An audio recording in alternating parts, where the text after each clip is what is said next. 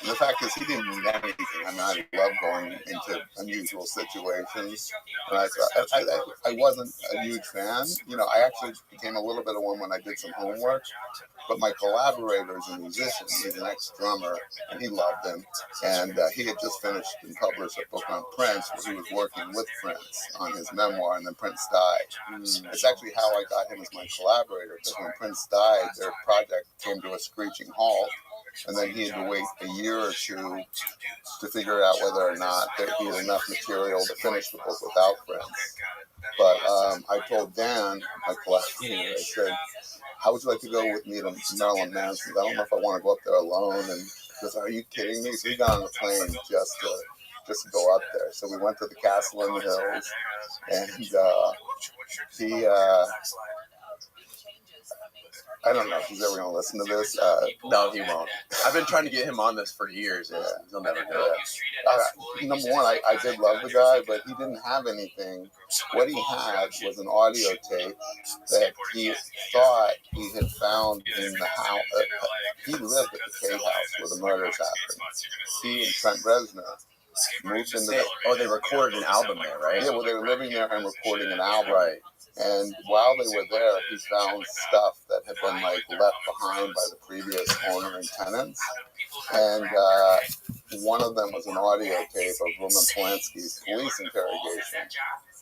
And I had it already, you know, and you can get it. I had it actually 20 years before when nobody had it. But in the last 5 or 6 years, it somehow got out and they're bootlegs and you can buy it online. Right.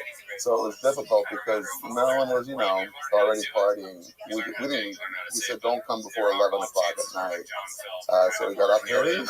And it was actually a historic night if you're a fan, because it was the first time he and his guitarist, who he threw out of the band a number of years, Twiggy, were together, and they had reconciled recently, but they hadn't met yet. So he invited Twiggy over to hang out with me and Dan and him and talk about Manson. And Twiggy, I guess, had been through rehab and everything. Yeah. They were both really sweet guys, but Twiggy was sober. And Marilyn has this amazing screening room that feels more like a harem. Unsurprisingly, there's no furniture. You just sit on pillows and it's pitch black. And there's this huge, what would have been a huge, beautiful window with a view of the valley, because it's high up in the hills. So it's all blacked up with bricks. Because I think all the windows in this house were like that. I'm not 100% sure. So we just spent like 3 hours talking about the book, and he was trying to find the point in the tapes, and he said, well, even if I had them, you probably don't have this. And I'm pretty sure I do that one. And then I thought, well, I'm just going to humor him. I didn't mind. We were still having fun. And, but thank God for Twiggy, because Marilyn didn't know how to operate any of the technical stuff. So Twiggy was going through everything. And were they just little like cassette tapes? Or? Yeah, they were cassette tapes. And we finally, when we were done listening to them at about 3 or 4 in the morning, let's just say there was a lot of substances offered to us. And Dan and I were on an adventure, so we accepted them. Twiggy stayed away from everything. Right. And I think he left at about 3 in the morning. And then the even better stuff came out, because he didn't want to have to contact Twiggy, yeah. And then at about 7 in the morning, I said to Dan, because Dan's 20 years younger than me, I said, Dan, if I do any more of this stuff, I'm going to have a massive heart attack or a stroke. I go, I can't die in Marilyn Manson's house. He's got enough problems, you know, without that. Oh, my God. So we literally left, I think, at 7 or 7:30 in the morning. And it was fun. I mean, the one thing I can tell you about him, since you are a fan, is he's one of the smartest guys and funniest. I mean, he could be a stand-up comic. The problem was he was so kind of, let's say, feeling good that he slurs a lot, and he also talks under his breath, and he doesn't. He's not performative, but to say these off-the-wall remarks that almost make you piss in your pants. And I missed so much because he was slurring a lot. And I thought, this guy could have a whole, 10 other careers. I know he acts now, but, he's a really intelligent guy. You know, he was having problems with his fiancée then. It was the night before the Oscars. And they had a huge fight because they disagreed on what he was going to wear to the Oscar party. They weren't going to the Oscars, but they were going to the big Vanity Fair party. and he helped Dan and I help him decide what to wear. Oh, really? Yeah, he had already. They had been supposed to get married 2 or 3 times already, and they kept fighting and canceling it. She was somewhere in the house. We never met her. Who? Which one? Which woman was it? She's his latest. She's a filmmaker. I can't remember her name. She's beautiful. I mean, Dan and I, when we looked her up the next day, she's a beautiful woman. I don't know if she's still with him or if she's made any of these allegations, but he went through all his old ex-girlfriends with us and told us stories. Really? He should have made us sign an NDA, but he can trust us, you know. Right. Yeah, Did you drink any absinthe? He had it. Yeah. He brought out tequila. And when Dan looked at the tequila, I don't know my tequila, he said, this is like a 300 bottle of tequila. And of course, we're sitting on the floor because there's no furniture, and you get kind of uncomfortable. And after you drink a lot of tequila and do a lot of other stuff, you're not as mobile. And at one point, he brought out a second bottle of it, and I knocked it over right after we opened it. And he has a shag rug. Oh, no, I'm so sorry I spilled a bottle. He goes, I got cases of them in the basement. Don't worry about it. So, yeah. Oh, my fucking God. Yeah. What a story. Yeah. You know, he's an open book. We were talking about the rumors about, you know, the rib being cut out. Oh, yeah. What did he say about that? He said it wasn't true. He had a scar there for something. I can't remember half of what happened that night. Luckily, Dan took notes the next day, so I call up Dan to refresh. I should have done that. I didn't know you were a fan. That's one of the most classic rumors about him, is removing the rib to suck his own dick. Yeah. And he had a bunch of funny, witty answers when people would ask him that in articles. Yeah. But yeah, he's incredibly intelligent and witty. Yeah. Like on the spot, being able to just destroy people. Yeah, and he had just finished his record, which had a song, or maybe it was a title, had chaos in the title. Oh yeah, We Are Chaos. Yeah, and, you know, my book's called Chaos, and he's like, don't you try to sue me for plagiarism. I didn't steal it from you. It's a common word. I go, no, don't worry about it. When you're performing it, you know, hold the book up or something. There's millions of fans, but I guess he's not going to tour now. Yeah, I don't know if he's doing anything. I don't think he's been in the public at all since Evan Rachel Wood came out and said all that stuff about him. And then a couple other piled on, I think. Yeah. But I think one of his ex-wives actually said that like he does do a lot of dark, demented shit, but he never did anything that was Dita Von Teese, right? She's like, you know, he would never do anything as far as like rape somebody or like. I think he should have stayed with her because she was the one he had the nicest things to say about when we were talking. It was. Sure. And then he texted us. I knew he wasn't going to bed, and he had mentioned at some point that he never gets up before 5 in the afternoon, and he did text me at like 5:30 or 6. Saying he just wanted to make sure we got home okay and we were fine. And I'm like, wow. I said, I couldn't do that a second night in a row, but whenever you do it, after I've had a few days rest and relaxation, just let me know. I'll come back. And then a couple months later, he texted me Easter Sunday morning, so I know he hadn't gone to bed yet, at like 7 in the morning, and just said, Happy Easter, Tom. And, you know, I have Marilyn Manson, you know, into my phone, so I have Marilyn Manson, Happy Easter. Wow. Oh man, it's kind of just so bittersweet. Just his story, his life. Like, you can't be that age and sustain that lifestyle. Yeah, I don't know how.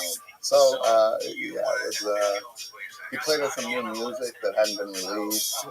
He had a music video that hadn't been released. And Dan got to talking about music, which made him, you know, so happy. Yeah. But I'm older school. I'm like before Maryland. My music was Patti Smith, right, the Ramones and stuff like that. Yeah, well, his obsession was with, you know, those days with the, you know, the American obsession with and the combination of someone like Charles Manson and his story being a serial killer. He was just as equally, you know, such a part of American culture as Marilyn Monroe was, and that mixed with like the Kennedy assassination and like, all the obsession around that, and it's just fascinating how obsessed people are with true crime and these kind of cultural iconic American stories. Definitely. So what is the next book going to be? As the next book, how could you possibly expand on everything that you went through over the past 20 years to create this book? Believe it or not, it wouldn't be that difficult.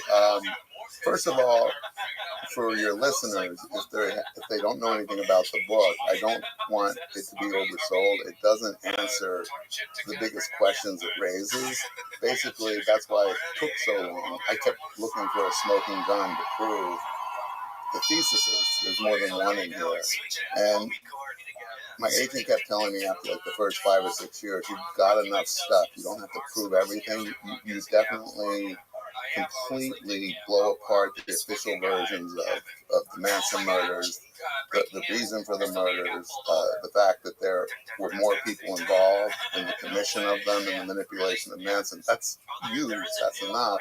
But I was never satisfied because I always felt like I was, one day away from going on and on and on. Yeah, so that's what keeps you going, right? Yeah, for better or worse. So what I've gotten since the book came out is I've gotten a lot more substantiation. It's like building a pyramid and I'm almost at the top. And I'm thinking, like I told them, my collaborator a week or two ago, I said, I think if I can get a few more things in the next month, then I can stop and we can go and start on it. If not, I do think we have enough anyway, even if I don't get it, but I'll still want a little more time. We didn't write anything about the Sirhan case in the book. Assassin of Robert F. Kennedy. The assassination occurred about a year and a month before the Tate murders in Los Angeles. And the same cops, same attorneys, same players, and I uncovered a lot of new and pretty compelling information proving that Sirhan was a Manchurian candidate, somebody who was programmed to be in the pantry. Believe me, I'm not the first one to do that. A lot of really respected writers and authors have been trying to get this case reopened for years. I had some new information, but we couldn't link it to the main psychiatrist in our book who we allege manipulated Manson. He was a good candidate, but I said without linking it, it would have been 2 or 3 whole chapters that wouldn't have stayed on our narrative through line in the book. So when we do the new book, I think I will be able to link it, and that's one thing, for instance, that'll be in the new book, and also the Jonestown case, with the Jim Jones and the mass suicides in Guyana. All this stuff happened, and the Patty Hearst kidnapping. Right. So it's basically just kind of unraveling a lot of stuff that are pretty much landmark historic crimes in the United States that occurred in the 60s, and I tried to stop in the 70s. Right. That were presented to us by media, a media that was complicit with the government and the CIA to cover up truth and realities of how many of these things were provoked. How frustrating is it knowing that there is evidence out there that basically would give you the answers to all this book? Like what is it? The guy Tex Watson. There's recordings of him. There's tapes that are somewhere that you just can't get your hands on. And it must be so frustrating to know they're there and they exist. Yeah. So that's actually, the book kind of ends with me trying to get those tapes, and I won't spoil the story, but that was incredibly frustrating. I hope that comes through in the book, because number one, I discovered these tapes existed, that they were in a safe in an attorney's closet in Texas that he had kept since November of 1969. And it was, what he had told me, were 20 hours of audio tape of Tex Watson, Manson's kind of right-hand man, who did most of the killing and all the murders. Manson was absent from the murder scenes, right? The second night of the La Bianca murders, he tied them up and told the others what to do, but left before the murders happened.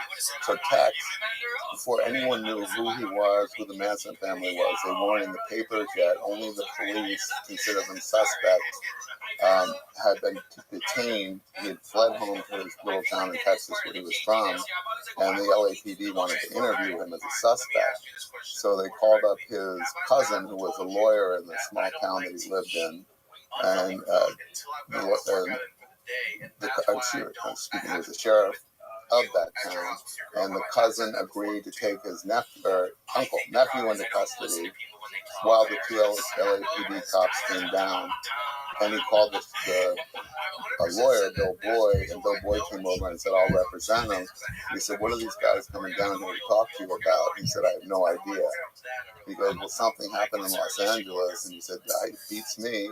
So the two cops came down and sat down with the lawyer, Tex, his parents, and his uncle, the sheriff. And they said, where were you on the night of August 8th, 1969, August 9th, 1969? And the others put it together. And someone said, are you talking about the Sharon Tate murder? And he said, I never knew I had nothing to do with that. So Bill Boyd said to the others, can I have a few moments alone with them? And they said, yeah. So they left. And then he said to Tex, he said, Charles, was his real name. He said, Charles, these are pretty serious allegations. I want you to think about it and then answer as honestly as you can these detectives' questions. And I'll represent you and make sure you don't go to the death penalty. Because he already knew, he could tell that he was getting caught up in some lies. So they left Tex alone for an hour or two, and then Bill went back to see Charles. And again, along just one-on-one, he said, do you know what these men are here for? And he goes, you know that girl Sharon Tate, that actress that they mentioned? He goes, yeah. He goes, I killed her. And he said, okay, I'm going to tell them you're not talking to them, but that I'm going to represent you. So he said, you're done with my client. You can come back, with a subpoena or whatever, but right now he's my client. I don't want him answering any questions. So then he went and reported Charles for 2 days, just telling everything about how he met Manson, what other people were around. And I called him, this lawyer, in 2008, I think, to interview him. And he made the mistake during the interview by telling me, I have these tapes that nobody's ever heard, and they were before anything had been written in the newspaper, so they're probably like the purest account of what really happened. Charles was so honest, and he just talked for about 20 hours. And he said he even described other murders that the police had never learned about. The minute he said that, I thought, number one, he's implicating his former client, who's always your client, in other murders. And number two, he's never going to let me hear those tapes. Right. So when I said, so you're talking about murders that the police hadn't discovered? And he said, yeah, other murders. And then all of a sudden he realized what he was saying. He goes, not that Charles had committed, but that Charles was aware the others had done. And I said, well, who were they? He goes, well, I haven't listened to them in, I guess I know it was like 40 years. Because I know there were a couple bikers they killed, and I was already looking into these missing bikers who had been last seen with the group in Death Valley. And I said, Mr. Boyd, is there any chance I could come down and listen to the tapes?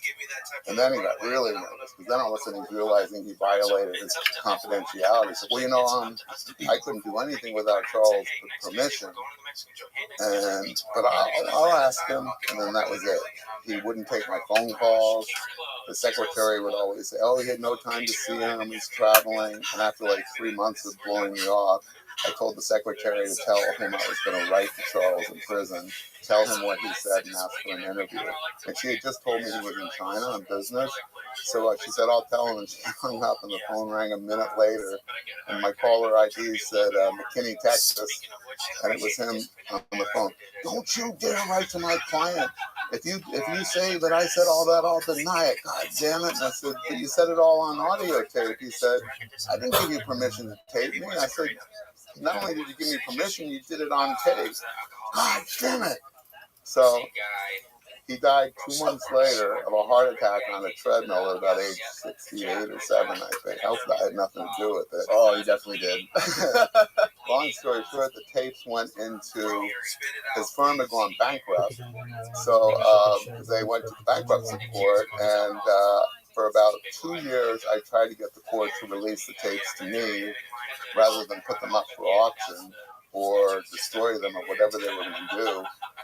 And again, it's a very long story, but I'll keep it short. The trustee in charge of them ended up contacting the deputy DA in Los Angeles, who knew what I was doing and really wanted the tapes too, and was kind of advising me.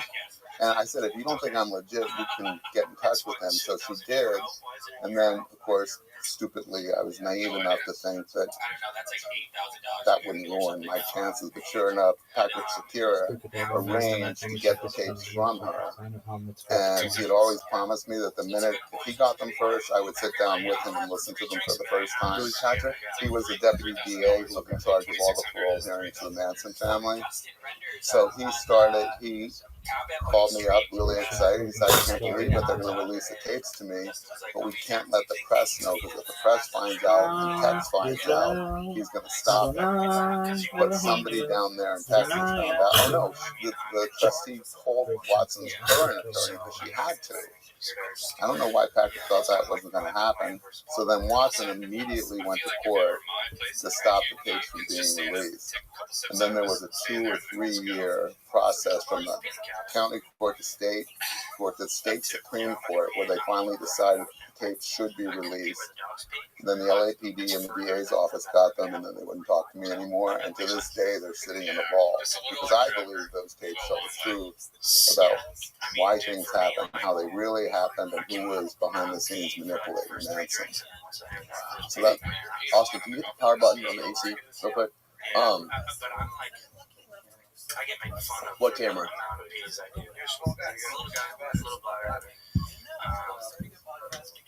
Okay. Happy Dads, Tall Boy, just off the course on Friday. Trying to set me pretty happy with that. Although Bogey, 16, 17, and 18. So just put it down to like 75. The Highness, excuse me. The Happy Dads did kick in. So yeah, I was gonna get a new putter. This may be a stupid question, but Tex is in prison for life. So he does get parole here. Okay. He has 4 children that he's had in prison. She got married, and until the late 70s, prisoners were allowed, even convicted murderers on death row, were allowed to have conjugal visits. Sharon Tate's mother, Doris Tate, when she found out that Watson had had his first child, she spent, I think, 10 years lobbying the legislature, the state legislature of California. She became a political activist, and she finally got them to write a bill saying no more conjugal visits for prisoners in California. So because of the late Doris Tate, prisoners can't get laid in prison anymore. Oh, wow. Yeah, but he managed to have 4 kids before she prevailed, and they're now grown up. One of them is in the Marines. The wife he had them with divorced him, and I think he's remarried to a new woman. That's so weird how women love to marry people on death row. Yeah. Yeah, Bruce Davis, another convicted Manson family member, is married. You might recall the year or 2 before Charlie died, he was engaged to this young woman that really looked a lot like Susan Atkins, Star, who is interesting now. She is now the lover of, I forgot his name. He's an actor, and he was a Manson obsessive. There was a movie called Buffalo 66. Vincent. Can I look? Yeah, sure. Because this is fascinating, and it's never been reported before, to my knowledge. Yeah. She was engaged to Manson, living outside of the prison walls in Corcoran with a guy named Grey Wolf, who was Manson's communication man on the outside. Like when I interviewed Manson, I had to go through Grey Wolf. To get to Manson, everything had to come through him. So Grey Wolf was an old hippie in like his 70s. Star was living with him and visiting Manson every weekend that she could. Wow. And they were this close to getting married, and then Manson found out that she was fucking Grey Wolf. Oh. So he ended his relationship with her and his relationship with Grey Wolf, who had literally devoted his life to making sure Manson had money, got his mail. Any interview that Manson did had to be approved by Grey Wolf. Right. And a friend of Manson's, who I kept in touch with, said that Charlie cried himself to sleep every night after he found out he'd been betrayed by both Star and Grey Wolf. And I thought, she couldn't get laid with Charlie, so she was maybe thinking of Manson when she slept with this guy who looked a lot like him, same age, but maybe a foot taller. I would imagine a guy like Manson would have already been able to cope with that idea.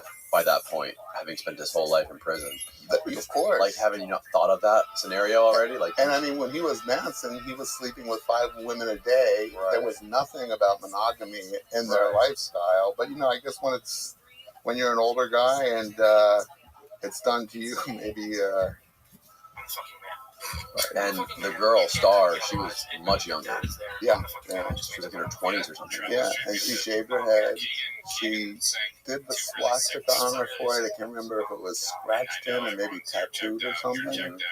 The actor's name is Vincent Gallo, and he was kind of an underground indie actor, but yeah, I'll show you a picture. Pull him up on the screen, Austin.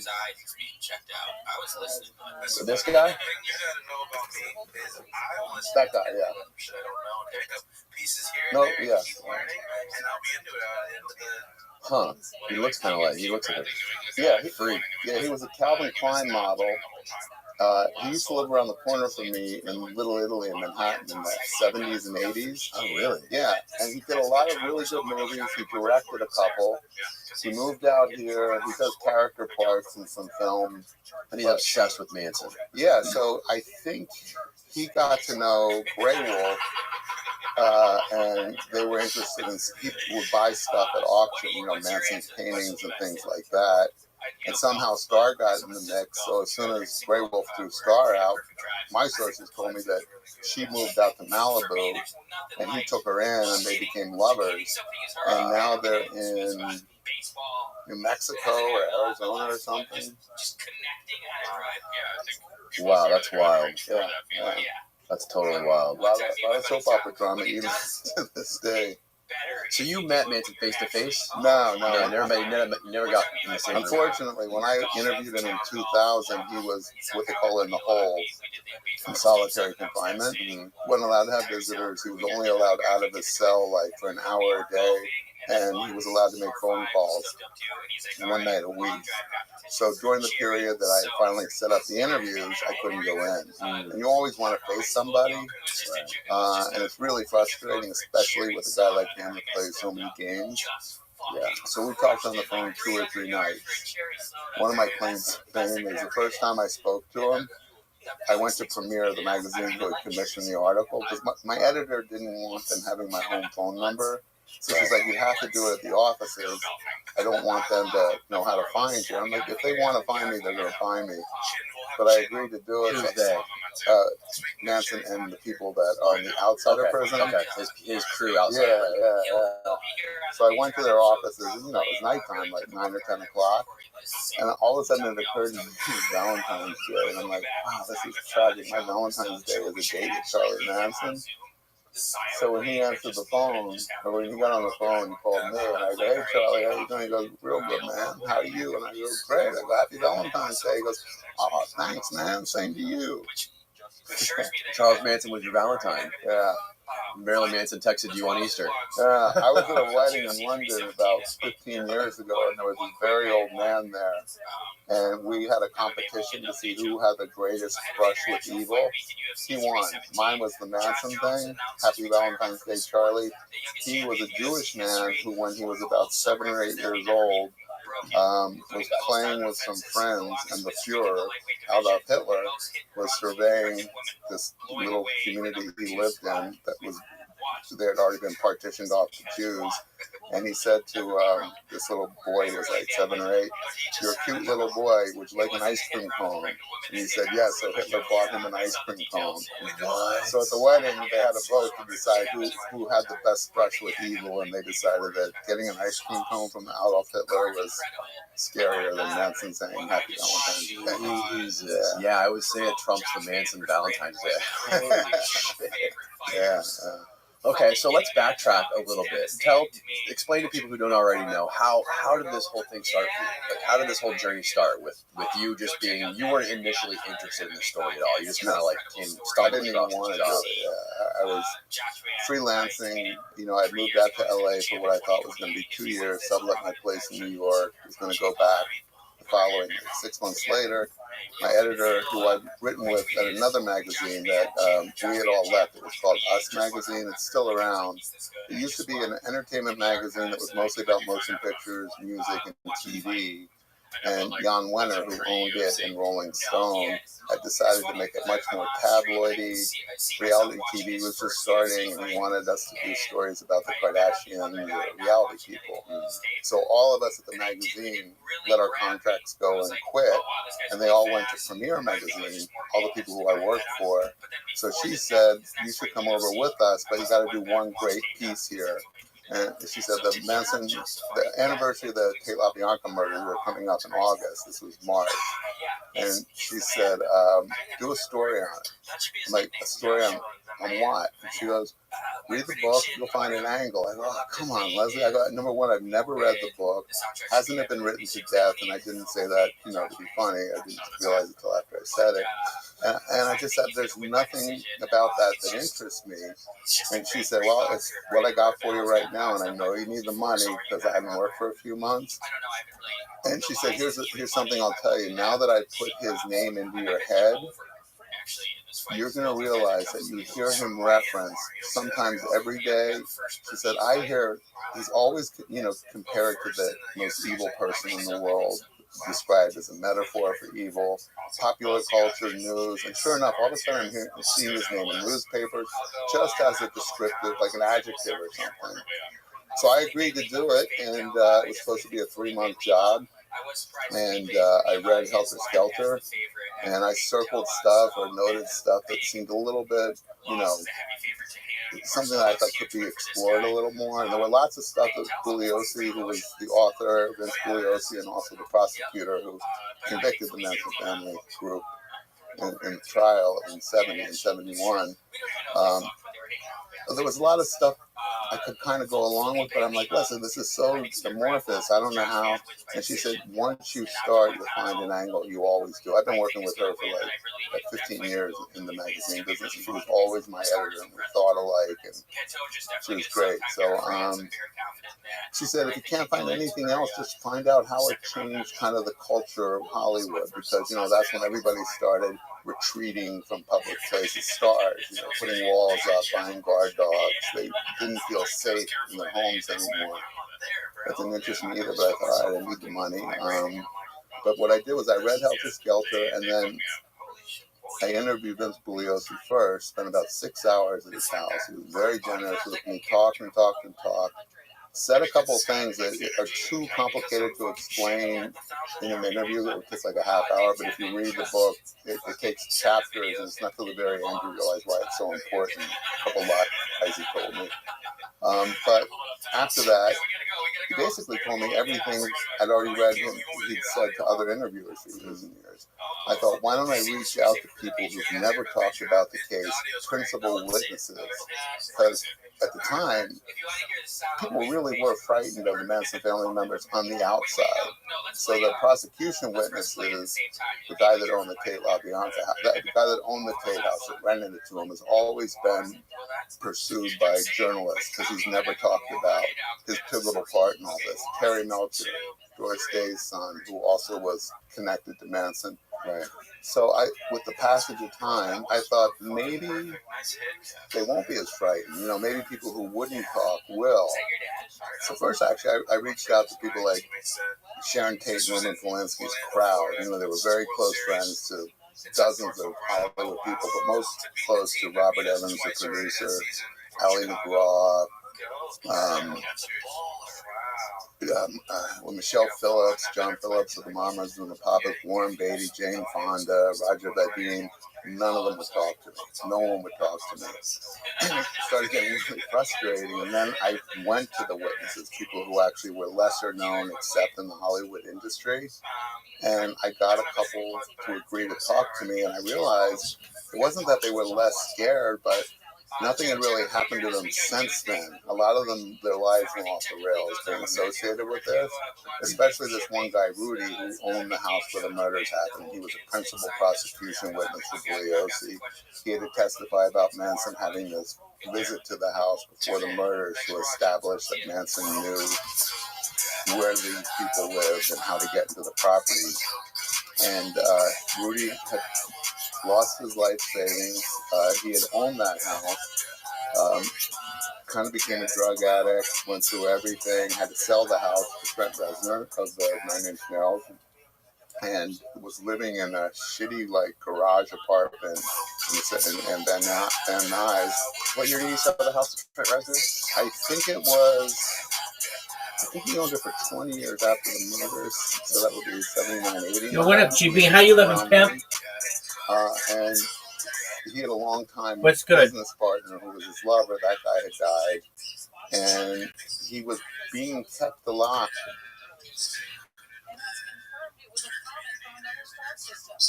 only the third known interstellar object past our solar system. This newest visitor is 416 million miles from the sun out near Jupiter. Will make its closest approach to the sun.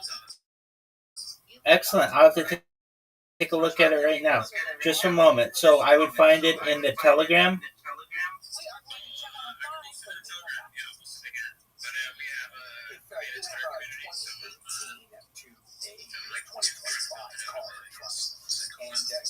Okay, didn't we have a Twitter community? Or was that just for Sprotos?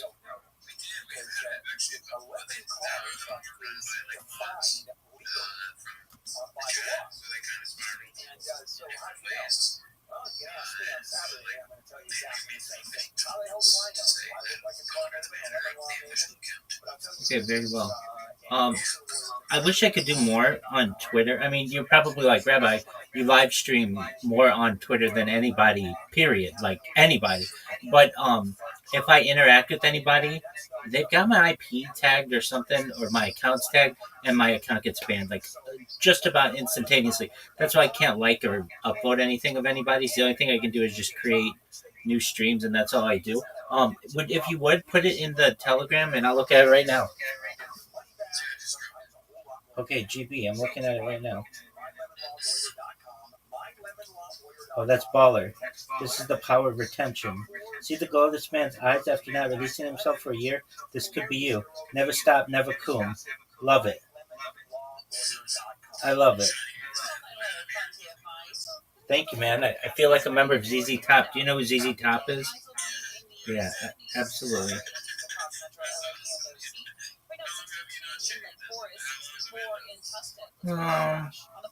This is my second longest beer of my life, and this has been like maybe about 6 months or so. The longest one I ever had was like this. It was really, really big, and yeah, it becomes really hot. But it's just I'm gonna grow it out that big, and I'm thinking I'm just gonna be one of those people who just never shaves again, basically, or like I think I'm gonna have a really long beard this time. So get ready. It's gonna. Yeah, exactly, and it was very, very big, and I would get this issue where like I don't particularly. I mean, I think I know, and it's something that's common where you like, since you can't clean your skin, because you can like run your skin under water, like run your beard under water and stuff, but it can get dried out, and it just would get to the point where I would want to like have it a little bit like more. How would I say, softer, and so I got some beard oils, and these beard oils work a lot better. So this time around, I think it'll just be able to not get as dry, and it'll be really big. So yeah, the other rabbis would refer to it as like, because it's like a red beard, which is different than my normal hair. It's like a certain haplotype that I am. It's known as MC1R, and it's pretty common of people who basically, like, we have a higher pain tolerance than most people. It's just like something that happened through evolution. So we have like red patches of like my normal hair is brown, and like my arm hair is brown, my chest hair is brown, but my beard hair is red, or like kind of not like bright red, but like a little redder than normal. So okay, then you're probably the same. So what color is your hair? Oh, your hair is blonde, but your beard is red. There you go. So very similar. And it's pretty common amongst people.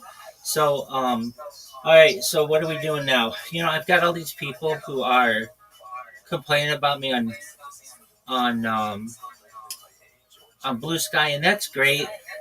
It's very much. I'm sure you've seen the meme because I've seen it a lot in the crypto community of the guy who's diamond mining, and you never know when you're just right at the wall before you turn around. And so, but I did this thing. I created a bot on Kick, um, and I haven't given up on Kick yet. And the bot on Kick just basically posts clips of mine, or like I make clips of people, but it puts my YouTube in there and it puts my Discord link, and it. I had some people who messaged me in Discord like, "Hey, why did you do this?" And I'm like, "Oh shit!" When I find out like that works, that's a big deal for me because, like basically it's about how much time and effort I'm putting in, and so I think I'm gonna have one device just doing Kick, and the other devices doing um, Blue Sky, and it'll cut my Blue Sky spamming down about a third, which isn't a huge amount. I mean, it's enough, but it will give me like multiple platforms on which I'm spamming. So I think that'll be positive. And I found this really nice website that, like, the thing that would always kind of be difficult for me in spamming or creating a bot is when I go on Kick, it gives you the front page. And so I'd have to scroll down the front page, which takes time to find and like have it do on an automated fashion to find a new person to spam. Well, this I found a website that allows you to just do a random stream of somebody, and that's a lot more beneficial for me because you just go to it and it just randomly gives you a new stream, and so that allows me to mix things up a lot more than normal. And I just figured out a way of logging in with multiple accounts. So I've got some things in the hopper, which is positive. And when people like I had a bunch of people in my Discord last night, um, and they find out for me from Discord. So it's kind of like I have no idea how people are going to find out about me. I mean, I don't even consider Discord like a I mean, it's big for me and being able to communicate with people, but like getting new people in, I don't even expect them to find out about me on Discord. But it's by far the way that people find out about me the most because I'm live in so many different Discords simultaneously, just live streaming. So um, I'm going to work on this bot, and I hope you have a wonderful day off. I love the content that you make, it's amazing. And I had somebody, this made me laugh so hard. Um, they made okay, do you know who Vince McMahon is of the WWE? Okay, so there's that meme of him where he's like oh, I can just show it to you. um he Yeah, exactly. So I do this thing where I spam people, and it's like come to Rabbi's Discord and discuss Santa Claus machines, which are like replicators. Basically, it's like a 3D printer that's connected to every element in the periodic table. It lets you create anything. So not just like 3D printed stuff, but like it let you make a computer or like a dog, or you could make a diamond ring. You can make whatever you want, but it's not just out of plastic. So there's that. Then I say invisibility cloaks, and then I say milfs, and it's like Vince McMahon like getting hot like hornier and hornier, and then the final one where he blows, it's like and be made a trillionaire. And this person made me laugh so hard. This happened like within the last 36 hours. I laughed so hard that I captured it on my stream and then actually uploaded it to the guy because it was so funny.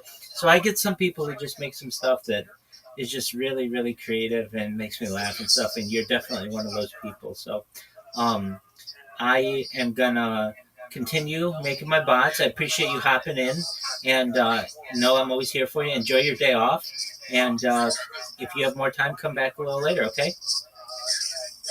Love you too, GB. You're the man. Take care. Peace. That's GB, everybody. The man, the myth, the legend. What a sweetheart. All right. Solidarity, everybody working at the zoo stands in front of the lions. Welcome. How are you? Arm in arm. Oh, not quite. Hello. Okay. Can you hear me? It's like getting your arm close. Hello. Just is. How's your day going? All right, Department of Veterans Affairs announced. Oh, it's Brinks. What up, pimp? Mass layoffs. Remember, we talked about shedding tens of thousands of jobs at the end of fiscal year 2025. Well, the VA Secretary previously said their goal was to lay off roughly 8,000 employees. The total staff is around 470,000 people.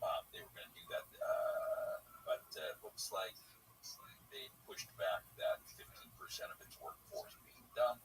Now they're scrapping those plans, and we'll see what the number ends up being. Yeah, leave our veterans alone, people. 470,000 employees. Doesn't the U.S. government have something like 2.3 million employees, something along those lines? And out of that, 470,000 work for the VA. In any case, can't have too many as far as I'm concerned. Yeah.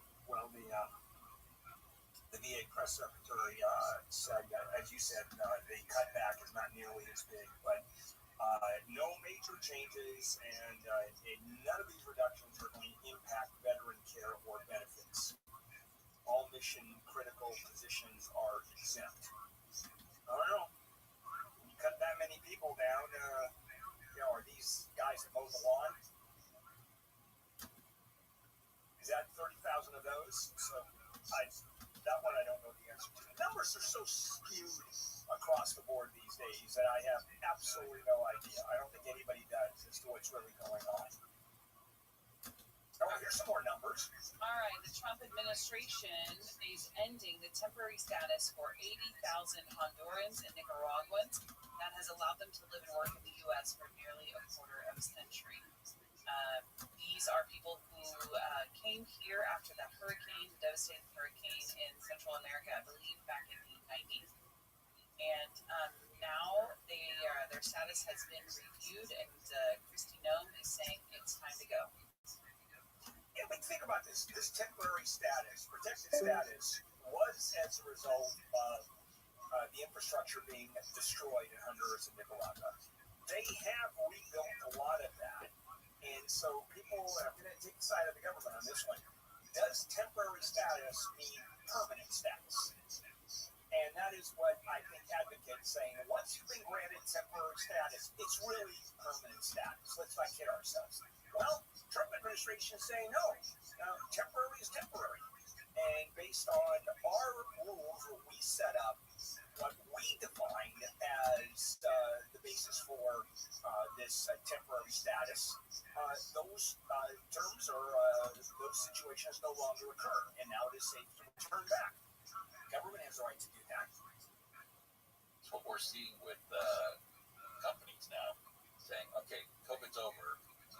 Essentially, get your ass back to work." Right. Well, wait. Yeah, that's right. That's exactly it. Wait a second. You let us do remote. Remote work. Therefore, we should do remote work forever, even though the pandemic is over. All right. Let's go ahead and take a break. We'll come back and finish handling the news on this Tuesday morning. Let's check in with Heather, live in the KFI 24-hour newsroom. LAPD officers were attacked during a vigil and street takeover in Hyde Park. Police say rocks and bottles were thrown, tires on patrol cars were slashed, and a skirmish line had to be formed. There's no word yet on any arrests. An ozone advisory has been issued for parts of Riverside County as a heat wave affects the Inland Empire. The advisory started yesterday afternoon and will stay in effect until 8 o'clock Thursday night. South Coast Air Quality Management District says high temps are likely to cause multi-day extreme smog events. We're going to check the 605 when we come back. I bought my first house when I was in my 20s. How many people in their 20s can do that today, right? Tell me it's not a different world. But in any case, I sold it and then bought a better house and just moved up, which people do. And every time I did sell it, I listed it with a real estate agent. And that was the formula. You list, you pay commission, you paint, you clean, you make the place spotless, prospective buyers are going to come through. It has to be, you have to have an absolutely spotless home. You can't be there when the prospective buyers come through, and then the offers, counter offers, escrows, and then it goes on and on. Well, that's a lot of hassle. DirectBuyers.com, there's no hassle. DirectBuyers.com, they'll buy your house. And I mean right now, give you a fair offer, close within 10 days or less. And you know what you have to do? Cash the check or accept the wire coming in at the end of your 10-day escrow period. They won't even walk in your house. They'll actually buy your house from the sidewalk. That's directbuyers.com. And as I said, you'll get a fair price and no lowball either. Directbuyers.com. Call 844-242-SELL, 844-242-SELL, directbuyers.com. From the Odoo.com Weather Center, Odoo, the only business software you need. It's going to be a little cloudy and overcast today. Then highs will be in the 90s to around the mid-90s in Metro LA and OC. This report is brought to you by Dell Technologies. Let's go to a crash on the 605 in Seal Beach. This one's causing some problems to the southbound side of the 605, right before the 405. Left lane blocking the wreck there. You're going to find slowing back from Spring Street. It's a little rough there on the 605. Also rough on the 405, the southbound side of the 405. This is going to be just past Getty Center Drive there. This overpass crash on the right shoulder. Things are really slow back from Sherman Way. And look out in Orange County. Big mess on the 5 for southbound in Santa Ana. Got a crash there, 5 southbound in Grand. Things are locked up there. Traffic slow all the way back from Anaheim Boulevard. Also a stall in the same area. 5 freeway southbound at Main Street. The right lane blocked there. With some of California's most accurate traffic reports, I'm in Full Swat. You've got an app for your music, but what about your favorite morning show, sports team, or live local news and weather? Yep, there's an app for all that too. iHeartRadio. Download the #1 app for radio, the free iHeartRadio app.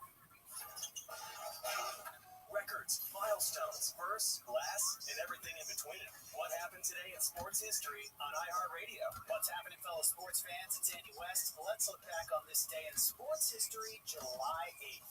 We'll start today back in 1941 at the MLB All-Star Game. The game was notable for bringing the Yankees' Joe DiMaggio and the Red Sox' Ted Williams together on the same team. The 2 Hall of Fame outfielders were each having legendary seasons, with Williams batting over 400 and DiMaggio breaking the consecutive games hit record. Of course, the game ended with drama. Williams stepped to the plate with 2 outs and 2 on in the ninth and hit a towering 3-run home run to give the American League the win. Williams later said that was one of his favorite moments of his career.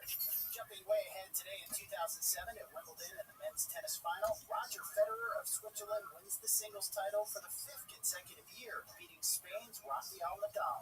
And today in 2010, LeBron James shocked the sports world by announcing via a live ESPN special called The Decision that he would be leaving the Cleveland Cavaliers, taking his talents to South Beach, joining the Miami Heat. LeBron would win 2 titles with Miami, then he'd return to Cleveland and give the Cavs their first championship. Now you know, today in sports history on iHeartRadio. Hey everybody, it's me, Katie Nolan, here to talk to you about my new podcast called Casuals, starting January 21st. It's a sports podcast, but for people who don't necessarily consider themselves as listeners of sports podcasts. It's just regular people laughing about sports and not screaming. I mean, we might scream, but it's going to be about something very silly and not about something as serious. We're just not going to take it seriously. Is this making sense? You guys kind of get the vibe. Tuesdays and Thursdays, if you're feeling froggy, go ahead and click that follow button. Because listen, it's unclickable. You can always unclick it if you feel like that was a bad decision. It's not like I get a notification when you do that. But if you click it now, you'll never miss an episode. And that's ideal, because it's going to be good. Ooh, it's going to be good. Listen on America's #1 podcast network, iHeart. Open your free iHeart app and listen now. iHeart is America's #1 podcast network. Open the free iHeart app and explore podcasts like this. From Tenderfoot TV in Atlanta, I'm Payne Lindsay. And I'm Maggie Freeling. This is Up and Vanished Week. From the team that brought you Up and Vanished comes an all-new podcast that brings you a weekly dose of true crime cases. Join me as I talk through cases with special guests and true crime experts. There's got to be something at the heart of that evidence that they've got. It's got to be DNA. Tune in as Payne Lindsay lays out the crime in true up and banger style. A late night knock at the door, a missing car, and a mysterious shadowy figure caught on camera. Up and Bangers Weekly is available now. Listen on America's #1 podcast network, iHeart. Open your free iHeart app and listen now. KMI, AM 640. More stimulating talk. Today after 3 on the John Kilbelt Show, we're going to have USC professor Michael Mache on. He's the one who's predicting that gas prices will be over $8 a gallon not too far down the road. And he wrote a piece in the LA Times explaining how we're going to get there and why. That's coming up after 3 o'clock today on the John Kilbelt Show.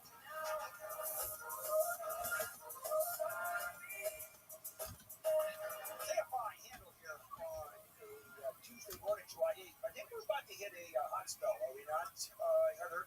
Yes. We're triple digits, and here we go. Can't wait for that one. Sure beats the flooding that's going on in the rest of the country. Before we move on and finish up handle on the news, quick reminder, the Dodgers take on the Brewers in Milwaukee. First pitch at 4:40 today. Listen to all the Dodger games on AM 570 LA Sports. Stream all Dodgers games in HD on the iHeartRadio app. Keyword AM 570 LA Sports, brought to you by Navien. High efficiency water heaters, boilers, and the new NPF Hydro Furnace. And I'd love to tell you about that if I had any idea what the new NPF Hydro Furnace was. Learn more about these. I'm a big fan of these water heaters, tankless water heaters. Navien, and that's Navien, Navien Inc. as incorporated, NavienInc.com. Also, sorry about that, a little froggy this morning. Neil, tell us about your broadcast this Saturday. You're doing a remote. Oh, yeah. Thanks, Handle. Come out this Saturday, July 12th. Join me at Wild Fork Foods in Santa Clarita. It's just right there off of Magic Mountain Parkway, 2-5. In-store broadcast, celebrating summer grilling season. We'll be giving tons of stuff away, including barbecue, protein from Wild Fork. There'll be samples, food samples, all kinds of stuff there on Magic Mountain Parkway. Don't miss it. Saturday, July 12th, this Saturday. For more details, KFI640.com/wildfork. It should be a lot of fun. You go and get free samples of some really terrific meat. And then you go right across the street to Magic Mountain, get on a roller coaster, and an explosive vomiting. So that all works out. And then see it again. Yes. All over. Coming in, coming out. All right, let's go ahead and finish up handle on the news on this Tuesday with Heather DLA. And his bills were paid by an interesting group of his former clients. He was a talent manager. Dick Van Dyke, Jack Nicholson, Jimmy Darren, who was a kind of a pop singer actor, and Sally Kellerman. So they would give him allowance because they all felt so sorry for him. So I started trying to get him to talk to me, and first he wanted me to pay him, and you're not allowed to pay people. I said, I'll just take you out to a really nice meal. That's the best I can do. So we went to the famous Musso and Frank restaurant, which if you saw Once Upon a Time in Hollywood, it's where Al Pacino's character has his first big dinner with Brad Pitt and Leonardo DiCaprio. It's a classic Hollywood movie location restaurant. So that turned into weekly dinners for about 2 or 3 years, and Weekly. for 2 or 3 years. I mean, because he was lonely. Right. After the very first dinner, when he was driving home, he said he was chased off the road, got in a car accident, and was almost killed. He thought that it was because he talked to me. Everything did happen. He did have an accident. Somebody hit him and ran. He did have to go to the hospital. I tried not to get paranoid. Nobody ever did again. He got notes and stuff from people telling him to stop talking to me, but the point being, he didn't have enough money to buy another car. So then I had to drive out there to Van Nuys from Venice, which is, he always wanted to go about 5 or 6 o'clock. So that meant a 2-hour drive with rush hour traffic. Then he always wanted to go out and swank places in Hollywood. So that's another rush hour traffic could be 45 minutes. We get to a restaurant and he wouldn't order food for 2 hours because he wanted to have all his martinis or gin and tonics. And the next thing you know, he's grabbing the waiters' asses. He was a real character and he got away with it. But, and then I'd have to, on the way home, stop at the supermarket at midnight. And I didn't pay for his groceries, but walk with him through the store, and it took forever. So it was like an 8-hour investment. And I had to drive all the way back to Venice, but he was giving me information. And that's how you get it, you know. You have to really kind of embed yourself into people's confidence and lives. And he was the first, and then there was like dominoes. Because people knew he was talking to me, more people talked to me. And then, but it doesn't happen overnight. So that's when the story changed and evolved into something that wasn't going to be a magazine story anymore. My editor-in-chief of Premiere became obsessed with what I was finding, so he kept extending my deadline. He said, we don't need to do it for the anniversary, this is too important. So I think they paid me for a year and a half, a monthly salary, just to report the story. Then that editor-in-chief got fired, and I went to my editor who worked under him, and I said, please tell me Jim didn't get fired because of all the money that he had spent, like $150,000, not just on my salary, but on my expenses for dinners and stuff. And I would be phone to London and interview people. She said it didn't help. So a new editor was hired, and I got a call the next day from him. He said, sounds like you got a really exciting story there. I go, I hope so. He goes, well, I'm really going to be proud to publish it, and I'm slating it for the issue after the next. Well, I can't finish it. Jim would have told you. He goes, no, Jim's not here anymore. He goes, you got to have it in. So at that point, I got a book agent. And I didn't want to put out what I had because there were so many loose ends. And I thought, once I put out the most important stuff, you know, the LA Times, maybe I was grandiose, the New York Times, they're going to put their teams on this and they're going to get it good. Finish it, right? Yeah. So my agent got me out of my contract with a caveat that I had to reimburse, blah, blah, blah. So so at that point, well, sometimes I wonder, because the next thing I knew, you know, I didn't sell the book for another 5 years. In 2005, I sold the proposal, but I got an enormous, it was going to go to auction. And so they, publisher Penguin Press gave me what's called a preemptive bid, which is higher than they normally pay, but for, I think it was 48 hours, nobody else could try to sell, make a deal with me. And if I didn't take their offer in 48 hours, then they would withdraw. Then it would go to auction. Okay. So I said yes. My agent said they're really the best publisher in the business. You know, they do like presidential memoirs, and they're boutique and powerful, and just publishing with them is going to give your crazy conspiracy book complete legitimacy. So I did, and they gave an advance that was like record breaking for somebody who had never written a book before. I'd just been a magazine journalist, and that looked like it was going to be a real happy ending. But then they got impatient in 2011, and long story short, they canceled the deal, and worse, they then sued me for a return of the advance, which had been spent by me on all my reporting. So from 2012 to about 14 or 15, everything was frozen. I couldn't go out and try to sell the book until the lawsuit was resolved. I had to get a pro bono lawyer. So I just kept reporting as if I was going to have something. How are you paying your bills? I was living, borrowing money, and living off of what little was left from the advance. But I lived very frugally. I mean, I've done it in New York for years. You know, I was a struggling journalist. I drove a horse and carriage in Central Park for 8 years. I knew how to hustle. Okay. But I didn't have any real full-time job during that period because I worked 7 days a week researching. So once the lawsuit was resolved in 2016, I think, or 15, I got Dan as a collaborator, and we revised my book proposal. The original book proposal was book length. It was 220 pages. In fact, when Dan and Scott, the two people at Penguin Press, bought it, they said, you know, you've written the book. All you have to do is fill in some of the guts. This is the guts. Just fill in some of the stuff. And I'm like, yeah, easier said than done. We're still recording. So once I got this Wonder Kid on, and only because Prince died. If Prince hadn't died, he would have been working with Prince for 3 more years. Prince died, and all of a sudden, his agent said to my agent, you know, I heard you're looking for someone. Dan would be perfect for this. He can't pick up the Prince thing for at least 2 years until that estate is figured out, because they were all fighting over whatever Prince, you know, his money, his future projects. So Dan had like 2 years off, and me and I turned it out in 2 years. And it came out literally, we turned in the final draft, I mean, after all the edits and notes from the publisher, the day before what would have been the 20th anniversary of the magazine assignment. So it was literally 20 solid years.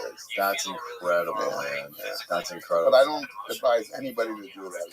It took off 40 years of my life. It was brutal. I mean, you keep thinking it's going to end, and it doesn't. And the scariest thing is if the book had never come out.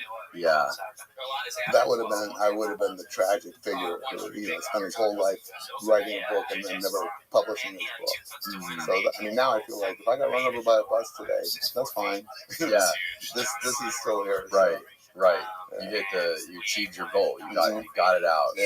You can wash your hands, but you're still, you know, obviously going to put out more.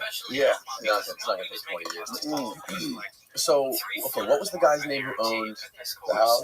Who sold the Trent Reznor? Rudy Off the Belly. Rudy. I could tell you an interesting story about him that just happened recently. So Quentin Tarantino released his movie, you know, a few months after my book came out, Once Upon a Time in Hollywood. And I think it was his most successful movie box office-wise to date. I had 2 mutual friends of his. And one of them is one of his producers and his longtime first AD, and the other one was an ex-girlfriend, who was one of his only ex-girlfriends who remained friends with him. So both of them gave him a copy of my book, an advance copy that I had signed months before my book came out and months before his movie came out. And they said, we're not going to give it to him unless we read it first. We know you, we love you, but we want to make sure it's something that he'd like, because everybody wants you to give something to Quentin. So they did, and, you know, he never read it. And I wasn't surprised, because he's about to release one of the biggest movies of his career, a lot of publicity. So about a year after, like last fall, I think it was, I got a call from one of our mutual friends, and he said, can Quentin call you now? I'm like, excuse me, I needed him like 2 years ago, but sure. I go, why? He goes, he's obsessed with your book. He finally got to read the one I gave him, and he has a million questions. And, you know, if Quentin Tarantino has a million questions, that means it's like, blah, blah, blah, blah, blah, blah, blah. So he called me from Israel, where he was living, and in Israel? Well, I just read an interview with him a couple days ago. I knew he was there, and I didn't know why. I knew he had married an Israeli woman and had a baby there, but when the pandemic hit, they wouldn't let him back in. So I guess Hopefully he's not still there now. He was on Jimmy Kimmel a couple nights ago. Oh, okay. But he was there doing a lot of that, and the interview I read said, I think he was in Tel Aviv. He didn't say anything about, you know, bombing violence or anything. He just said how much he loved it there. Yeah. So he and his wife and kid have now moved back, I think, in the last month or 2. But so he started calling me, and it wasn't just because he had a million questions, but it was because he was doing a novelization of the movie, where he's fleshing out characters, adding scenes, and he'd always wanted to write a paperback book, kind of like a pulpy paperback book. So that comes out Tuesday, and he talking about Rudy Out the Belly, and like our second or third conversation, like, Rudy, how did you ever get Rudy to talk to? That's amazing. He goes, damn it, you know, I've got his character in the book. I didn't have him in the movie, but I have to, you know, fake his name, you know, or he goes, or do you think if you reached out to Rudy and asked, would he take like $250,000 from me to let me use his name in the book and promise not to sue me? Well, Quentin, Rudy's been dead for 10 years. Are you kidding me? You just saved me $250,000. And, you know, I'm still in debt, hundreds of thousands of dollars. Right. And I'm like, Rudy, or Quentin, give it to me. Or I should have said, give me the cash and I'll deliver it to you. Oh yeah, you definitely should have done that. So the book comes out Tuesday, and I'm hoping. You know the name of it? It's the same name as it's the title of the movie, Once Upon a Time in Hollywood. Okay. Yeah. So I think he was on Jimmy Kimmel a night or two ago, and I was flying, so I didn't see it, but I read the recap of the interview. But I'm hoping, for the in-depth interviews, if he was telling me the truth, he said, "Oh my God," he goes, "I thought I knew this, and I didn't know anything about this character, or that character." I'm hoping he'll mention the book, because all the Clinton fans then might be interested and get the book. Right. Yeah, so we'll know. But it's already it's going to be a bestseller because it's a Quentin Tarantino book. It's the first one he's ever written. And he keeps saying, I didn't just turn the novel into a script. He goes, it's like a whole fresh take, new characters, much more about the Manson family, the murders, all this stuff. So there was literally barely anything about this. Yeah. He released a trailer. The publisher released a trailer last week that he put together for the book. So it's like a 2-minute trailer. And he has scenes in the trailer that are in the book, but they were cut from the movie. So there is a scene between the Manson character at the house looking for Terry Melcher. And they don't show who he's talking to, but in real life, it would have been Rudy Altobelli. So the guy who owned the house, he went up there looking for him. So I'll know a lot when the book comes out Tuesday. I hope he gives me an acknowledgement if I save him $250,000. Oh, right? Yeah. You definitely need to put your name in there. Shout you out somewhere. Yeah. Fucking Quentin. So Rudy, when you talk to Rudy, what was it about Rudy that opened? What did he tell you that opened Pandora's box for you? It began very slowly. He started telling me that he had suffered more than anybody else who was associated with the victims, Sharon and Wojciech Lukowski, Abigail. They were all his friends too. He lived in the house behind the main house. So Rudy owned a beautiful property at the top of Cielo Drive. It was like a French design country house, one story with like beautiful views everywhere. There was a pool, and then there was a guest house. So he lived in the guest house, bought the house, I think, in the 40s. And among the tenants who stayed there were Katharine Hepburn, Clark Gable, Cary Grant, and then Terry Melcher, who's the son of Doris Day, who's a music producer. He moved in there in 65, moved out in January of 69, and they all rented from Rudy, and Rudy always stayed in the back house because that's all he needed. But he only rented to people he thought he'd party with. He was a youth partier. He was one of the first out gay guys in Hollywood who was flamboyant, didn't care what people thought, real character. And when Roman and Sharon moved in, he and Sharon became very, very close, Sharon Tate. So they moved in February of 69. And then in March, the two of them went to Europe, him to do script notes and fixing on The Day of the Dolphin, which he was going to direct in London. And Sharon went to make the Devil movie called The 13 Chairs in Italy. And then they came back. Sharon came back in July. And Rudy never came back. He went over with Sharon. He flew over there. He wasn't her manager. He was just her best friend. So they flew together. And then he went off with an actress named Olivia Hussey, who was in Romeo and Juliet, which was this big sensational 1969 movie. So his relationship with Roman and Sharon and Terry Melcher was really important to what became the line of inquiry I was doing. Did people in Hollywood have relationships with Manson that were concealed by either Hollywood, the machine, the publicity machine, or law enforcement? And Rudy started kind of telling me, yeah. So he'd get drunk. I'd usually drive him home, and he'd always want me to come into his shitty little apartment for one more nightcap. And that's when he'd start talking. And he had a few drinks, and he goes, you know what, Terry went on, he had a great career, produced all these bands, he was still alive then. Roman's never suffered for this.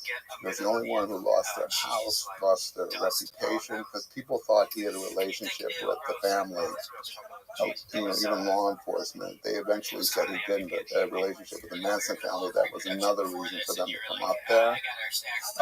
He was just bitter and angry, and he said if the truth ever came out about Roman and them and Terry and Dennis Wilson, the Beach Boys, and some other people. He goes, nobody would believe it, but it's true, and I could tell you. And so he ended up started telling me how to prove that the district attorney, Bugliosi, had covered up a much more involved relationship with Terry Melcher, for instance, and then government people who were involved with Manson. And it's hard to say with people who haven't read the book, and I don't want to give too much away, because part of the fun of the book is you think it's gotten pretty crazy and it's over, and then like the next couple of pages is like, no, what? It's even crazier. So the official narrative of Manson is that from a young kid, his mom was a prostitute. Yeah. And he was just involved in a bunch of petty crimes throughout his life, in and out of prison. He kept getting out of prison. And then eventually there was one point where he went in for 7 years and then he came out different. In 67. And he immediately violated his parole. He was paroled to Los Angeles. Without permission, he went up to San Francisco, to the Bay Area, turned up at the parole office and said, I want a parole officer up here. They looked him up and they said, you're not allowed to be here. You've got to go back to L.A. They wrote to L.A. L.A. demanded he come back. He didn't. And then all of a sudden something happened, which I can't find the paper record of. The reason I have the records I do have is I did Freedom of Information request to the Bureau of Prisons, and I got a part of his parole record for the time he was supervised from his release until the murders, which paints a whole different picture. He got assigned to a parole officer in San Francisco named Roger Smith, who was a criminology student at Berkeley and also a drug researcher, and working out of the Haight-Ashbury Medical Clinic, and that's where things get really crazy. Now, was he connected to Sidney Gottlieb? Not that I know of, but Charlie West, who was a psychiatrist, who went to leave of absence from the University of Oklahoma to study the explosion of the Summer of Love in '67. He somehow anticipated that like 6 months before. He went to the Haight.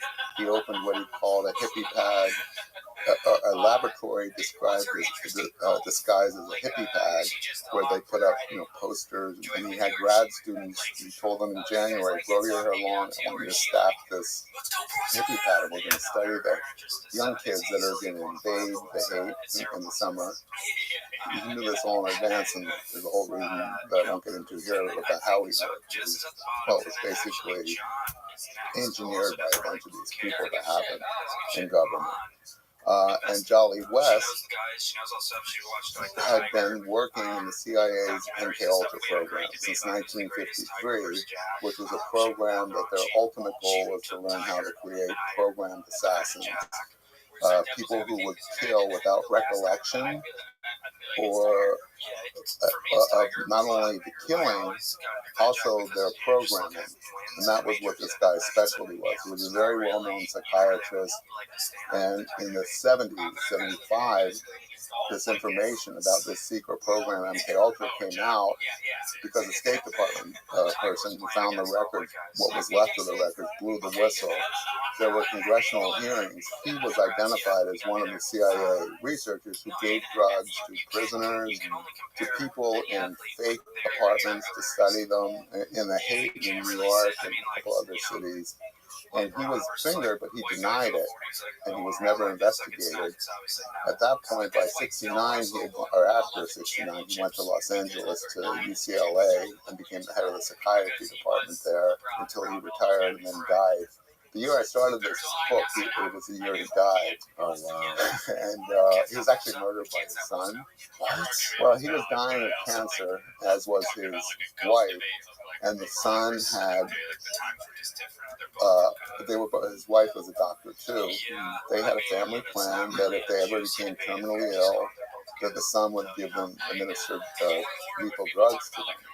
So nobody knew it at the time, but after both of them were dead, and I think the son waited a number of years. There's no statute of limitation on murder, but for this kind of thing, I'm not sure why, but he did publish a book in the early 2000s. So they died like 6 months apart. His parents were killed by the son. And that was 1999. And the son published a book in about 2011 called The Last Good Night, where he describes the planning and the killing of Jolly West and his wife Catherine by lethal drug administration. Where is he now? You want to know? So the son wouldn't talk to me before he wrote the book. He said, "I will never talk about my father. It's too dangerous. He had too many secrets." I couldn't get him to talk to me. Then the book comes out in 2012 or 13, where he talks about the rumors of his father being CIA, but he doesn't say anything more. It's mostly about just the human family drama of what it's like to have to be talked into it by both your parents and then to actually carry it out for them. He got a lot of press. He was on Good Morning America, all the talk shows. So when the book came out, I thought, well, now he's gone public, I'll try him again. But I waited a year or two and found out he had died in the previous year or two. And he would have only been about 55. I can't find any record of where he died, how he died. He has two sisters. Neither of them would talk to me. One's in Europe and one's in New York. I begged them to let me interview them. So I don't know what happened to him. Whoa. Yeah, I just found a death notice, an ancestry, and no record of him at any of his old addresses. That's so weird. Yeah. So he didn't get in any trouble for killing his parents, even though he wanted him to kill them? I did, yeah. I mean, I have the book, and somebody asked me recently how he got away with it. And I think it was something technical, like he enabled them to inject it themselves. He gave them everything. He did all the concoction, but he didn't do the injection. Something like that, or so he said, who knows. He did it to a way, he had lawyers advising him, and there was definitely a risk of him getting charged, but I think it would have only been as an accessory, and maybe it was that if it's only an accessory after a certain number of years, they can't charge you rather than the actual murder. I'm not sure. That's a good question. Wow, what a crazy thing. So Jolly West is working at the Haight-Ashbury Free Medical Clinic, which serviced the community in the summer of '67. It was built to take care of the needs of all these runaways, and it was opened by a guy named David Smith. This gets confusing. David Smith allowed Jolly to recruit subjects for his studies of hippies and LSD around the corner in his hippie pad, laboratory disguised as a hippie pad.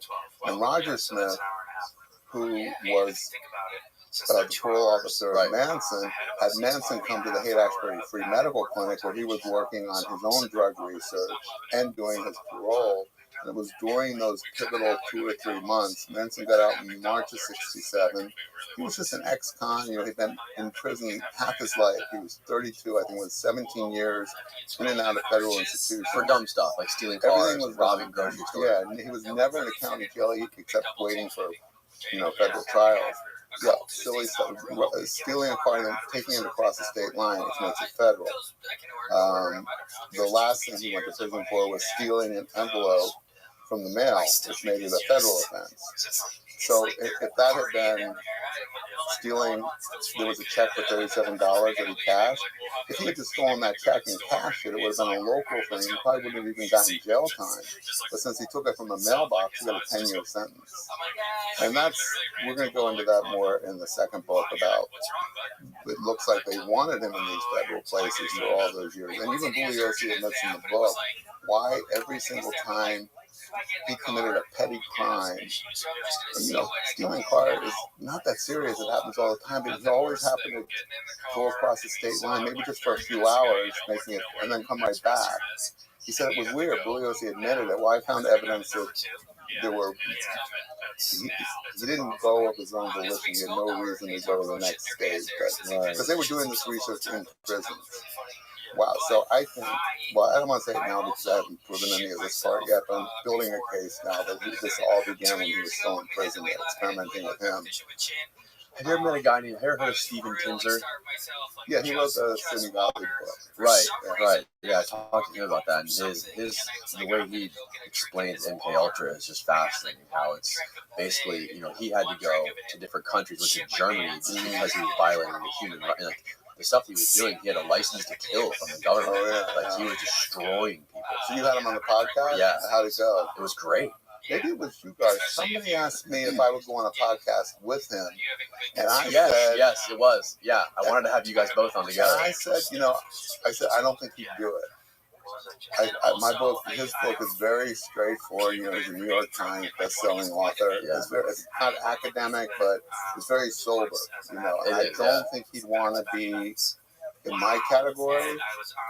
Yeah, he kind of shut down a little bit when I started to ask him about Charles Manson. Yeah, of course. Yeah, I'd love to sit down and ask him why Jolly West isn't even in his index in his book. And this guy, my book was already out before his book, and nobody wants to take somebody else's findings. Even you would obviously acknowledge them, but I have the documents. I show that he was Gottlieb's first psychiatric partner when he was at the Lackland Air Force Base in Texas. I have all the letters that I found that West accidentally left in his archive at UCLA, where they're page after page after page describing what kind of experiments they're going to do. They're all illegal on patients.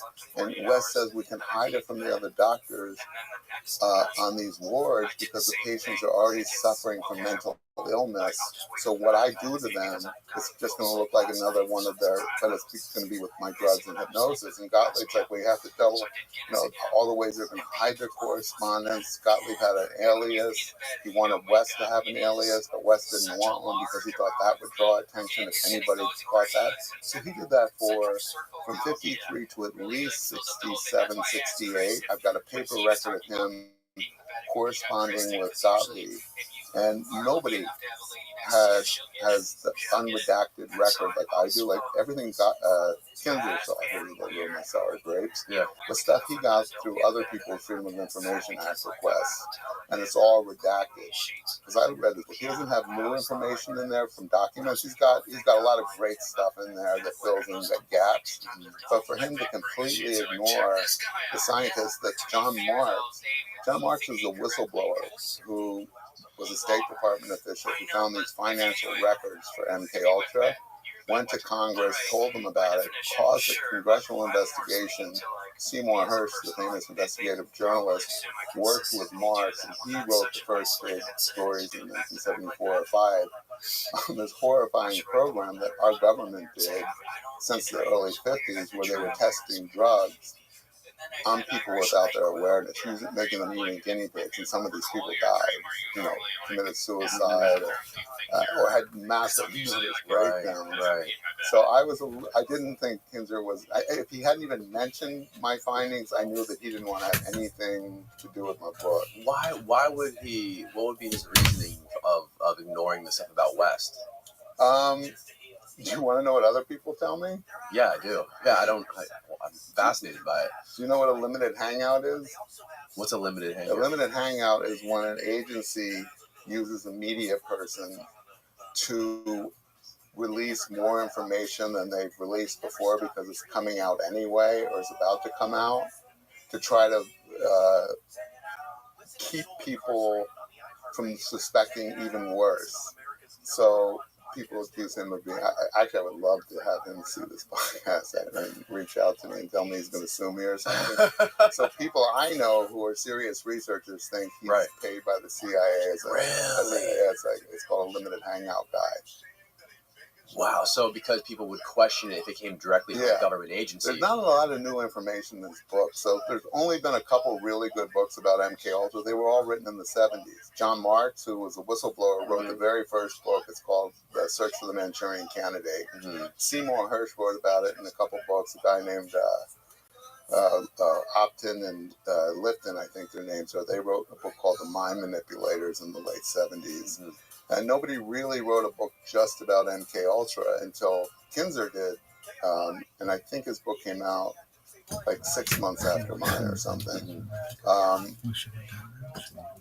I think that, there's a lot of stuff that's not substantiated in this. Unless you read it cover to cover, it sounds crazy, Right. And that's why, I don't want it. I know that I was on Rogan, and Rogan's audience is an audible, they listen to books. And I'm so glad that people are buying the book much more since I've been on his show, but almost all of them buy the audiobooks. And I listen to audiobooks now, but if you do the audio, you're not seeing all the sourcing. Hold it up a little higher so we can see it on the. Yeah, I think it's 60, 70 pages of endnotes.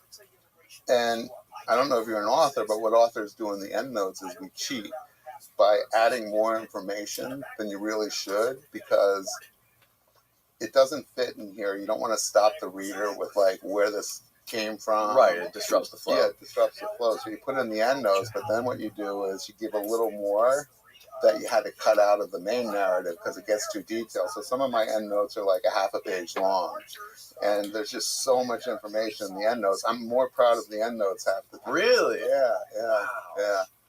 So so people that get the author, you don't get the pictures, right, in the audiobook? No, you don't get the pictures. Yeah, all these. It's just people. I mean, nobody has the with all the media on your phone and everything these days. There's people don't have time to do anything. I can't blame them. I'm the same way. Who has time to sit down in front of a book for hours on end? So this is Rudy in the guest house having a party, and that's Candace Bergen. And this is like 1966. Rudy Altobelli, and then this is him when I would go see him in his apartment. I took that picture of him, and he had like 20 cats. Wow. Yeah. That's incredible. Yeah. So, what? Yeah, just hold it up by your face. There you go. You just point to it that way. The camera can see it, right? This is Rudy with his kitten. Yep. Yeah, he took care of like 20 stray cats and had 3 crippled dogs, and got mugged in his neighborhood like once a month. And then when Rudy lived in the guest house in the 60s, whoever was in the main house became, especially the women, would be like his pet. So Candace Bergen, he was very close. She was tearing up his girlfriend. So that's a party he's having with Candace in the guest house. That's Candace and Terry Melcher. But yeah, if you guys didn't get if you only get the audio, you don't get this. No, I'm gonna order the hardcover. That's a picture of me when I was young, when I started the damn thing and didn't go white until my threats. Wow, man, look at your computer. Oh yeah. The computer really tells it all. And the one at the bottom is me more recently in my office with okay. Oh my God, what a bookshelf that is. That's incredible. Yeah, another thing about MK Ultra is they like all the studies they did on the prisoners, like Whitey Bulger. Yeah. Apparently, like what's the story with him and MK Ultra? Well, the government admitted after he died, that's when it came out. I can't remember who. I think it was a journalist or something, or maybe it was during his trial. I thought he was like openly talking about it. Yeah, he was talking about it, but nobody would believe it. But during his trial, I think it was his lawyers were able to get his prison records. And somebody sent them to me recently, where they have the dates that he's given LSD. Well, and this was all in the 50s, before Manson was in prison, but in the 50s he was still a kid. He got out of prison in 67 or 32, so 57 he would have been 22.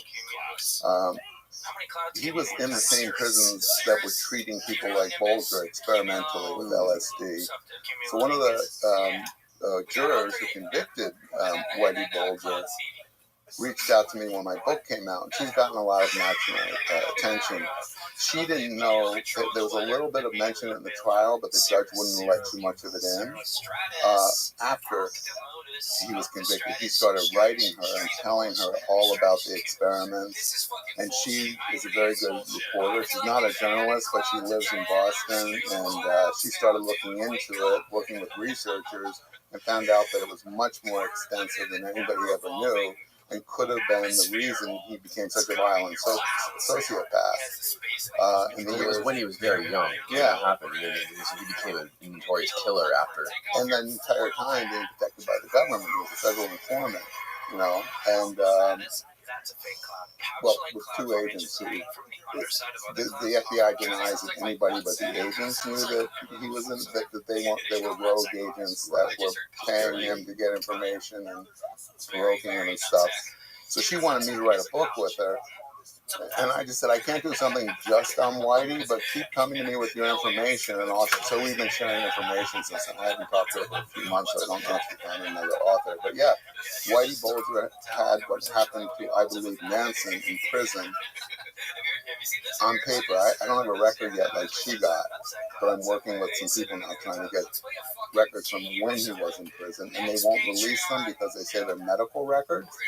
But he's a convicted, dead, notorious criminal. So I actually have a lot of work to do. I have to find out how they got the medical records of Whitey. I think it was because Whitey was alive and Whitey shared them, and he had access to his own records. But I don't think I'm ever going to get the rest of the records from. If you read in the book, it took me like 2 years to get the records I did get from the Bureau of Prisons about Manson, and the trial when he was convicted. His defense attorney was trying to get his prison record, and they wouldn't release it to him. And this was during the death penalty phase of the trial. And when I talked to experts about that, they said anything should be allowed to be introduced when somebody's life is at stake. So the state was arguing for Manson and the others to be, executed. Irving Kinnaird, the defense attorney, wanted to show that Manson had always been a docile prisoner, had never been badly behaved in prison, never been violent, and he couldn't believe that the government, the U.S. government, wouldn't release the record. And he screamed and hollered, and since the trial was such a circus, and Irving Kinnaird was pretty crazy too, nobody took him seriously. And it wasn't talk about it in my book. The Attorney General in 1971, John Mitchell, who ended up going to his prison himself for being part of Nixon's cabinet and part of the plumbers and stuff, in the mid to late 70s. He sent a representative of the Department of Justice who worked beneath him to argue to the judge against releasing Manson's file. I can't find evidence of that having any other case in the history, but I believe that's just like the Watson tapes. There's secrets in there about what was going on with Manson's head and what they were doing to it that they're never going to share. So the record I got was, I think, 70 pages out of probably 300 or 400. They described it. Kinnaird got somebody to describe what the parole record looked like, and I think they said it was like 2 phone books thick. And I got like that much. So who was his parole officer before he went in for the 7 years? That was interesting. The parole officer who violated him in so he got convicted for stealing the letter in the mailbox. And that was a 10-year sentence. And he was released, I think, after 2 years on parole. And then within a month or two, he didn't show up for a parole hearing. And not a parole hearing, an appointment with his parole officer. They immediately violated him, sent federal marshals to Texas, who went into Mexico where they had information that he was in Mexico. The Mexicans turned him over to the marshals at the border of Laredo and Texas. They don't do that for these small-time criminals. And then they brought him back to L.A., and then he was sent to do the next 8 years of his prison sentence, which would have taken him, I think, to 69 or 70. But then they decided to release him 2 years early in 67, so he'd go and do what he did. But what's so ironic, and I mentioned this in the book, he got sent back to prison for missing one appointment, one meeting. He's supposed to be either once a week or once a month. Roger Smith, when he was his parole officer, he wouldn't show up for meetings, and then when he was down in LA for months at a time, and he was never violated. He was getting arrested for rape, for drug possession, for pimping during 67 and 69. Charges dropped every time. In my book, I have a scene where I take this record that I had gotten, what few pages they released to me, the prisons, and to this retired district attorney named Louis Watnick in Van Nuys, and to the judge. He was a judge, yeah. Right, okay. So he had been a DA, and then he became a judge in I think it was Van Nuys. And then he retired, and he was sick and dying, and he's like on a oxygen machine, so he's raspy. I had a tape recorder, and he's going through my documents, And he actually, Manson had come before him when he was a judge on some petty charge. And he said, I dismissed him on that case, I remember, because there was no evidence. It was something like breaking into a car or something. But he remembered very well. But he's looking, he said, I had no idea. And he said, there's something, this is chicken shit. This is all chicken shit. Yeah. And I'm like, what's chicken shit? He goes, well, you know, obviously people make mistakes. We're a bureaucratic system, but this is like almost on every other week he's getting picked up, taken in, booked, and then released without charges. All of these are violations of his parole. He should have been sent back 10 different times on the stuff you're showing me, but he also should have been prosecuted on half of these things. And they just dropped the charge. He goes, somebody wanted him out. He was more valuable to people outside than inside. Somebody worked to keep him out on the street. Like he was an informant? That's what I said. You mean like an informant? He goes, well, people confuse what an informant is. An informant doesn't just provide information. Sometimes, and there's a history of it, they can provoke other criminals to commit crimes. They can conspire with them and then walk away. And then the police know what's going to happen right before it happens. They can be much more proactive. So he said, to me, he goes, you got to find out who he was working for. I go, how am I going to find out? He said, I don't know, you're the journalist. And I go, well, who do you think it was? He goes, well, I'd start with the Los Angeles Sheriff's Office, then go to the LAPD. He goes, they're not going to tell you, but that's who you should look at. And I go, is that? And he goes, no, DEA, FBI. He didn't say the CIA. But he said it could have been any number of agencies who he was either sharing information, was sharing something with, and they wanted it to keep going. But there's no way this is an anomaly, like there's a couple of mistakes. He goes, this is a pattern. There's no way we would have missed this. Whoa. And what was important about him was he was in law enforcement from the prosecution side and then as a judge during that same period. So, a lot of times when I show it to somebody now, they say, oh, of course he should have been picked up. We have computers, but he didn't. So he was important because he knew exactly how they shared information, how it came in. And even Roger Smith's relationship with Manson, his parole officer for the first year, while he became Charlie Manson. When he came out of prison, he was panhandling, playing guitar in the Bay Area, gets hooked up with Roger, and within a couple months has this following of women. The first 6 months, I think he had anywhere from 4 or 5 to 10 women that were following him all over the Bay Area, going to the clinic. He would leave the women with the doctors to get tested, for VD and get, some of them were pregnant, get pregnancy attention. And he'd go in and meet with Roger for his parole hearings. And everybody, they described it to me. I'm not the first one to report it. They said the women would follow Manson. They never stood beside him. They always had to be behind him. They wouldn't spoke unless he spoke to them first. They would pick things up for him. They were like slaves. How did he become this guru in a few months? How did he develop the skill to all of a sudden have these people do whatever he said? And then within 2 years, do whatever he said, including go kill some strangers in a house that you've never been to before, except for text, and do it, with as much, brutality as imaginable. And then come back and not even be remorseful about it. So that's the kind of thing that, the book shows what was basically withheld from the public, and that's what Bugliosi did. He wrote the best-selling true crime book of all time, and Helter Skelter.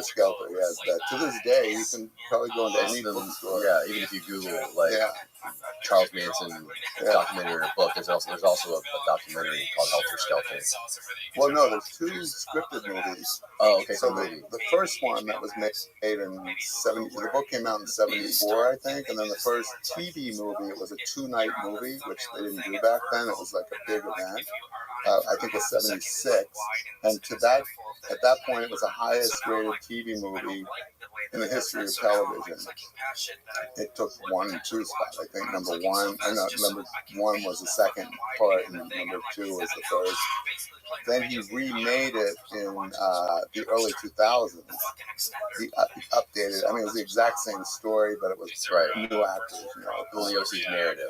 Bugliosi's narrative again, yeah. And then, in my book, they'll see it opens with our confrontation. My confrontation with Vince in his kitchen, where he's threatening me and trying to stop the book, and writing to my publisher and calling me at all hours of the night. Now, what? Obviously, your first meeting with Bugliosi was very pleasant. Yeah. So the first time I went over there, and this was what was interesting too. For people listening who aren't familiar, we will remind you, Bugliosi was the prosecutor, right, on Manson's trial. Bugliosi was an unknown prosecutor in 1969, and he was given a career-making case. This was the highest profile murders in the history of California. Craziest case. And not only did he know it was his ticket out of the DA's office, and then he wanted to run for president and or be a famous author. Not only did he know it was his ticket out, he got a book contract and hired an author to sit in the front row of the trial every day for a year and a half, which today would get you disbarred. But back then they didn't have, the bar association didn't have rules about it because nobody did it until he did it. People never knew he did it until I reported it in my book, because Kurt Gentry, his co-author, told me, the cops told me, who were at the courthouse every day. He had a damn author in there. He was planning for his reading audience. He didn't care about justice. He was making it as sensational as possible. And Kurt Gentry told me that's the truth. He said I had a spot in the press thing that Vince reserved for me, and he would be pissed if I wasn't there every single day. So, so he wrote the book, and it became the best-selling book of all time. And then he's still the best-selling book of all time? True crime, yes. True crime book of all time. Well, I say that in my book, and Little Brown's like, we have to fact-check that. And they said, you know what, we're not going to fact-check it. We know it's likely, but we can't get records from all the way back to 75. Right. But we do know that it sold millions and millions and millions of copies. I think it sold like 18 million or something over. It's always reprinted. So it launched his career, and he left the DA's office right after, and he wanted to he did want to be president. So he was famous, he was on talk shows, interviewed by everybody in the world, and he ran for the district attorney of Los Angeles. And a few months before the race, he was the Democratic nominee, and he would have won, except a couple came out and went public. Herb and Rose Wazell. It's the craziest story. Herb Wazell was a milkman in Pasadena in 1964, and the Bugliosis were on his route. Vince had his first child, Vince Bugliosi Jr., in 65, I think it was. Within a year of the baby's birth, Vince decided that it wasn't his child, that it was the milkman's child. So he started stalking the milkman and harassing him. And the milkman didn't know who was accusing him of being the father of one of his clients or customers' child, except that it was a man who had eyes everywhere. What he didn't know was Vince was using investigators to the DA's office to trail him and report on him. And he told the investigators that he was a witness in a murder case. Lied to his own office to get info.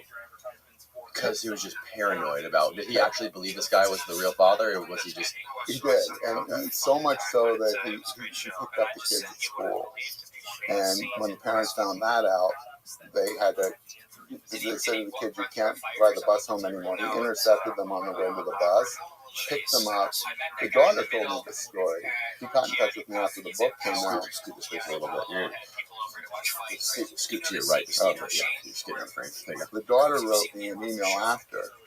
And I wrote about a lot of this, but what I'm telling you now, I didn't. I knew that the parents thought he was going to do something with the kids because he talked about when they got out of school. He would write these anonymous letters to them. I have one or two of them on my Instagram page because I post stuff about it. Yeah.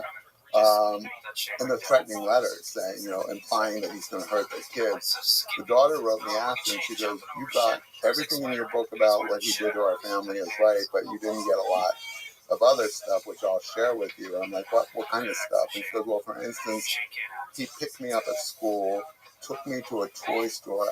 Told me I could buy whatever I wanted, brought me home, left me on the sidewalk with this pile of toys. I was 5 years old. My mother comes to the door, and Vince waves to her and drives away. And she said my mother just burst into tears, because she had already been, they knew that there was this man who was a danger to their kids, and he was sending them a message: I can win your kids over if I want. This is while he's a deputy DA, prior to getting assigned. This guy's a psychotic piece of shit. Yeah, and then what happened was the milkman finally hired someone to tail Vince, because he would sit in front of their house and watch them. So Vince knew he was being tailed and he was about to be exposed, but he didn't think the milkman would go public. And the milkman wasn't going to go public. He just wanted him to stop. So Vince sent his wife, Gail, to the door to insist to the other wife to talk her husband into taking a blood test. So Gail goes to the door, Rose answers, and this is all in the depositions that came out later, and she said, my husband is mentally ill. That child is his child, but he won't believe me, and the only way to get him to stop this is for you to get your husband to take a blood test. And she goes, I absolutely won't do it, and we are going to sue you for everything as soon as we find out who your husband is, because they still didn't know his name. So I think it was that day or the next day, they did get Vince's plate number. They found out who he was. They contacted the DA's office. First they found out that Vince had a private lawyer, so they called him. That lawyer arranged for a meeting between the couple and Vince and his wife, and Vince admitted everything. He said, I'm sorry. He goes, I thought he made my wife pregnant, and I wanted to know whether this is my baby or not. What's wrong with that? And they're like, you've been sending us threatening letters. You park outside our house. You picked up all this stuff. So you lied to your own office and told them it was murder. They were searching them for murder. So the lawyer said, Vince, you can't do that anymore. And if the DA's office didn't know about it, he said, they're going to find out about it. So I'm going to have to tell them, because it's better coming from us than you. You have to pay them a financial settlement and promise you'll never follow them. So Vince offered them $200 in cash, and the Wiesel said, we don't want your money. We want your word that you will never bother us again. And he didn't. A year later, the LaBianca murders happened. The DA's office knows about this history of Vince, and they give him the biggest, highest profile job in Los Angeles.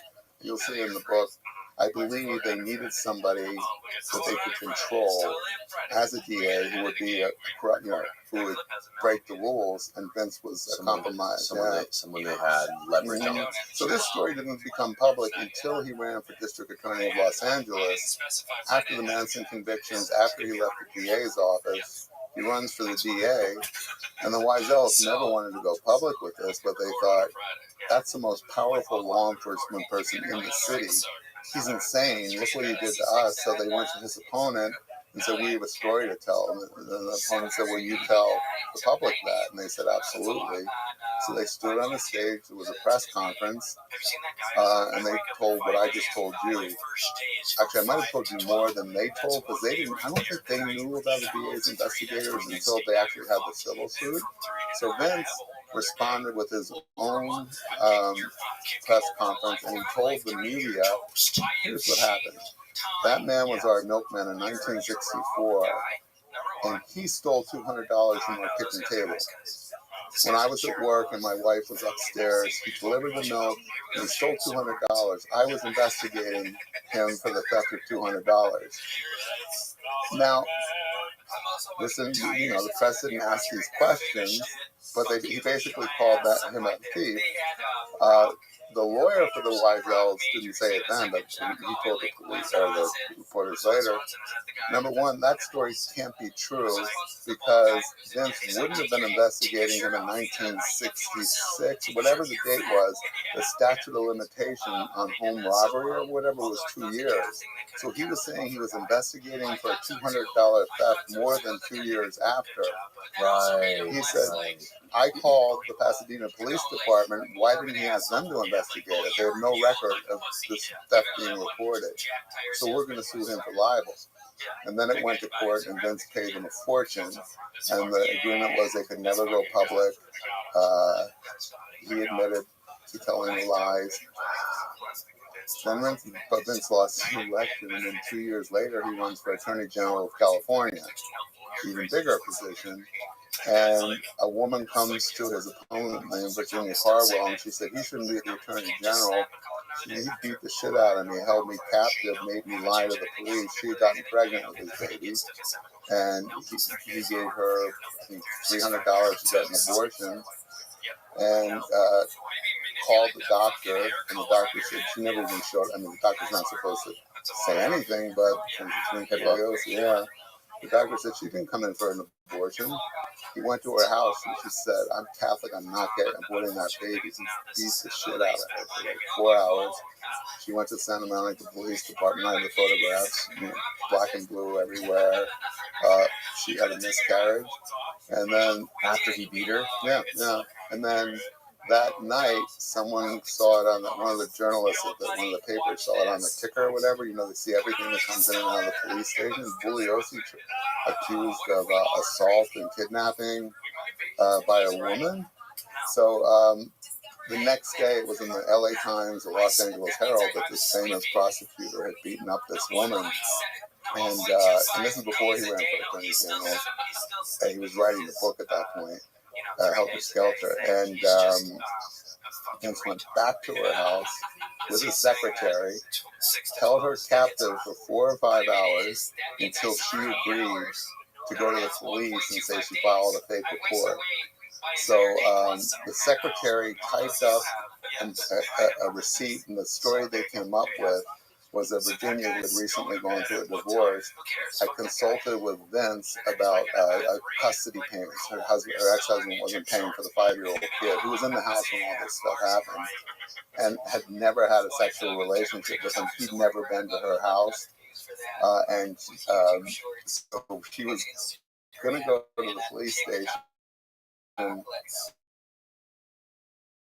and they called her up because they wanted her to come back in for more questioning, and Vince was in the house with her, and so was his secretary.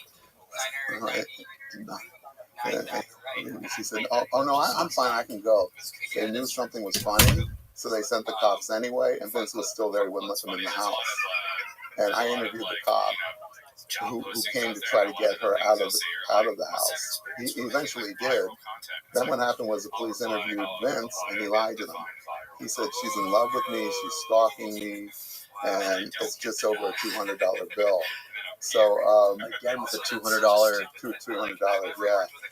And, she still told the story to the police that she had made it all up because she was angry at him for charging her. She was terrified of him, and it wasn't until a couple of days, and the papers reported that she was crazy and she was charged, with filing a false report, and she was vindicated. And then a couple of days later, her brother said, she told her brother, and he said, no, we're hiring a lawyer, you can't let this go unaddressed. So they quietly filed a lawsuit against him. He admitted to everything, paid her, I think, $10,000 or something, and then a year later runs for Attorney General, and she did the same thing the Wiesels did. They violated their NDA, and she violated hers, and she knew he'd call her a liar, but she knew he couldn't sue her because he'd have to answer the questions. So he lost the race again because of that, because everyone believed her and not him. Right. So he was a monster, and that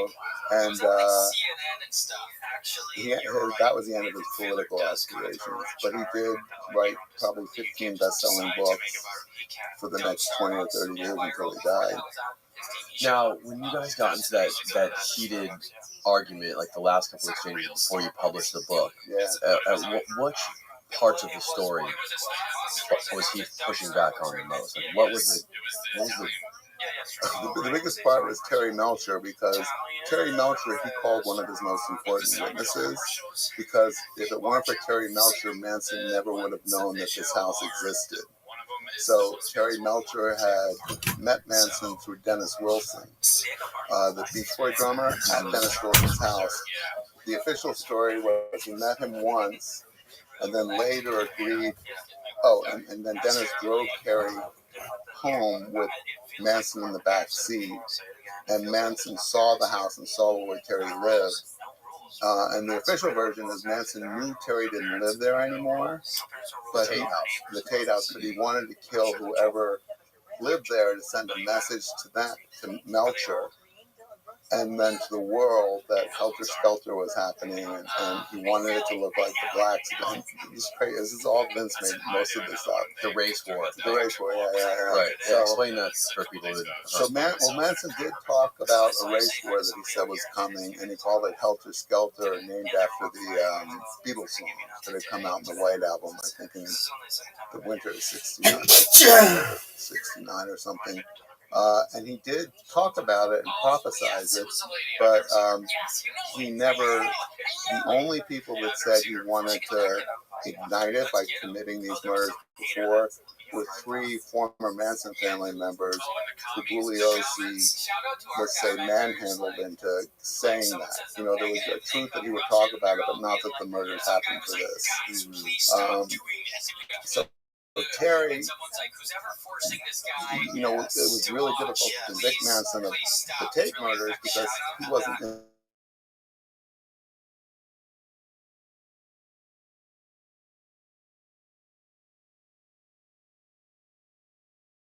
Manson knew the house was there, knew what kind of people lived there, maybe not who they were, and then ordered these people to go and kill. So Terry got up and testify about, yes, Manson had seen my house, and then Terry said, it was part of the official version, he went out to the Spahn Ranch twice to audition Manson. He wasn't talented. I didn't tell him that. I just said he'd be better as a TV documentary, and then I never saw him again. But what I found when I got access to sheriff's files, because of the cop who I think he felt sorry for me, the retired cop called another retired cop at the barracks and said, let this guy in the back door, because his job was to be the security guy at the archive. So I was there the whole summer of, I think, 2000, going through the entire Manson file. And I found all these smoking guns about the fact that Melcher, Rudy had already told me that Melcher had Manson's, one of his followers, Dean Morehouse, living with him in the house. And the girls were up there, and Manson was up there all the time. In the Tate House? In the Tate House with Terry Melcher before Roman and Sharon moved in. Okay. And that Rudy said he told Melcher they had to leave because they scared him. And I got corroboration of that from other people, but then what I found in the files was that Terry went out to see the family right after the murders happened. And there's an eyewitness account in the police report. A guy named Paul Watkins said that Terry fell to his knees and he was crying and begging forgiveness to Manson, and that Manson said they all had to die, all the pigs had to die. Now the frustrating thing for me is the sheriff who took the report was dead, so I couldn't ask him what that meant. You know, what these are notes, so I didn't have a tape recording, and it's like a shorthand. Like, they all had to die. Terry falls to knees, crying, begging for forgiveness from Charlie. First week of September 1969, so like a month after the murders. Paul Watkins, who told the police this, who was one of the acolytes of Manson, was dead, so I couldn't ask him. Paul Watkins was one of his followers? Yeah, one of the followers. He's the one who told the police the story. About Terry falling to his knees. Yeah, and then Terry denied that the story was true. Right. So I couldn't verify it from anybody else except that report. Then I found other eyewitness reports of Melcher going all the way to Barker Ranch in Death Valley to have another meeting with Manson. And this was like 2 weeks after the Spahn Ranch one. And you know, that's a substantial trip. It's like 6 hours to get out to where they were hidden in the valley at that point. I mean, in Death Valley at that point. And there were 2 or 3 different family members who talked about Terry coming, going off in the car with Manson. And the 2 or 3 family members who told the police that admitted it wouldn't talk to me. And then Terry denied it. And the cop that took it was also dead, but I couldn't find him. But I found out that Terry's relationship was significantly different then he said under oath, he said he barely knew Manson. He met him once at Wilson's and then twice at Spawn Ranch. It was all about music, maybe producing him. So the fact that, as Stephen Kay, who was Bugliosi's co-prosecutor in the trial, said to me when I showed him these documents, Stephen Kay, who's Bugliosi's co-prosecutor. He was an assistant DA who helped Bugliosi prosecute, questions people. First, he said, "You will never be able to convince me that Terry Melcher had anything but a fleeting acquaintance with Manson, because I'd already told him what I found." And I said, "Now I want to show you the documents." I had like 3 meetings with him in his office, because he was in the DA's office. And he said, "You'll never convince me of this." He goes, "I knew Terry." I cross-examined him on the stand, not only at the main trial, but at the Watson trial. Right? Then I showed him the documents, and I described in the book. He's shaking his head, and I don't know what to think about this anymore. He said, "I've been going to these parole hearings for 30 years at that point. Every time a Manson family member had a parole hearing, he had to go represent the state, and he had to go through the official story, usually for 2 hours. How the person who was on parole met the Manson family, what they did in the murders, everything." And he had this blueprint story that he told again. And he goes, "Now, I don't know what to think about this anymore." And clearly, this is Vince's handwriting. He had taken these interviews from these people. "This changes everything." He said, and more frighteningly, if Vince lied about this, what else did he lie about? So that's why, for instance, that revelation about Terry was really, really important. And that's why when I took the step that I took with Stephen to Terry's house, I'm like one of the 2 people he's ever talked to about these murders. He gave one interview in the 70s. He released a solo album of himself singing. Yeah. And then he agreed to talk to me in, I think, 2001. And it was only because he knew that I had something on him. So I went to, he had just moved down from Carmel, where he had lived with his mom, Doris Day. Hadn't recorded music for like years, but had decided to do Kokomo with the Beach Boys, which I think is the worst Beach Boys song ever, but it was their best-selling song of all time. And then work with Lou Adler again. He had produced all his early stuff. He's getting back into the music business after being retired for like 10 years. So we got a penthouse on Ocean Drive in Santa Monica. And he says, "Don't go to my apartment, just go right up to the roof." I don't know. So you go up to the, have to go to the doorman. The doorman said, "Yeah." He said, "Don't go to his apartment, just take the elevator to the roof." Uh-oh. But I got to the roof, and it was, there's a pool, there's an outdoor dining, but he was the only one up there. It was the 4th of July, like 3 in the afternoon. It was weird. There wasn't a single other person on the beautiful roof, but it wasn't, I felt at first, I'm not going to be on a bare roof. So he was there, and big bottle of wine in front of about 3 in the afternoon. He's already wasted. And I knew his drug. I don't have to know. It's like Dilaudon or something like that. It's what? The drugs that he likes to take. It's like Xanax, but it's called Klonopin? No, it begins with D. D-I-L-U. I can never pronounce it. So he's stoned and high, and he's got sunglasses on. He looked like Jim Morrison from the photos I'd seen, because he used to be a blonde, young, good-looking guy. He was bloated, and his hair was long, and he had these aviator glasses on, and he was slurring. I sat down with him for like an hour or 2 on tape, showed him the same documents I had shown Stephen. Wouldn't even look at them. So I'm reading them to him. So that's shit. People just trying to be famous. They're always trying to. I go, "Terry, this is serious. I mean, you perjured yourself in a capital case, meaning you lied and gave testimony that resulted in people getting the death penalty. All 7 of them got death penalties, but the Supreme Court overthrew the death penalties in the early 70s, saying it was unconstitutional for anybody, so they suspended the death sentences, and that's the only reason none of them were killed by the end of the 70s. Right. They all got their sentences commuted to life in prison with possibility of parole. Right. But for you to perjure yourself in a death penalty case, you can be susceptible to the same penalty. So it's found out that you lied in a death penalty case, you can get the death penalty if your testimony convicted and sentenced. I think if they got it executed. So it's a serious charge. And I go, it's not, and again, it's not like one little lie or fib, but everything he said about Manson and how you knew him, where you met him, who else, you had them living with you in that house. And they asked him, you know, he was on the stand for like 3 or 4 hours. Did you ever meet this person? No. I go, almost every word that came out of your mouth was a lie. So finally he's like, who sent you? Why are you doing this? Who wants to fuck with me? I go, I'm a journalist. He goes, listen, here's what I offer you. I've never written my memoir. I've been asked so many times to write about my mother, my life producing the Mamas and the Papas, the Beach Boys, my mother's records, about her life with Sammy Davis. She was part of the Rat Pack, Frank Sinatra, all those guys. I could tell you stories that would shock the world. We would have a bestseller. Want to do it with me? I'm like, Terry, you know what this sounds like? I said, number one, why would I trust any of your stories when you lied about this? And number two, you're trying to buy me off. Right. And he said, yes, it'll be a much more. He says, nobody's going to believe this bullshit. I'll give you my book. We'll do it. Let's do it. I can tell you're good. I go, no, sorry. Then he said, okay. He goes, I have lawyers. And he starts naming these lawyers. And I heard some of them who will crush you if you try to publish this. I will crush you. And in fact, right now, I'm going to take your briefcase and throw it off the roof. And I'm like, Terry, you know I have copies at home. I wouldn't have been stupid. Yeah, so that's, you know, there's a lot more of it in there.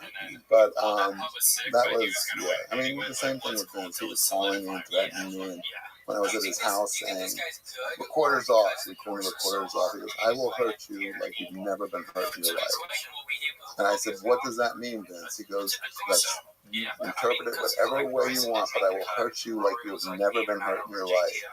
He goes, that means you're going to beat me up like Virginia Cardwell? You know, are you going to stalk me like the milkman? Yeah, that's crazy. Austin, can you tell him to quiet down? Okay, so the reason... You want another water? Yeah, I have mine. Will you do sparkling water? Austin, will you grab a bottle of water from the fridge out there? Thanks, man. Okay, so when I go off into the weeds, just go like this. No, you're good. I love it. Sometimes I get too deep. I love it. I'm just right now, I'm having trouble understanding how... Okay, I understand the evidence that you found throws off the official story, and it throws off the helter-skelter narrative. The fact that Terry Melcher met with Manson in the weeks following the murders. How is that significant? Right. Like obviously, it's significant because it changes the whole story. It shows that their shit was covered up, shit was false. But what is like? It's the smoking. That I mean, it opens the door to the possibility, like, were these people killed because of something Terry had done? Why would Terry be begging forgiveness? Thank you. Forgiveness for what? Why did... The most important thing is just that the prosecution withheld this. For instance, when I showed this stuff to Paul Fitzgerald, who was probably the sanest of the defense attorneys, he was Leslie's attorney, no, Patricia Quinn-Winkle, and as Juliosi said in the book, the smartest and the best. We were having lunch at a dim sum place in Chinatown, and he starts throwing his hand on the table. He goes, "This is amazing." He goes, "I've been interviewed 1,000 times about this." It was probably like 2001 or 2. He goes, "This would have gotten the case thrown out.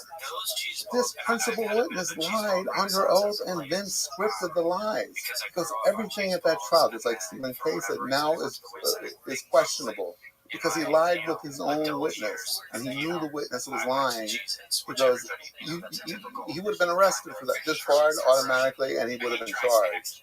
So, other stuff I found out, this isn't in the book, but that makes the whole helter-skelter thing fall apart, is I found out that there was an attempt on the lives of the same 4 people, Sharon, Wojciech, Abigail Folger, and Jay Sebring. The night before, at Jay Sebring's house, he lived down the canyon from... Sharon lived at the top of Cielo. Jay lived in a castle on Easton. That was a famous, they thought, haunted castle because this film director, Paul, I forget what his name was murdered there by probably his wife, who was a famous 1930s starlet. but the studio protected it and made it look like a suicide. Jay lived in this house, had wild parties there, had secret doors, was into S&M, had drugs. Well, the night before they were all murdered, he had dinner for Sharon and Wojciech and Abby, Gibby and him. And while they were having when they finished dinner, he had installed cable TV. Now, when I first read this in the police report, that's how I found out about it, because it's not in the popular literature, it's in the police files. I thought they didn't have cable TV in 1969, but then I looked it up, talked to experts, and they said they started introducing cable TV in the mid-60s. The public didn't have it. You had to have a fortune, but you could subscribe, and they had it, and only some very wealthy people had it. Jay had cable, and they were going to watch a movie after dinner in his bedroom, and then all of a sudden there was, according to the police reports, from an electrician who he had installed all of the wiring for Jay's house. His father was Jay's lawyer. He was a law school student, Paul Greenwald, and Paul went to the Sebring house 3 days after the murder because his lawyer, who was Jay's lawyer, said, go get a suit for Jay to be buried. It was about 2 days after. And when he was there, he told the police that the night before the murders, Jay had called him because the cable had gone out. And he went to the back of the house when he went to get the suit 2 days after. And, the police were guarding the house, and they interviewed him only because he came there. And they said, what are you doing here? And he said, well, I think you should know this. When I went to the back of the house, the lines had been cut. And I could tell by the gradation that they were deliberately cut because they were all sliced in the same direction. There were like 4 lines, and 2 of them were cut. And he said it couldn't have happened. It couldn't have been a gardening accident because it was 9 o'clock at night. There wouldn't have been gardeners there. It wasn't an animal that chewed through it. But it seems significant that the night before those same 4 people died at the Tate house, somebody cut the wires at Jay's house. Now, if you know the Tate murder scene, the first thing they did was climb the pole and cut the phone wires. Just the phone wires, not the lights, to the house, so nobody could crawl out. Right. So Paul Greenwald, I found him when I found this report, and he said, oh yeah, I remember following that. I mean, telling them that like it happened yesterday. Clearly someone tried to kill them the night before. And I asked him for more detail than was in the report. He goes, well, what's interesting is the lights were on in the house. They only lost cable. They didn't know what they were doing. They were trying to cut they thought it was a foam wire and it was a cable. They'd never seen it before, but they hit another wire, and he said that causes a surge of electricity. So every light in the house would have blazed, and he had lots of fire. Yeah, just for like a second, and then they couldn't watch cable. So Jay called, and this is in the police report, Jay called Greenwald at 9 o'clock, said, I had Sharon and Gibby and Boy check over. We've lost cable. We don't know what happened. Can you come over and look at the wires? And Greenwald said, I finally got this girl to go out with me, who I've been trying to get to go out for 3 months. It's 9 o'clock. I got to be at her house in like 5 minutes. Please. And Jay said, I forget it. We'll go to Daisy, which is what they did. They went to the club. Wow. The very next night, Watson cuts the correct wire at the Tate house a couple hours later, about 11:30. They go in and slaughter those same 4 people, and then Steve Perrin happened to be in the back house visiting. So if this is all true, and it is, I have the contemporaneous report that Greenwald gave in August 12th when he went to get the suit. That means that the whole argument that Bugliosi made, that these people were strangers to their killers, that they picked people they didn't know, just that they knew had to represent Hollywood and glamour, because Manson knew Terry used to live there. So that meant that whoever there was now was likely in show business. It meant, no, they were stalking and targeting specific people. At least one of those 4 people, maybe 2 of those 4 people, maybe all 4. Bugliosi kept all that out of the book, and the only reason I found it was because I got access to, after I got into the sheriff's files, then I got an LAPD cop who he was a sergeant who was in charge of the Tate murder investigation. He had copied the entire file. I heard about him through collectors. He was selling it for $2,000. And he was the only one who had the whole file. Holy shit. And he wouldn't consider letting me look at it for free. I flew out to Sun Valley, Idaho, and this is when Bruce Willis and Demi Moore were still married. This cop, who had retired, lived in a mansion next door to Bruce and Demi. A beautiful millionaire's mansion. He was a really corrupt cop. Holy.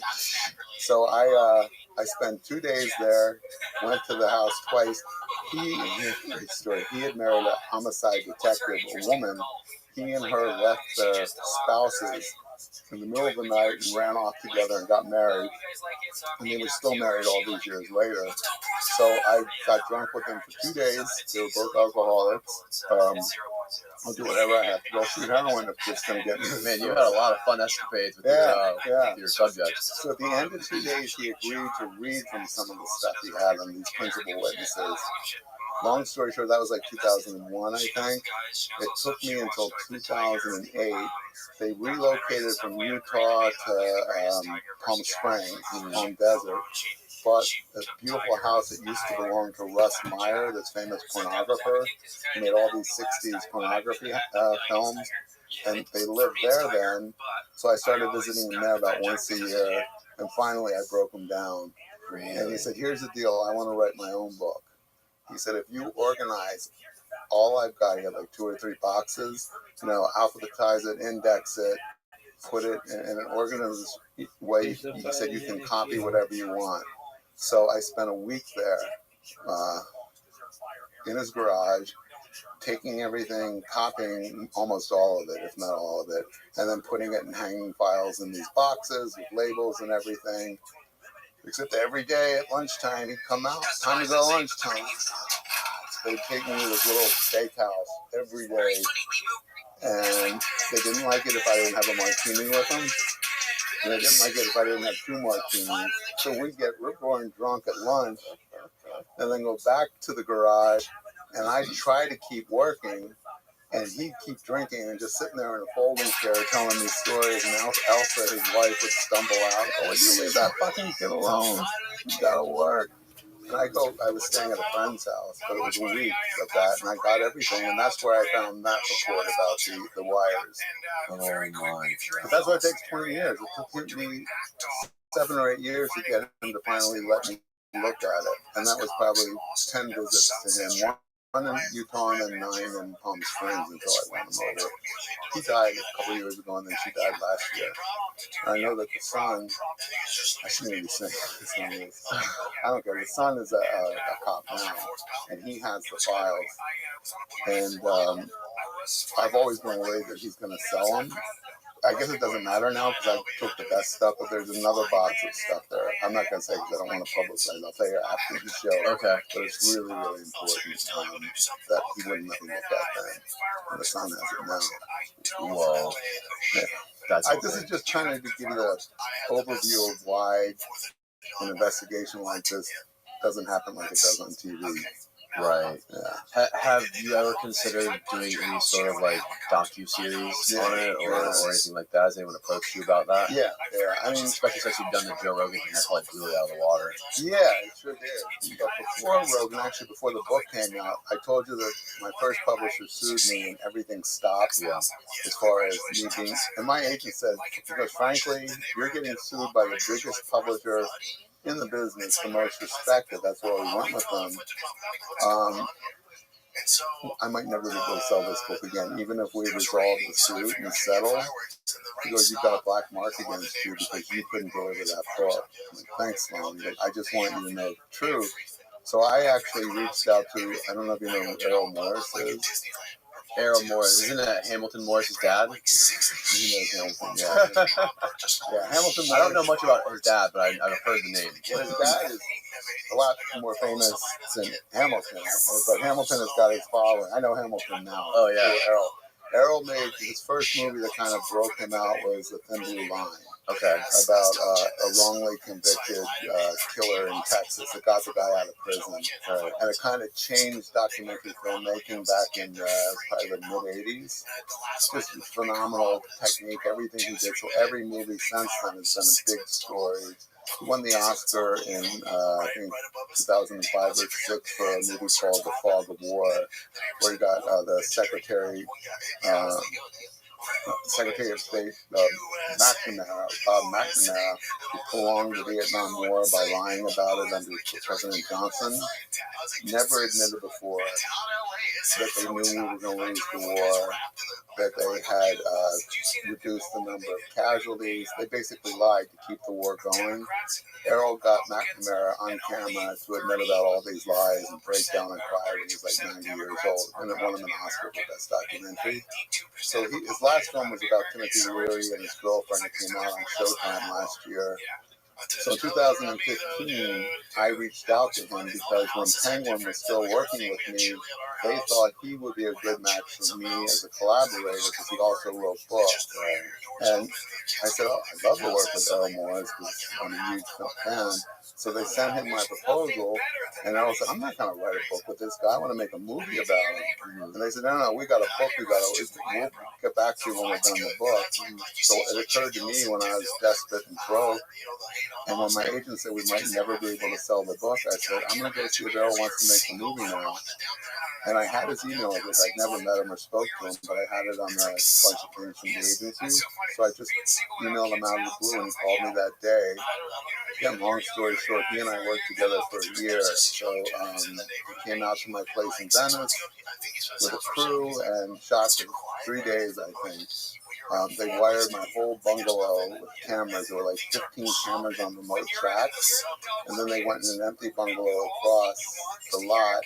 And they had like 10 computer guys with these massive screens controlling the cameras. Yeah, they'd be tracking across my ceiling. And then it's just Errol and I in the bungalow. One other woman who was pulling focus on one camera that you couldn't use remotely. And then like a crew of 20 or 30 people on the whole property. And then we went to a sound stage, and they moved half of my apartment to the sound stage. Like my desk, my chair, all those books you saw in that picture. The night, I just would have to put them back exactly where they are. And they promised, but of course they didn't. Then they recreated my apartment on the sound stage in Hollywood, and then they had a camera like 50, 60, 100 feet in the air, swirling down, like when I'm going through my stuff, and then he has smoke and he does a lot of weird, beautiful stuff. So he sold it to Netflix, and it was going to be a series about me and the book, and it was going to be 6 hours. And right after he sold it, but before I signed the contract with Netflix, he changed the focus, and there was another guy who he decided he wanted to combine our stories.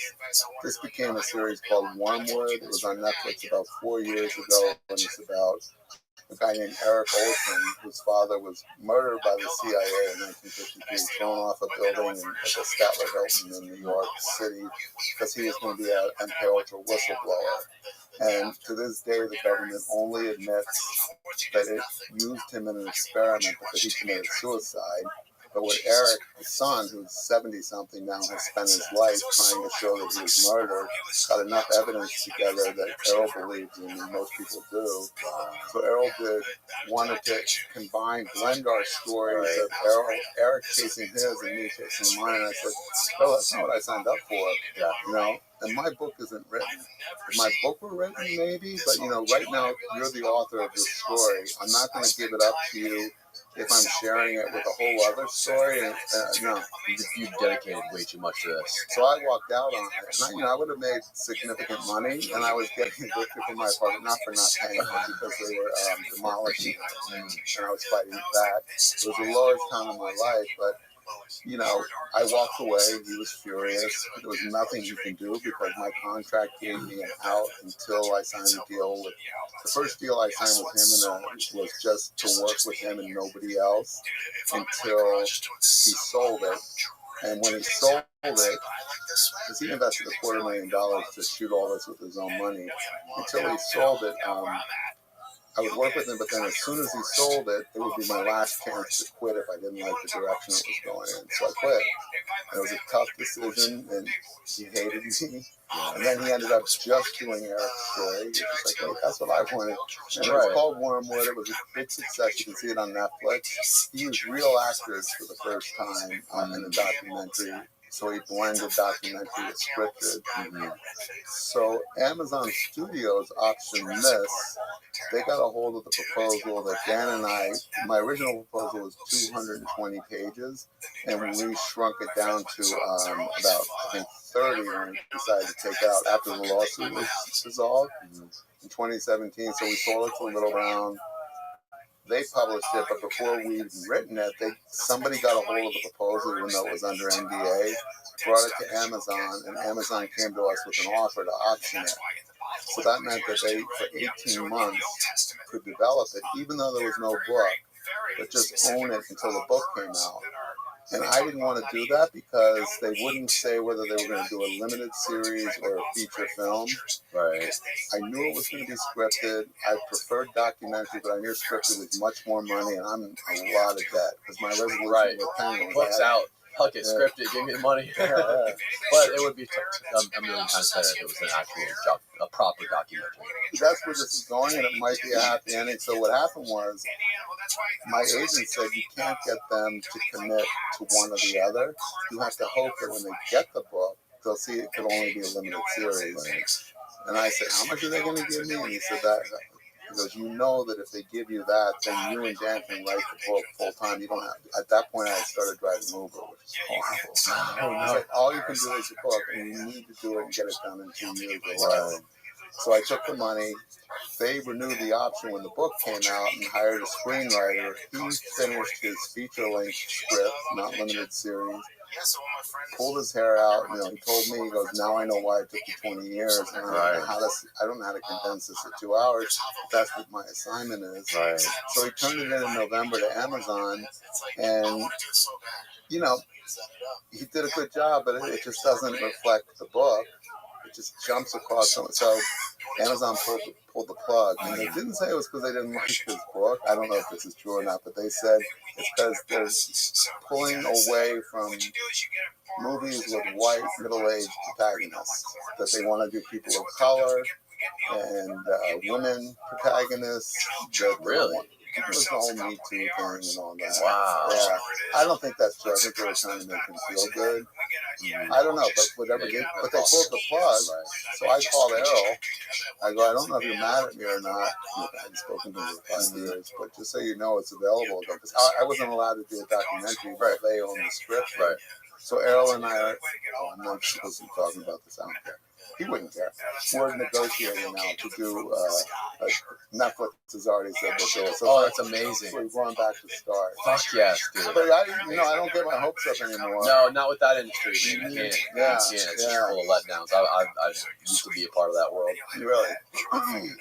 Yeah, I pitched many TV projects and had my heart broken too many times, which got me to the podcasting YouTube world. Which you probably love. Yeah, it's amazing. It's so much fun. I love it. Yeah. No one to answer to. Well, when we're off camera, then you have to give your dad an ask you because I've lost it. I'm thinking obviously they're doing something like that. Yeah, absolutely. Well, thank you so much for coming in, everybody. The book is called Chaos. It's a beautiful book. It's a masterpiece. Thank you. And I'll link it below. Great, thanks. Yes. I appreciate it, Tom. Hopefully we can do this again once your documentary's out. Or your alleged possible documentary's out. Yeah. Cool. Or the next book in 40. Or the next book. Yeah, I'm looking forward to that as well. I'm looking forward to that. Well, cool. Thank you. Thank you, Tom. Okay. I appreciate it. Goodbye, world.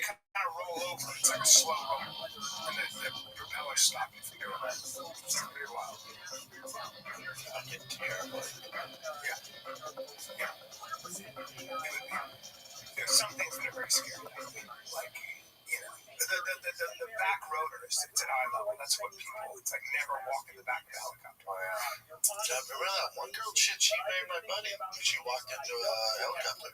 Yeah, that'll happen. Fucked her face and was wrong. Yeah. Should have done a selfie or some shit.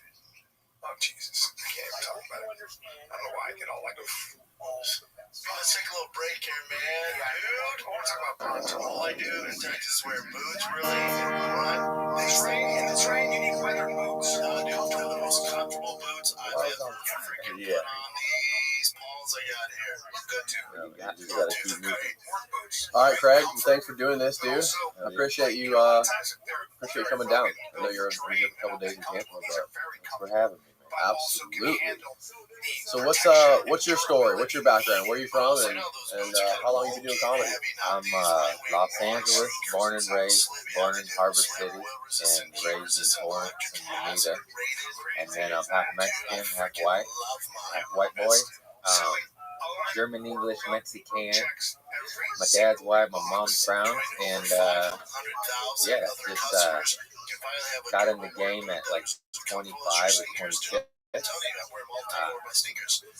Did improv first before stand-up, so I was terrified of it at the Second City, and then after I went through that program, I started hitting stand-up pretty hard, and that was probably about 9 years ago. So I guess in the game, like a decade or 11, but stand-up consistently, I don't really count the first 2 years, because I did like twice a year, you know? I don't know what to call that, but I'd say a full decade, yeah, average up or down, I don't know. And then, yeah, it's cracking now. I'm going everywhere. You're cracking. You're full tilt. You're traveling the damn country, man. It's a lot of work. Yeah, it's crazy. I prayed and wished for this my whole life, and then I got it. I'm like, oh man, I'm never home. I'm just like, oh, this is tiring. It's a beautiful problem, but yeah, I'm a little homesick. I'm not gonna lie, because I'm just gone all the time. Yeah. Look at my flights and shit. It's just like, hopping everywhere. Well, you're one of the last comedians that stayed in California, right? Like they all moved out. They're all moving out. Yeah, good chunk. They're all following the almighty Lord and Savior Joe Rogan. Yeah, I mean Joe's the man, but I'm LA baby. So yeah, I think it's actually great. I think it's great. I don't know. There's mixed reviews on the internet. You see a lot of haters out there. I'm like, who cares? I don't think Austin will ever become like an LA or New York, no. But it's a great scene, and it's just leveling out the playing field. I don't even know who said that, but I heard that and it's right. It's just creating another hub. Yeah. What's wrong with that? Like, people are such haters. It's just creating more work for everybody. That's fucking awesome. Yeah. And when the big dogs leave, it gives the up and comers chance to rise up. So it's a win for everybody. Right. And then there's more work here and there's more work there. And everyone talks shit. I'm like, you idiot. Yeah. It's literally a win-win, and you're talking shit. Hey, comics are the most hateful people on earth, dude. I was listening to Tim Dillon's podcast a couple weeks ago, and he was talking about how much he hates Austin. That guy is so fucking funny. Dude, it's insane. He goes, I'm fucking done with this hellhole. Yeah. He's like, the food sucks. You got to put in your reservations 7 weeks early to eat some shitty brisket. And he talks about like the shitty rivers you float around in. Terry Black's barbecue is the best barbecue I've ever had in my life. So he's wrong about that, but he's right about everything else. That man is so funny. That guy just spits fire, bro. I'm a huge fan. Dude, Austin is a bit of a. I love Austin, and I've worked there a few times. But I went down by the freeways. It's a bit of a shithole, but I'm not. So is LA. I'm not one to like. There's just homeless epidemics happening, and my heart goes out to them. But yeah, it's just sad and awful. And some guy on this podcast, Connor, wonders. He said like Joe Rogan ruined Austin. It was a joke, but he's like the homeless, was in LA, and then he moved to Austin, and he's like, you can't live. They followed him. It was funny because I was like, it looks like it's true, but it's obviously not. Yeah, I just started following one of those that Instagram profile all about like gutter people. It's called Gutter People of Los Angeles. It's so sad and dark, fucked up shit. It's like I don't want to watch it, but you're just like, it's crazy. I don't remember it ever being like that. The pandemic amplified it by 10, man, and the cops stopped policing or doing anything about it. And I don't know if that's policy or because they're pissed off everyone was protesting against them, but I'd say this. I did notice after the protest protests are a lot slower to get to the crime scene, you know? And it's just like, all right, you know, the reason we're talking shit is because of the murder, you know? It seems reasonable to stop shooting unarmed humans. Well, didn't that guy just get sentenced to like 22 years? 22.5. Should have been 30. Yeah, he just got sentenced yesterday. The max was 30 and he got 22.5. Anyways, that shit's fucking awful. He'll probably only do 10 if he behaves. Yeah, Probably get rolled out like after 10 years. 10, maybe 15. Yeah, I don't know how cops do in prison, but I imagine it's not good. You think he'll get protective custody? You think he'll get like protective? I think he has to. He'll get shower like day one. Yeah, I imagine they have to put him in protective. Yeah, I've only spent overnight in jail. God bless my mama who bailed me out. What did you go to jail for? Just two firecrackers at police officers on horses and stuff like that. Allegedly. Yeah. No, it was an accident. And, you know, just that's why you offered me a beer. I was like, I'm retired. That's why. You're not drinking it, or you just don't drink this early? No, I don't drink. I'm sober. Oh, you're sober. Okay, Yeah. so you used to drink. You're drinking probably. Yeah. Oh, okay. The story of the firecrackers. How old are you? 37. 37. Okay. Cool. So how long have you been sober? It's going to be 8 years, August 10th, but I started smoking weed like 3 months ago. So I'm California sober or whatever, but 3 months ago. Wow.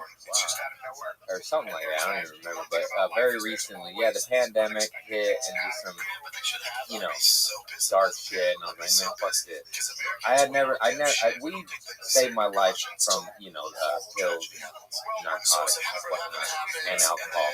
So I never really had a beef with it, but I just had to put everything down to get to where I was going because I have a voracious appetite. I like to go hard at whatever I'm on. And I know, like, stoners are critical people too. Like, I started smoking weed at 12 years old, right? I'm a huge advocate of pot.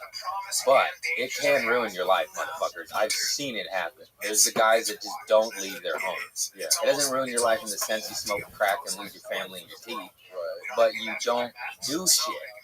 And I always say this analogy, like, if you're smoking weed like Snoop Dogg, but you're not fucking Snoop Dogg, put the pipe down, bro. You work at Starbucks, dude. You're not there yet. You know what I mean? Yeah. Like, you live with your mom, bro. Chill out, you know, go get life.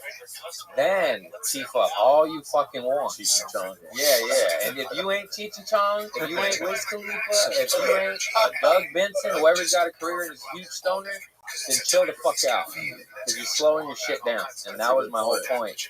And all these stoners are like, I'm like, dude, I smoked from 12 to 29. That's 17 years, motherfucker. Like, I'm on your side. Yeah. I'm just saying, you know, balance, fucking balance. It's all about balance. No, I'm a super fucking lightweight when it comes to anything, especially weed. Like, I can't.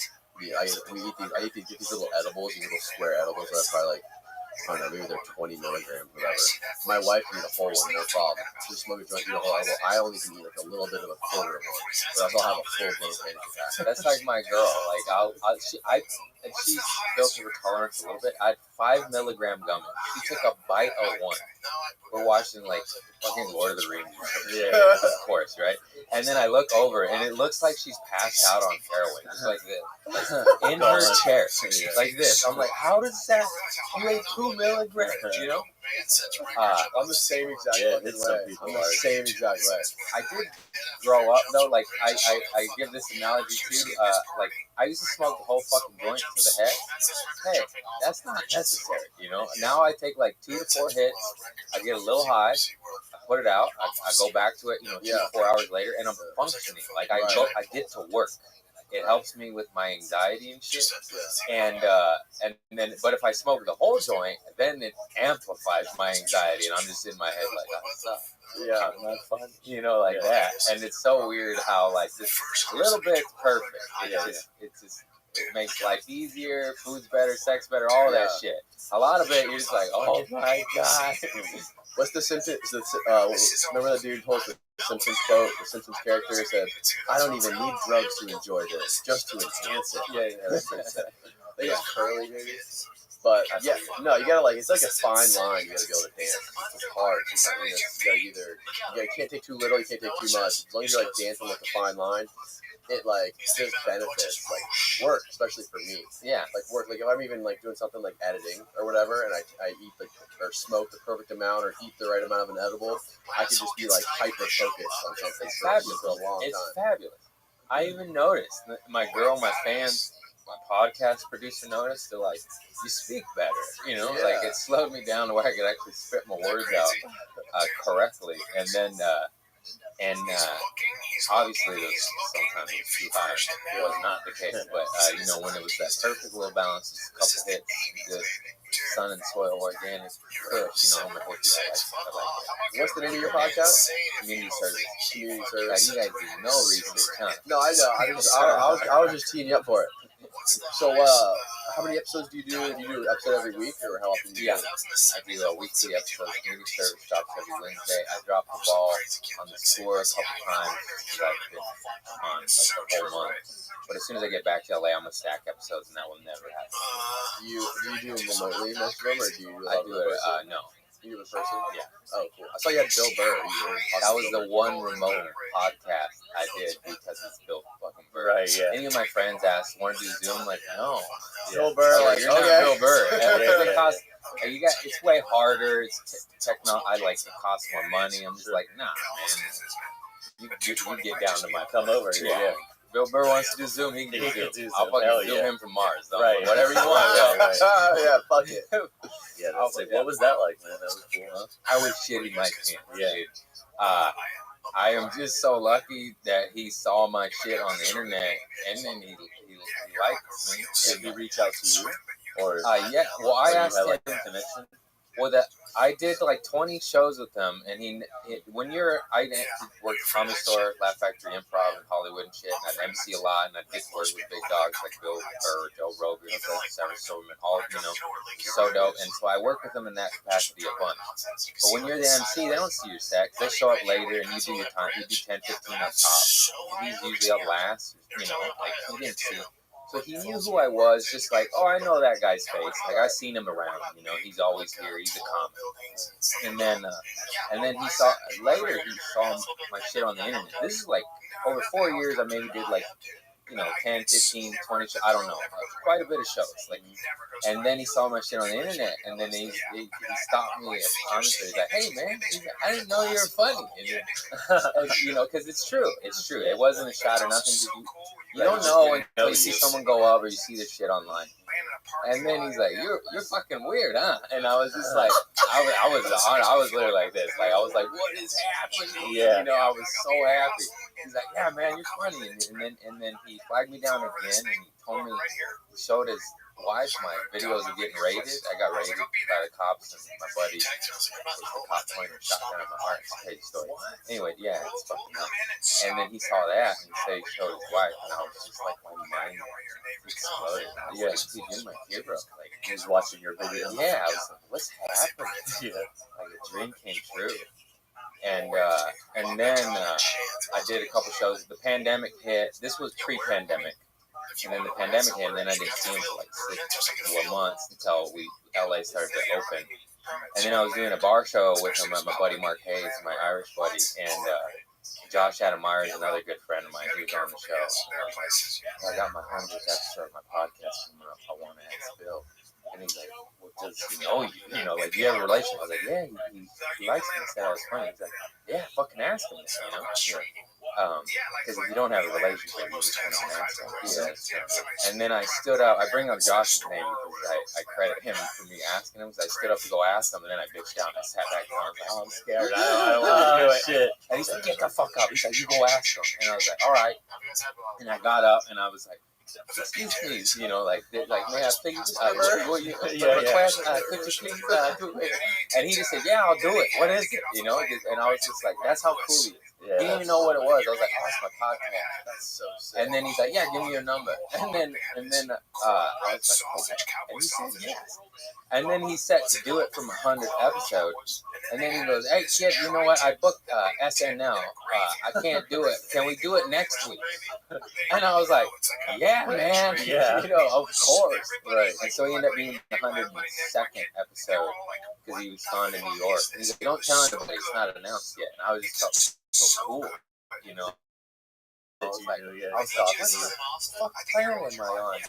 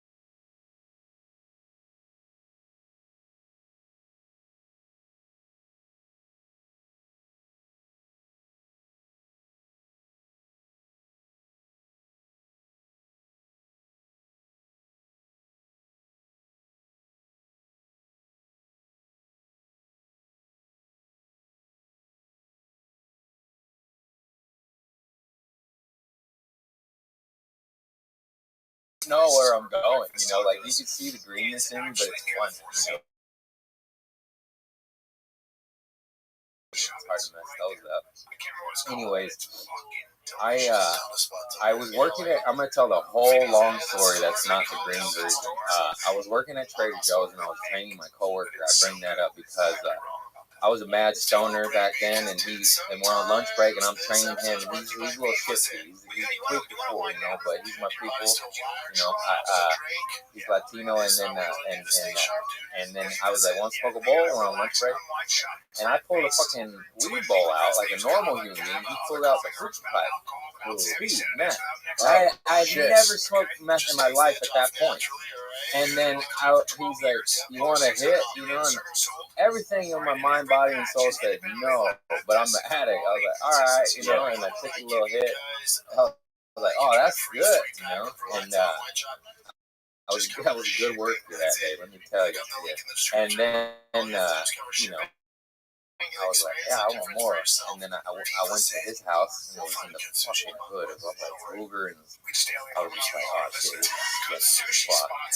And it was LA, South Central shit. I don't even know where that was, but it wasn't a good neighborhood. Yeah. I was scoring dope, and fucking ghetto birds were up there, and I was all paranoid in my head. Anyways, I get home, and then, and good, and me and my buddy do some shit, go out drinking, have a good time. I say all that because, cut to maybe like 4 or 5 days later, I'm asleep in my bed, and I just hear noise, and I don't know what it is. I'm asleep. What it is a fucking SWAT team breaking down the gate. We lived in like a back house. It was a house, but the landlord split it in half. So it was a front house and a back house, but it wasn't like a duplex. He just did that to create double homes, double rent, to make money. So I'm in the back house, and I just hear noise, and I'm just like, I'm waking up, and I'm blind as a bat. I wear glasses and contacts, and minus like 7.5 is bad. I can't see shit. You'd be blurry from this distance.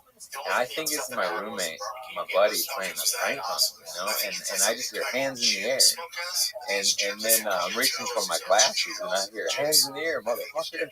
And I'm just like, who is this? Like this. And then You're doing the motherfucker. Yeah, oh yeah. And then they fill up this window and this window and this window to my little studio back bungalow, whatever you call it.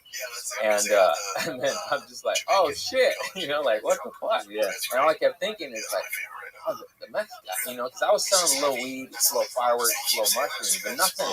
I'm no Pablo Escobar. It was like a quarter pound of weed, an ounce of mushrooms, some Roman candles, firecrackers, the basics. The basics, just the necessities. And then they go, open your door, because I had a dab boat and shit, and then I open the door, and there's a Culver City cop pointing a shotgun at my chest. And then I just go, Chris? And he goes like, Ray? And he pulls his gun back, and it's my buddy Chris Caraballo. I'm not sure if I was supposed to say his full name. I keep fucking that up and show shit. Anyway, just to edit it out. Oh yeah, just leave his last name. And I've known him since I was 12 years old. Yeah. I played Little League with him, maybe even younger. I went to middle school, high school with him. He's my buddy. Yeah. And I'm not even fucking raving, man. We went down different paths, Yeah, and then, totally. And then I'm just like, help me. Right. What the fuck's happening? No. And then he handcuffs me. And in my act, I say like that motherfucker, he put him on loose. He really did, because I've been cuffed up 3 times prior. Anytime.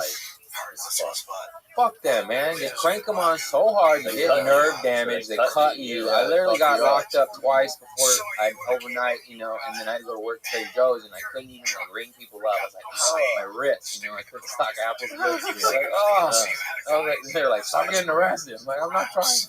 Oh my god. Anyways, that's why I'm sober. And then so. I'm like freaking out, and I'm like, dude, I got like weed in there. He told him there, and he's like, bro, I see my friend. He's like, hey man, stop telling me this, And then I was like, I got fireworks in there, and I'm on probation, fireworks, because I the firecracker, another story, and then he started laughing. He's like, oh yeah, the one that made the paper, because it made a couple local newspapers, so of course he did about it. And I was like, yeah. And then they bring another cop up, and he has a drug sniffing dog, And then he's like, you got anything? And I was like, yeah, of course, dude. And then he's like, tell me where it is. I'm gonna rip your room apart. And I was like, oh, it's in the dresser. Like, you'll find it. And they pull me out to the alley, and I'm just handcuffed with my roommates, and we're just like, what the fuck? We're sleeping, we're in our underwear.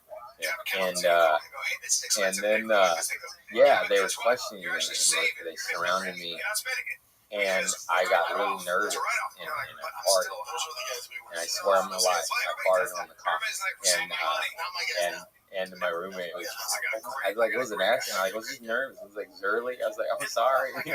And then he was looking at me and like, it's hard. This guy just farted on me. His pants. Yeah, and then later, I know. Seriously. I was like, hey, spicy. A handcuff. And then all I kept thinking is, I can't go to jail again. My mom's not going to bail me out for a fourth time. I have to bail myself out. I'm not a man, you know what I mean? The fourth time, I'm like, leave me in. I'm sorry. That's on me. And all I kept thinking is, like, I can't miss UCB school. I paid $750 for the comedy class. I know that sounds crazy and like a bit, but that's all I was thinking. I was like, I gotta go to school. I gotta go to school.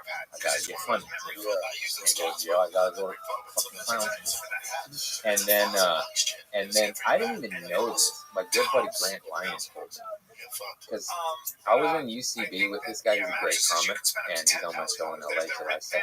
Come get these jokes. He had me fans West LA. And then he said that I had told, because I was like, I'm a fucking weird, addict kid going to these improv classes. Everyone's from out of town. I'm from LA, and they're just like, what are you? You know what I mean? And then, like in that UCB class, I'm just open. I'm open, and I was like, "Why are you telling me this?" I was like, "I don't know." And then cut to like, man, I got raided, and then it's just like everything's adding up.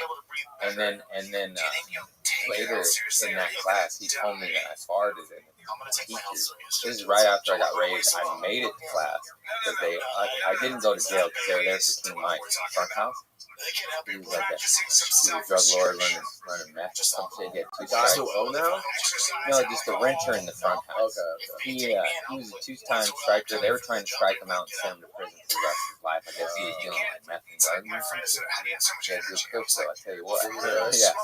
And then his name is King Mike on the Black Flag. I thought it was funny. And in the act, I say his password is 123. That's obviously a bit. That's the only fabricated part of the story. And then, where was I? I don't remember. Oh, the class he's talking about. Like, smoking meth. Yeah, he told me that I farted. Like, I didn't even remember this. I farted the same day in class that I farted on the teacher. And I know that sounds crazy, but like I got cops, witnesses, classmates that'll vouch for me. Like, it just sounds made up, It's a weird day. Yeah, but I always have been a farter, and I think it's funny and hilarious.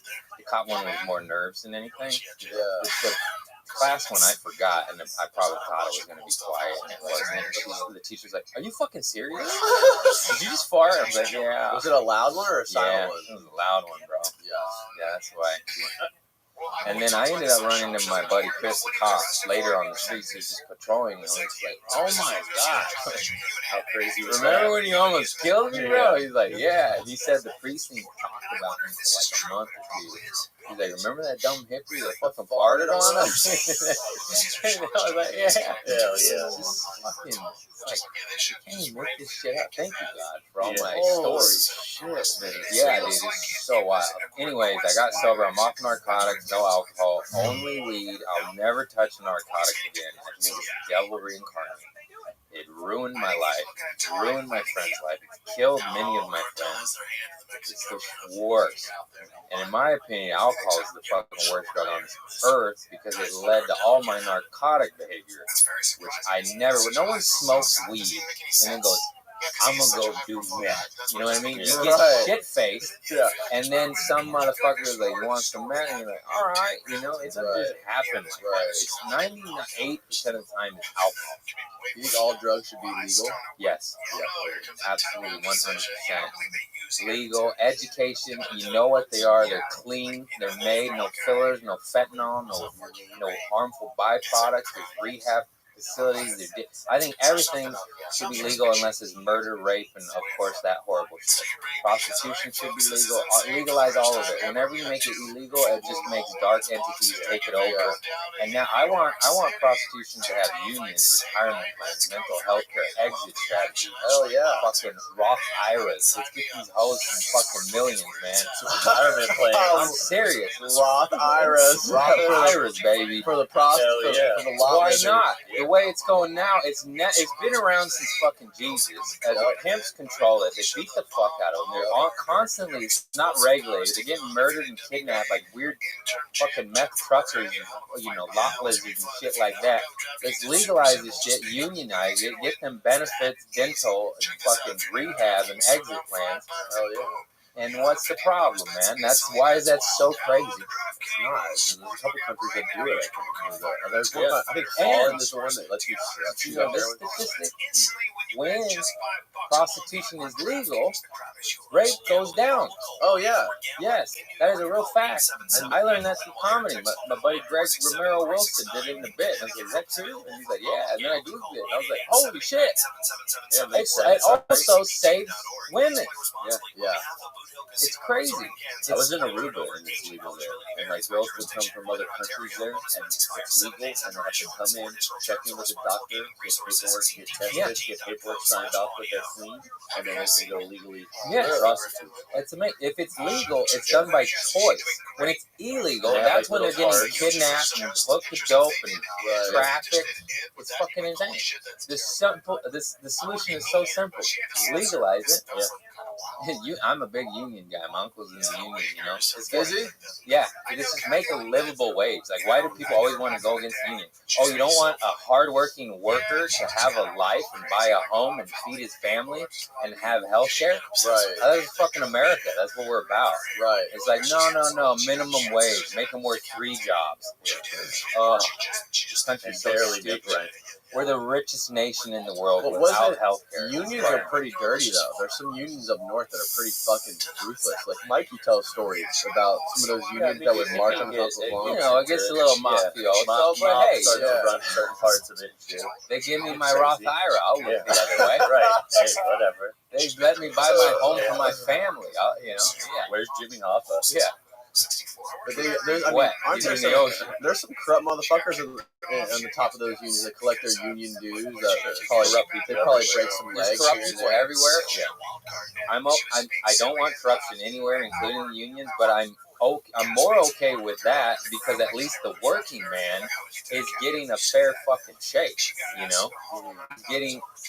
It's just crazy how hard you have to work. Nowhere in Florida, by the way, because they're cutting down trees with a chainsaw 2 inches away from the door. What's crazy is you got the good marks. I got these too. Is that it feels like of course, it's inside of our brains and it's heckling us, but 98% of the time it doesn't come out of that. Yeah, because I have the same thing. LA, you start the podcast, and then the neighbor starts mowing his lawn. Like, damn it! I love it. I just love leaving it in because that shit always happens over here, and I just leave it in for the comments. You know what I mean? It's life. Does doing the podcast, does that help your comedy? Does it help your for sure. Like your writing or whatever, like working stuff out? And there's a lot, like pretty much every comic they have podcasts. Yeah, you can flesh out some bits on it. It's quite fabulous. You go on rants. You're able to talk about it longer, which on stage you might not be able to because on a podcast you don't need laugh in front of a live audience. You're bombing. You're bombing. You're not gonna get booked again if it's too long those periods without laughing. So yes, it's beautiful for that. And you see Bill Burr do it all the time. I don't know how to do it on his level and that guy just turns a bit. They're doing the same shit. Like, these guys are just fucking geniuses. And it's like, wow. They're also 20, 30 years in the game. Right, yeah, they're better. Everything comes with time. How much of it is, like, developed still versus, like, natural? Hello, bro. Hello. It's both. There's always Eddie Murphy. That guy was just born top dog. That guy was just never left. He retired from stand-up at 25. You know what I mean? Most people That's crazy. don't make it.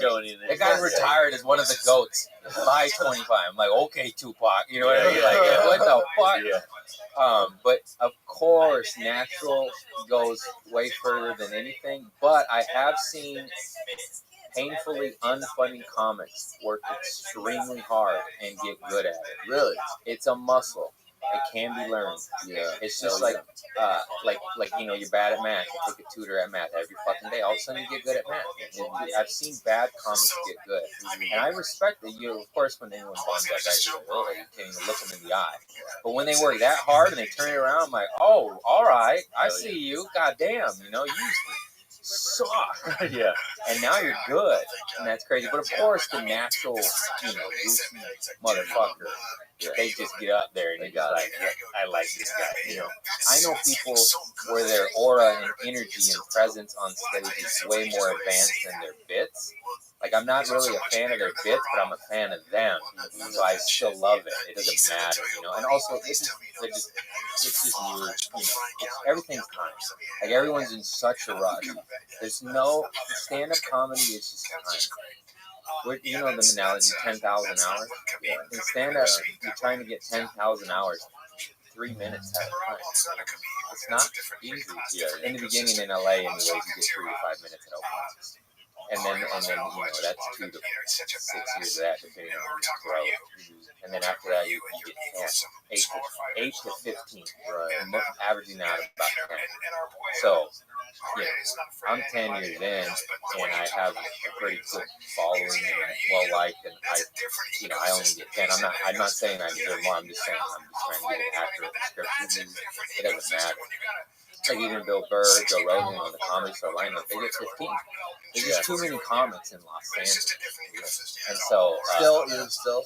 Oh yeah. Yeah, we're like cockroaches. 10,000 leave, 10,000 rise up. You never stop comedy, man. And it's just crazy. I love California though. I was hoping that Where's that rant going? It was about like natural born talent. That's what it was. Yeah. Natural shit always wins, but you gotta work hard too. You have to write. You have to work. There's no shortcuts in this game. Yeah, I was hoping that maybe enough people from California would move from Texas to Florida and kind of fit it out there, and then maybe make the price of real estate go up here. I can sell all my shit and then go back to California. Or go to San Diego. I like San Diego better. I love San Diego. San Clemente, San Diego, Escondido, San Onofre, yeah, my cousin Dawn lives down there. I go visit her and do the Hoya Comedy Store. My buddy Josh Nelson show. He's the producer of that comic and he has Inspired shows. And I love San Diego. It's just like, sometimes it gets a little too fucked up. PB is a little bit too much cocaine, a little too much liquor, a lot of you're like, too many affliction shirts and tank tops. I'm like, calm down, dude. We're at the beach. Oh, sorry, Pacific Beach. Oh, okay. PB San Diego. Oh, okay, yeah. Yeah, it's just like, hey, we're at the beach. No one needs to be that angry. You know, like down there. Yeah. Anywhere is we should go. Yeah. Just cocaine everywhere. You're in Florida, dude. Are you fucking kidding me? I heard what do you think of Florida? I fucking love it. The thunder scares me. Oh my god. Oh yeah, it was storming. Holy shit! Something like it hit my house. It's a cool time of year. It's like it just started happening like a week ago. Yeah, it's been scary, dry bro. for a long time. It's been dry. It hasn't rained once in I feel like it's been 10 months since it's rained. And now all of a sudden the weather's like this every night. It's like rain. Yeah, I like weather, but it does scare me just because I'm from LA, born and raised, and I haven't really experienced weather my whole life, besides visiting it very shortly, So like when it happens, I'm like, whoa. But then an earthquake happens, and I don't even leave. I just lay in bed. Like everyone's like, you all right? I'm like, yeah, who gives a shit? We've never had an earthquake. My whole house will be rolling. I'll be on my phone like, when's this? It's so weird. I don't know why that is. I know I should be scared. I grew up with them. So it's like, oh, it's an earthquake. We haven't had the big one yet, and of course, you know the story. We're supposed to fall off into the ocean. We're long overdue. That's scary. We're on a fucking fault line, and I thought the fault line was up north, and then I googled it very recently. I was like, oh, I'm dead. San Andreas Fault. It just goes like this, and it's pretty much California would just fall into the ocean. And I'm just like, oh boy. Yeah, Florida's supposed to be underwater by like 20, 50. Man, they say all that shit. They're fucking lying. Bro, It's a fear factory. Did you see that fucking building that collapsed in Miami? Yeah, that's where I awful. read it from because they said it was. No, but did you read the reports? That was negligence. The 2018 report said, "Hey, you need to repair all the shit. There's structural damage in the columns, and you need to do it now." 3 years later, not done. People died. Right. Fuck the owner. Hang him. Did He they say did how that. many people died in it? There's 4 confirmed dead, 149 missing. Like they can't even find them, bro. Whole families. That That's shit just is fucked, man. Look at that picture of that building. You said that kid's bunk bed, like dangling. Whoever said no to the repair should be shot. Yeah, totally. That's disavowed. Yeah. That's a strong. sadly. I don't know if that's illegal to say that, but shot with a Nerf gun. Comedy, satire. Yeah. Fuck Yeah, that no, that's guy. fucked up. I think the laws are that you have to get those inspections, like the whatever structural integrity inspections every 40 years. 40 is the I think that's the law for those buildings. Oh my It should be. God. It should be like at least 20.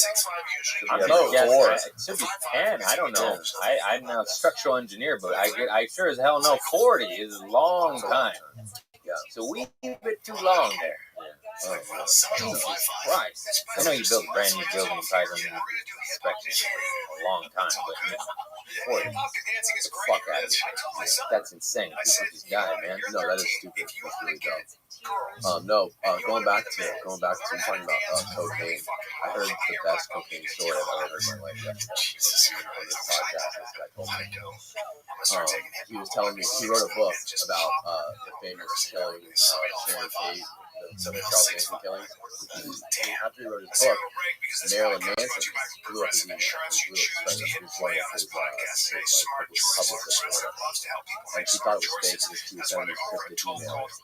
And she eventually was like, just call the number that he gave us to see if it's really good.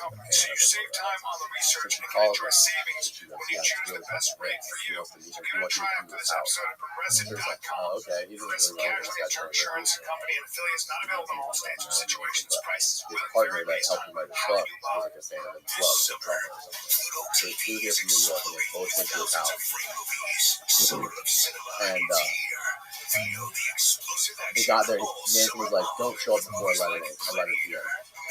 So they show up at like 11:30, and they get into his like dark dungeon. That's so weird. Why don't you say, come over at 11:30 p.m.? Right. Don't show up before 11. You need time after Who knows that. what the fuck's going on You got before a 11:30? 22-hour window. It's such a Marilyn Manson thing. Makes you just coming over weird. Yeah, Knock 9 Yeah, it times. gives you and a hail Satan Yeah. before you enter. dude.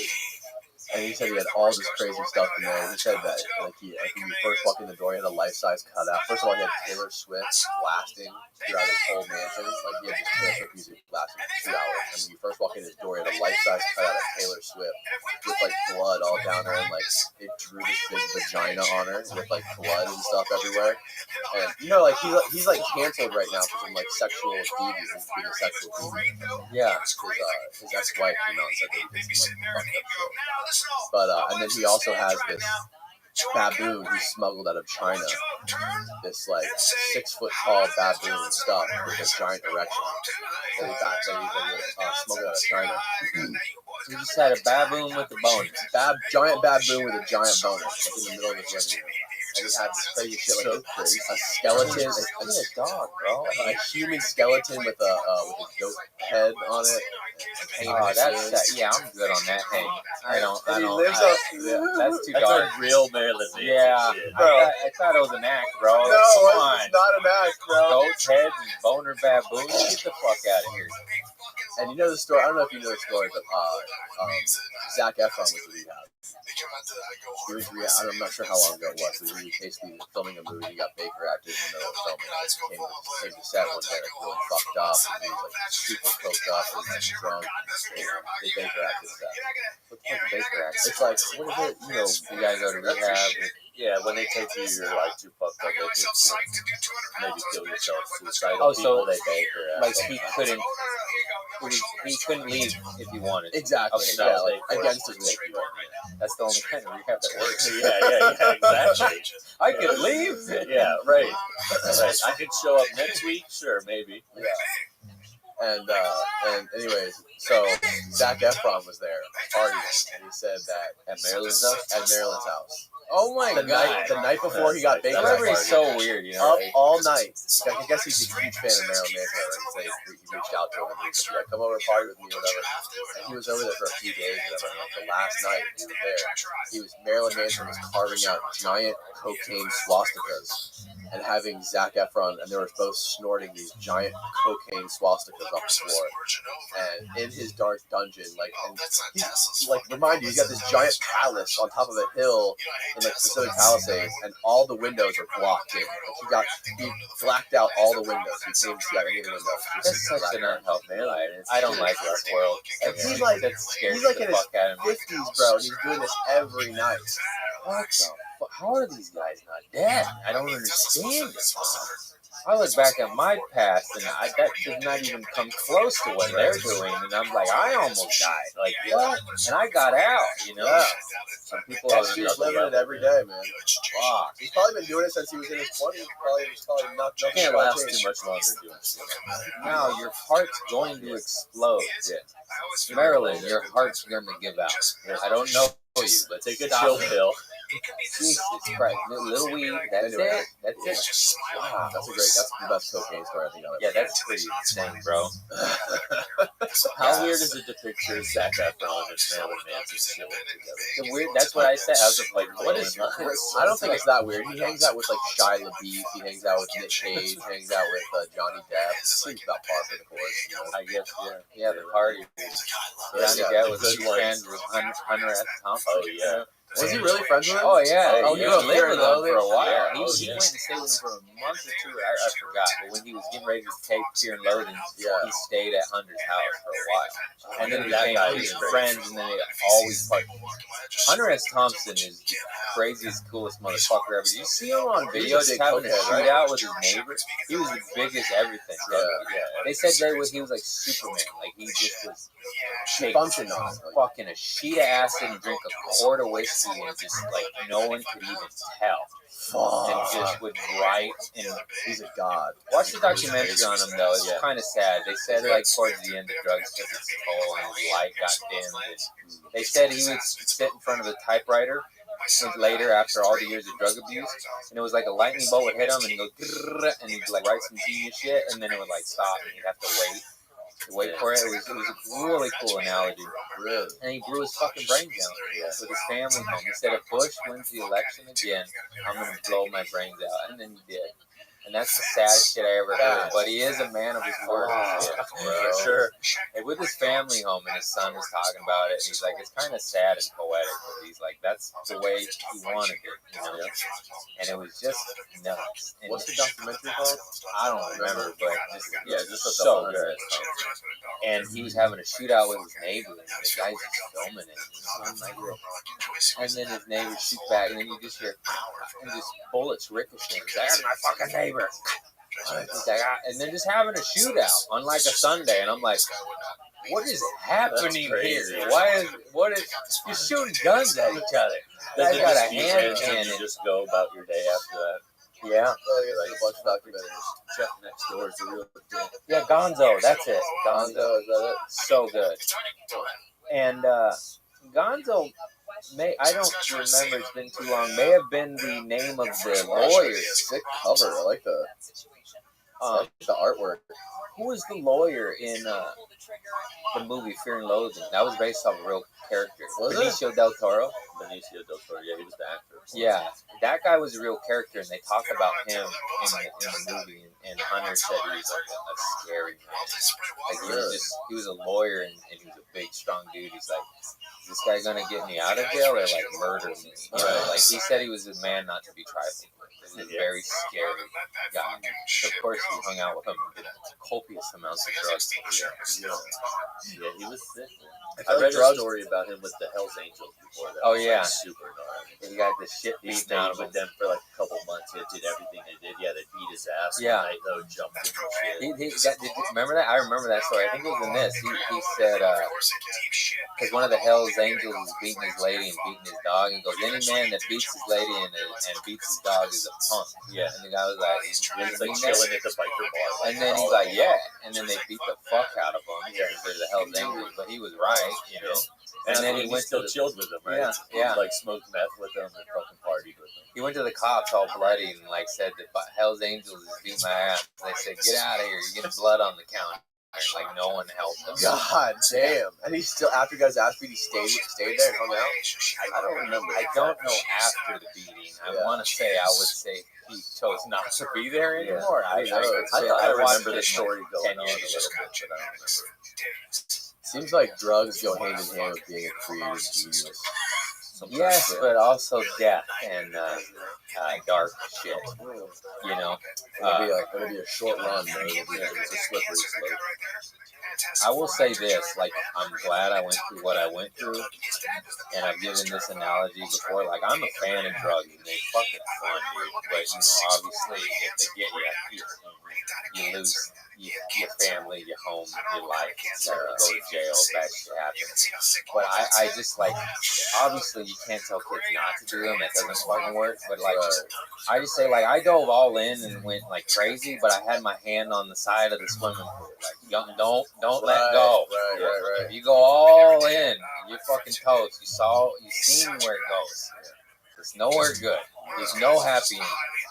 I mean, even Keith Richards, he's like the one guy that's been on heroin for 50 years. One guy. The rest are dead. There's one guy. What do you think his secret is? Got reptile blood? I don't know. I don't fucking know. He's got a really good dealer, that's for sure. Well, he said that he does the same amount, no matter what. Like, he doesn't, you know. Okay.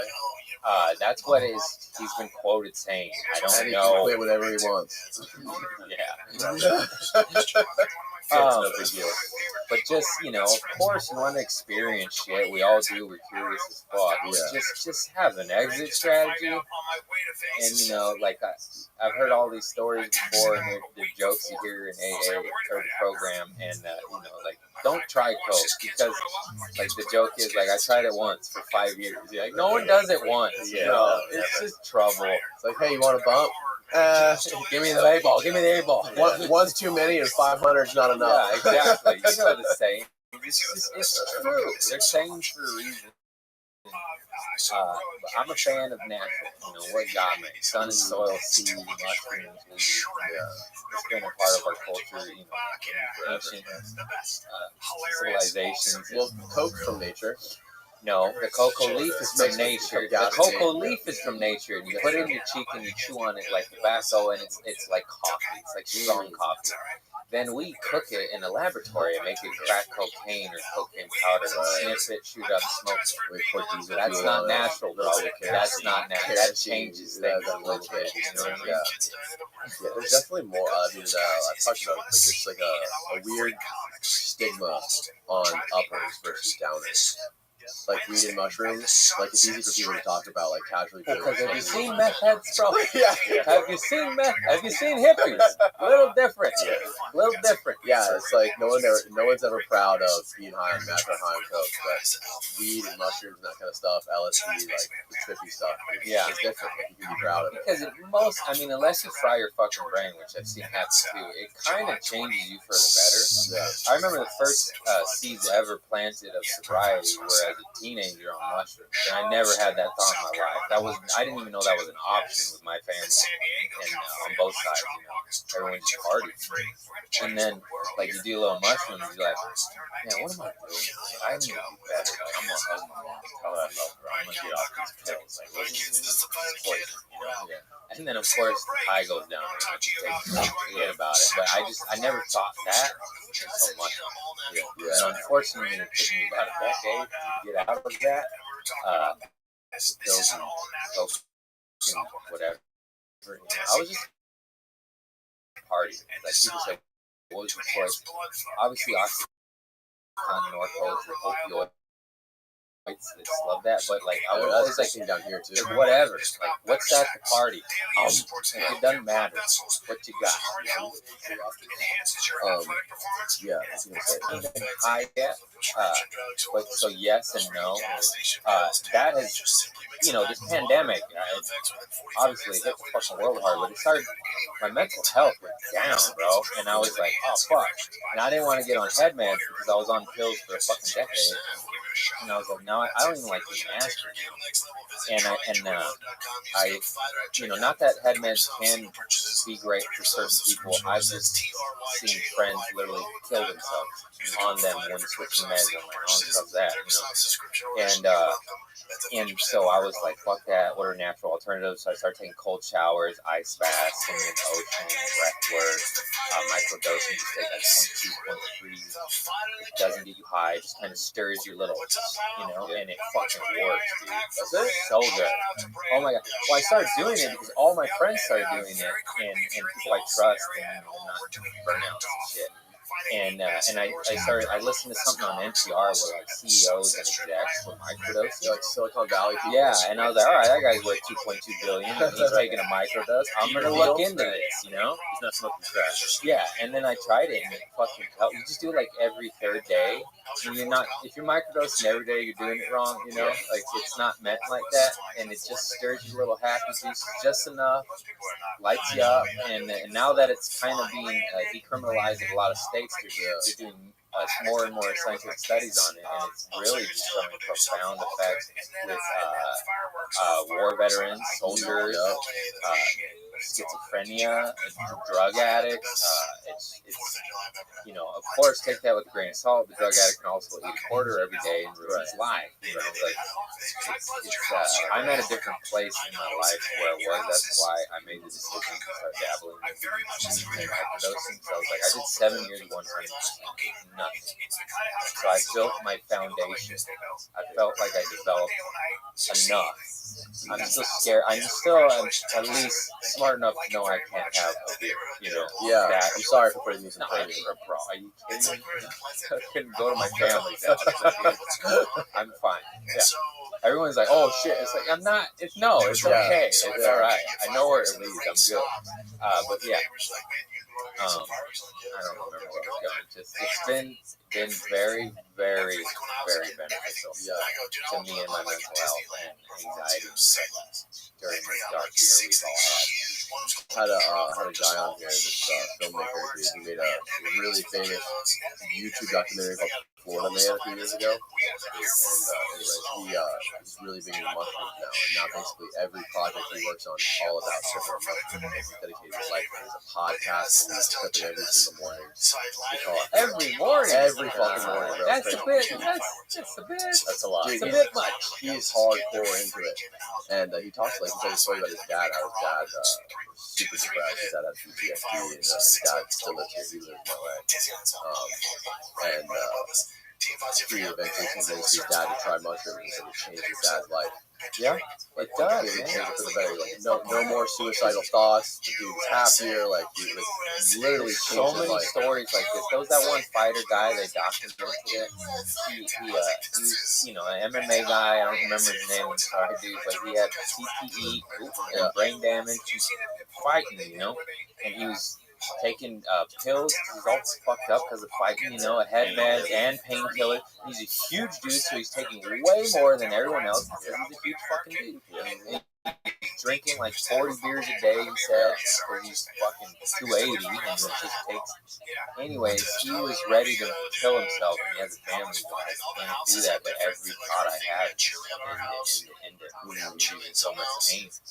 And then he said he took a hero dose of mushrooms, which is 7 grams, where you go to A hero dose? That's what it's called. They call it a hero dose. Where you go to, I call it Cuckoo'sville. Yeah. But he went there and they filmed it, and he thought he died. And he's like, I'm dead. It's kind of funny. It's sad. He's like, I'm fucking dead. But then he comes back and comes down, and then they do a follow-up. He's like, oh my God, I stopped drinking, I stopped taking pills, my suicidal thoughts are gone. You know, and it's like a reset button. And the same exact story, pretty much, I heard from like an Army Ranger guy that went to war. You know, did war shit. He's fucked up. Yeah. And this guy was a smart dude. That's his name. You know, but I have to Google it. But he said that he was just same thing, sad, depressed, suicidal, and he didn't start out that way. This guy graduated college, went to like West Point after that shit. He's like a fucking elite soldier, you know. It's like, I need to do something about it. So he started traveling the world and doing ayahuasca, mushrooms, toad, liquid toad. He did all of them, and he said by far the best one he did was ibogaine. Ibogaine, I believe he's in Peru or something. He said that, you know, it's the same as like a hero dose. You go there, you know. And he said Father Ibogaine appeared before him and said, like, breathe. And he said he like took all the negative dark energy out of him. And he said he's never felt such a release like that in his life. And after that, he was like, no suicidal thoughts, no PTSD, no anxiety. And so then I did some research in the hippie communities. I believe all this shit, but like ayahuasca, it's mother ayahuasca. You know, there's always male and female, and everything. And you gotta say that, you know, non-binary. Yeah, and then so there's mother ayahuasca and father ibogaine, you know, the male and female. And he said that's why he thinks the ibogaine is more beneficial than ayahuasca, because it got rid of all that toxic masculinity baggage. Although I am a fan of masculinity and being a man, just, you know, not the toxic shit. I think like it's everyone just makes it so divisive, like masculine. It's like no. Masculinity is good. Build a house, provide for your family, hunt. You know, toxic masculinity is bad. Like there's a fucking difference. You know, everything is so weird. What are you gonna vote for, Caitlyn Jenner?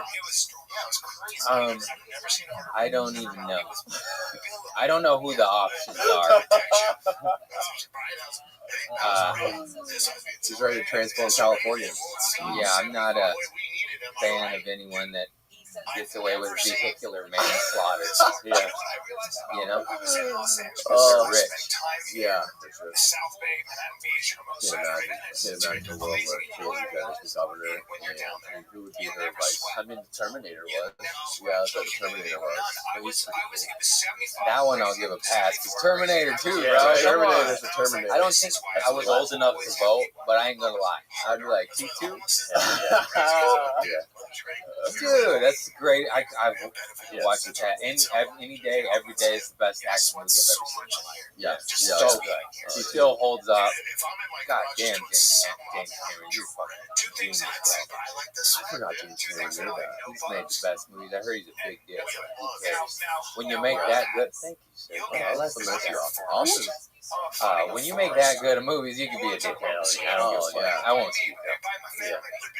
Yeah. I completely forgot that he made that. That was one of the best goddamn Alien. That's the one where he ends the thumb up and he goes in the lava. Yeah. Terminator 2, greatest action movie ever, but maybe John Wick. Those are my two favorites. So I haven't even seen John Wick. Oh, I gotta go. That's what I've been telling him for so long. I've been telling him. Shoot 'em up movie I've ever seen in my life. Keanu Reeves so So badass. fucking dope. Do you have to watch them like in sequence? Do you watch No, them 1, 2, 3? it's a They're all gun done. movie. Okay, It all right. doesn't need to. It has a storyline, but it's all the same. Yeah. He All I just kills know- everybody. The first one actually is somewhat realistic. Yeah. After that, I hate the fans too. Everyone's a hater. They're like, he didn't even. It's like, it's a movie, guys. Like, it's Right. unrealistic. He took on 9,000 men. Yeah, it's a fucking movie. Right. It's action. Yeah. Just enjoy it. Obviously, it's not realistic. It's insane. Yeah, they're awesome. Man. I like it. I want to see Boban's in it. The dude from the Mavs, the tall dude. The tall dude with the ears. Yeah, he's a bad guy. I've seen the scene where he's in a grocery store and like John Wick beats his ass. He's like an 8 foot tall, big giant looking guy. Oh, He's like okay. Andre the Giant. Yeah. I didn't know that guy was a ball player. Yeah, he's a pro basketball player. Oh, that's fantastic. Yeah, he's great. Yeah, watch John Wick. I'm going to watch The first one's the best. Start there, but it doesn't matter. All right, I'll watch it. It's so good. I'm gonna binge it tonight. It took him forever to get me to watch Trailer Park Boys too. I just started watching Trailer Park. Oh my god, I love that show. It's so good. Rest in peace, was it Randy? It's all right. The alcoholic hat. Jim Leahy. That's right. Did he just die? Yeah. About a year or so ago. Yeah. Dude, that show's so funny. Yeah, it's funny stuff. You gotta be super Bubbles. You gotta be Fucking fucking Bubbles. That's one Stealing nice cars. fucking kitty right there. Yeah, they're classic characters. And you can see the evolution of the show if you watch it, like from the beginning. Yeah. It's like so grainy, like we filmed it with your little handheld. And it gets Production That's quality a gets perfect better. example. Those guys just made something out of not of nothing, you know? at all. Fucking camera. The production on this show is better than them. Like, Yeah, I know, right? Yeah. And then they're funny. And then it just kept going. Yeah, it was just like some friends and made some shit on Yeah. It was just like fucking CKY, right? Yeah. Like Oh, yeah. They started like CKY. It's just Oh, like, dude, I watched that in high school. oh yeah. That freestyle by that one for Yellow. And that Yeah, was- Brandon. Yeah. Brady DiCamello. Dude. Oh man. CKY is what got me started in everything. Everything. All my buddies started jumping off buildings. Yep, and yep. fucking ourselves, but we didn't even film it. It was just for pain. Really? So stupid. We filmed it. Yeah, let me No. Danny filmed everything. I started We filming didn't it. was have filming a for it. camera. Bro. We just have the memory. Yeah. And the broken bones. Oh my god, we got so much fucking Yeah. I feel like that CKY era, when they started making those documentaries, videos, and posting those, selling the DVDs, that must have inspired so many Oh, fucking yeah. kids. Oh yeah. Millions. I mean, I met Gunn at a club once. And Really? Yeah, rest in peace. I was hammered, and next to me was like, baby. I was like, fucking Ryan Dunn, bro. And he's like, yeah. I was like, you're my hero, dude. And he's like, all right. And that was it. random hero. He was cool. He gave me a hug, dude. Really? I was sweaty, all drugged out kid. He's like, fuck yeah, bro. And I just remember it was real kind words. It was a club. And he's yelling in my ear. He's like, that's awesome. And I don't know why. I just remember saying, like, I fucking love you and Led Zeppelin, bro. I just named those two things. I guess it's good company to Hell be in. yeah. You know, obviously fans of a lot of shit, but yeah, Ryan Dunn, Jackass, that whole crew, CKY, Bam fucking going Bam, down, bro. yeah, He's he's a perfect example. basket case right He now. stayed too long. Yeah. He's on like He male stayed and too long. Yeah, I can see that. Oh yeah, all the time. For sure. I mean, but he's fucking just watching social media, so it's fucking sad to see it spiral like that. Sad, spiraling, He's all puking on camera. He looks like he's gonna die. Bam, I love you, bro. Get sober, man. Yeah. Coach Ibo game, bro. Ibo game. Hail Marys. It's like, go do what you gotta do. Yeah. Rehab ain't working. Go to Peru. Do ayahuasca and Ibogaine. He's You're done gonna it. fucking I've never die, done it. man. You done it? Not the Ivan. Okay, not once. How was that? It was pretty cool. Yeah. That was good. I mean, it wasn't like a super relief of everything pulled out of me, but it's definitely a very spiritual Yeah. thing to go through, and it's really good for sure. Yeah, there's no guarantee of that. Like that war dude, that was like his fifth one, you know. Really? And that's when he was like, oh, I finally got rid of the thing I was trying to get rid of. Right. Yeah, I wasn't really trying to get rid of it. Yeah. He's never high dose. His tolerance is too high. Double down. Double down, brother. Next time I would double down for sure. So I guess that's the process. It's like it's such a hellful experience, puking and shitting your pants, but that you have a rebirth process, and it cleanses you as well. You purge, you know, that's the story. Bad energy. Yeah, it's like a rebirth. You're just like, oh, fuck, you shed that bullshit you've been holding on, whatever the fuck it is, childhood trauma, war, fighting, abuse, I don't know. Dude, if I eat too much of an edible, I feel that way. I'm telling you, I fucking Nah, start. that's different, bro. That's just anxiety. I just gotta step it up. I gotta You're not start building my tolerance higher. Greg, thanks for doing this, bro. I really Thank you. appreciate it. Tell everybody where they how can long find all you your here? shit. Oh, I'm sorry, that was too many My bad. questions. Sorry. What's up? I was saying, how long are you here? What do you I'm shows? 4 more shows. Saturday, Sunday. Come get these jokes, baby. Hell yeah. Tell me where they can follow you. Craig P. Conant on all social media platforms. CraigConant.com. I'm touring. I got 45 cities this year. Go to my shows. You know, this is my foot in the door tour. This is my first headline tour. So fucking make me look good. Have them bring me back, everybody. I love you all, and thank you. Hell yeah, bro. Thanks for coming. Thanks again. Thank you. Goodbye, world. Peace. You know what? Just head to BruntWorkwear.com, BRUNT. Use the code FIGHTER, and you're good to go. And after you order, they'll ask you where you heard about Brunt. Do us a favor. We send you. You will not be disappointed. Brunt, they're the best. Hello, What else? world. Today my guest is Roger Reeves.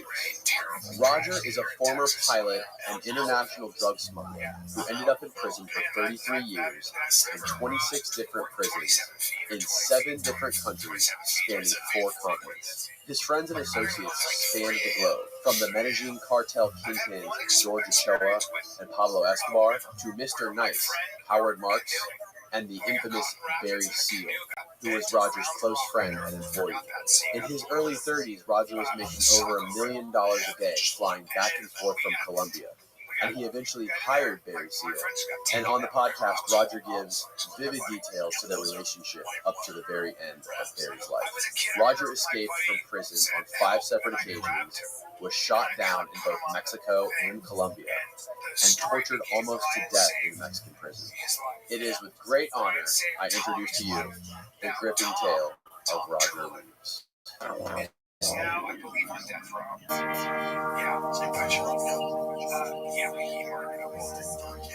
All right, good morning, Roger. And good morning to you, Dan. Thank you for being here. I really appreciate you traveling all the way from the West Coast.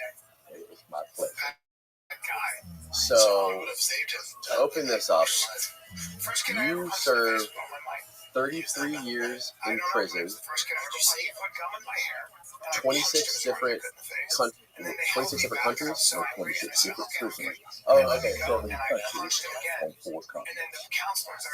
33 years, 26 prisons, 7 countries on 4 continents. That's right. Wow. How did all of this happen? How did you end up here? Why don't you give people who aren't familiar with who you are, give people sort of a brief summary of your story and who you are? All right, I was born down in St. Augustine, Florida, in 1943 during the war. My folks went down there in the war to work, and I was born there. And then after the war, we moved back to Georgia on a 3-year farm. Cotton, hard work. And I stayed on that farm for 25 years. My daddy died when I was young. He was an alcoholic. And stayed with brothers and sisters, just like the worship. And I went to work at 14 years old in the grocery store, paying the lunch money. We started off $3 a day, and the lunch money was $3 a day. And I got a raise the next year, and it was $4 a day. So I never did have a quarter left over. So I think it kind of made me appreciate some money. So I got out of school and finished school and went up to Canada to work in tobacco. Since we had a tobacco farm around Ontario, Canada, we had a lot of tobacco, and the Belgians were growing it. And I went up there and working tobacco for $20 a day, and I went to a carnival, and I rifled a bear in a carnival for $500 reward that I didn't get, and the bear beat me up. So I went to the beach the next day, and there was a pretty girl in the towel, and I talked to her, and that's mine, 60 years ago. And that's your wife now. Oh, wow. Yes. How old were you when you met her? 18 years old. Wow. That's incredible. We got married a couple years later. And we have 3 children. And I got a job on the railroad. And I started making 50, and I borrowed money. And finally, she and I wound up with 36,000 chickens, laying eggs, and the price of the food kept going up, and eggs kept going down. And so I had to do something. So I started making moonshine whiskey. And I made 1,000 gallons a week. And I had 4 big vats, 1,800 gallons each. And those things blew up. I thought the revenue was out of it. Anyhow, I had quite a run with them shooting at me in the bloodhounds and getting away from that. And we decided we might ought to leave. We were kind of ashamed to go to church and people pointed the fingers at us. But when you were getting indicted, they go to 12. So we moved out to California where I was working in construction. I was painting and working in concrete and framing and any other thing that had hard work. Then I got on the fire department in Redondo Beach. I drove the back of a 108-foot ladder truck for several years. And then we went up to Alaska, we went fishing, had a salmon trawler up there. And then we came back to work on the fire department. I just took a year's leave of absence. And I was hauling antiques. I met a fellow, and I was buying antiques around the family, like one of the first pickers. I had my truck, I did take them to antique stores, sell them every day. I'd make me $100, $200. So this fellow says, why don't you get them at a Euro? There's no antique store that you can see. I said, why is that? He said, well, back in the settlers, the 1800s, they would come in the train to the Mississippi River. And they take the ferry boat across and take all the pianos and the big sideboards and the tables. And they couldn't get them in those Studebaker wagons. I didn't realize it, the covered wagons were mostly Studebakers. Took this thing up for the all right. So we loaded up, started hauling antiques out of Missouri back to California and putting them in auction. And I was reading a National Geographic book. It's talking about mercury in Mexico was worth 13 times more in the United States. And I said, I should go get me a load of that stuff. Mercury. It's an article in National Geographic, something to talk about. We bumped along 45 miles an hour, load of antiques. So he says, oh, that stuff is so heavy, it knocked a hole in the bottom of your airplane. I had a little Cessna 182 by that time. Oh, you already had an airplane? I had an airplane, yes. At what point did you decide you wanted to learn how to fly and be a pilot? Oh, when I was young, I read the book Jungle Pilot. And he's a man who made saints, started Missionary Aviation Fellowship. And I read that book in my heart and oh, I was just in love with that. And he started Missionary Aviation Fellowship. And so it spread all over the world. These men flying missionaries in and out, sick people in and out of the jungle, they fly medicine, and he would just drop it with a cord in a bucket to them until they could cut out a little strip for him. Boy, I would like to do that. I'm not made to be a teacher, but I could do something like that. Yeah. So that was my idea to learn to fly. So I learned to fly at Douglas, Georgia. Really? Yes. How long did it take you to learn, to get your license and everything? Oh, I flew a long time before I got my license. I got one of the stickers for it. About 8 hours before the instructor stepped out. I bought a Cessna 152 and I flew that thing all the way to Nome, Alaska before I got my license. Wow. And I had a hairy experience up there chasing wolves. Chasing what? Wolves.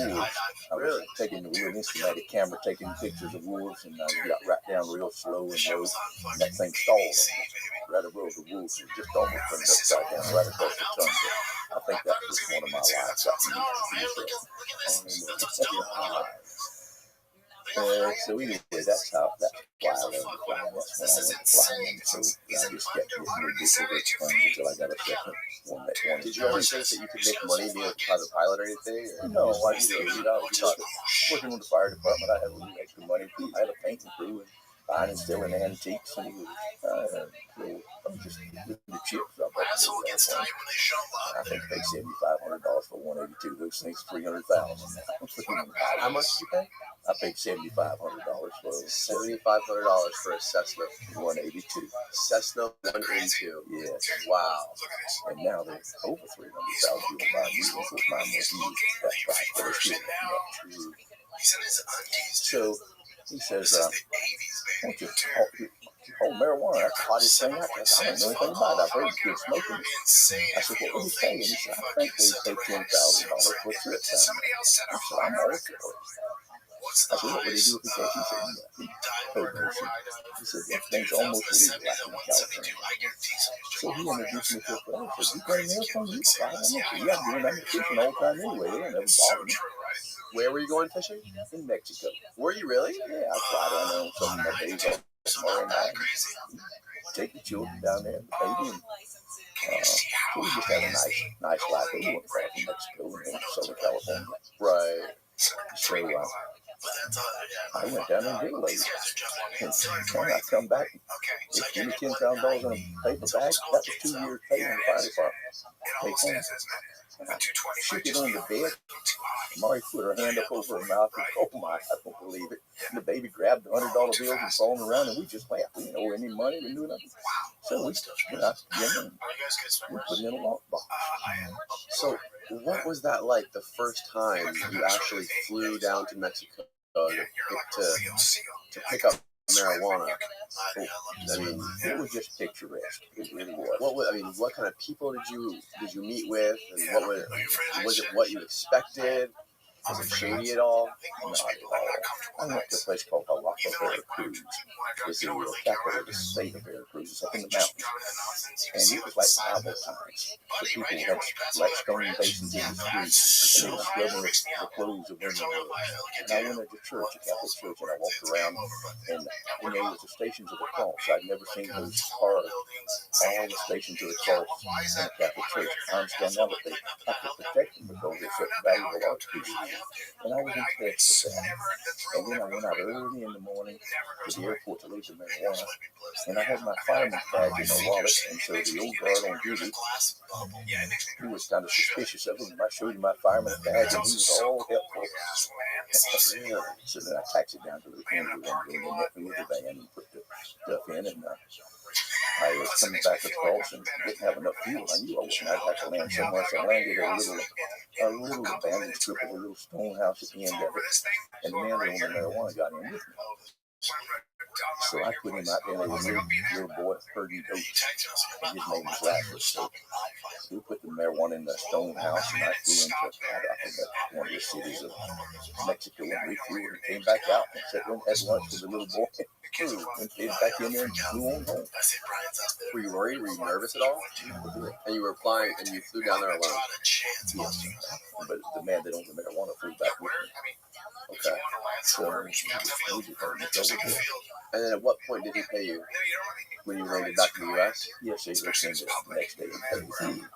And then the next load, they cheated me out of it. That was all they had. So the second load, they didn't have to pay me. Really? Yeah. So I took it. I found him, and I sent a detective after we found him in New York. And I went up there and took a gun in his ribs and took him down to the water. And he was so nervous he couldn't even light a cigarette. He thought he was going to kill me. Of course, I went for him in the call, but I was going to scare him into paying him no money. So I took his dog. Wow. His dog was named Wesley, a beautiful, long-haired setter. And he was so upset about taking his dog. He said, take my wife. I said, no, that's illegal. Take your dog. So I dogged him out, and I kept the dog, and he chewed him, put bones, bruised him. Because this guy didn't pay for the second trip. Right. So I never paid me. So he called so much heat till I was running out. They said, give him his dog back. Right. He's going to bring his dog back. How did you find it? You hired a private investigator to like hunt him down? He went up to a cabin where this guy was and where he lived in the fireplace with some papers, and he looked at it, and there was where the dog was shipped to Vancouver County, and from there transshipped back to New York. So he copied the numbers and all down before he touched it. And disintegrated, and he signed up for a tax address for a bill. Wow. He wasn't really a private detective, but he was better than a private detective. He was the guy that first introduced me to these people. Oh, he was the guy who introduced you. Okay, riding across country. Right. So then what happened? Did you have an itch to keep doing this stuff? Or? Oh, yeah. Now, this is just easy. I went to see it. You had absolutely zero fear of being caught or getting any kind of trouble. No, well, before you get to the treetop level, they sometimes be in my wheel wheels, and I was afraid of hitting a power line or something more so than I was getting caught. What was the reason for flying so low? keep on the radar. They got radars and the wheels down there, and so they try to catch pilots every once in a while. Oh, okay. What year was that? 1973. 73. So I went to the lawyer and I said, lawyer, what'll happen if I get caught with that load of marijuana bringing in? He says, you work in the fire department? Yeah. And I said, yeah, there have been conditions. I never had a traffic ticket in my life. No, never made any violation. So you get probation. The most you get a year and serve 4 months. Breaking rules on the military. I like that story. So I went and bought me a bigger airplane, a Cessna 207. That thing would carry 1,100 pounds, and I could make $40,000 in a day. How much was that for? $35,000. Cessna 207. Right. It's a stretch 206, but it's the same engine, just nice. 150 mile an hour. Carries 1,100 pounds and go 1,000 miles. And the rate to be high. So I started hauling to I bought a new Cadillac. I didn't know about all this. Stop making people look at you. And I had my mother and my baby sister come out from Georgia. And I took them to Disney. And my new Cadillac. And mother said, what are you doing? I said, I'm hauling cotton. How much you making? I said, I'm making $40,000 any day I want to go down. Well, they get the catch you. So I told her what the lawyer said about 4 months at the most. I said, what do you think, Mom?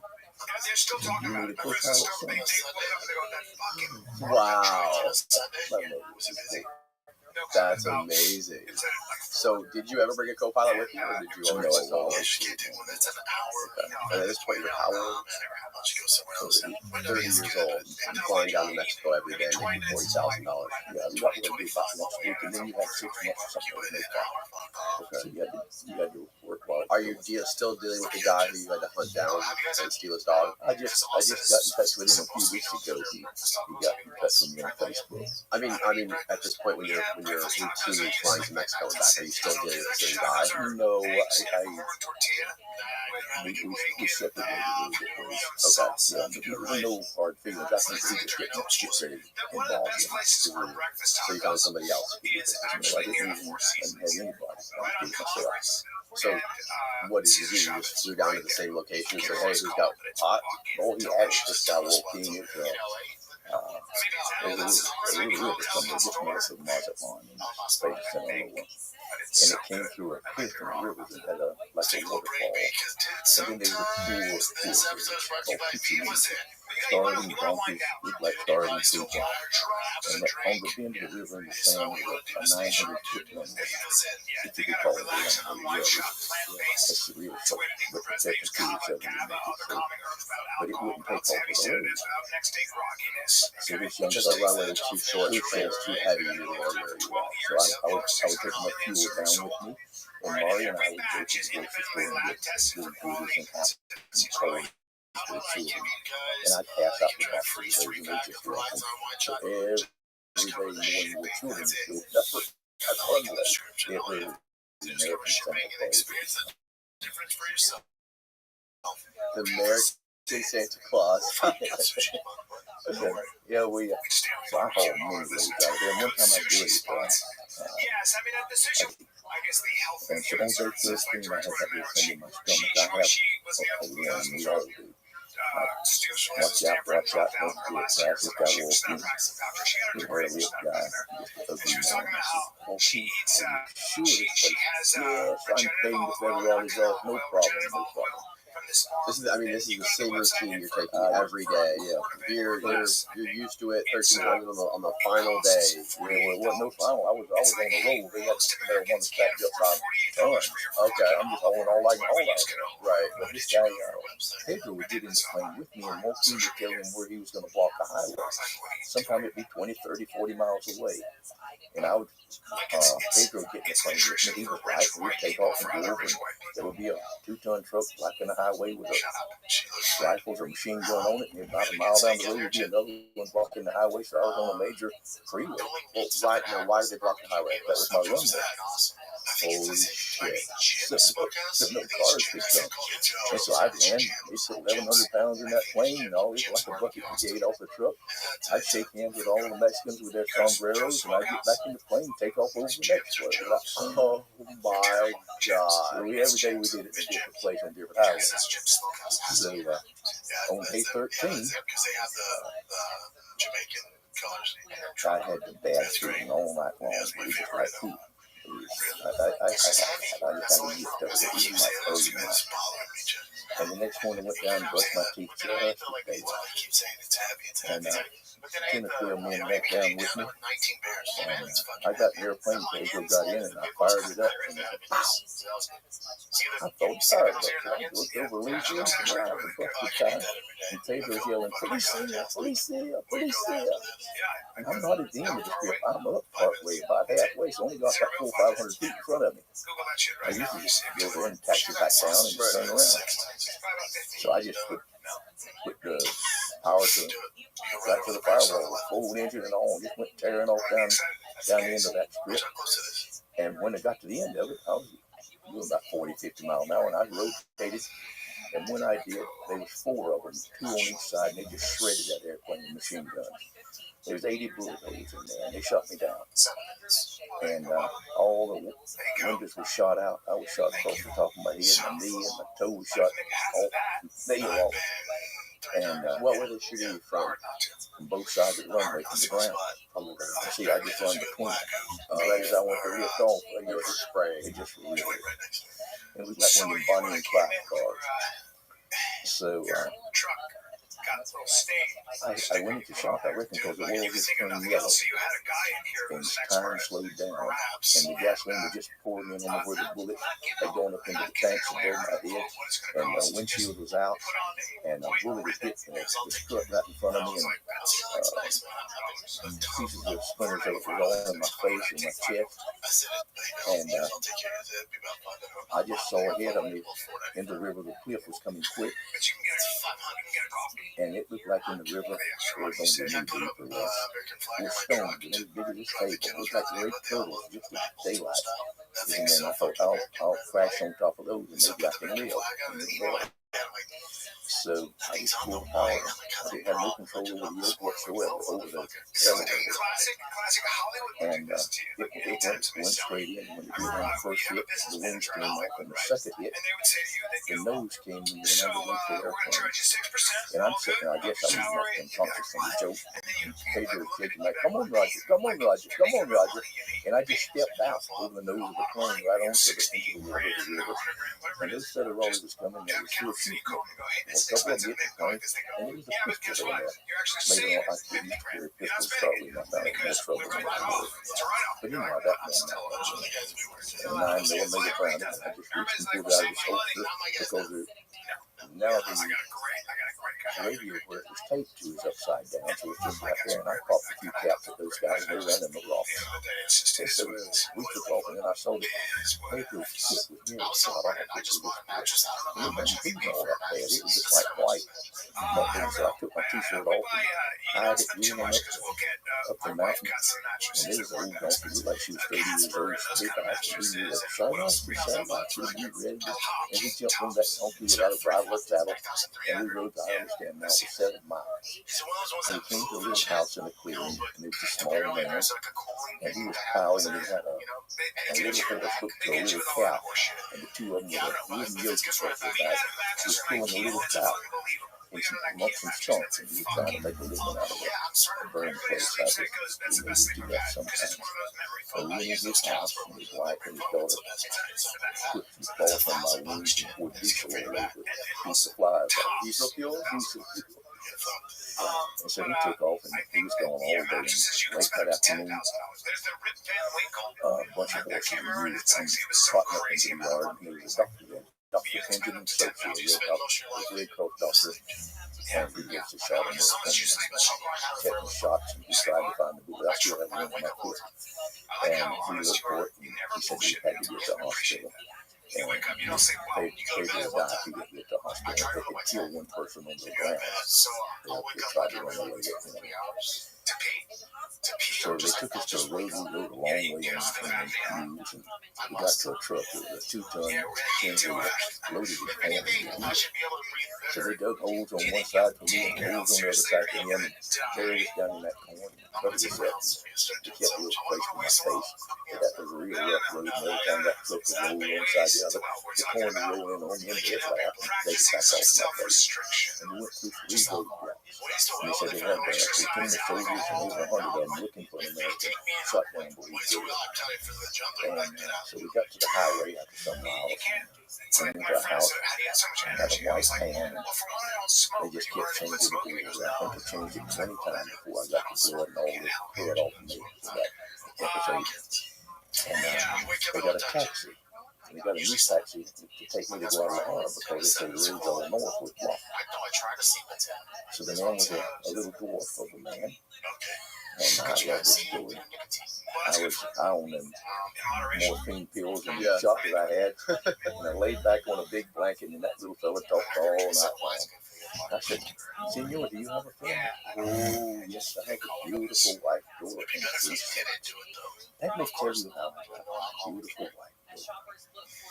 I live with my mother, my little mother, and you can see no girl look at me. I had my eye on Dora across the room. And so one day she's playing the flute, and the back of her band is coming by, and I opened the door into the yard, and my mother let me get her in the house. And she sits in the chair, and she sits there still all night. And I tell her I love her, and I want to marry her, but she won't even look at her. I said, Senor, the next morning, we have to let her do. Well, what could I do? So she went home, and just at daylight, and she knocked on her door. And her hard-hearted father said, get away from here, you prostitute. You spend the night with some man. You're not my daughter anymore. Go away. So she hung her head down and walked away. And that's when I went up and told her, Dora, let's go to the party. And she knew that's how I got my beautiful wife. And so you won't believe it. 1 year later, we had a beautiful boy. And I was driving a Ford now. Ford taxi. Because he is such a high profile guy. That's why it doesn't make any sense. And so the next year we had another boy. And that year I'm driving a Dodge. So we called him Dodge. And so I know you won't believe it. The 3rd year we have another beautiful boy. And at that time I'm driving a Chevrolet. And the police were not Christian in Chevrolet. So I had to teach that son of a gun to drive before he was Christian in Chevrolet. And Senor, that's how I got my 3 boys. So you're bringing fans, all right, folks? This is insane. For the first time ever, we got 2 all-women's boxing. I get back going down. My book I have one, 2-time fights saved. 41 chapters. If you're like me and love the action, I just like boxing. Like 2 pages with 10 pages. So on that last story you told, where you got shot down by the federales, and you got shot in the toe, and the knee, and the top of the foot, across the top of the head, and the top of the head. After you got all fixed up and you were getting transported to the court, and where did you eventually end up after all that? I went to Guadalajara and flew back to Los Angeles. Married to me to Wilmington, Okay, how old were you at that point? Was that your first time actually being shot at? The revenue was shot at back in Georgia before. The who? The federal revenue was back in Georgia when I was making whiskey. They shot at 8 of them shot me to get near In your plane? No, I was on the ground running. Oh, From a whiskey liquor store. holy shit. Yeah, they don't kill you. They don't care. If they got a bag and a gun and you don't do what they say, they'll just kill you. Right. Like, I don't do that license kill. But it was your first time actually in the when you got into the transporting business, flying drugs back and forth. The first time that you encountered any kind of resistance. And so after you get back home to LA and with Marty, you get fixed up at the hospital, and I'm sure your wife's trying to convince you to stop doing this, right? I was pretty cool about it. We went to Hawaii and I put my foot up on a crutch So I had to keep it higher in my head for a month because that thing throbbed. And so the two of them made me pina coladas at the hotel in Hawaii. And then we went to, How bad did your foot get messed up in that shot? just the toenail off the top of his face. And one slug got into the shit and got half of it from a part of it. Okay. So I wouldn't hurt Pat. I would be Nick. Could have been killed. And one scraped right across the top of your head.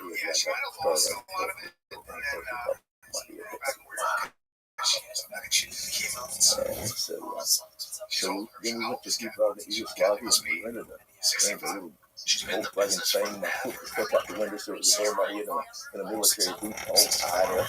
I had my Chevy Regal between me on the ice and Ari's driving. She's going fast in that little Volkswagen convertible, and it's almost 22 wheels going down towards Albania. And the Russian troops come out like a Eastern Bloc troops halt. So they explained that we passed a certain path up to where 10 kilometers and we got here too fast and we were speeding. And it's going to cost you 500 dinars. And Mars was actually trying to take that picture. And I said, 500 dinars? You have to take her to jail. Well, she straightened up right quickly. And I'm sorry to say this too, but I don't think she has any love in her life. I don't think she has any kids. I think $5. I think you're a little crazy. That's what we did. And then I came back and I bought a twin engine, that twin beach that belonged to the Beach Boys. That was a famous one. She's Irish, right? Twin engine what? A twin engine Beechcraft. Okay. They call twin beaches or Beach 18s. Okay. And I bought 12 of those in my life. Is that one of those seaplanes that lands in the water? No, it's just a big it's like it's a big twin engine plane with radio engines, great big round engines on front of it, like motorcycles. Oh, okay. So they were wonderful planes. Is that the biggest plane that you've been owned so far? Yeah, I felt like I was really into big times. Murray was in Atlanta, and I bought it in, I bought the plane in Wisconsin. So I flew down to Atlanta to pick it up. I remember the 797 Juliet parked up, keep your speed up 180. 747 over to your right on runway touching. Wow. Boy, I'm into it. And I landed in taxiway. You're flying with the big dog. I'm helping. I was just trying to smile on my face. And so I was taxied a long way and went up to Hangar 1. And they rolled out the red carpet and Marty walked out there and come up with a flurry and got my plane and just flew away. So that was a step up like I should have been flying a 747 from it. Wow. That's incredible. So what happens next? Well, I flew that thing every year near Fiji. I tear them up.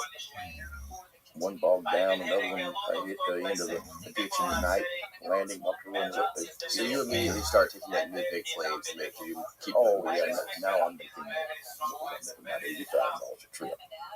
Okay. Going to the same spot? No, we go different places. Okay. I went to Colombia, Panama, and Jamaica. I like the one in Jamaica. That has the fireman guy. Oh, really? Yeah, and I did it at night after midnight or something. And I would taxi it. Taxi was almost 2 miles long. And I get everything together, and I say, Kingston Tower, whatever my number was, I have a cabin fire lights up. And boy, all of a sudden the fire trucks would come out of the station and come down next to a ton of parts out in the fire. Wow. We got it fixed now. Thank you, Kingston Tower. Wow, that's awful creative. I think it So you weren't always landing on highways, no highway. That was the only time I did that. Okay. Yeah, sometimes I landed military bases all the time. Right. So you continue doing this day in, day out, $8,000 a day, no problem, no problem. During the season, I probably did it. So I'd wait it wasn't just all about it. So, how long does this last before this lasts for 10 years with no hiccups? I mean, how long does this last before the police don't before something else happens? Not like necessarily before you're arrested, but like the story of I remember there's a story where you're flying and you have to make a landing and your tires get stuck in the mud and then you end up getting stranded out in the jungle. That's one of my favorite stories. Let me tell that story. How did that happen? This episode of the pod. I went down And was this, and what plane? I mean, I'm sure. How many planes did you go to over the 25 different 25 different planes? that I can remember.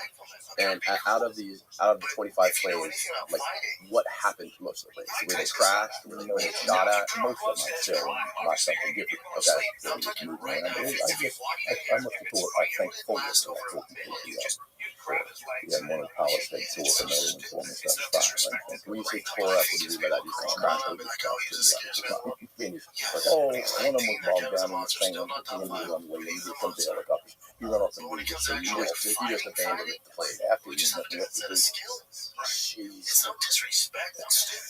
Okay, so where were we? We're talking about the story where you tried to land it, and I had bought a beautiful two-seat, museum piece.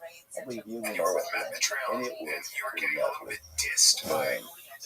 There were pieces where you, in front of the seat, let down with exotic wood carved in different colors for the countries. I hated to take that interior out, but I did. And I went down to Columbia, and I had to wait on the script for time because I was over in the gorilla country. And while I was waiting, I went over and I went to sleep under a tree. There were 4 of us.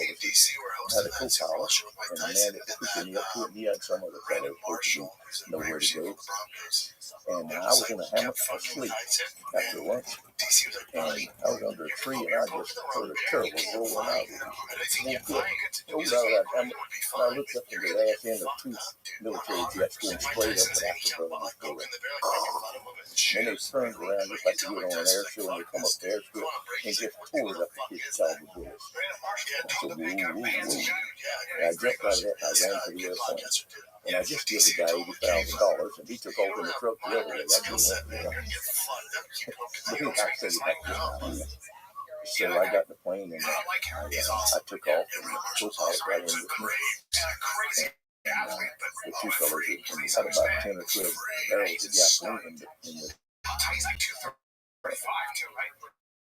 back in the baggage area, where the seats used to be in the cabin, and a 55-gallon drum of aviation fuel. So I took off, and the 2 jets got right beside me. The pilot was so close, almost like you and I. They kept telling me to go to Via Vicencio. How were they telling you, on the radio? Or? No, they were pointing towards me.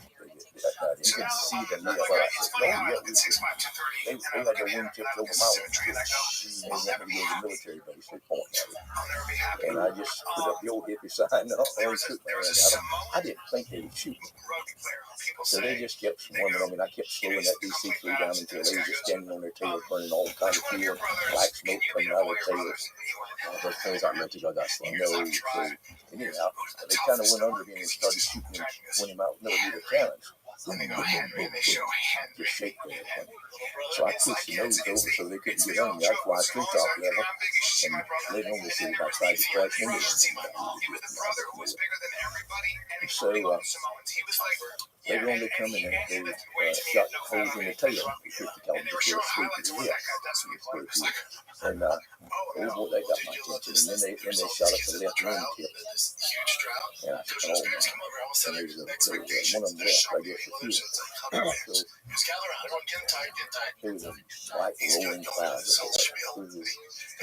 a black rolling cloud. First off, I couldn't get the wheels if I didn't take on a DC-3 that had pins that you stick in your strut.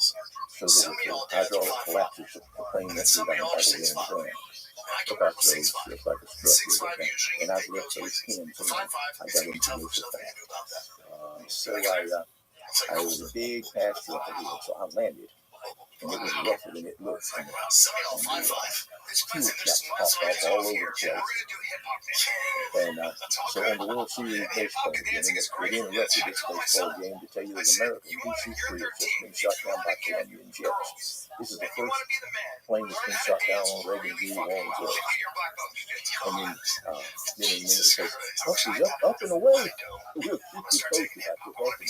This was in the middle of the World Series that you were being chased by these Colombian fighter jets. Yes, we got our copies of that transmission. There's actually like a recording of it during the World Series. Wow.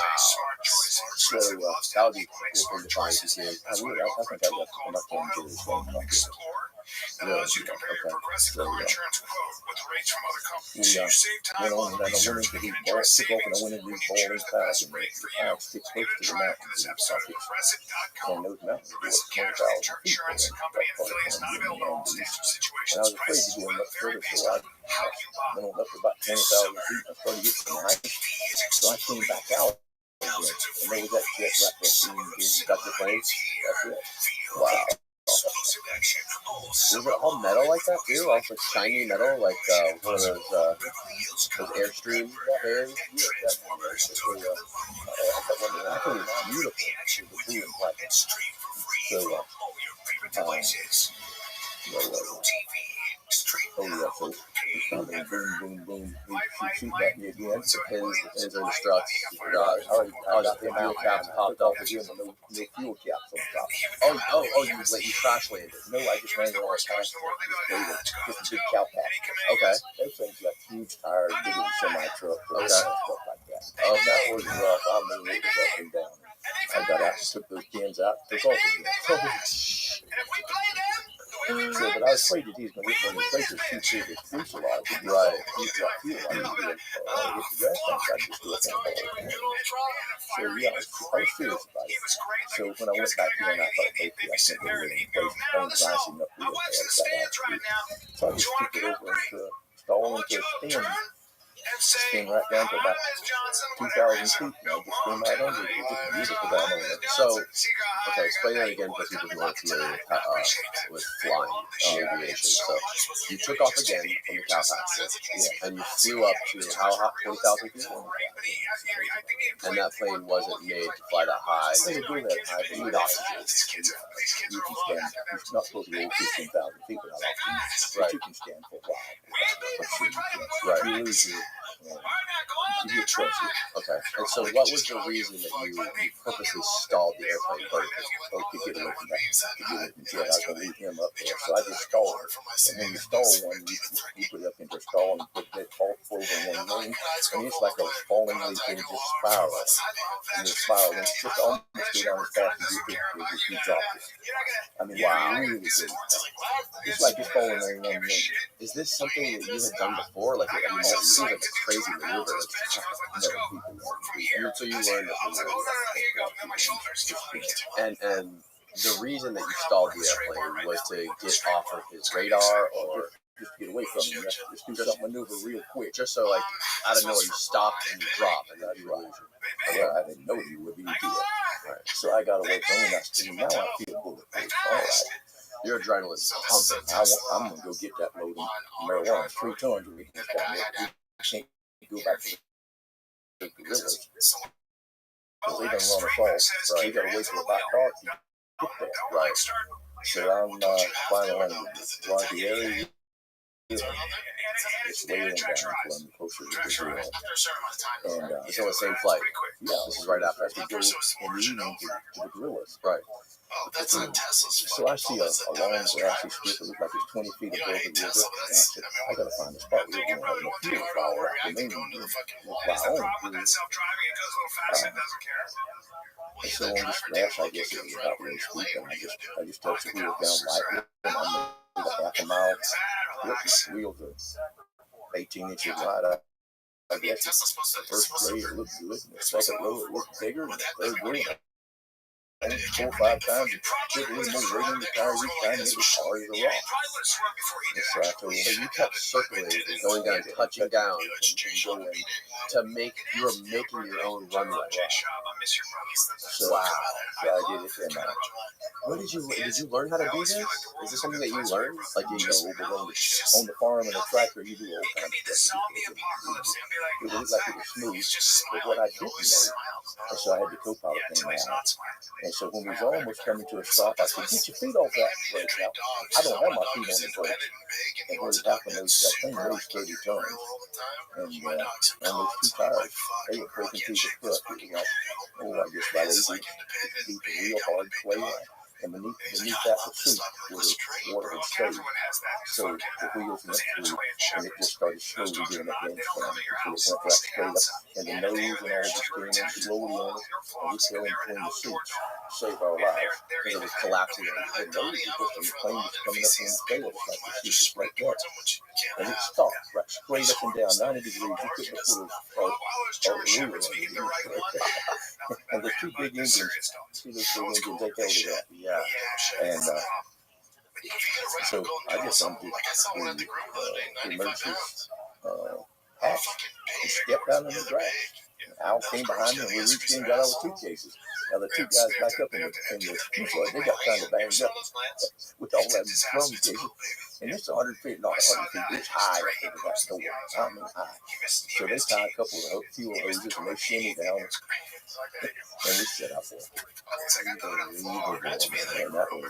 And that's when they went down the road and I went through the jungle. So you're in the middle of nowhere in Colombia. And I said, listen, I'll eat snakes in the jungle for a year before I go by the road.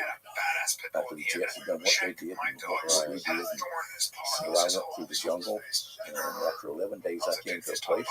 I kept asking the Indians, I'm just tired here. Where are airplanes? London, where is it? It's far. And I kept, where are airplanes? Where can I find an airplane? Okay, in Spanish, so I speak into the Indians, and I eat brown sugar and drink the water, and I had a St. Paul bag from the cleanest plastic, and I put the brown, bought a block of brown sugar, and I put that water in it. I get along pretty good on that. Huh.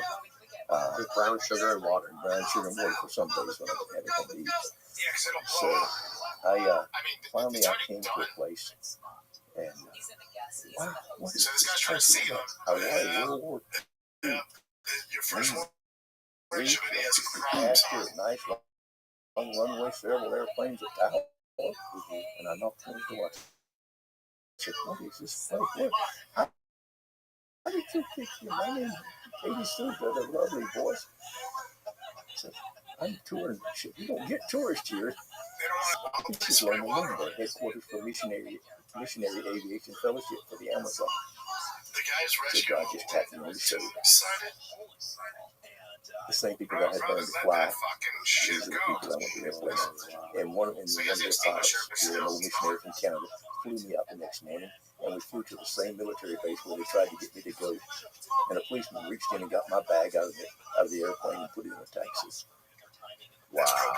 Does it blow up? And the other fellow was in prison for some years. Of course, they can't you don't want the whole thing getting off in flames in your For fuck. sure. But eventually he did jump off the Come road. with me, please. Look at this. Wow. Well, he's trying to And that was the part where all he has, though, you know? I remember in the book there's a specific part where you guys are in a Jeep and you're riding through the jungle and you see there's a checkpoint and they all went to the checkpoint. They thought they could pay him off. Yeah. And you got out of the Jeep and you walked the other way. We went some ways to start with that first day, second day. We got a Jeep to take us through, and so we went, I don't know, 20, 30 miles. So was it at that checkpoint where they got? Yeah, I'm sure it was. I never talked to him. So yeah, I saw one of the guys in prison. He got real mad with me trying to beat me up. Really? Because I left him down there. I said, you fool. So at what point in your life is there a chapter about the creation of the Medellin cartel? Yes. Now, was that the party that you went to out the airstrip that was supposedly all of the drug gangs around Colombia coming together and forming the cartel? What had happened was, the way I understand it, there was 10,000 people killed in Colombia, killing each other. The price of cocaine was $10,000 a kilo in Colombia. I found $50,000 in the United States. And one fellow had 10 or 20 kilos, and he'd give it to another person to take care of. So I got a pilot, or I got a way to get it there. And they would look in the paper, and in New Jersey, I see 40 kilos of busted. Oh, I'm so sorry, senor. You're busted. Bang, bang, bang. Of course, he was being ripped off, and he knew it, so he was killed. So, the Ochoa brothers and Pablo Escobar and a guy named Gaucho and the Mexican, several of them, they got together and said, all right, we will form it. They didn't call it a cartel, but just like an insurance. We will send it to Mexico, to Miami for you for $10,000 a kilo. If it gets busted anywhere between here and your Miami, we will replace it in Colombia. So you can't do it. This can cost you $10,000 just to get it to Miami City. That's right. So they got inundated with 100 tons of cocaine. So they were like an insured transportation. Exactly. And I'm the power. All right, there at the beginning of it, I was there. So you were there at that party, that purpose of creating this alliance. Well, I don't know that was the purpose of it. They reached some kind of agreement at that time. But you had no idea where you were going. I didn't know. I was down there trying to get some work. Did you meet any of these guys? It was like big time. Oh yeah, I met all of them. You met Escobar was there? No, I didn't see Escobar. And I got the job. The Ochoa brothers. They were behind. Okay. They was police chiefs. They was stand-up comedians. They was actresses. They was all kind of other people. These were all lower level. I don't know. It was pretty big. There was one guy that I did the first load. He had got told a ton of cocaine in Colombia, and 16 judges were murdered. And he was driving notice. Wow. I did a note for him, and I didn't like it. And then I gave it to, got shot in the stomach. It took a while to get paid. So then, okay. All right, okay, let me just tell you, I'll tell you how it happened. Okay. I'll back up and tell you. I sold an airplane to a woman in Bolivia, Sonia Villa. She was like a black widow, and she had a lot of people killed. I sold her an airplane, and she wanted me to fly base from Colombia, but I didn't deal with her. But through this, I met a man named Jaime Correa. Brilliant man, kind of like Churchill. South Carolina, August 1, 2, yes. In San Diego, Beautiful California, apartment, Mike John, August August 22 and 23. 24 was We're up. going to change the world. And he was a drunk, Charlotte, North but Carolina, he had cocaine in the locked up. He had a lovely wife. They were older people. And he said, yes, I'll pay $5,000 a kilo and just tell you. So in sachets this woman from Bolivia, and she kisses him on both cheeks, and she has rabbit fur coats and boots. And so I have this lawyer with me, that's introducing me to Roberta Cabot from Bogota. And she says she's going to the United States to buy. So he went to the end and said, Roger, over here's got some plans for Sunday. And so she went, yes. So he's doing the things like this. I tell you, yes, I have a queen there. Queen there. She likes the name Queen there. Anyway, I have a plane going down. I have to go to Colombia to get my Bolivia to take her in a trip on Friday to get my money. This is a gruesome story. Anyway, we were around there. We were able to pay that you guys fly there. Okay, I traded. So you take it there, get the most, you pay all that stuff. So, interest story. So, we landed and they just out through the police and all, and they get a limousine with flags on it from Bolivia, and we get in the cars, and we go through town, and we go out to the water tank, and it's just a marble, it looks like a mausoleum. Razor wire fence all around it. Like it's a prison in itself. And when you open the gate, and the helpers are all crying and red-eyed. And what's the matter with you people? She's just really nasty. You're lying to eat the baby. Come out this Wednesday.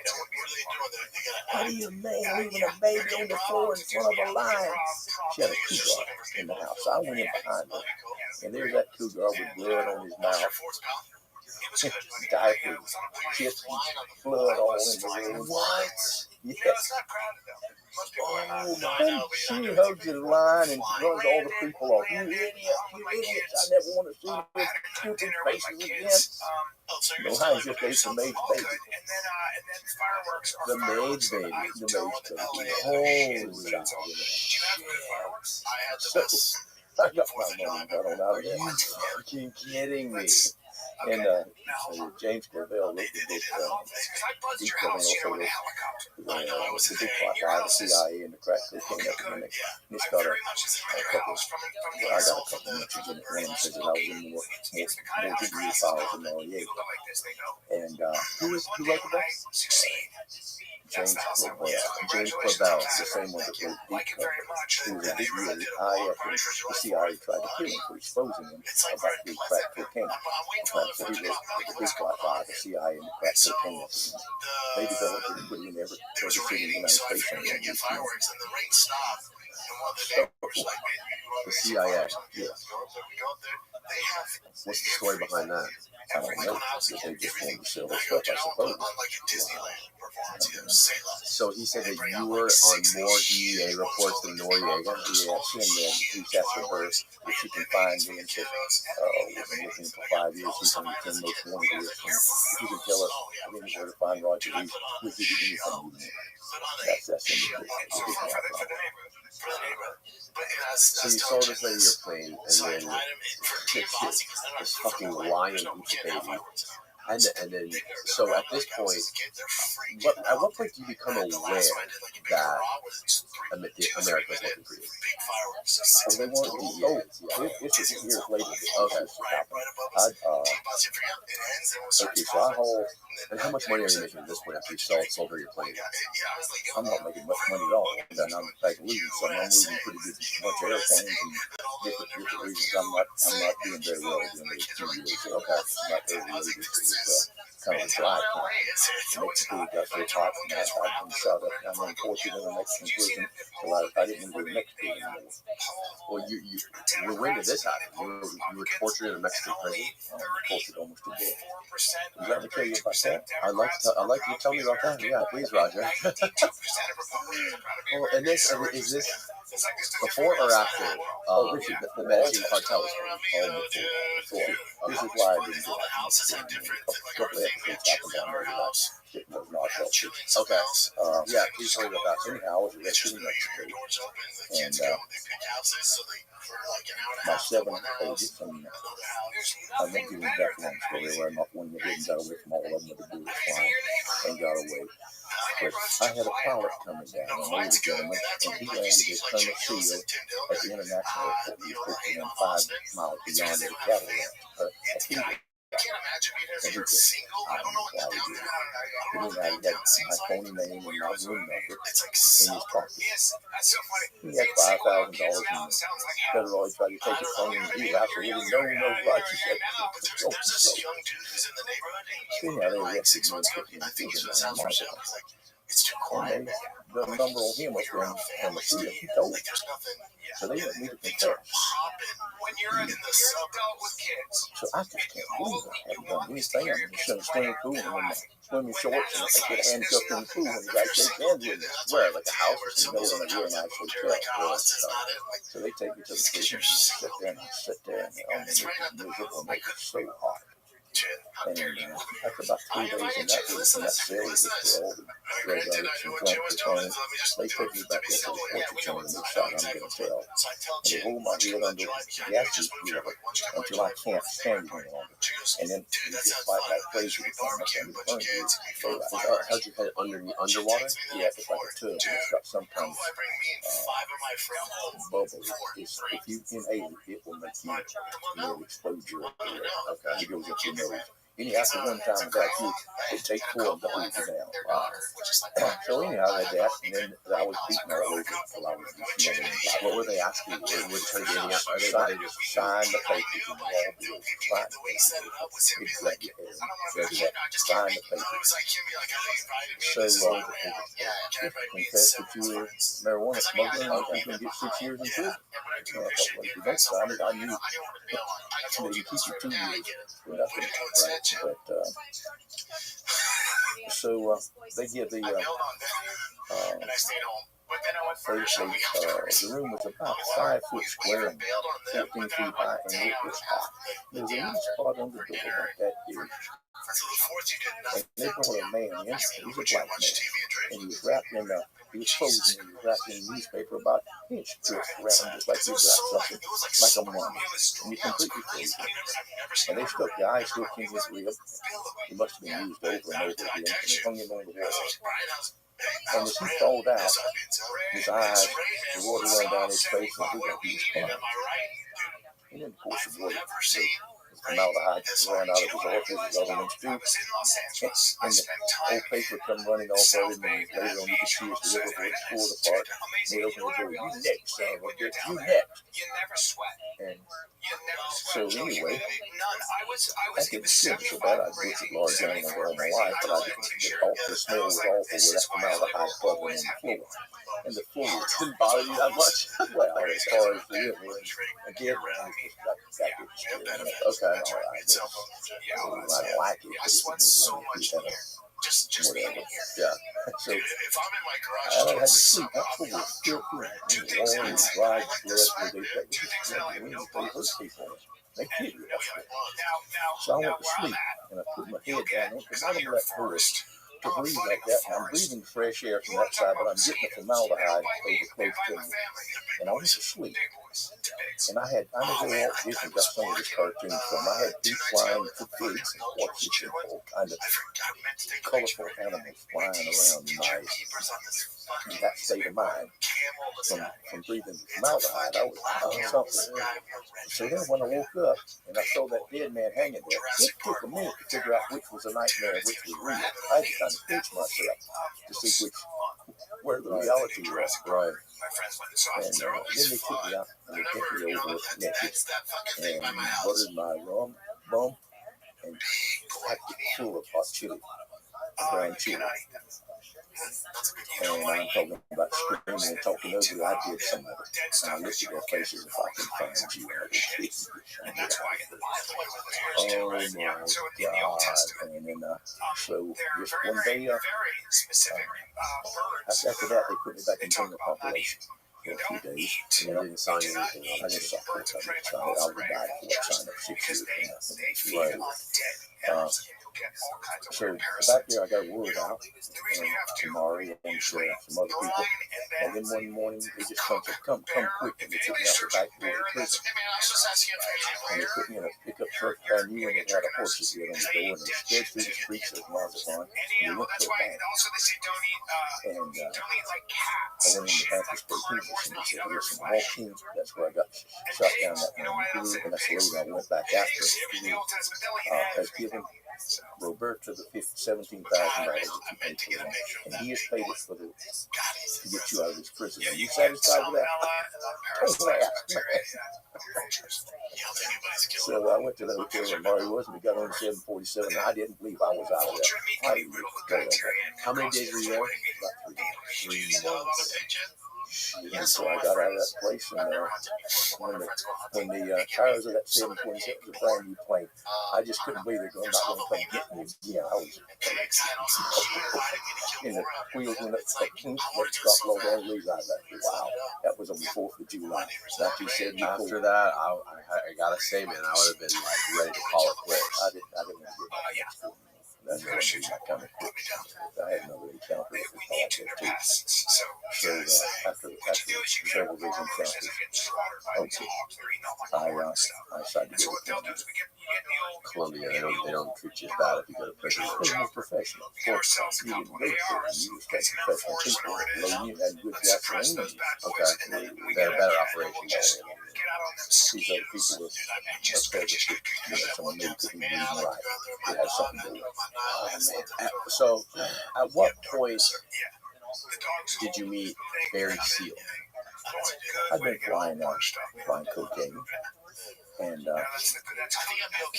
Mari and I decided we'd look for a place that was in Honduras. So we flew down, looked for a place, place, kind of a hideaway, a beautiful place in the mountains. So we could sort of have a place and have all this money. You were going to purchase a ranch. Okay.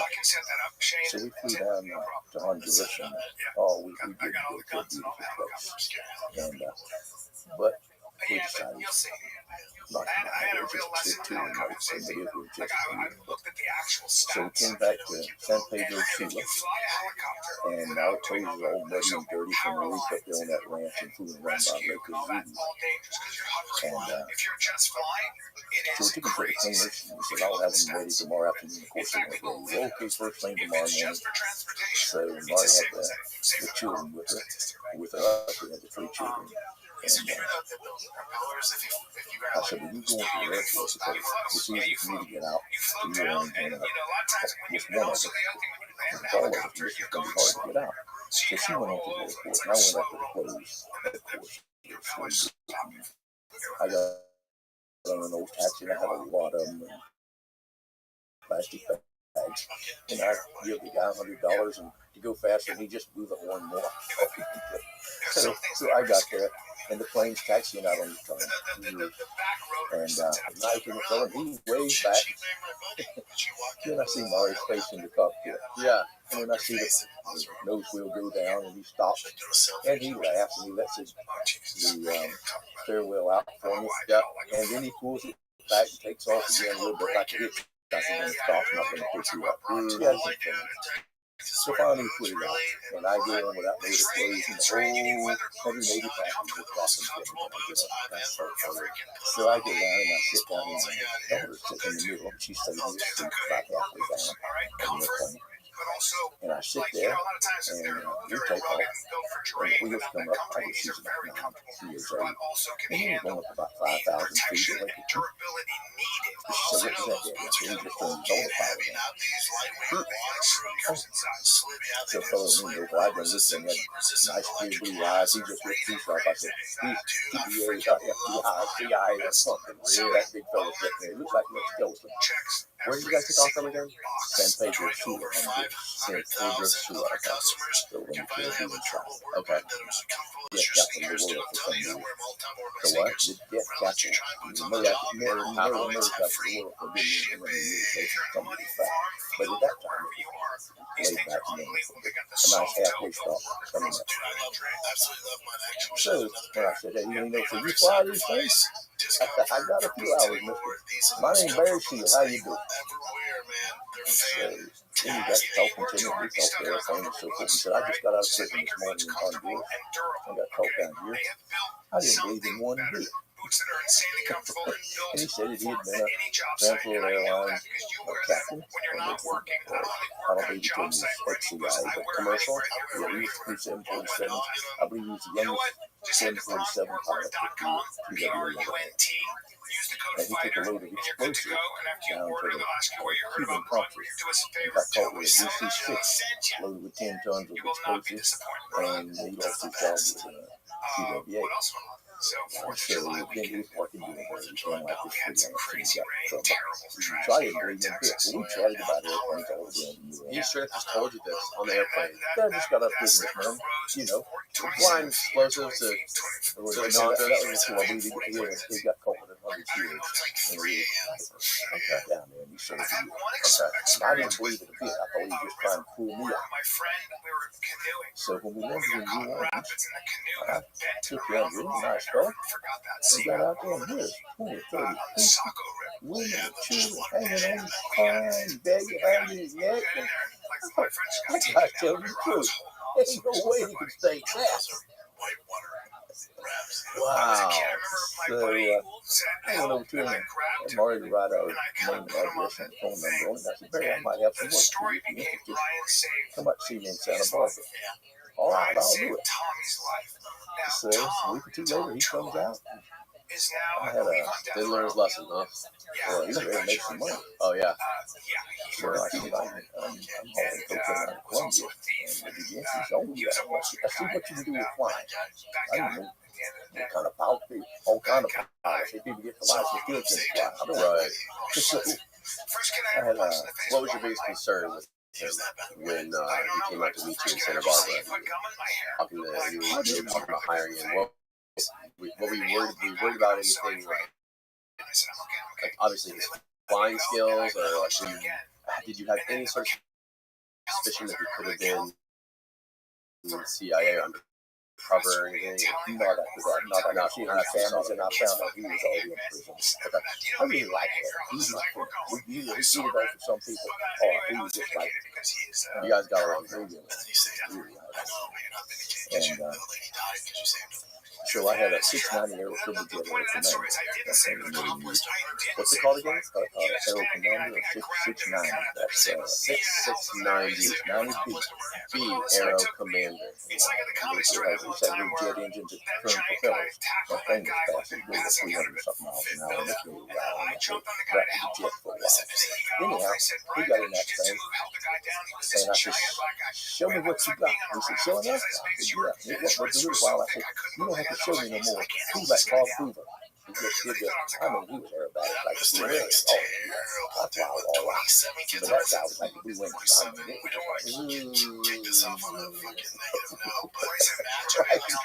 and then he cut the engine and he had to fly sideways to see it come to the ground. The only person I've ever seen that is in the parachute was Bob Hoover, a little champion. So he was up here. He was cool. He had 1,000 parachute camp. And in that movie they made about American made about him, it was so wrong. He was such a genius. They had him coming out of whorehouses and women hanging all over him. Yeah, that was just, I never heard him say down. He didn't smoke, he didn't drink, he didn't get drunk. He was a businessman. He was solid. And a genius. So after you were so impressed with his acrobatics and his flying skills, what would you do? I said, hey, look, I got this plane needs tanking. You know somebody? He said, yep. Needs what? Needs tanking. I need, it won't go to range. Oh. And needs tanks. So he said, yeah, I got a mechanic in Arkansas to keep his mouth shut. So I gave him 10,000 volts. He flew away in my new airplane. A few days later, he called and said, come to my house. I went to his house and just all tanked up. And that's when I told him, I couldn't stop him at I'll hire you to fly. And I'll give you $2,000 a kilo. I'll get 5. And so he was happy with it. And I said, but now we don't need this plane time. Well, first off, we get a few loads. And he would fly down and meet me in Belize at the ranch out there in the Orangeburg. And we would change the road over. But then it got dangerous. I figured, we got $15-20 million of cocaine changing planes here. Now we're going to Jamaica. Because I didn't mind flying that southern end, but I was scared to cross the U.S. border. Well, not scared, but I'd rather not find how it done. So, but then I told him, we can refuel in the military base in Nicaragua. He just couldn't believe it. So that was the only time I really ever impressed him. I said, yeah, come out to Bolivia, Colombia, anything. And that military base, no words, just come right in. If you give you a space eggs and polish your airplane, you'd be in there. Really? Yeah. So, very sweet. And he would fly, but he wouldn't fly another until I paid him. So he did 500 kilos just to raise until he was $1 million. And $1 million for one flight. And he hired this guy in New York camp. I had to give the $20,000 for him to get a meal out of the Hungarian jail. And the meal wasn't much of a pilot, or he could fly, but he just didn't well. Right. So the two of them flew together. They tricked these fellas. I said, goodness gracious. Two of y'all, you put 400 kilos in there. Y'all said. But anyway, he wouldn't fly without it. So you might like it first. So he wouldn't moan and groan until I paid him. Well, I didn't get paid until they got paid. So I had a pipeline. Sometimes they owe me $6 or $7 million. It takes 3 or 4 weeks for them to get money, and I get what they did. So I was paying him before I got paid. So I was like that. So he wanted to pay. So you were paying Barry. How much was you paying on one trip? $2,000 a kilo. I paid $1 million. So you'd give Barry $1 million cash. Yeah. He would fly where? He would fly out of where we wanted to catch in Arkansas, Louisiana. And we'd come over to a little radio but like where would he go? Where would he fly? Like He'd fly to Colombia. Well, what we didn't know where we were going a lot of the time. We would come over there on bank road. So the ports of the Magdalena River there in Key. So we had a radio station. We still 720 AM on the dial. And we come at 10,000 feet circle. Pretty soon there'd be a plane, you'd see it, it might be already there, it'd be like you just set from 180. And you'd be circling, and you'd get right behind him, and you'd wiggle your wings. You might go 100, 200 miles, and you'd get land in the jungle. Oh, and they would tell you where to land. They wouldn't say a word. We didn't speak.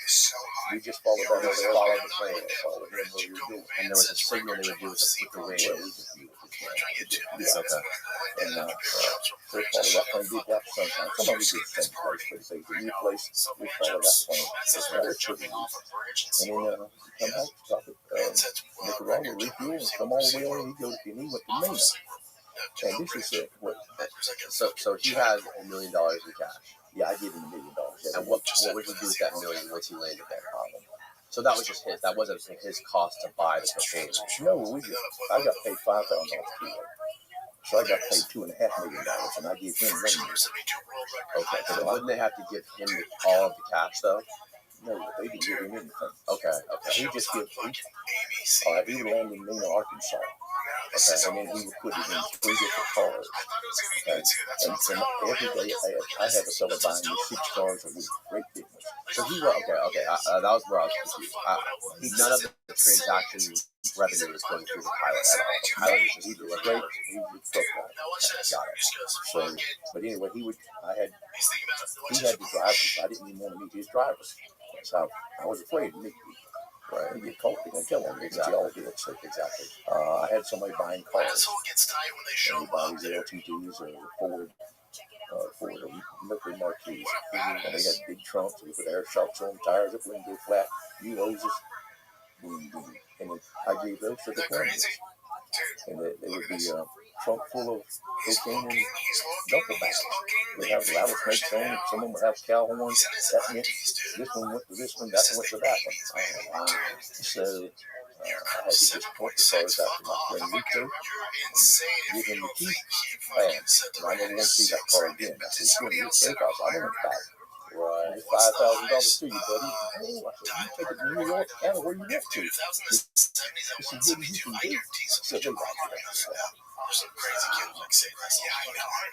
So anyway, one time, Barry was belly aching a little bit about might be being slow on pace, so I was in the store. I saw some Stay Free mini packs. A pretty package. Stay Free mini packs. Oh, tampon, yeah. Australia tampon. And so I got $1 million and put it in a box, and I put those tampons on top of the Stay Free and wrapped that thing up, put a bow in it. That's great. Barry loved it. He made a place on his mantelpiece for the Stay Free. That's amazing. Yeah, that is absolutely amazing. So how long did your and Barry's relationship last? About 2 years. 2 years. 2 years. And when did it go south? What happened when it went south? Well, I got arrested in that August 1982. Okay. That was him. And then he was still. And then he went straight up, full on looking, and he bought the planes from me. He gave me all the money for all of them, and what those and all that. He took care of it 100%. He cut me out of the deal. You want to give me a little bit of the job for that, you did. Right. So how did you end up being arrested? Oh, I just flew down the road. I was $15 million in a jet, and I started out of San Antonio. I flew down to What kind of jet? It's like a private jet, Falcon, I believe. And there's 2 pilots. I was waiting on top of the money. I couldn't sit down. And the pilot said, "They wanted to stay for the week." "Oh, we're going on this holiday." I said, "All right, I'll catch you." And so when I landed in Miami, I was arrested. And they charged me with all kinds of stuff. All marijuana. They did any cocaine charges. So I did 2 years. And I got out, and by that time I found Barry was had been working with him. We'd been working with all of them. We'd been paying off. How did you find out he'd been informant and working with these guys? I heard it already. And so I was scared. So when you were in prison? But I'll just tell you now, Barry had it paid off. whenever I ran to Louisiana, I had a sheriff there in a place that could for $10,000. Or I landed on Interstate 10, where he's building it. Beautiful. I followed that thing all the way across Texas, man, as they was building Interstate 10. The best way you could ever find. Wow.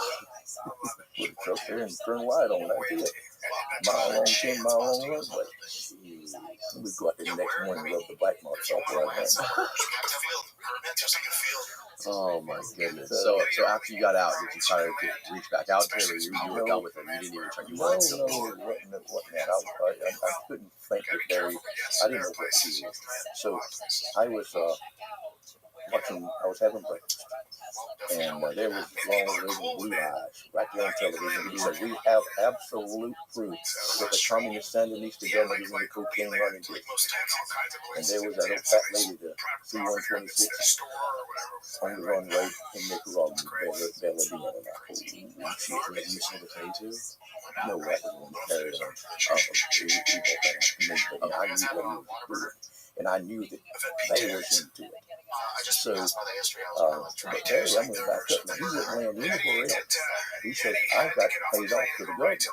I got paid off as high as you can get. It's going to cost me $50,000 every time my wheels touch the ground in Mena, Arkansas." So every time he landed, I had to pay $50,000. Wait. What? Yeah. What part of the story is this? You're backing up now. You're backing up. This is before you got I'm talking about. You're talking about Barry went and landed at Mena, Arkansas instead of Louisiana. When I started flying with him, he said, "I will not land anywhere else except Mena. I got it paid off. I cannot be arrested. I cannot get caught in Mena, Arkansas." Okay, so he claimed he had some sort of a deal in Mena, Arkansas, where he could not get, he wouldn't get caught, he was protected. Exactly. So later on, he knows it was the CIA. And they were shipping guns back down with him. But he also said he was having dinner with the governor. So Mr. Clinton was not far away. He was a strong man of the governor. And his home in Mena. And the movie that Tom Cruise made was written and played out as Mena, the name of the movie. And the Democratic Party got so far behind until they couldn't come out with the movie until after the election of Hillary Clinton. Because it shed bad light. Wow. And so the director quit. And that movie was changed all around and changed into American Made and the Very Putin. Right. So they were getting too close to home. So what did Barry what kind of details did he tell you about Mena, Arkansas, and his sort of like cloak of invisibility? He just said, "Listen, it's going to cost you $50,000 every time my plane touches down. I cannot get caught. Listen, plain out, I cannot get caught in Arkansas. 100% protected. He said, from the highest to the right on that. And then Tom Cruise said, "I'm having dinner with the government tonight." Not. That was what he mentioned to you casually. I'm having dinner tonight with the government. Wow. So, and then later on, the CIA putting some small arms on these planes to take back to the Contra so they could load it up with cocaine. Can you imagine what they thought they were going to do with a pipe full of AK-47 in the war? That was just fun. What do you mean it was a fun? The CIA, some outright CIA agents are saying, "Okay, we're going to supply the war. Congress wants to supply the arms that we need to fight the communists in Nicaragua. So we're going to have Barry and he's going to take these guns down for us in his hyper." Right. Like a BB gun. It wasn't enough guns to really make a difference on anything. Nothing, absolutely. But we're going to bring tons of cocaine back to pay for that. Oh my God. So what? I mean, I'm not super familiar with the story, but what were they doing? So if Barry was bringing back tons of cocaine to Arkansas, who was buying it? He's spreading it all over. He's putting it in that crack cocaine business out there. Suppose. So anyway, they had to hammer down. Yeah. 20 minutes is my. Now, so you're saying that actually like politicians and stuff and CIA officials were purchasing this cocaine and spreading it out and selling it to people? They were buying it in Colombia, Right. shipping it up by ferry, and of course they were distributing it. I mean, like the people distributing it. That's what the whole story is about. There's no secret. What I'm telling you, just real. And you kept in touch with Barry. So after you got out of prison, you keep in touch with Barry at all? No, I didn't keep touch with it. Mari did somewhat. Mari sold planes to him after you got We just came in for the money. This is crazy. So I didn't think too much about it anymore. So when I got out of prison, I went out just a short while. And some days, when I saw Ronald Reagan's blue eyes on the television, saying that communist Sandinista government was in cocaine business, and my gut turned ice water. So then, later on that afternoon, I got a call from him. He said, I'm coming after my friend. I'll meet you at this little French restaurant. So I didn't know it was there. So I'll be there at 9 o'clock. Where was it? It was Santa Barbara. So I came in the door at 9 o'clock. And then we came back and we came back. And I woke up to him and I said, are you right, Barry? I'm not going to say anything. So he just started talking. So I looked around and I said, the agent, he said, there's about 20 people in there, blue jeans, ladies with leather skirts and all. So the room was full of DEA agents, and I'm on the hot seat. So he started telling me, he just said, right here, they wrapped me up and they let me hold in the bag. I couldn't do anything to check. I couldn't do it. And he put his hand up over his eyes and the tears came down his face. I just couldn't do it. He said, so I go to Congress. He said, I went to see Edwin Meese, the Attorney General at the time. I flew my jet up there and I knocked on the door, told him they were bringing 10 tons of cocaine out of Colombia. And he wouldn't believe me. Yeah, the next day I went back and I said, I can prove to you. They're doing it. So get the guy, Jake Jacobson. We put him with the DEA agent. And we went down in Nicaragua, took 1,000 pictures, and testified to Congress, and I told them all your part that you're under my umbrella. As long as you testify with me, exactly what I say, and use my lawyers, you can have your passport, have your money, do anywhere in the world you want to. They don't speak anything. Oh, no, this and another reason, Spain, other did, this and that other. And, so the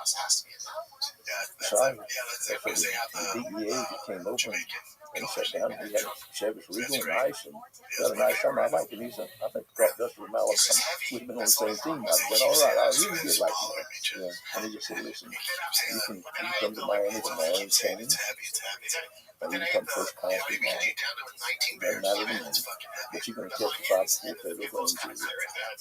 If you do, you can keep your money in your passport and live anywhere in the world you want to live. But if you don't, the only place you can ever see your family again is in a federal prison system. And he said, and you've got to have your pilot from Santa Barbara. You got to give him a very new without flying, have another airline building. Same as him, did more than he did. But he didn't know who was playing. I didn't know that. They trying to get a little competition.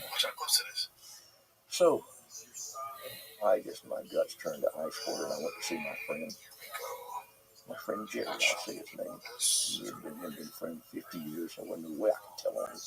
Just couldn't do it. I mean, I was sick. So I went and told him, I said, Jerry, I don't know what they're going to do. They cut my tongue out. I'm just telling you. It's not going to do it. So I thought, well, I better get on the mind and see. So I went into the FCA's office, and he was on the treadmill, and got off and talked to him. He said, well, being a pitcher is like being pregnant. You are or you're not. Interesting way to put it. No. It ain't that much. I've got to say something. I'm in America. I got to say, well, if you say something, you got to tell them everything. You need anything out there, use everything you do, you're going to get several life sentences. I went to see another lawyer. He was just kind of, but he said the same thing. You fool with him, you got to tell him. You leave anything If you out. work with him, you gotta go all the All way. the way, you got to tell him. So I couldn't do it. So I went to the festival rest of that night. It was on my birthday, January 26, 1985. And Barry knew that was my wife got lost in the radio. In Miami. Charles Davis. So I went in, and him and his wife came in together. She was looking real pretty and very well. We had dessert together. And I just told him, Barry,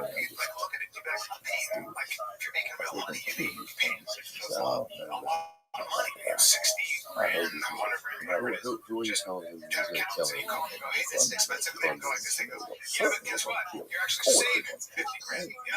If he testifies against all, You're just gonna die, man. You ain't got no choice. right? You go, man. You guys are ruthless. It doesn't matter where you are, they'll find you, right? It's almost anybody you kill like that. Most people do. You destroying their lives and their families and children and all that stuff. You did it with your eyes wide open. You made a deal. So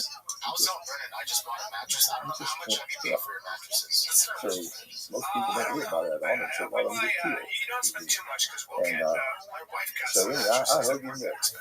I made a kiss. Molly and I had the children went to Brazil. And The next day, or what? right away. I had him back to the house. He got some things and he was gone. And so we did in Brazil. And I got word out that someone was there and I was calling to Colombia. I really need a bunch of money. $3.5 million. Started trying to collect some of that. As long as Barry was alive, he was saying school and they was going to pay me. When Barry died, oh, that was good news, good news. They killed Barry Seal last night. Oh, yesterday or sometime. And I cried and I told Molly and my daughter cried. So How long after this? How long after you moved to Colombia did they tell you this? 6 months. I'm sorry, after you moved to Brazil. I think it was January the 26th of 1985 that I was Barry. Yes, At the restaurant. Yeah, and then I think he was killed too. I don't know, maybe 6, just there, about 6 months later, he was killed. Wow. So now they have no case against me. So use anything they have against me. And on the first day that I could. So what is the, how did he die? Do you know exactly how he died? I mean, I know there's the story. What is that the official story? Well, of course, he was assassinated by the guy that they still free him, still in wet lives and doing life in Louisiana prison. Like Rick Renal, he was the trigger man. I'm doing quite well. I tell you a little story about Renal. On the first load I did for somebody, I think it was this guy Hyman. This guy was a really man. Oh, anyhow, I landed a banana plantation with somebody in jungle. And had a turbo prop and it was a small wheel, a large wheel wheel. And we put 300 kilos of cocaine in there. This guy got in with me with a Mac 10 shot pistol, and he used to make sure I go to Louisiana. I could have went to Argentina, he wouldn't know which way it was. Anyway, we took off and the wheels, it was muddy, and the wheel wheels filled up in mud, and the gear wouldn't come up. So here I am doing 200 miles an hour instead of 300. I'm not going to get home 2,500 miles. I'm just not going to make it. So, Belize, where I used to land and refuel, top planes with marijuana, was a really nice fellow, Mr. Carter there. For $10,000, I could stop and refuel. So I told this fellow, we got to stop. No, Louisiana. He put the gun right to my head, the Mac 10. I said, well, shoot me, fool. You're going to die too. I wasn't worried about it. So we landed at this cattle farm in Belize. Oh, he was terribly excited. He didn't even know where he was. But I just sent him to go out and watch the plane clean the wheel wells out. We had chicken, potatoes, stew. He was all happy with it. We flew him up to Louisiana. Wow. That's when he met Barry. So he's the guy that actually shot and killed him. Okay. So his name was Ronaldo. Wow. Now, what's the story with how Bush was involved with Barry? I don't know anything about that. Barry had 2 pictures. George and Jeb Bush walking away from his plane in Opa-locka Airport, where they just bought 2 kilos of cocaine. That's all he said. That's what Barry said. And they got a package. That's very surprising, isn't it? Such a high Wow. level. It Doesn't even make any sense. Yeah, because he is such a high performer. So I don't know, and I think that's been on the internet. So. You don't feel like there's a better way to torture. Is it possible that I mean, isn't it true that the American government or the CIA, whoever it was, the DEA, made it extremely easy for the Colombians to kill him and to find him? To Barry? Yeah. I don't think so. I think yeah. Well, I tell you, I don't know who did it, but Do you think that they wanted him dead? Do you think the U.S. government wanted him dead? The DEA? not particularly. No. I think the police and these out in that area, right where they've been chasing me, just say, you guys ain't got sense enough to chase me. Well, I'm not doing anything today, but we'll be returning that gun before I got. You know, he just bait them a little bit. So they wanted to go and take his picture and make sure he was dead. But I don't think he did anything to make people either hate him. But anyway, he was smart and fun. And the judge is who influenced the judge. The judge killed him because he has already testified against all these felonies, and the judge gives him 6 months and a half with him. Every night, 6 months. So the judge set him up. So that's his death sentence. That's death sentence, 100%. So he's attached to that fucking halfway house, and they definitely find him. He got to go every night at 6 o'clock. And the DEA stood up in court and said, Your Honor, this is a death sentence. They will kill him. So he should have told it out before he did it. Wow. And he said, well, he didn't have a bodyguard. No, guy in prison can't have bodyguards. He can't have arms. He can't have nothing. He got to drive right up into that halfway house every night at 6 o'clock. He was waiting on him. You see the pictures in there. They said he put his hand through his shot him up 50 times in the car. How did you feel? Where were you? What were you doing? You remember the moment when they came to tell you that? I called Mario in Colombia. And that's when he told me, oh, great news, they killed Barry Seal, you know. Well, I cried. I went to Mario and Lee, and they cried. He was our friend. Even though he testified, he put me in the, he did the best he could. The CIA had let him go in back. 100% they set him up. And whenever all the North stuff come about, arms and cocaine and Iran Contra deal, they just quit. Everything was in his name, everything he was doing. What's he going to do? His own people. See, he was a CIA agent. You know that? Barry was a CIA. Prior to all this. Prior to everything. And he got over 1,000 parachute jumps. And he was George Bush's real good friend. Oh, yeah, man. He was his protege. And when he died, George Bush's personal phone number was in his wallet. And the lawyer called and he said, hey, Barry, how you doing, old buddy? And he said, they just killed Barry last night. And click. And he hung right out. Yeah. Jesus Christ, man. Wow. What a fucking story. I'm glad to So you're in, you got the phone call about Barry when you were in Brazil. What was your next move after all this? What were you thinking? Where were you in your life at this point? What did you want to do next? Like what? Did you have any sort of plans from you guys wanted just like to stay in Brazil and just lay low there for the rest of your life? Well, me and Murray had different plans. Okay. I kind of like it, I'm not like it, but it was an opportunity for me to go into the interior and grow soybeans. I'm a farmer, and I mean, the land is $6 an acre, and it was just like, need combines. So I took Mari out to see it's 30,000 hectares, 75,000 acres. And she just cried and said, Roger, if I die in this godforsaken country, please don't leave my home here. So I just was so if I didn't when I had a lot of money and just do what I wanted to. So, and was all your money in cash, or did you keep it in bank accounts, or what? You obviously had tens of millions of dollars, right? Yeah, but I invested it with crooks. Everybody just about to crook if you give me money. Yeah, that's it just don't come back. I don't know what. That's the way it works, no matter what business you're in. Exactly. Just you let somebody else hold your money, and it's gone. Yeah. So I invested with a lot of people in huge real estate deals. And one thing I did buy, I bought the world's most expensive coin. It's called a brassy de. Really? Yeah, I paid $350,000 for it, and I borrowed some money, so she sold it for $750,000. The guy turned around the next day and sold it for $1.4 million, and it's worth $10 million now. What? A coin? A coin. How do you say it? Brasher de Bloom. Brasher de Bloom.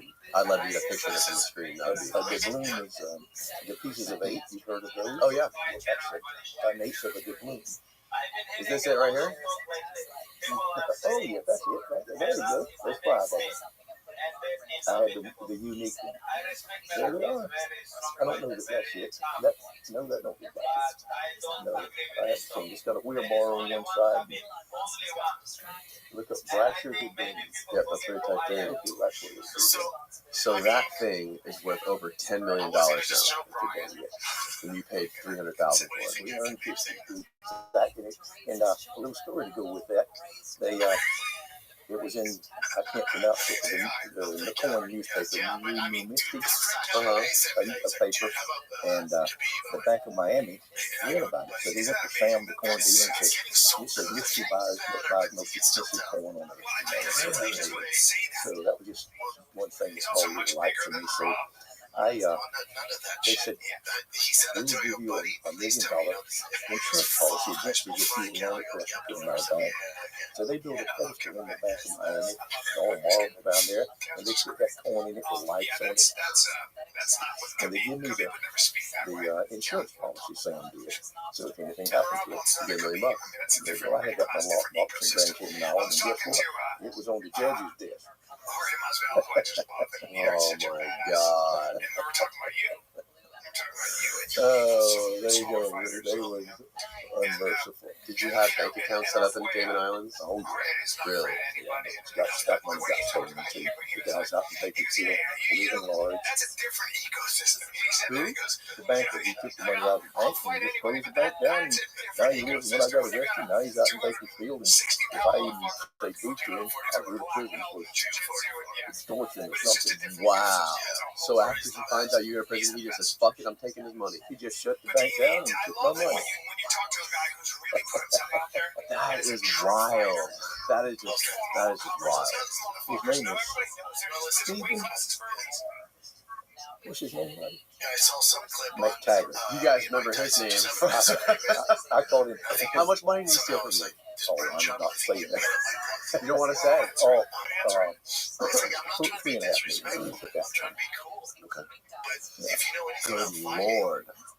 Good Lord. So, Mari doesn't want to be in Brazil anymore. So you guys are still in Brazil, you guys. Well, we went all the way to the tip of Argentina, right down to the bottom, almost to the equation. I used to buy us when we visited Argentina and looked at all the places and the ranches and things, and we just couldn't find them. So we got the first class tickets down to Anna Mari, where she's from. Her eyes were just sparkling. She got on that plane with the Dutch speaking her language, and we went to Holland. We lived in France for a year, and then we went down to Mallorca, Spain. Ooh, Mallorca. That's a hot spot. Where I met Mr. Howard Marks, the author of... Mallorca's a big island, right? It's not very big, but it's an island. It's like a ferry. Yeah, right. And so I met Howard Marks, the infamous Howard Marks. Who's Howard Marks? He wrote Mr. Nice. The famous book, one of the first ones about marijuana smoking that ever come out. Oh, really? Yeah. He was sleazy. What do you mean by sleazy? Oh, we did some deals, and whenever he knew his time was up, he hired me to haul a load out of Morocco with $2 million, and he turned me in instead of paying me. Wow. Bastard. Nice little boy. And I escaped from police 3 times, and I still couldn't believe he did it to me. I couldn't believe it. So you were in Spain still doing deals? Yeah, still running shit? I bought a ship. I was hauling hashish. On a ship now? You've given up the planes and you're doing shit. 20-ton loads out of Pakistan and 20-ton out of Thailand. You don't have minor bread skin set. How did you get? Where did Pakistan come into the picture here? We just buy like hashish. You go there in the camels and ride your camels around the village up towards Afghanistan. So this guy said, "Hey, we got hashish in Pakistan. We need to do some deals. So we did. And he had all these connections. We had connections. Real nice fellow. They all did. Yeah, I was a good fellow. So you bought a ship and you sailed to Pakistan. 6'5". What was that like? Nothing. Hands of his own You know, the experience wasn't anything. No, he was in Malta, and the taxi drivers, they had some guys from North Africa that killed the taxi drivers, and they gouged their eyes out and reached in there to get them bullet out and threw them in behind the ship, and they came up all around the taxi drivers did around the turn of the ship. That was the most exciting thing. I have all those policemen all over me. Jeez. 20 tons of hashish from Pakistan to where? To Canada. To Canada. How long did that take? I don't know. More than a couple of days. Oh, 6 weeks, something like that. I didn't do that part of the trip, but I missed the trip for the first time. Then I flew to So you didn't stay on the ship the whole way? No, I took it over there. Okay. And then I thought it was Cessna 206 on float. Catch them On floats. I love the way you say it. It's basically, it's good to get landed on the ocean, right? And you get attached to the side of the ship. No, we get back out of it. And then I hold it down, so someone use a strait between Canada and the United States down there on the lake in Washington State. And I hold load after load next to you couldn't see nothing but full of power coming man on the lake until you get hit. Some of y'all dads are 5'5". That's insane, man. Some of y'all are 6'5". Such a crazy story. It's amazing that you're sitting here alive right now after all that you've been through. Like, it's just like, yeah, I almost got killed in the first load of that. I crossed the moonlight night, full moon, and I think about Lake Shep, I believe is how it's pronounced. in Washington? Washington State, just over on the mountains, just on the coast. It's a pretty big lake, cut from islands, and there's got a radio station at the end of the lake, and you can make your approach right over that radio station and on the lake. And so I'm coming, and I said, oh, I'm a little early. I must have a tail. It's clear. And I see the lake, and I see a white sand around it. I don't remember a beach on the lake, but there was nothing nice. So I pulled the power of the land. And I get right down on this land, and I see that it's not a lake. It's a burnt over area where it's been clear cut and been set on fire. It's black like the lake. And I see stags sticking up 10, 15 feet high, and I'm down in them. And I just pull the power and just go like the jaws of death, just trying to pull that thing straight back out of there. What I didn't realize is that what I thought was the beach was a logging road going around this cut over area. Yeah. So you can just sometimes your mind can just fool you. How much are you making when you're starting to run this stuff from Pakistan up to? We didn't make much. I don't know how much we paid for it. We should have made a lot. We had too much yak fat in it, and it wouldn't stay with it. Too much yak fat. They take the fat from the yak and take the marijuana, the glue, or the juice from the marijuana, and rub it with their hands like this till it gets hot, and then make hashish. And if they put the yak fat in it, to make it stick together. If you want too much in it, don't stay with it on the food. So it just brought the cost away. So it wasn't no more cocaine deals once you went over to Europe? No, stay away from that. Okay. So, yeah, I did a later cocaine to Australia. The biggest ever in the history of Australia. I got caught for $40 million. When was this? After you moved to Europe? Yeah. How did this deal come about? Were you doing business with? Was it the same guy that you met in Mallorca? No, we done split now. We done ripped it off with a bad guy. I escaped from the they arrested me in Spain. I escaped 3 times. The third time they put me in jail in Mallorca. And jail. And it's a prison. Essentially, they took me to court. The extradition, I double extradition. The German was asking for my extradition for this hashish. I hired a guy that's called the lead, and the United States is asking because I was in 25 years special parole. And they're asking for that, and they say they got me $1 million, $7 million worth of gold coins that they said they could have for before money laundering. They said, if you lose these gold coins that the United States government would have seized, had they known that no they belonged to we, that would be indictment. Wow. 35 years ago. But Germany wanted me because I just made up some bullshit. Oh, you're anything you get, you get extra. So now, Because now Barry was gone, and I really had nothing else on you, so they just made something up. So I paid the German captain on my ship $400,000 to call a little taxi. He bought him a long cigar and a long BMW.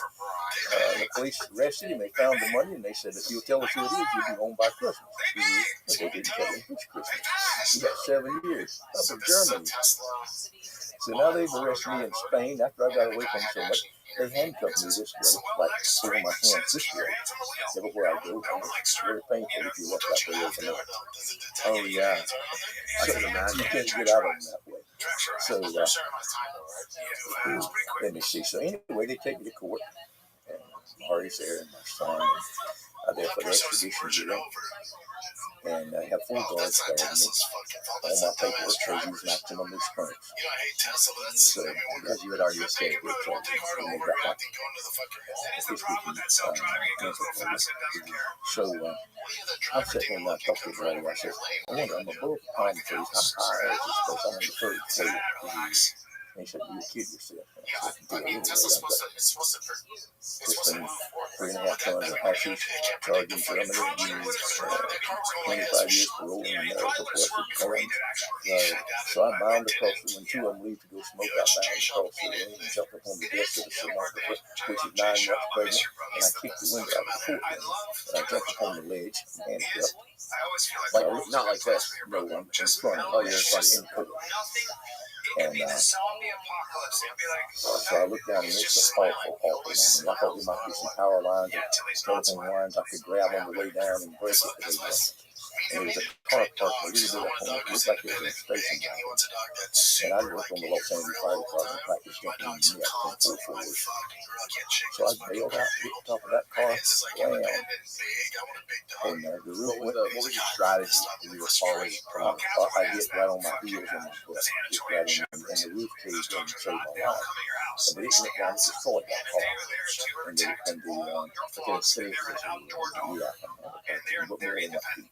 more than that, and I still have a dead spot in my back. It gets hot from the side of that. So, I mean, it was like dolled up. I jumped out of the car and ran. And the next day, the newspaper said Spider-Man escaped. Anyhow, they caught me like they extradited me to Germany.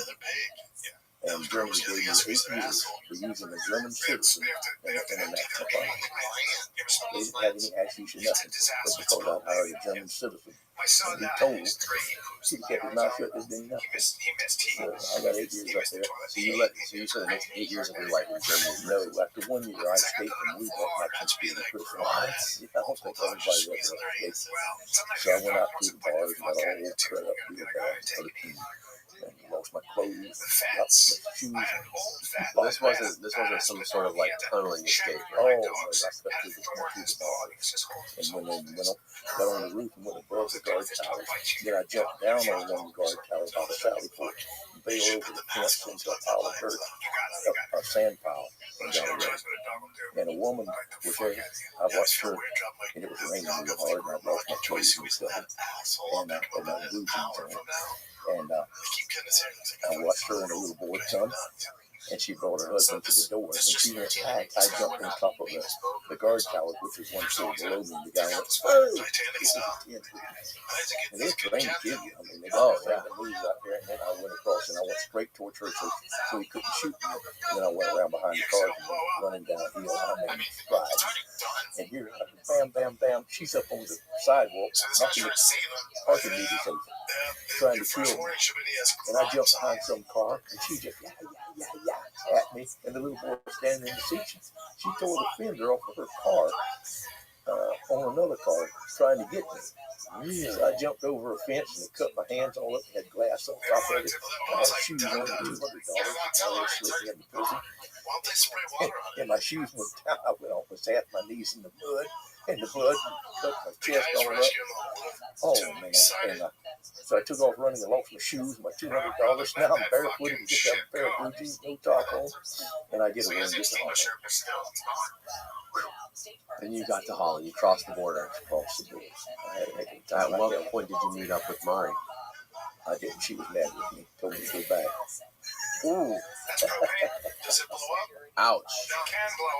Why was she mad? Did you escape? Destroy my life. What do you mean? Oh my God. Here anytime I can't get the papers out of the house. What Right. do I do with them? Right. Put them under a rock. I don't care. Mhm. I think she was tired of it at that time. How old were you at this point when you escaped that prison in Germany? It was 1990, so I was 47 years old. 47 years old. Wow. And what did you do when you got to Holland?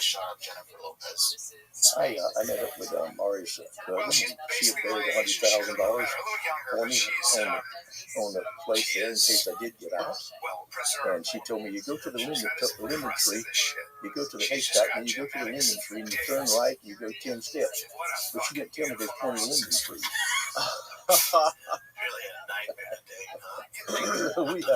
we had fun. So they were messing with you, huh? No, just remember how she got to where she buried it. So I got some iron rod and and I got her some clothes. I stayed there for a while. I got a passport, and I went back to South America. And then I went back to see the community and people that I knew. I don't know what kind of Stayed there cancer, for a but while. you can see how sick Then I all got a that's job in. to take a picture to Great Australia. actor, Trying handsome to as put fuck. fun out. Just was great. So I took a boat down there and I got caught. Took a boat from Colombia No, to... I bought the boat in home, Louisiana, and I took it to Australia from there. What kind of boat was it? It was a oil supply vessel. When it goes out to the Those guys are just oil. highly And intelligent. when they get old, they can't get insurance on them, so they sold the scrap. But you could eat off the engine room floor. Oh, really? How long? How big was it? How long? Like 100 feet. 100 foot. I want to talk about that. And how did you? Where did the cocaine come from? It came, they loaded me in the middle of the Atlantic Ocean just above the equator. Oh, really? It came out of old wooden plantation. Just they threw it over the deck? They swarmed over and stole everything they could. They was not food. Oh, really? Oh, there's a bunch of savages. Jesus. And how many people were on your crew on that ship? Three of us. Just three. Me by myself. Really. I had my brother-in-law with me, and the Colombian that got on them, both of them. She said she couldn't stand up and didn't know how to do anything. Yeah, I had to cook and wash your dishes. Gosh. And how long? So, tell me about this trip from the Caribbean, where they loaded up your ship, to Australia. What was that like? Well, that was interesting. I left home in Louisiana. I never on the ship before. I mean, it was a learning curve for me. And somebody left the water line down in one of the bathrooms. We only had 600 gallons of fresh water because we changed it all to fuel. So we ran out of water before we got to Key West, so I had to go into Key West and get water. And then I took off and went across the tongue of the ocean through the Bahamas, and I went to Senegal, which the islands off of some island 600 miles off of Senegal. And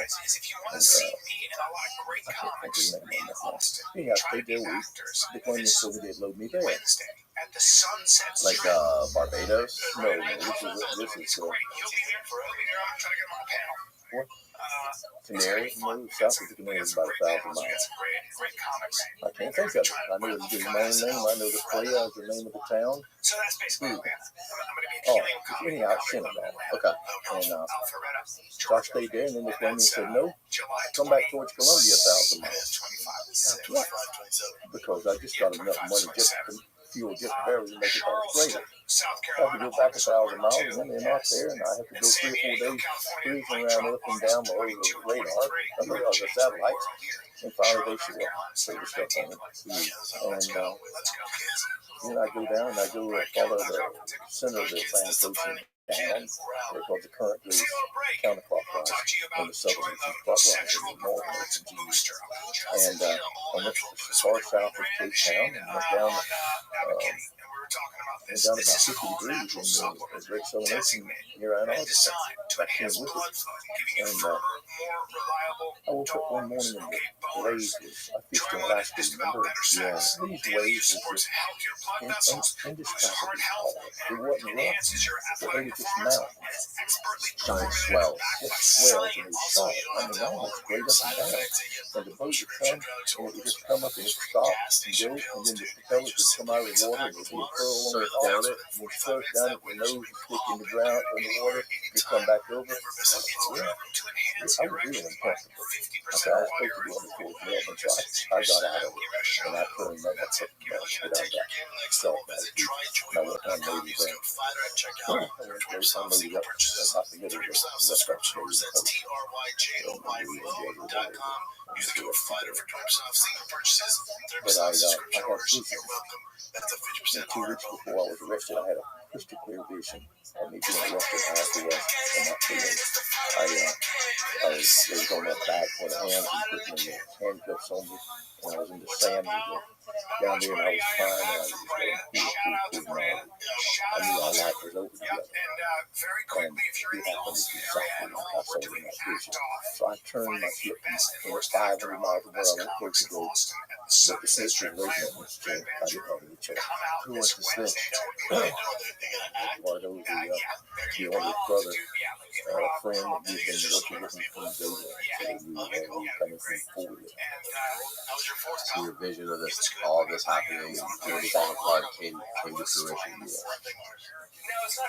So what happened after they arrested you? Oh, they put us in those bulletproof vans, one of those things like armored trucks, and took the police. And how many? And you ended up obviously, so you didn't escape that prison, right? You stayed in No, I didn't, Mario. I could have one time. Mario wouldn't send the little money he needed to have some help. Mario was pissed at you. Get out. Were you guys in communication at all? Did you guys communicate back and forth? Every day. Australia prison. Really? Yeah, they give you a long time to talk, but they treat you. The food's good. The doctors seem to go to schools that have a little more intelligence than just the scumbags that they have. The officers are way different. Oh, yeah. I feel like I've always thought, these all the people that I've talked to that have been in and out of prison, especially on this podcast, is that the people that end up in the United States that end up being prison guards are like the people who couldn't even make it as cops. Security guards. They are Right. right. And it seems like the people that are the security guards or prison guards in this country, they're not people that are there because that's what they wanted to do, it's because they failed at something else. Maybe. They got a job and they got a badge and they got authority and they right. You woke up wrong, you get talked over to. They hurt you. And the prison guards in Australia, was it like they were paid better, they were educated more, they all of that, was there like more of like a sense of like a mission to get something done there? Like we gotta. Oh, it wasn't good. It was just not. It wasn't such hatred as you feel about it. It just didn't really that ring. Oh, you have to. Right. It'd be like 1 out of 20 or 30 not too much. Okay. But here, you get every other one. Right. You get 50% of it. But it's So how many years did you stay in that prison in Australia? 18 years. 18 years. And it was the most maximum security prison there is in the country. Most security prison in Southern Hemisphere. The most secure prison in the Southern Hemisphere. No, Wow. And what was your experience like there for 18 years? When I first went, I've been in the Institute and I got my paperwork and I was stationed in 5 different prisons. They came and arrested me after I was having suffered. And they took me to that prison. And they took me to and they put me in a chute. And I was in there for over a year. And that's it. The shoe is basically just an isolated box just by itself. Well, there was 5 of us in this. Okay. And it was we had room for 12 Christmas in there. And they had it was kind of like a Silence of the Lambs. That was a big cage. And they had 6 guards on the other side with the chief of the ring. And they come in the morning with all of them had big clubs, and they opened the door, and they brought food in, they cooked it ourselves, and they would come at 6 o'clock, knocked our doors, and that was it. That's all we had. I mean, you could talk to them to speak with, and that was all. It wasn't bad, but it was just like, how long am I going to be in here? And that's when I had the, I wondered, okay, I've got 25 years in America, and I escaped from German prison, I've done this, got life here. I'm not never too much freedom in the world, so I read all right about when my grandma brought me to Louisville, and they had a computer room in there. So you were there for life. You only thought you were there for life. I was hoping I'd get out. I told her to behave myself. I had to do everything before I could ask for parole. So I write it down. Okay, I said, that's contingent. I'm going to write that story tomorrow. So they have a little computer room there, and I didn't know how to turn anything on. And they had a thing called Paintbrush. You didn't have a program in it. So I could type. So I could type one line. And the next day I think about my day with Robin Chatterley. I'm like, that's what it's called. And then I got where I was like, the 3 of them. And then at the end of about 3 or 4 months, I had over 1 million words written in one line. Bob, I got out and they let me buy a computer. They let you buy a computer. Oh, really? You want to pick up with your phone, but you could do all this. They put a lot of programs in it, like encyclopedia. Like a laptop or something? No, it was a full-on computer. And where did you do that? In your cell. Really? I was sick. So with a door and a lock to it. Yeah. Oh, wow. It's pretty nice. I don't know why about it. I compared it to America. It's quiet. No internet, though. No. Okay. But you had telephones and it wasn't expensive. I called Mario every day for 20 minutes. So anyway, I took that thing out and it took me 2 years to straighten out what all I had written. So it was all different colors where I misspelled and I just put what my thoughts were. So you went through and edited and revised it. I didn't write it really because I was just writing my thoughts as fast as I could. Just put it. That's how I did it. So I took it out and I got took 2/3 of it out. So it was on 540 pages, maybe 1,500 pages. Wow. Are you going to publish into a book now, which is called, what's it called? Smuggler. The Smuggler. Just Smuggler. No, Smuggler Roger Reed. I'm no more. And it's on the Amazon best-selling list. I enjoyed it. It's fascinating. And you have the audio going to be done too? It's already done. I'm just waiting for Amazon to approve it. Right. So what did you take away from all of this, from this crazy, amazing life that you had, and after all the time? Well, actually, let's go back, because you were in the Australian prison for 18 years, but once you got out of prison there, you went to another prison. Horrible. I was treated something terrible when I was there. There were 3 marshals, Australian marshals with me. I come back handcuffed because there was a warrant in the United States from parole from 1977, 43 years ago for possession of marijuana.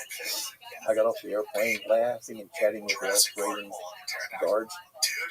I was slammed upside the wall by border security. Eyes forward, kicking my legs apart, putting handcuffs on me so hard to cut the blood off, leg irons, eyes forward. And they walked me about 100 yards, turned me over to the marshals. The marshals took some of the leg irons and stuff off, chained me to the wall, and left me there all day. Then they took me to Metropolitan Detention Center. On Con Air? No, I was just in a van in Los Angeles. They took me to Metropolitan Detention Center in Los Angeles and put me into isolation. I said, what in the world am I in isolation for?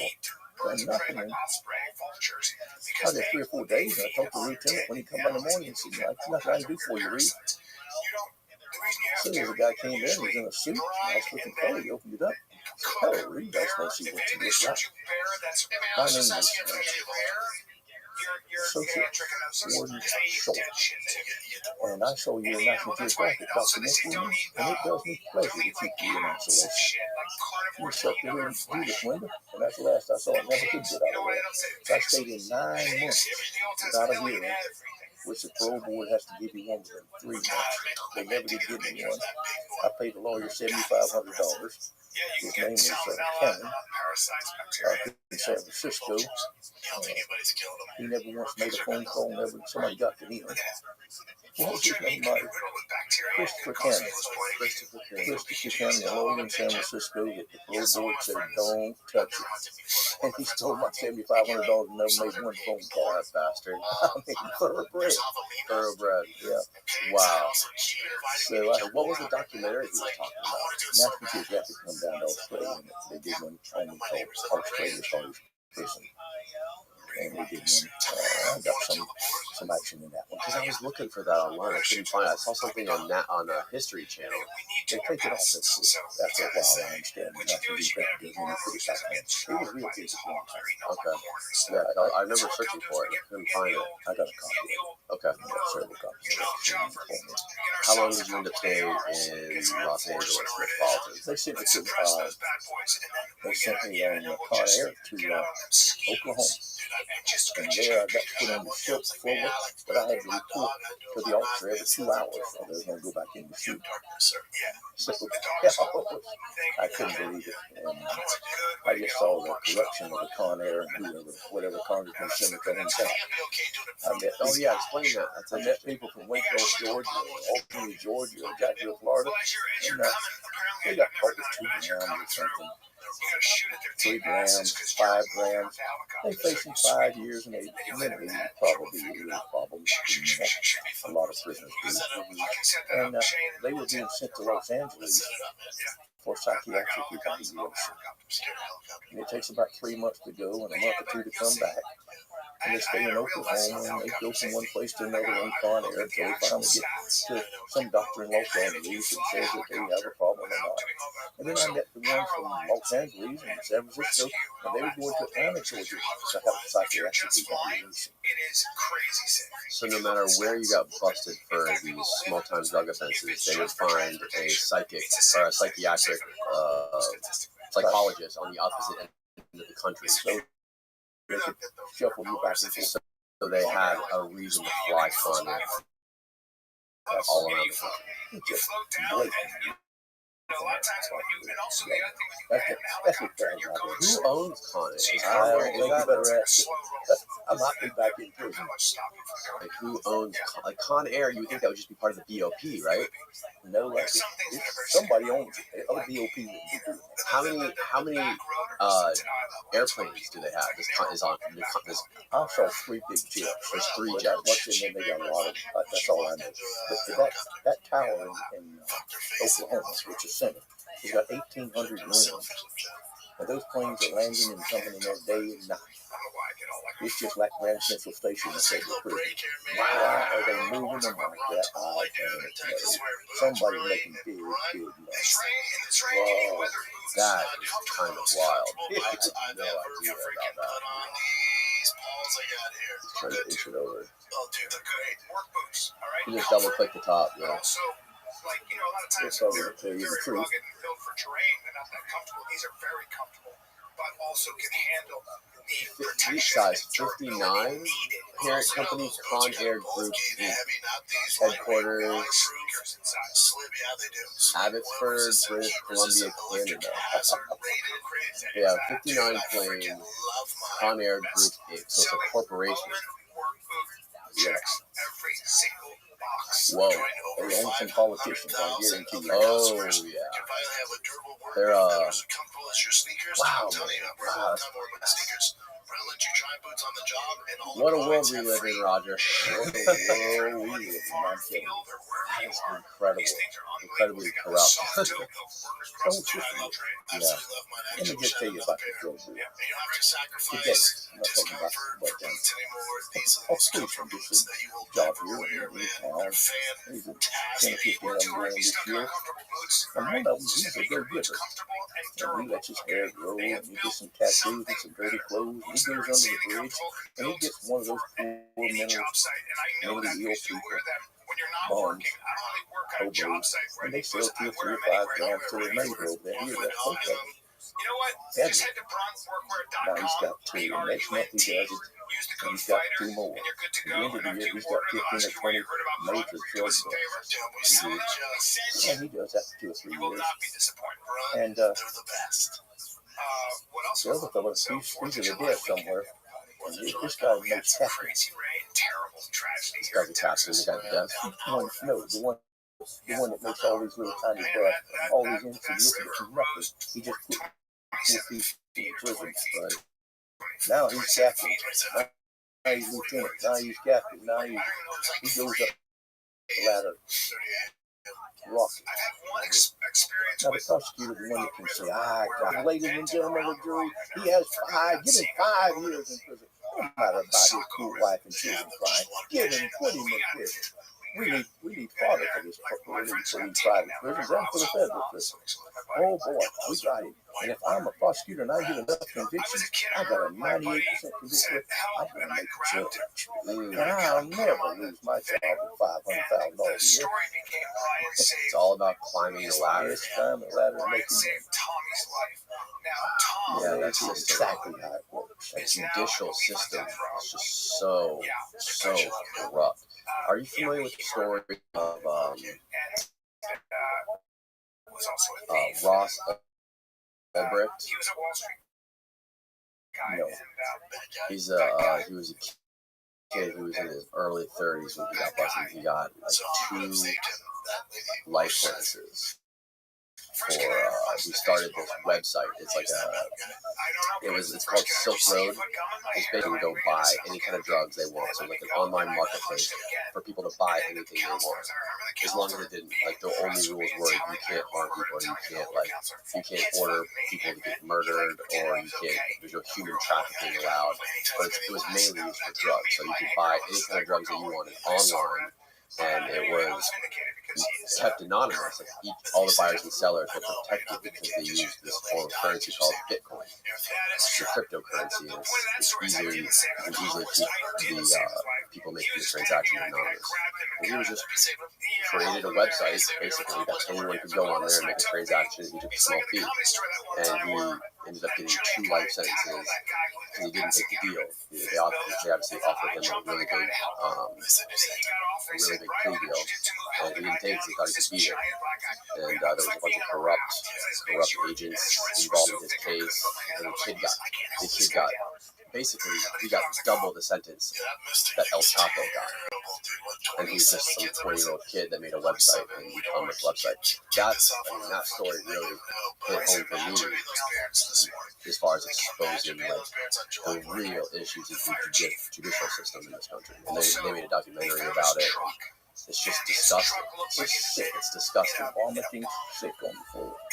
I mean, here I am, I served 33 years for marijuana. And I worked out with billboards. Relax and deliver your marijuana to your It's just like when you're full of whiskey. This guy's got 12 years in Alcatraz for making whiskey. When they got out and the law was passed the next year, yes, but you broke the law, didn't you? Right. You got straight. And after 12 years, they walked out of Alcatraz and walked across the street and drink out the bar. Right. That's the same thing's happening. It's insane. It's stupid. I mean, President Jimmy Carter had it all. Most of the prison, a great portion of prison is from mentally incapacitated or people that are somewhat have some problems. They had problems from their early childhood.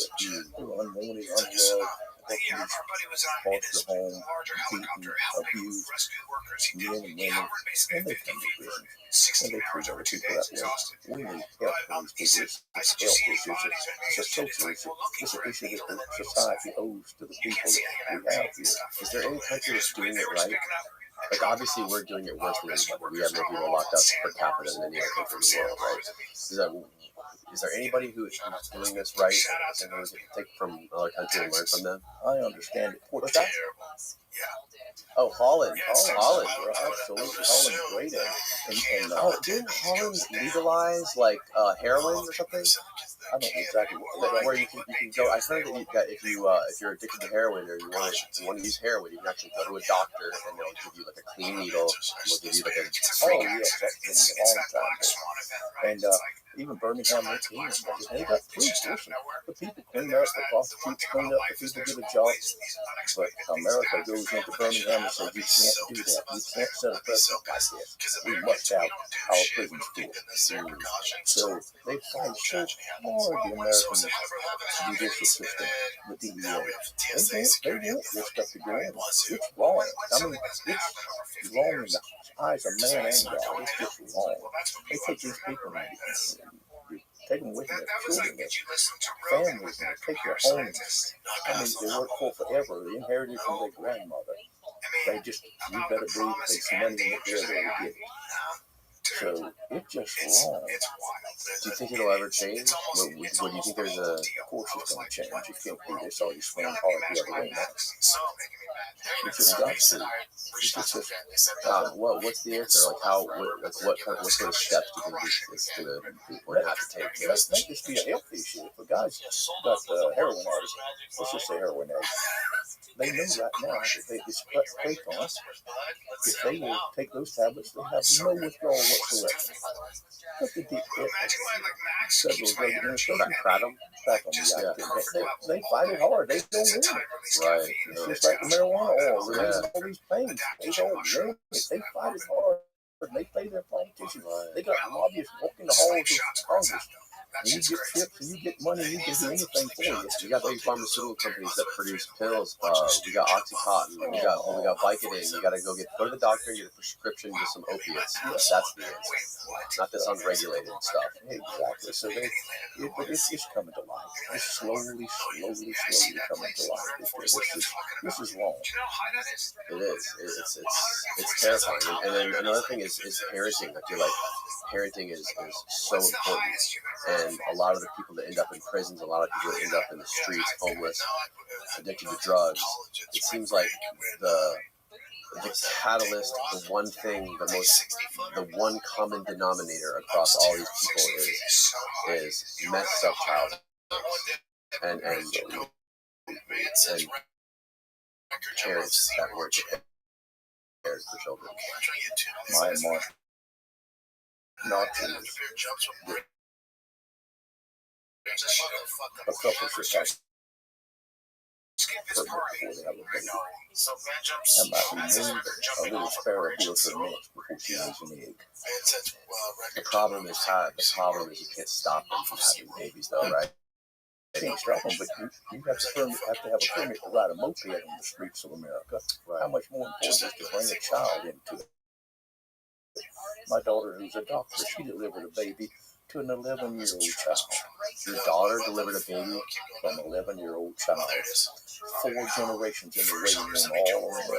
That's the problem is even if you put in a law like that, people are still going to breed. People are still going to have babies. I don't say you wouldn't, but I'm just saying that's the answer to it, to educate people, to encourage people to have something. You get babies who want instead of babies that we're just going to get for the welfare check. That's awful. To encourage the wrong people to have babies. I don't know the answers, Roger. I don't think we have them. That's the question. I guess the answer. It is the question. It's a very hard question. How you going to start? It's a very dicey subject. And it's just, I don't know what the answer is, but yeah, I totally agree that having a child is definitely one of the most important,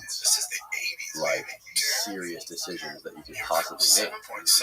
You're creating another life. I mean, that is going to set up, depending on how you raise that small baby child, depending on how conscientious you are, how prepared you are, how willing you are to committed to doing that. I mean, that's going to send that human being into a spiral one way or the other, whether it be good or bad.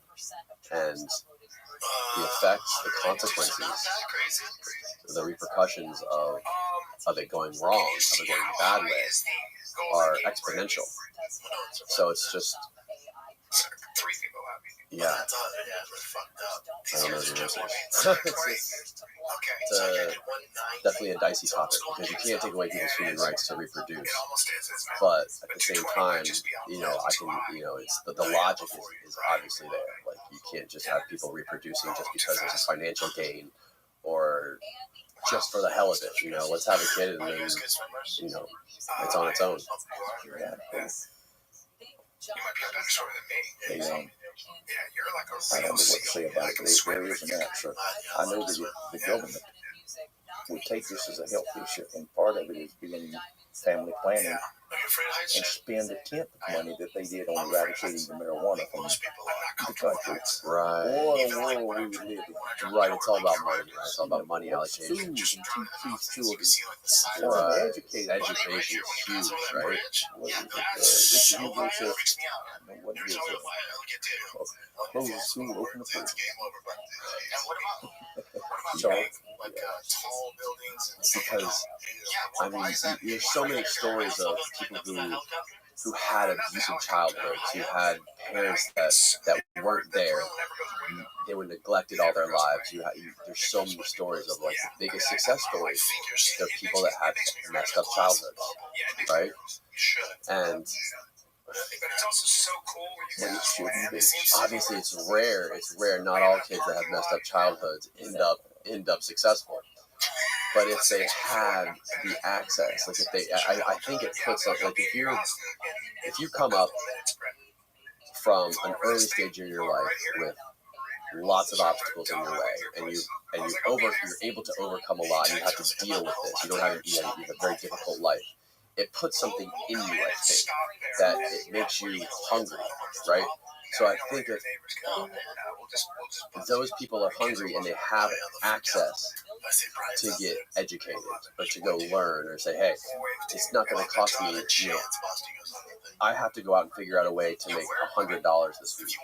Am I either going to spend my $100 on food or drugs, or am I going to spend $100 on getting an education? They're obviously going to choose survival over education.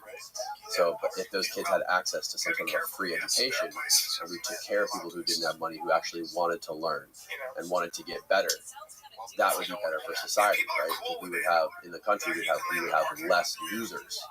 We would have less people that are just leeching off the system. Does that make sense? It makes sense, but also Because you want to have people that are educated. You want to have that's the goal. As in our community, as a country, like, you want to take care of. We want to think of the country as one community. As unfortunate as it is, we think of people as right and left, Democrat, Republican, whatever. It's so polarized. If we thought about it as one community, we want to educate our community to make it better. You want people to have the access to the education to get better. I'll tell you what, look for a son, maybe daughter too. If they have a father to put their arm around them and say, son, you should study here, so you should do this. I encourage you to do that. That's, you got to in addition to the choice of where you can do that or another. You need good parents to make recommendations. And also, you shouldn't put such high standards for college and that sort of stuff to everybody. Right. They should put, I mean, you know by 7th grade, 8th grade, where the child's going to be put in university material or not. Start them in grade school. Right. And our prison system should be only trade school. Yeah. You get a young thief comes in there and the judge says, oh, they give me a run. I said, okay, you can be an electrician. We need electricity. Okay. Your son is just to become an electrician. And you get a Class A license to be an electrician. You won't have to go. Well, you see them straight left, stop taking the drugs and right, and that way when they get out, they actually have a path. Go to work, $30, $50 an hour, whatever. And I mean, it's not fair to the people out there, but if they do a crime, So I just sit them there just in a cell. Right. You have one teacher to 20, 30 guys. Mm-hmm. And when they pass the test, and they can do it, let them loose. That's their sentence. And we have workers. And the hardest thing also about the whole prison system is that I've talked about this before, but once you're in the system, it's almost like even once you're out, once you get released, it's almost like you have those shackles on you for life. Because there's things like probation, there's things like restitution. You're always checking in. There's only certain things you can do, certain things you can't do. If you do accidentally slip up once, you're done. I had 30 years of that. They gave me 25 years spectacle. Anytime you violate it, you can serve all the costs. And on top of that, I'm giving you 5,000 hours community service. You can do 7 or 8 years on the road. And on top of that, you're going to pay all the cost of prosecution. And on top of that, I'm giving you 30 years. Well, there's 5 more years for that. It's just ridiculous. What year did you get out? Last year you got out. Wow, man. Wow. I stayed on another 9 months. It was harder than the 18 years in Australia in isolation here for parole violation from 1977 for possession of marijuana. But somebody was after me. They wouldn't let the lawyers talk, and they wouldn't let me out of isolation. So what happened after you were in that 9 months isolation in Los Angeles? They let me out. I went home. You were a free man. I was on parole, and I didn't know what I did. But you were at least you were able to go home. And the COVID was out, and the parole officers didn't come. And so after a year, they said, switch off the parole. You're free. I got my passport. I got my driver's license. I got my pilot's license. Wow. I'm ready to go. Wow, man. What an incredible, fascinating story. So I actually got my pilot's license and went down and cleaned the planes for the day. Had a good time. So what's your goals now? What's next for Roger Reeves? What's next what's the next chapter for you? I just don't know what's going on. I'm taking it one day at a time. I'm just happy to be home tomorrow. No more playing roads and marijuana. No, that's over. Over the horizon. Oh, that's incredible. You and your wife, the bond that you guys are able to form, the way you guys were able to stay together for that long period of time, even though you were gone for 33 years, is so amazing.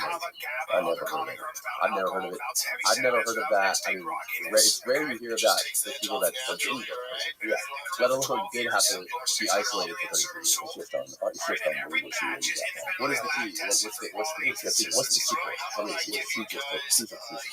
She's lovely. I mean, she's like too good to be true. I said, what did you tell him, Ma? You're beautiful. She said, I told him. I said, yeah.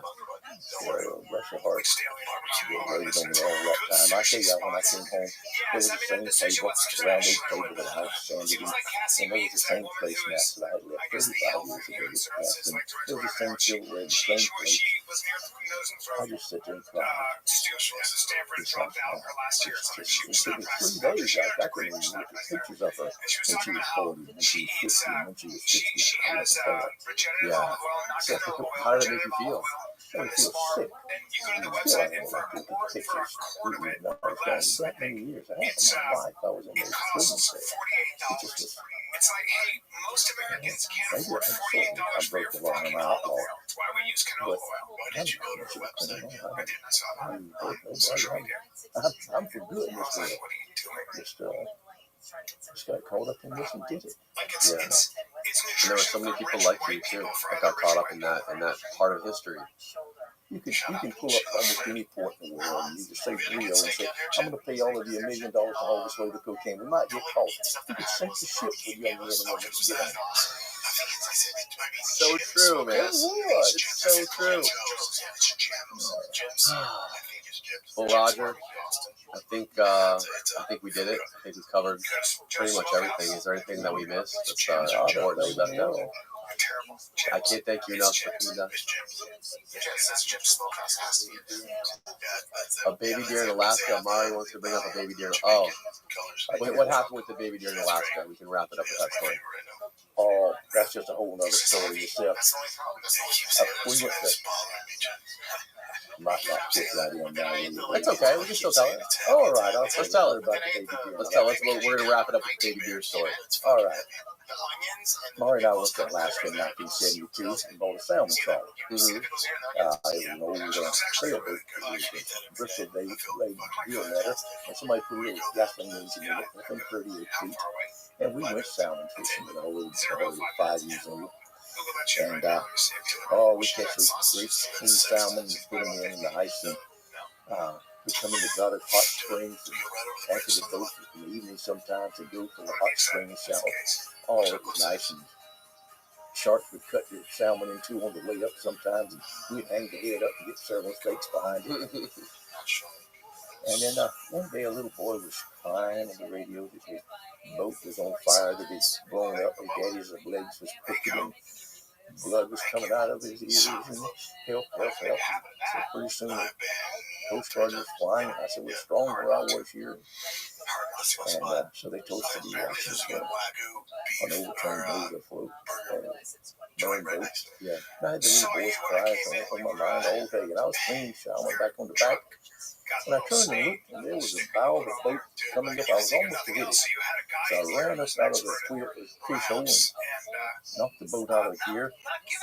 And then I saw my mistake. It was not. It was not an overturned boat. It was a giant blue whale that was surfacing under my boat. And he blew his stuff all over. I could have gapped it from where I was. That thing was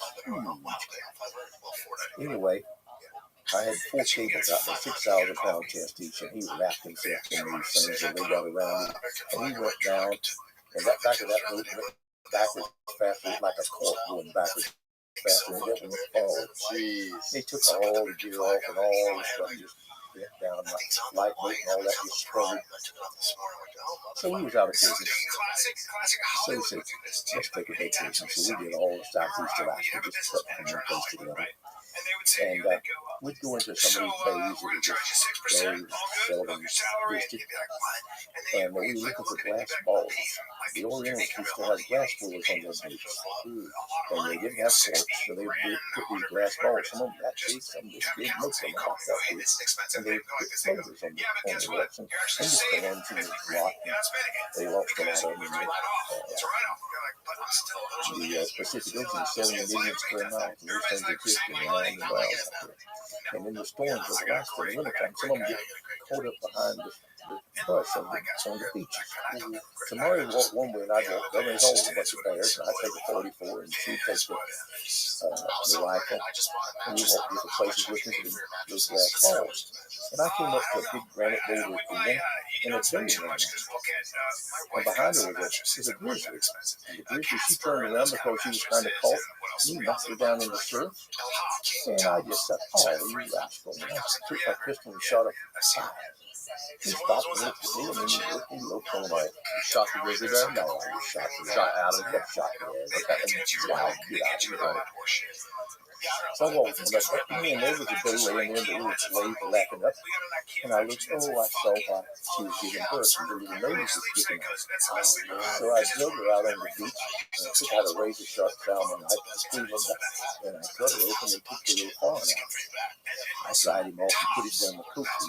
He had a red, white, bad coat. How big was he? As big as a cat. And long legs.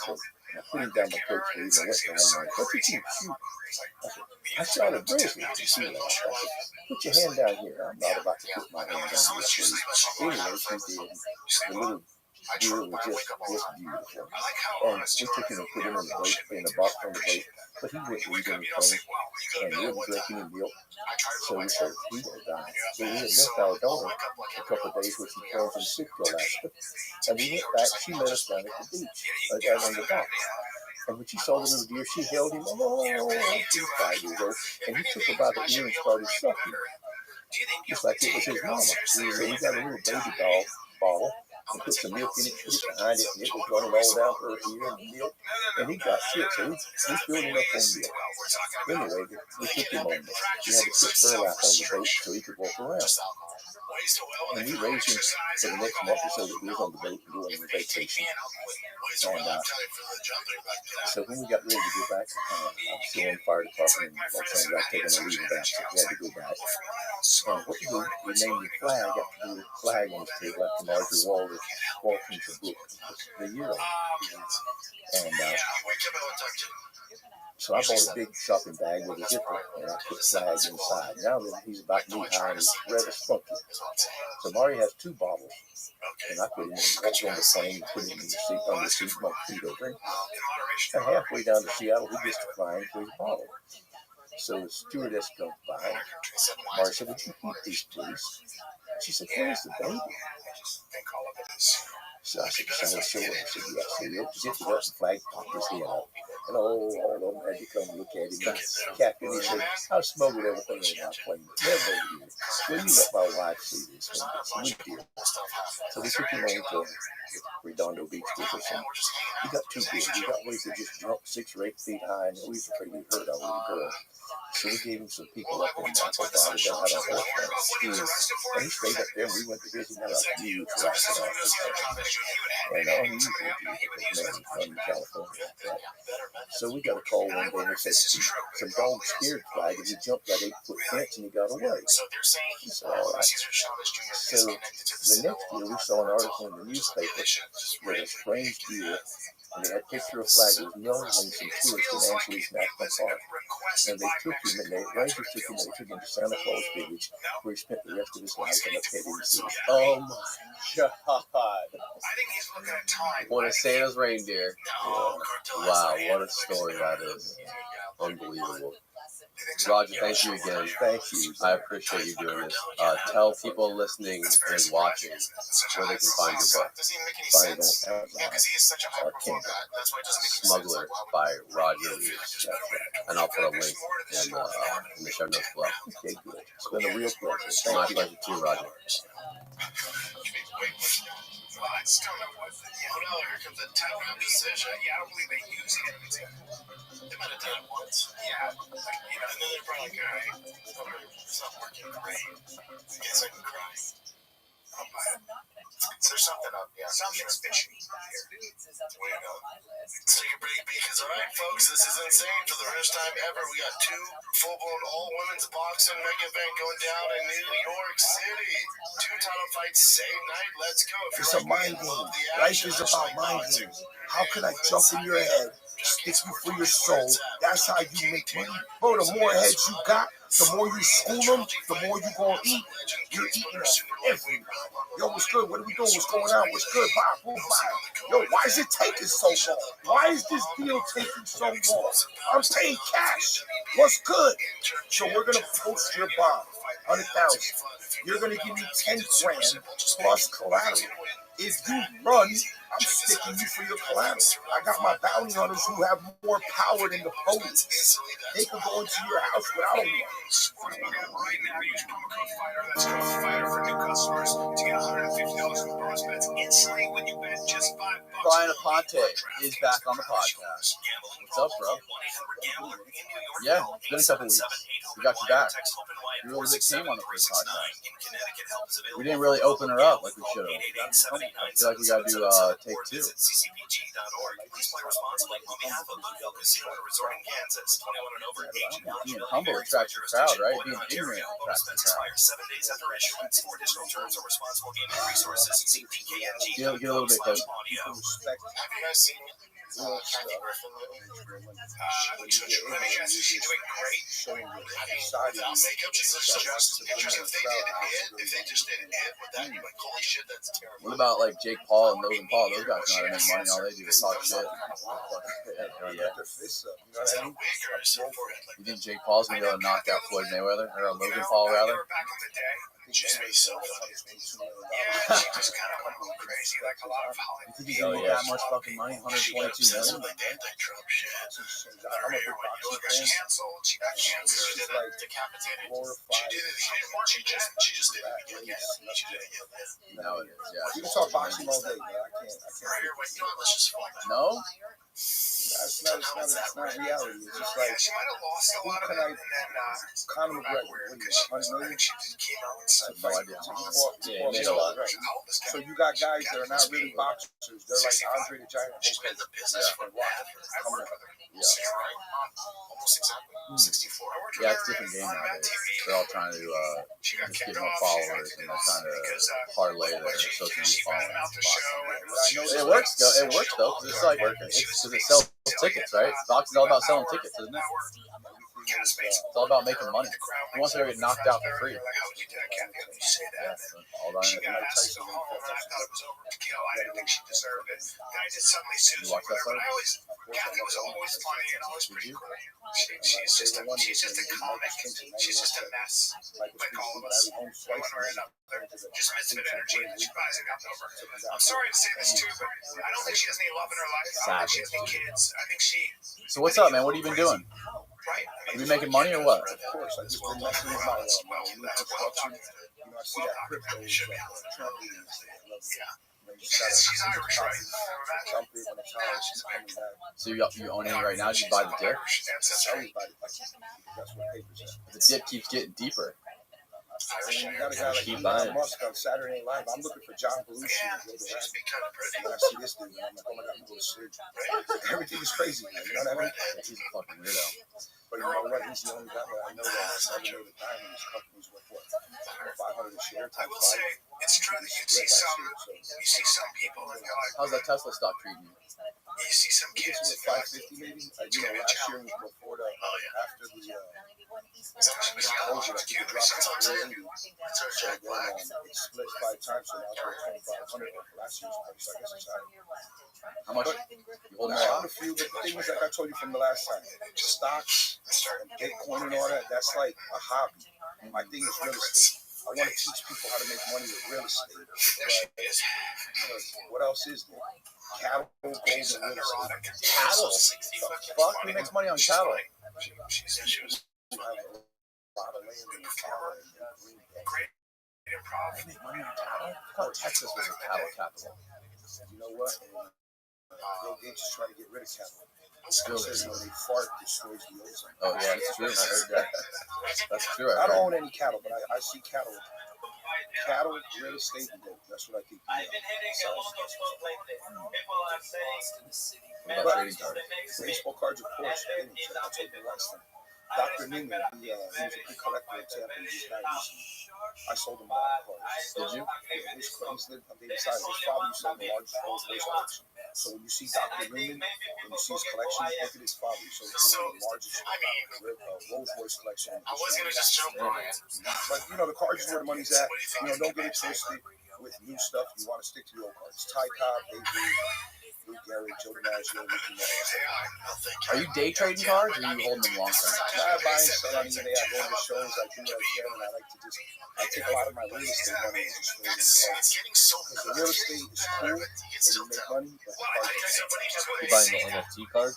I don't see the value in it. When you look at a computer screen, you pay $600. People are making a lot of money on that. It's like no, I see that. Yeah. That's a heavily highly manipulated product. I just don't see that making money. Yeah. I think the other part. Yeah. But really, like I told you, I like to talk about real estate because everybody in the world is involved in real estate. I know a lot of people who make money on charging thousands of dollars for classes. You know, last time we did a little podcast, and I read the comments, and I appreciate everybody's comments. I see a couple of negative comments. I just like to touch that. I see one guy who's like, hey, look, even if you pay cash, you can't close a house in the day. It's not true. And maybe we can touch on stuff like that. Yeah, we could pull some up. Yeah, definitely, please. So let me tell you how you buy a house in the day for the month. Aiden, there's a podcast we did with Brian a couple weeks ago. You can find it. Just Google Brian Podcast Concrete. You'll find it. Put the comments on the video. Yeah, so basically how you buy a house in one day, a lot of people who do real estate, they're not option closers, they're pretenders. Because I'll tell you how we really. But I love it when you talk to a guy who's really put himself out there and is a true fighter. So the Those people borrower has to pay versus value those motherfuckers. Now everybody So wants he to has know to this is a either weight class for a reason. call the bank or deal with the appraiser. I saw some clip on Well, let's be fair here. Most people are borrowers. Most normal people in the real world have to borrow money from a bank. Yeah, you're 100% correct, bro. We're not talking about most people. We're not talking about the sheep. Well, the people that are watching this are most. You have to understand. Yeah, People but that I watch schooled this. them in the game how to make money. Okay, Next time I come, I'll bring you like a fast and I'm talking right now. If you want, But how you buy a house in one day, last over people who don't understand you grab his business. legs and then Let's pretend that you are a wholesaler and you have a house and a guy. Let's pretend you're next door to me. What's a wholesaler, first of all? A wholesaler is a guy who's in the business who doesn't want to close. He just wants to assign his contract. So what that means is, let's pretend this phone is a contract. So you have a house for sale. So you want to sell a house for $100,000. He gets the contract, and he gets an inspection period. Right. So an inspection period, in other terms, is like, let me get a few days or a couple of weeks so I can market your property Right. and sell to a real buyer. So they go to a title company, and the title work starts to go. They check for mortgages, they check for liens, and blah, blah, blah. So once the title company tells you, yo, the property's ready to go, so you got a contract for $100,000. So you want to push it on the street because you don't have any money, but you want to make money because you want to keep it. Right? So then you come and you push it around the block, you email blast it, you do whatever you got to do. You push it for 120, 130, whatever you think you can get based on what it's worth. So when that doesn't work, they call a guy like me, hey, Brian, they left, I got to close it. Where you closing at? And then when the title company, send me the title commitment. I look at the title commitment, boom, all right, send me the underlying contract. So I look at the underlying contract, I see what they're paying, I see everything. So I go look at it. So in Tampa, Florida, where I live, I know the street in town. So I already know what it's worth before I get there. So you're buying it for $100. I said, cool, I'll give you $110. So it's up to you to sell it to me now. So you can make $10,000 and you didn't really do nothing except put up a deposit. So I call the title company and I call Candace, who runs my office. Candace, wire the money, get the title, boom. So I go in there, I don't even have to go sign. I do DocuSign because I'm a buyer, I'm not a seller, so they don't need a notarized copy. So I buy the house in 2-3 minutes. Then what I do after I close, I give it to one of my team members so they can repush it. So that is one thing I wanted to see because when I read the comments, Let's look at these comments right here. so go ahead. I mean, these are positive, man. No, I see a lot This of man positive. truly understands life and money. You can tell by the way he talks. One other guy was like, yo, Brian, stop making money. It's all about smelling the roses. I'm 50 years old. I've traveled the whole nation. I've sold it. I've done everything. I've been to NASCAR, World Series, NBA Finals, championship, and you name it, I've done it. So at the end of the day, when I wake up at 4:30 in the morning, what am I going to do? Walk my dog? You know what I'm saying? I do it, but at the same time, I want to have fun. Yeah, but you're addicted to doing this shit. You're like the guy on there's something movie called without him. We talked about it last time without saying it. Gemstones. But the problem with that movie is it's not realistic, like we spoke about. The reason it's not realistic, he has a gambling deck, and he had millions of dollars of scrap over for scrap for less than 30 seconds at 98%. So that movie makes no sense. I love how when you got that fucking that big snook delivered to his office that's fixed, that was full of diamonds, all those various stones. That one fucking crazy green stone, blood diamond. You ever seen a blood diamond? When I buy diamonds, I usually go to New York. Put this thing in like You know what? Last time I looked like I was like hunchback. Just sit up straight. Anyway, so the diamond game is tough because there's more diamonds than people. And the beers company, they don't know the diamonds. So it's like a hush-hush game. Yeah. And then most of the diamonds that are retail are trash. Because the best diamond, obviously, is the FLV color. Flawless color. But the diamond game is tough because you gotta have buyers. And that's a job. It's not like real estate. Real estate sells everywhere. Diamond sells to select people. Yeah, everybody needs real estate. Everybody needs real estate. One thing you can't. Well, I don't know. Diamonds are weird because I don't understand it quite. I don't really understand it because it's the De Beers company. They manipulate it or they somehow control. It's not like stockpile them and they slowly release Yeah, they them. push it slowly. The thing is, there's a thing called wrap. So it's like a wholesale thing on what the diamonds are. Anything over a carat, which is an FL flaws E, that has a high value. And then you have different colors, different cuts. So, but the diamond game is like so super exposed, and you got every rapper, movie star in the game trying to like outfloss each other. You even got people putting diamonds in their heads. It's at the point now, it's just like, yeah, I'm not with this thing. It doesn't even make sense. That's why I tell you, I mess with the baseball cards and the real estate. Because the baseball cards are extremely rare, and the real estate is commodity. The most expensive ones I got from Pittsburgh, right? From the Pirates. That most expensive baseball card. Yeah, there's actually one. There's actually one. The reason is because he didn't believe in tobacco, and that's a 206. Yo, this guy in the comments says, I know a guy, won't mention his name, he uses banks. Well, a lot of people use banks. But I'm going to tell you the reason why I personally don't use banks. When I use owner finance, I'm going to tell you why I don't use banks. It's like this. If you look at my track record, right? And you see that I bought thousands of houses, but I bought them in a day and sold them the same day. I pushed them to hedge funds. It's like this. Let's say I'm buying a house that's worth $200,000. By the time a bank gives me that loan, I already got it sold. Because I got to go get an appraisal. I got to get a survey. Who has time for that? And if you got money in the bank to copy, who cares? Because you're already trying to repush it. You know what I'm saying? If you're going to buy it and retail it, I mean, those days are over. You're a different breed, though. So you have to be a different breed. You're like everybody else. You're going to get that. No one can, not everybody can do that. Everybody hustles. Everybody could be a hustler. See, a lot of people hustle different things. Some people hustle fish. They go fishing, they pump the fish out. Some people hustle retail. You know, they sell cars. Some people hustle fur coats back in the day before, people started shaking because it's not very correct. But everything has a dollar trade back. Some people hustle drugs. Yeah, see, I never get into that because it doesn't make sense. There's less money in that. Everybody's going to get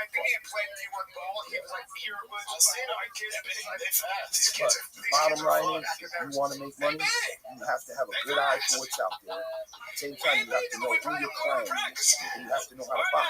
Because like I told you from the rip, you only make money when you buy. You only realize when you sell. So what's the best way? Because right now the real estate market's fucking crazy. You go, if you see a house for sale and you are interested and want to go look at it, the day it goes on the market, there's probably already going to be 10 offers. So how do you get the fun? How do you get skill when there's so much competition? Because you have to remember, when it's something for sale, I got myself psyched to do 200 pounds on this bench. Let's go. And then we're going to shoot the highest investor. And if you're an FHA buyer or you're a conventional loan buyer, they're going to look at you last. They only want to deal with cash buyers because they want to get out of there. They don't want to fix it. They don't want to do nothing. But the problem is that if you're in the city limits and you sell your house now, the odds of you losing back is very, very low. Because the houses are going to go up 30 to 50% next year. And until you Yeah, what? Yeah, definitely. Well, because you have the liberal communists in office right now. And what they're looking to do is take 1031 exchanges. So basically with 1031 exchanges, let's say you buy an apartment building for $10 million or whatever, and then you reflip it, and then you take that money and put it into a similar product. They're trying to take that away because they want to eat your money. Why the explain? I understand what 1031 exchange is. I mean, it makes a lot of sense. It makes a lot of sense for people that are employing ridiculous amounts of people to be able to do that, to roll your profit into new deals without paying tax on it. It makes sense as an incentive for people that are always remember you're always paying tax no matter what. Right? No, I know. Hundreds of thousands of dollars a year. No, yeah, for sure. I completely understand how it works. You're paying shitload of tax. You're paying tons of payroll taxes for all your employees. When you're running that big of an operation, it makes sense as an incentive to incentivize the people that have the balls to take those risks, to buy those big ass fucking deals. So why would they want to remove that incentive? What is the logic? I'm personally not a political person, and the reason is because that doesn't make me money. It just causes enemies. There's people on both sides of the fence trying to fight me. But I'll tell you my opinion. The reason they need the money to pay for what they're like, all the things that happen. But I'm going to tell you why. My thing is about this, and you can take this time. We are in hyperinflation. If you go out to eat, no matter what, you go with your girl, you get no matter what, it's the worst place to take people that and they want to raise the minimum wage to $15. So you know what they did? So what they did was they started paying $300 a week plus $275, so that's $575 a week. And if you make $15 an hour, it's like $40, it's $600 minus taxes and blah blah blah. So you're making more money to stay at home. So basically, you're forcing a minimum wage market, right? So now the real estate is a capital gains. When you buy and sell real estate, you make capital gains. Now, you're not working a job. So if they raise the capital gains and they eliminate 1031 exchanges, nobody who has any brains or cash is going to sell anything. What they're going to do is they're going to build, they're going to rent, they're going to refinance, they're going to take all their equity out, and they're going to rent Airbnb, or they're going to rent to regular Section 8. The Section 8 is going to go up. You know, Section 8, you know, when people get paid to live nothing. So all these rents are going to skyrocket, and the real estate will go up because you have less real estate to sell. Yeah, well, that's where the market's at. But you want to be in cities. The money is always in the city. There was a guy over here, I just want to say, guys, I live in a $40,000 house. He doesn't even know where I live because 99% of my assets are in trusts. I just found that funny. He said what? Some guy in the comments said I live in a $400,000 house. My funny thing is, how does this guy know where I live? Right. It's irrelevant, but I just found that funny. Do you live in a $400,000 house? I got a 3,000 square foot house on a lake in a good neighborhood. Keep scrolling. Yo, the guy who said that, I want to buy 100 of those for $600. Wait. Yeah. I'm a cash buyer. Anyway, just wanted to touch on that. This the type of guy who rips you off and then disrespects you after. First of all, I don't rip anybody off because I'm going to tell you straight up and down. When I do a deal, I'm not going to call you on the phone. I'm going to look straight in your eyes. I'm going to look at your soul and shake your hand. I'm going to give you the money that you want. It's either this, you want my bread or you want your product. It doesn't matter to me because if you don't want to sell, sell it out, sell to you. And when you want to sell, go shop at a restaurant because if you give it to a wholesaler, they're going to call me back anyway. I think you need a vodka. I've already had about 40. There, I actually some drink ice. Grey Goose. Yeah, why not? Let's get this. I'll get you some. I'm sorry. Aiden, keep scrolling a little bit. I got. If you like, this is sparkling water. Yeah, no, I like this sparkling water. It's good, right? Liquid death. It's up there. Murder your thirst. Murder. They got good slogans. It's always about that catchphrase. Right? All right, anyway, holla at me. What else we got? What else we got? Let's see. Wow, what an incredible interview. This man has so much knowledge. I really hope there's part 2 of this interview. Well, today's your lucky day. Exactly. So basically what I would like to do is I would like you to ask me questions how I can school people. Okay, listen to this. In reality, the most important thing about any of this is for people to make money. Well, check it out. I mean, we gotta make it. We gotta make it for like the average. Yeah, so what if you don't have the money? Look at this guy. Let's use him. Let's use him as a test I love example. this herringbone thing. How can he? It has a crab lobster. Where? Let me see it. Jams chain. What's it called? Herringbone. Herringbone. Yeah, they stopped making them in the 80s because they would crumple up, and then the hair on your chest would cripple and take off. Does it do that to you? Oh yeah, just caught in the chest hair all the time. Damn. I don't fuck with chains. Well, she's basically I do my all age. the She's a little bit younger, but she's They are the best. she is. All right, let's use him for an example. He wants to buy a house. Tell him how he can buy it. Impressive as shit. Ask him some questions. You want to buy to live there? You want to buy to make money? What are you looking What a fucking beautiful narcissist. Well, I need to buy somewhere to live for sure, but I'd like to make some money. All right, so what I suggest is buy a lot. I can't believe that guy died of cancer. That guy Just right think about there. it. If I'm buying lots Fantastic of four buildings actor and I'm Joey making Graham. 30, 40% of my money, so wouldn't it be better for me to do the same thing? Don't we have to start from like. First of all, where does he get the money to buy the lot?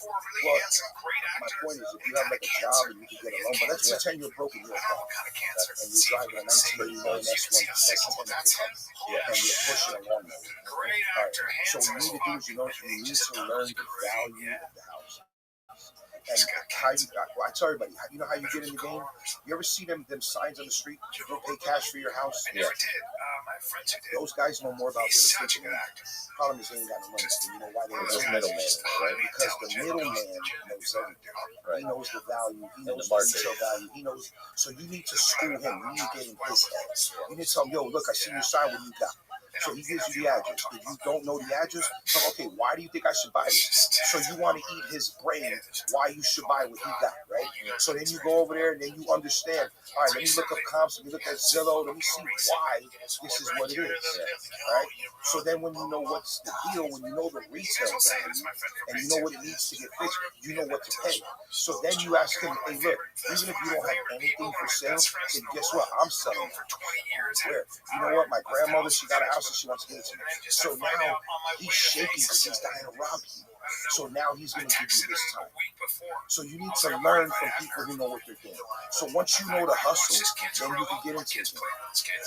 That's what I would tell you from the Yeah, I like that.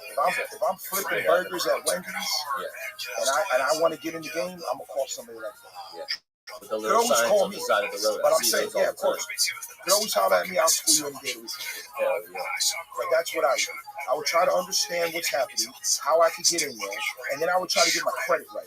You know what I mean? Because if you're gonna buy, because right now the interest rate's like 3-4%, which is very low. You know what I'm saying? So, and then the bank will lend you money to FHA because they want you to get it in. They want people to own houses. So that's what I would. FHA, they're pushing those hard. Of course, because they want home ownership. Right. And what's the deal with FHA? Isn't the well, first of all, I don't really deal with that. I don't deal with that. I know. If you want to get in the game and you ain't got no money, you got to figure out a way to get in the game. It's like anything in life. You got to figure out. If you go to a bar and you see a shorty, a dime piece, how am I gonna hook up with this chick? You got to have some game, right? Because if you ain't got game, she's gonna bounce to somebody else. Right.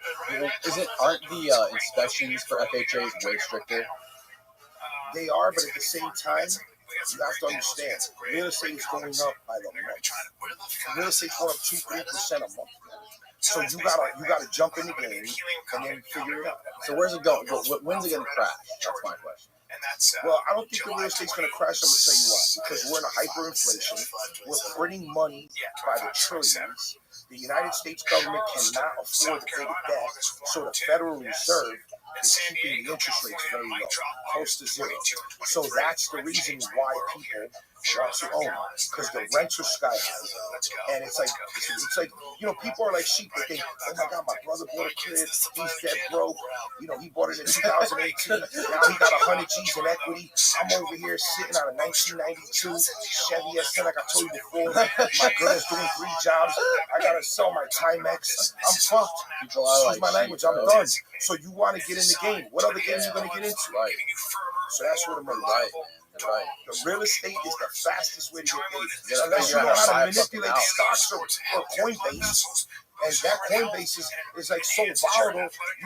By the time you go home, you're going to drink a bottle of Johnny Black because you can't afford the blue. You feel me? Yeah. That's just what it is. Hell yeah. Gotta be motivated. No, real estate is the key to your You gotta get that down payment, baby. That 3% down payment. Finance. Look, when I try to buy houses, big money shit, like $1 million, $2 million, I try to leverage the buyer. Look, I'm selling a property for $3.8 million. The guy signed a contract to close in 18 months. So what do? I gotta play the game. He wants to stick me for my paper.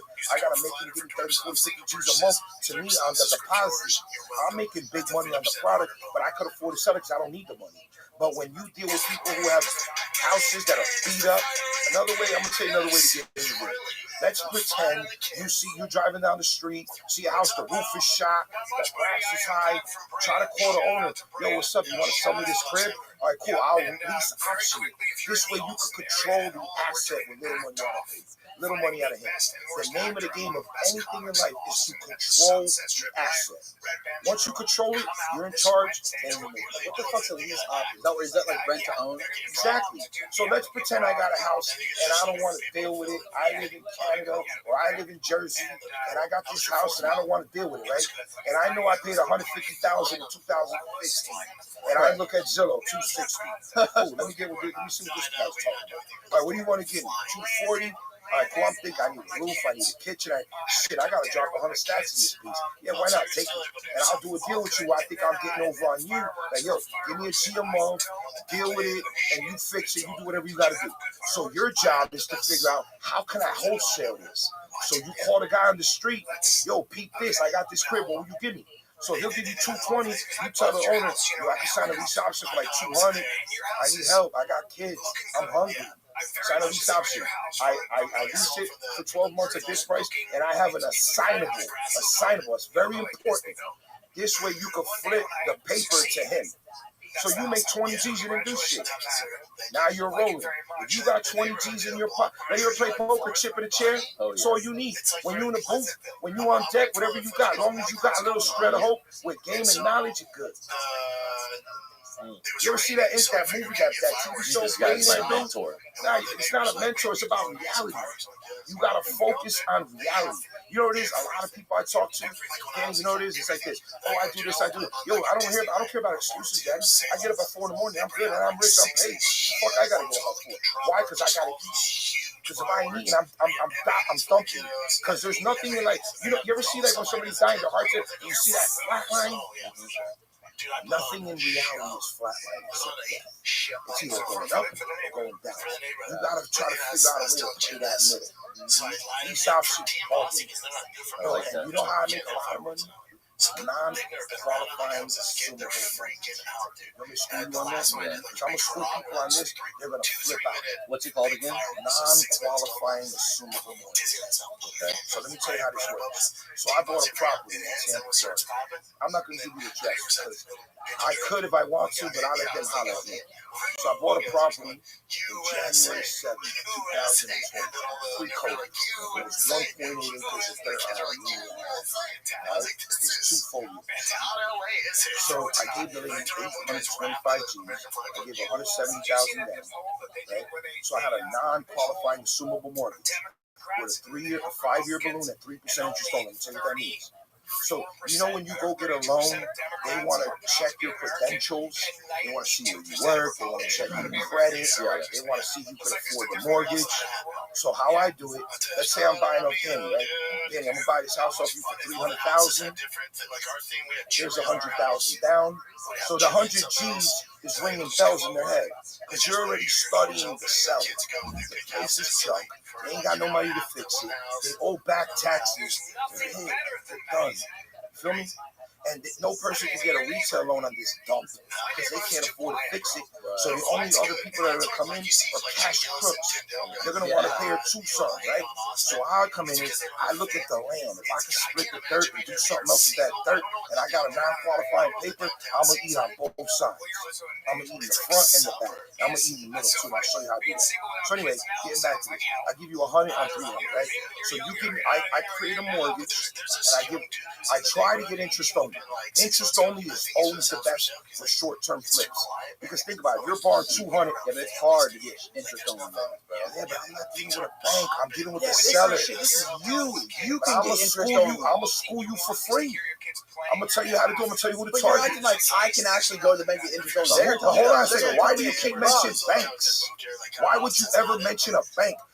The person that's lending me the money is the seller. Oh, the seller's lending you money. Of course, the seller. Draw it up. Listen to me. The seller. So this seller's broke. He ain't got no money. Yeah, but I'm already looking at Win2 data. I'm looking to see if they got mortgages. So I'm already working with the seller. You feel me? So if this guy got a piece of garbage that he wants 300 or 400. I'm going to try to get it where I can put a little money out of my pocket and they give me the mortgage. They become the note holder. The seller becomes the note holder. You understand me now? I understand. I have many deals like this. This deal I'm selling, the seller's a note holder. So look, you get the seller to hold the note. And how you do a non-qualifying assumable mortgage is like this. So wait, hold on. Sorry, I'm retarded. But I'm going to school you on it. I know, but I'm going to ask this great question. Ask kindergarten question. All right, kindergarten question. This may sound dumb, but if it's a non-qualifying assumable loan, so this guy owns this house for $300,000. He owns it free and clear. The seller has no debt. What if the seller does have a loan? But then I have to give him enough down to pay his debt off. I have to understand his debt. So if he doesn't have a loan on the house, you're paying him monthly, and he's holding the note. Exactly. He's my mortgage holder. So with non-qualifying assumable, you want me to tell you why I do that? So if I buy it from you and I want to sell it to him, he doesn't need to qualify for this mortgage because my seller is holding a note for me. And I'm allowed to throw that note on anybody I want. You could be doing a bid in prison. I could give it to you. You could be Mickey Mouse. It don't matter. You're going to take my mortgage over. You get it? So I'm buying it for you for $300, and I'm giving you 100 G's down. I'm out of pocket like $105,000 because I'm going to pay net to sell it. Because most of these people, they don't want to pay closing costs. So I'm going to pay the doc stamps, the title insurance, blah, blah, blah. Right? The only thing they're going to pay is the back taxes. So I'm going to buy the property. So now I'm going to push it on the bottom. But I already know I'm going to sell it, otherwise I ain't going to buy it. I already know I can re-dump it to somebody else. Okay? So I step to him. I'm like, no, dude, just give me $375. Give me $175 down. Take over this 200. 3% interest only, amortized over 20 years. If they want to do principal and interest, you want a heavy amortization because you want that payment to be low. So you can rent it or do what you got to do with little bread out of your pocket. You understand? All right, so then you re-push it, you make your money and you work. That's better than paying cash because now you can leverage your money multiple times. You understand what I'm saying? Kind of. Okay, look, you own the house. No, I get the part where you gave the guy 100, it's worth 300. It's worth 500. I'm giving him 3 because it's a piece of garbage. It needs work. Right. I already know I can push it to him for 375, and he don't got all the bread because he don't want to go to a hard money lender. Because I told you before, it's hard to make money with hard money because they're gonna hit you with 2-3 points. And they're gonna want 12%, and they're gonna want a year balloon. Meanwhile, you can't even get it done in a year. So you need to have control. So I'm gonna get you to give me a loan where you can hold my paper and I can flip it to this dude. Okay, and how's this dude buying it? Cash? No, he's gonna give me the 175, 375. My 100 I put down plus another 75. So I just made 75 on 100, and I'm out. Yeah. Now you deal with it. And now they're just assuming he's taking my note. Now he's dealing with her. Oh, that's simple. Whatever. That's simple, bro. Exactly. Let me tell you another way I Hey, one second. Aiden, is he in frame right now? Okay, All right, I'm gonna tell you another way I used to make money. I used to buy junkers for let's just say I buy a piece of junk house. You can't do this no more because the market's changed. Right. But I used to hold paper too.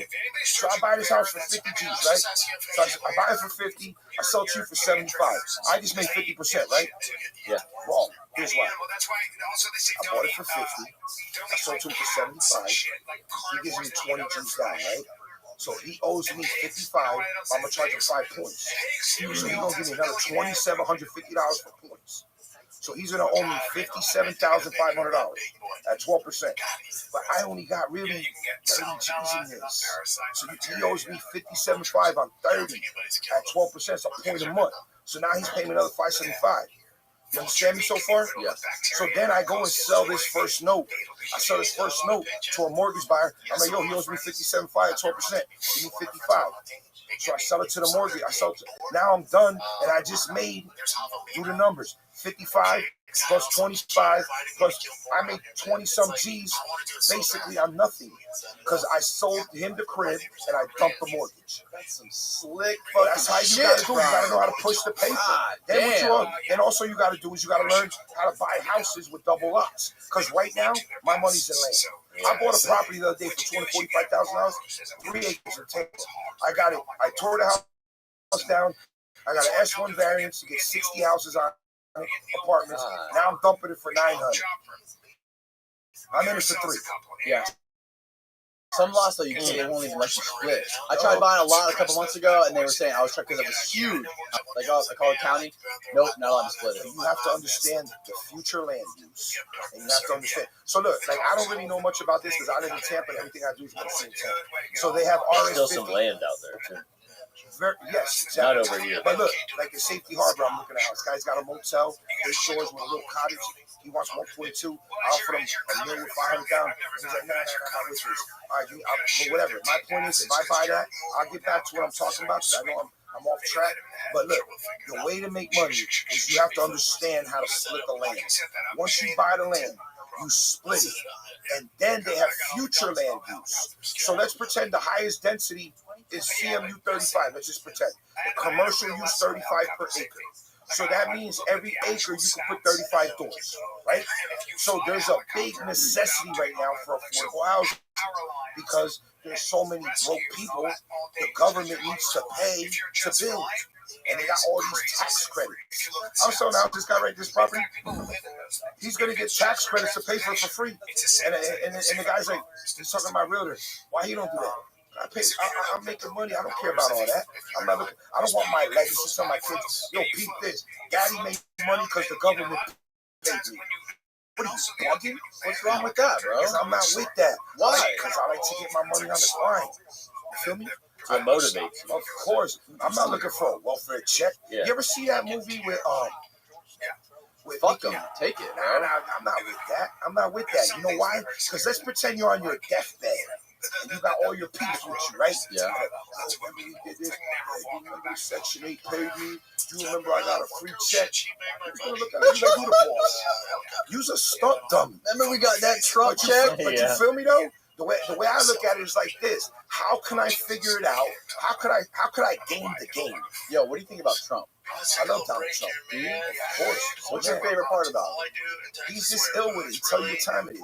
He's either, it's like this, bro, look, I'm a billionaire because one dude called him a millionaire on CNN like 20 years ago, sued him. Yo, don't Suit him for calling him a fucking millionaire. millionaire? That's who I am, daddy. I'm a billionaire. That's next Don't level. holler back at me. I'd like to sue someone, please. Yeah. No, but teach this. The reason I like Donald Trump, he don't care. It's like, yo, look, this is what I'm gonna do. I'm gonna do it. Like, I don't need your help. I'm not no broke little dog that's gonna whistle to the whistle, and all y'all gonna tell me what to do. I'm gonna do me. Yeah. He's definitely not That's what he fucking Yeah, man. I'm pretty sure people hear me. Oh my God, this guy, this blah blah blah. You think I give a shit what people say about me? Because look, we was in the bail bonds game, and I ain't killing nobody. You know why? Because I'm so freedom. I'm in the real estate game. I'm buying your crib, daddy. I got bread. Ain't nobody canceling me.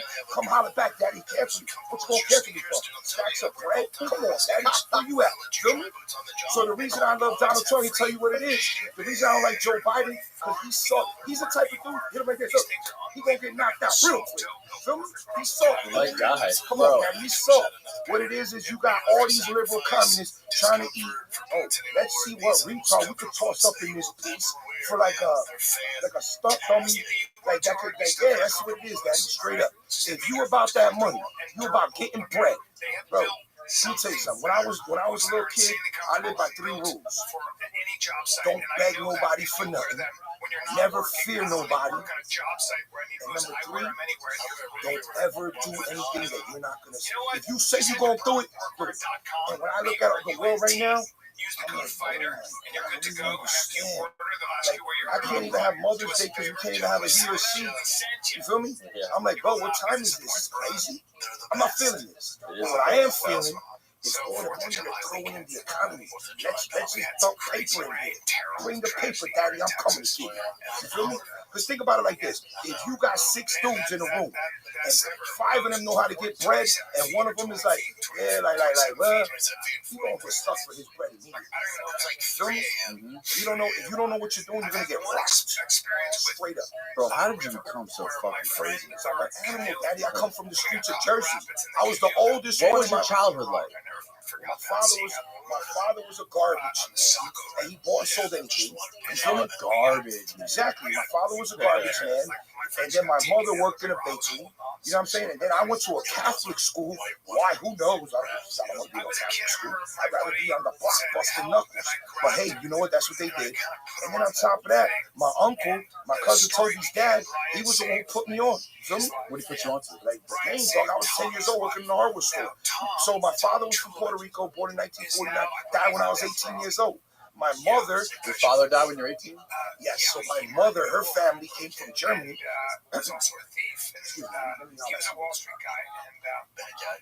So peep this. My mother's grandmother... You could smoke up in this piece? It's just vape. Oh, It's a cool. vape. No, I get it. So my mother's family, right?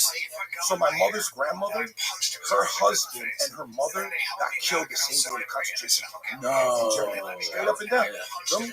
So they came here in Jersey, or in New York, or Ellis Island, home. So my mother was pregnant.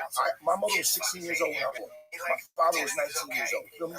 And my great-grandfather, who's my grandmother's second husband who brought her, he was born in 1895. Petrol Street. I was born in 1970. So this dude 75 years old raising me. Playing Kenny's. You feel me? Growing carrots, cucumbers, and then on my father's family, we got my uncle, my sisters over there. We're doing cockfights? Yeah, look, I got cock right here. Well, let me see it. Hang on, put it closer to the mic. Yeah, you feel me? This is old school. Alright. Yeah, right here, look at these tabs. Is that? It's a fucking Puerto Rican flag chicken. Hold it up. You know why? I've been chasing paper since the day I was born. It's right here, self-made. Hey, careful of the tripod. Yeah, feel me? I come from zero. Nobody ever gave me that. I think my father died after that. I was a real ass dude. Straight up and down. Real shit. So my point is, in life, if you want to get it, get it. If you need welfare or some shit like that, you got to be out. I can't fuck with you. Straight up. There's no way I can fuck with you. Because if you about that loop, you got to leave. I get up at 4 o'clock in the morning. I'm already hitting dudes up. Yo, what's good? Where you at? Because if you ain't with me, you ain't going to bang with me. I ain't going to bang with you. I got bread, I got paper, I got the whole nine. Come get it. Holler at me. Stick me for what I got. Where you at? In the game of life, if you ain't about that grind, if you ain't with that hustle, you never gonna get it. That's why I told you I'm with banks. Because when I step to a bank, all right, cool, what you got? Here's my 1031, boom. I need here's a 1003. All right, I got the dough, I got the credit, boom. Bro, by the time I'm dealing with this herd that works for the bank, making 60 G's a year, draw it up. He's making a G a week. I spend that in the bar in 2 days. If on a bad week, can't freak with him. So I'm gonna let this herb block determine my destiny. I need to determine my own destiny. You gotta go get it. Of course, Daddy. That's what's up. If I can't do me, I don't need him. And then the same thing when I tell you when I do loans. How the hell am I gonna let an appraiser who makes $400 on appraisal determine my thing? Well, he don't even know where he at. You slip the appraiser a little backhanded deal. You slip him a little hundo. Nah, hell no. I don't do backhand. Yo, straight up. Hey, if you say, yo, appraiser, bro. Hey. Make this shit appraise. Okay? I like the way you trying to holler at me. I don't come crooked like that. I don't do nothing. Because in reality, if I gave you $1 million, it's not gonna faze me at all. I do my shit straight. I don't give nobody. I don't wash pigs. Let pigs do them. Feel me? I don't need to deal with them. Pigs get fat, hogs get slaughtered. Yeah, you down with Scarface, but you feel me? I'm not with that. Here's how I am. I school you on the deal. I'm gonna look you right in your throat. Daddy, I suck your soul out. Where you at? Feel me? Either you with me or against me. Because I guarantee you, if you ain't gonna flip me your stizzy, I'm gonna come get you. Because I'm gonna see who you gonna sell it to. I'm gonna look up on public records what you want, who you with. I'm gonna get you in there. You feel me? Because that's what it is. Because I don't need to use a pay. I don't need nothing from nobody. I'm already paid. I do this shit for fun. You want me to get crazy, Daddy? Let's get there. I wish I could smoke you put up in this space. I know, me I'll pay too. the rent. Where you at? Give me a stove. It was the guy up on the roof. The guy on the roof, I pay him rent. That peeked out with the blower. Yeah, we can buy this motherfucker. Let's call him right now. I like that dude. Aiden, I like that couch, Daddy. Where you at? Aiden, turn that we picked Bluetooth. that up at There's the a antique Bluetooth store. channel on there. But why can't we smoke a stove up in this house? That's what I've been saying. There's a slider that has a Bluetooth logo on top. It's one of the fucking volume sliders. Oh, you see it? Yo, but I like your man though, trying to catch me slipping. He's trying to see what Daddy, you got I never going on. Stay in my life. He thinks you got something on the back end going on. Like it's too good to be true. I deal with a real social. No, you can tell you're hustling for it. I deal with my barber, the illest barber in the country. My son is iller than me. My son owns more real estate than I do. How old's your son? 28 years old. I deal with my wife on the real estate title. She's a title company. I don't even close me. But she too legit to quit. Feel me? I got my other daughter, Jesse, got 2 kids. That shit's crazy. No, you're good. Just get straight on with that mic. Just get straight on like this. This way more. Bro, every time I holler at right there. Say, yo, I feel like You should give the guest this mic for this. Yeah, I'm cool, B. I'm cool. Just keep hollering at me. All right, we're gonna call. Put your headphones on. We're gonna call the owner of this building right now. We're gonna try to buy the God, I hope you buy it. Smoke the Newports in here. Oh, I know. He won't let us fucking smoke cigarettes. He won't let us smoke weed. He won't let us smoke nothing in here, bro.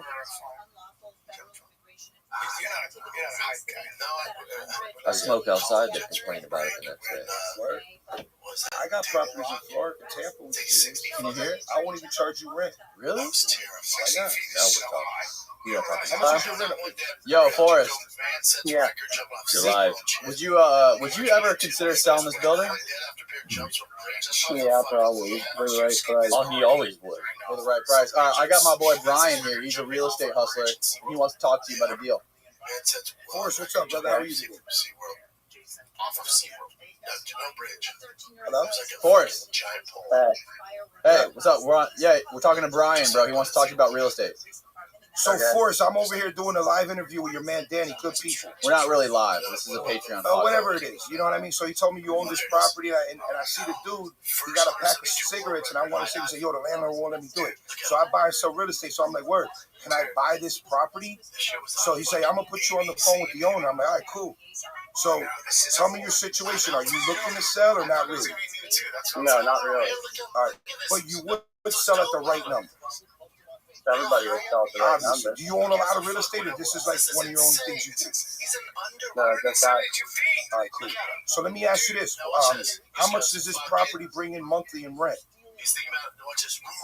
I mean, I don't like to share all the details, you know what I mean?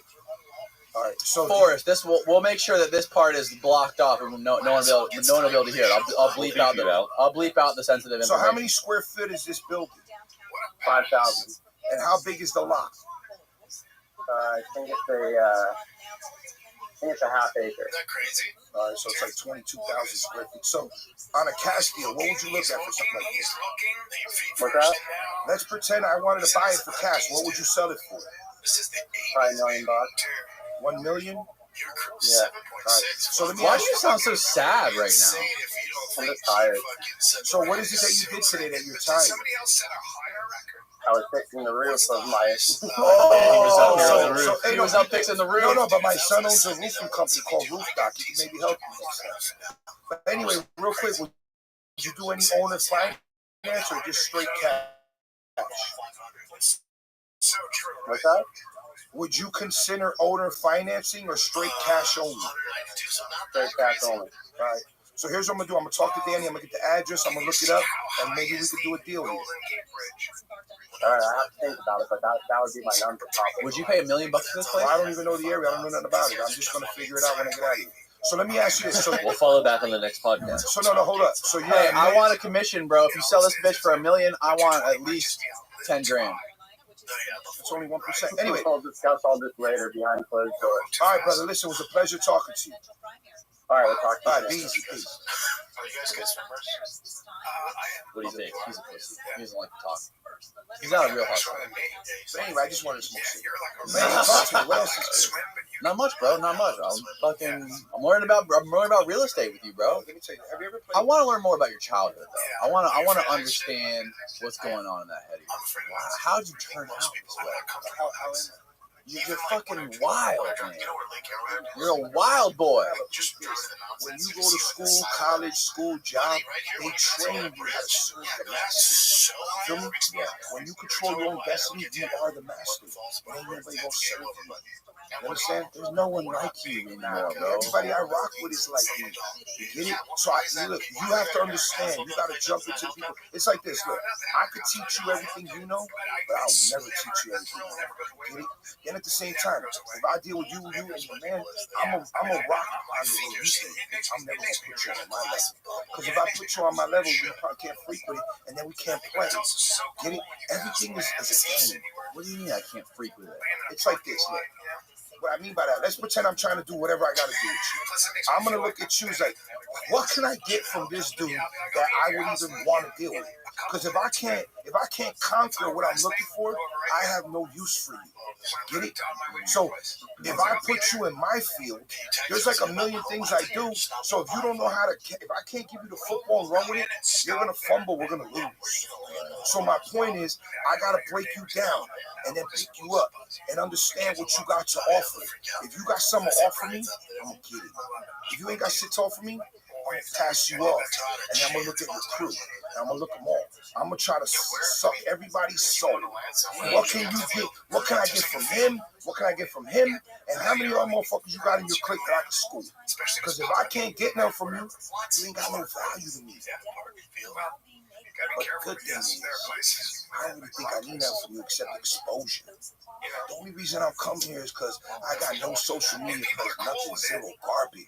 And I'm seeing little stunt numbers getting paid. So I'm feeling you, yo, what's up, Daddy? How do we get paid? How do we get paid? By schooling these people to get bread. So you think you could sell some courses or something to some people? I don't want to sell a course. Why not? You Only make some good thieves, money, only bro. thieves sell Yeah, Grant courses. Cardone, you ever heard of him? He's the biggest thief in Florida. Grant Cardone, he pushes businesses. He's a dream seller. The thing is, look. You see this fucking jet, bitch? $1 million a day, nothing to me. Scientology. Then if I gotta charge you to show you what I got, then I ain't worth nothing. I'm gonna show you for free so you can make me go. Get it? It's like this. Let me give you an example. If I know you can make me money 10 times, and you can make me 10 G's 10 times to start, and he can make me 10 G's, and we're gonna do like a pyramid. You're gonna bring people, we're gonna eat off everybody off my bread. A pyramid? An MLM? It's like this. Look, let me give you an example. Everybody's a client. Every single person is a client. When you deal with real estate, everybody's a client. It's like this. Look. Yeah. You know your mother, your father, your brother, your sister, your cousin, your girl, the girl you're fucking, her sister, whatever. You know everybody, right? No, keep this. You know everybody. Yeah. How can we get what they got to make us money while they're making money? Everybody's happy, right? You get it? You understand the game? Yeah. Or you don't feel it? You feel what I'm saying? Yeah, I got it. All right, look. Here's what I'm How am I going to make money off my girl's cousin? Because if she has a house that her mother left her, and she ain't got nothing in it, and she can't afford the payments, she can't afford the taxes, she can't afford the rehab, Daddy gonna come in and comp her set, and I'm gonna pay you. You feel me? So everybody eats. But if I gotta charge you to school you, so basically I'm selling you a class that ain't got no value. So because I got no confidence in my ability, because I gotta rip you off. If I gotta rip you off, what value do I got? So everybody you meet out in the world has a value. Of course. The first thing when you look into somebody's eyes, you're trying to figure out how you can. The first thing I look in your eyes is to see if you got heart, so you can freak with me. See where you're at mentally, physically. Dominating. How can I dominate you mentally to fuck with me on my feet? You're trying to figure out how you can make money with them, how you can leverage these people. Why wouldn't you? Because what else am I gonna do? Play two-set with them? Honestly, I don't care what you do. What you do in your regular life has no value to me. How am I gonna eat what you do? I could only eat if we could get loot. If I can't get bread, I'm not with you. When we were at when I met you at that bar. Yeah, when that lady was talking crazy at me. Imagine, I already got a contract. But that chick right there, the first thing you said to her, she was a real estate lady, you could tell. And the first thing you said to her is like, listen, what deals do you got that I could buy from you right now? She was like, to be honest, probably. She was trying to make small talk with you, and then you were like, listen, I don't want to make small talk. Tell me what deals I could buy from you right now. Give me the address. Getting right to the point. Yeah, of course. You know what it is? Let me tell you another thing I learned in my lifetime. And I've been doing deals since I was 5 years old. You can ask anybody who knows me. Shoot CeeLo, play dice, play spades, poker, push, whatever, comic books, baseball cards, you name it. The point is this. If you step to me and your game is whack, you ain't got nothing off of me, the fuck I gotta do with you for? I mean, unless I can clean you up and show you how to get it. I can school people how to get it with nothing. I like to deal with broke people. Of course, because this is why I can say I do something. Right? Of course, because if you got mad bread, what you gonna do? Try to bang with me mentally? Right. You're trying to outdo I'll bang with anybody. You feel me? What you gonna tell me? Oh, I do this, I do that. I don't give a fuck what you do. What you eat don't make me shit. How we getting it? Because most people who get it, they're shook because they're scared. Second, they don't want to share the bread because they're greedy and they don't know to get. Because, like I told you from day one, if you don't know what bad is, you never know what good is. Wait, here's what I'm gonna tell you. Here's what that is. Let's pretend, like I told you from the rip. Let's pretend your father is worth $100 million. You went to private schools. You went to school in limousines. Everything that you did was force fed to you to get bread, right?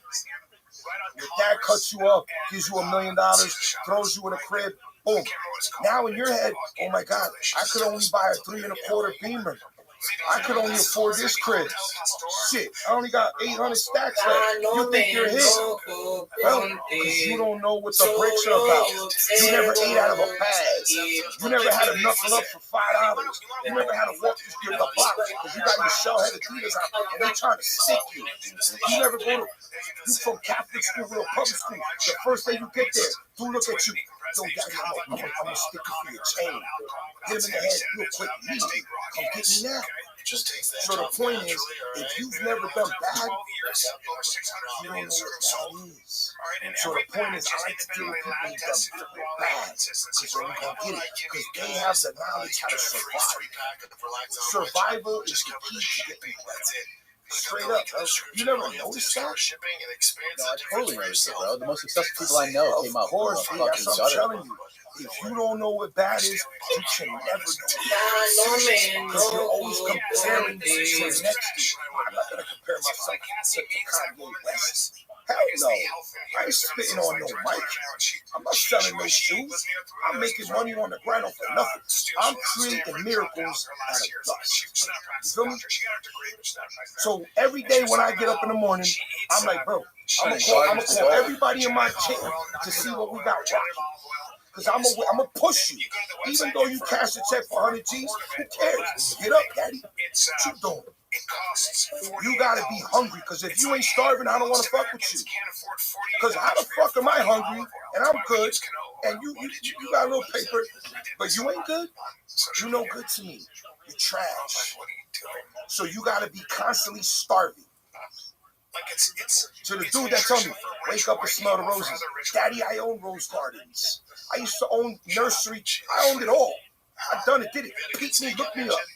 The point is, that's boring. It's whack. What am I going to say? Yeah, I got 5 more. I'm going to get 500 pounds. I'm going to go eat some caviar. For what? Let's get bread. Let's get real dough. Let's make a legacy. Let people talk about you. You feel me? When you hit the block, who you know to do this? Yo, that dude right there, that's what it's about. It's about your legacy. When you're on the deathbed, you got stories for days. When you got stories for days with 100 motherfuckers, you good. Remember we did this shit, boom, boom, boom, boom, boom, boom. Everybody could spit a story. You know why? Because you done did it. You knew you were going to die. What would I do? What would you do all day tomorrow? I'll call everybody I know. Look, I'm liquidating everything for free. All right, hurry up. My kids, my girl, my mother, boom. This is what they getting. Everybody else got to come, and we're going to bang. And I'm going to look at you. I'm going to say, oh, he's good at this. You test this, good test. Come get me. You good at banging, let's get this. You good at pinball? Pinball. Whatever you do, bang me. Because you got to remember that I came out fighting, swinging. I'm not going to be like, oh, my God, I'm done. We've been done. Every day we closer to being done. Yeah, but what's your favorite thing? What do you enjoy doing? Like, what would you spend the day doing? I mean, you would just spend the day liquidating all your assets, giving people money? For free. You just give people your assets? Of course, because what does it really matter at the end? You're dead. Who cares? Because my kids are going to get bread regardless. My son got more money than me. He's 28 years old. He's iller than me. You feel me? My daughter got 2 little kids. She's good. She gets bread. I got a 10-year-old, 12. My girl, my wife, she's good. They're all good. Because if you ain't good, I'm not with you. I'm not fucking with no bums. You feel me? Because I'm going to make you better. Because if I can't make you better, I fail. And that's a good legacy. Exactly. You feel me? If I'm freaking with you right now, you're like bobbing your head like you blunted. Because you already know, oh my God, I got to holler at this dude about blah, blah, blah. Right now, you don't even know what to talk about. Because you're like, oh, you're mesmerized. Because you already know, ain't nobody fucking with me. Because I'm on some other shit. I don't care. You feel me? I will bang with anybody on any topic. Because if I get schooled, that's cool. When I was in school, I remember like in 4th grade, we were talking about provinces in Canada. Brian, how do you spell Nova Scotia? Shit, N-O-V-A-S-C-O-T-I. No, you're wrong. Oh shit, why? Because capital N-O-V-A, capital S. So I remember that shit. I remember in the 3rd grade, the demonstrative pronouns, this, that, these, and those. I don't give a fuck about that. I remember because I got it wrong. When you get shit wrong, you remember. Because if you don't remember your mistakes, you're going to make the same mistake twice, and then they're going to get you. They're going to stick you. Get it? Yeah, bro, you learn from the mistakes, you learn from the fuck ups. Of course, I've made so many mistakes in the real estate hustle. I love it. I embrace it. Because I remember who got me. So we're gonna charge you 6%. Now he gonna get got. Get it? Mm-hmm. I'm coming. Daddy, it's good. Come on. You got me. Come get me back. A lot of money. You have 60 grand. That's intense. I like the energy. No, I love it. no, reality is, look, you can never be comfortable. Look, you know anything about sports? I know everything about sports. What's your favorite sport? Basketball. Who's your favorite player of all time? LeBron James. LeBron James. Who's he chasing Michael Jordan? He wanted to be the best ever. Even though he got the rings, even though he got the records, the minutes played. Oh, he chasing. Why? Because he's not settling. You get it? He was from the Cavs to the Miami, to the Cavs, to LA. Kobe died. They shitting on him because Kobe got murdered. And he's like, oh shit, Jordan never lost. It's like, oh my God, LeBron.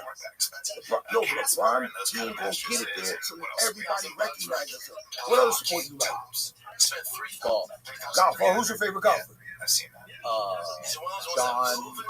John Daly. Hit the ball 400 yards. Big fat crazy Yo, motherfucker. in San Francisco, California. Oh shit. Yo, I dropped it. Careful. Right. Hey, is that still good? Is that good? Good? Is the camera good? My camera. He just hit my camera. Oh shit. Everybody sleeps in it goes, that's the best sleep I've had. Because it's really very fun. I use those cows for All right, so tell me when you're ready. So John Daly, right? Are we good? Good. So John Daly, I'm at the Cow Palace in San Francisco, 1996. I see a guy selling baseball cards. He got a Rolex Prezi with a red face. You can look it up on Sports Illustrated. It was John Daly. I had to buy that. Wow. You know. Yeah. Stop it, bro. Of course, I swear to God. Stretch like a motherfucker. Do you still have it? No, I push everything. Oh, man. The watches I keep are shit I like. I got like 10 watches, that's it. Because I need to buy and sell. I gotta feed the excitement. If I don't feed the excitement, I'm not doing it. You know that motherfucker drinks like 28 Diet Cokes a day? John Daly was the illest. He's an animal. Okay, He's a gambling animal, give me too. another sport. He's a gambling fiend, bro. Another sport. Football. Who's your favorite player?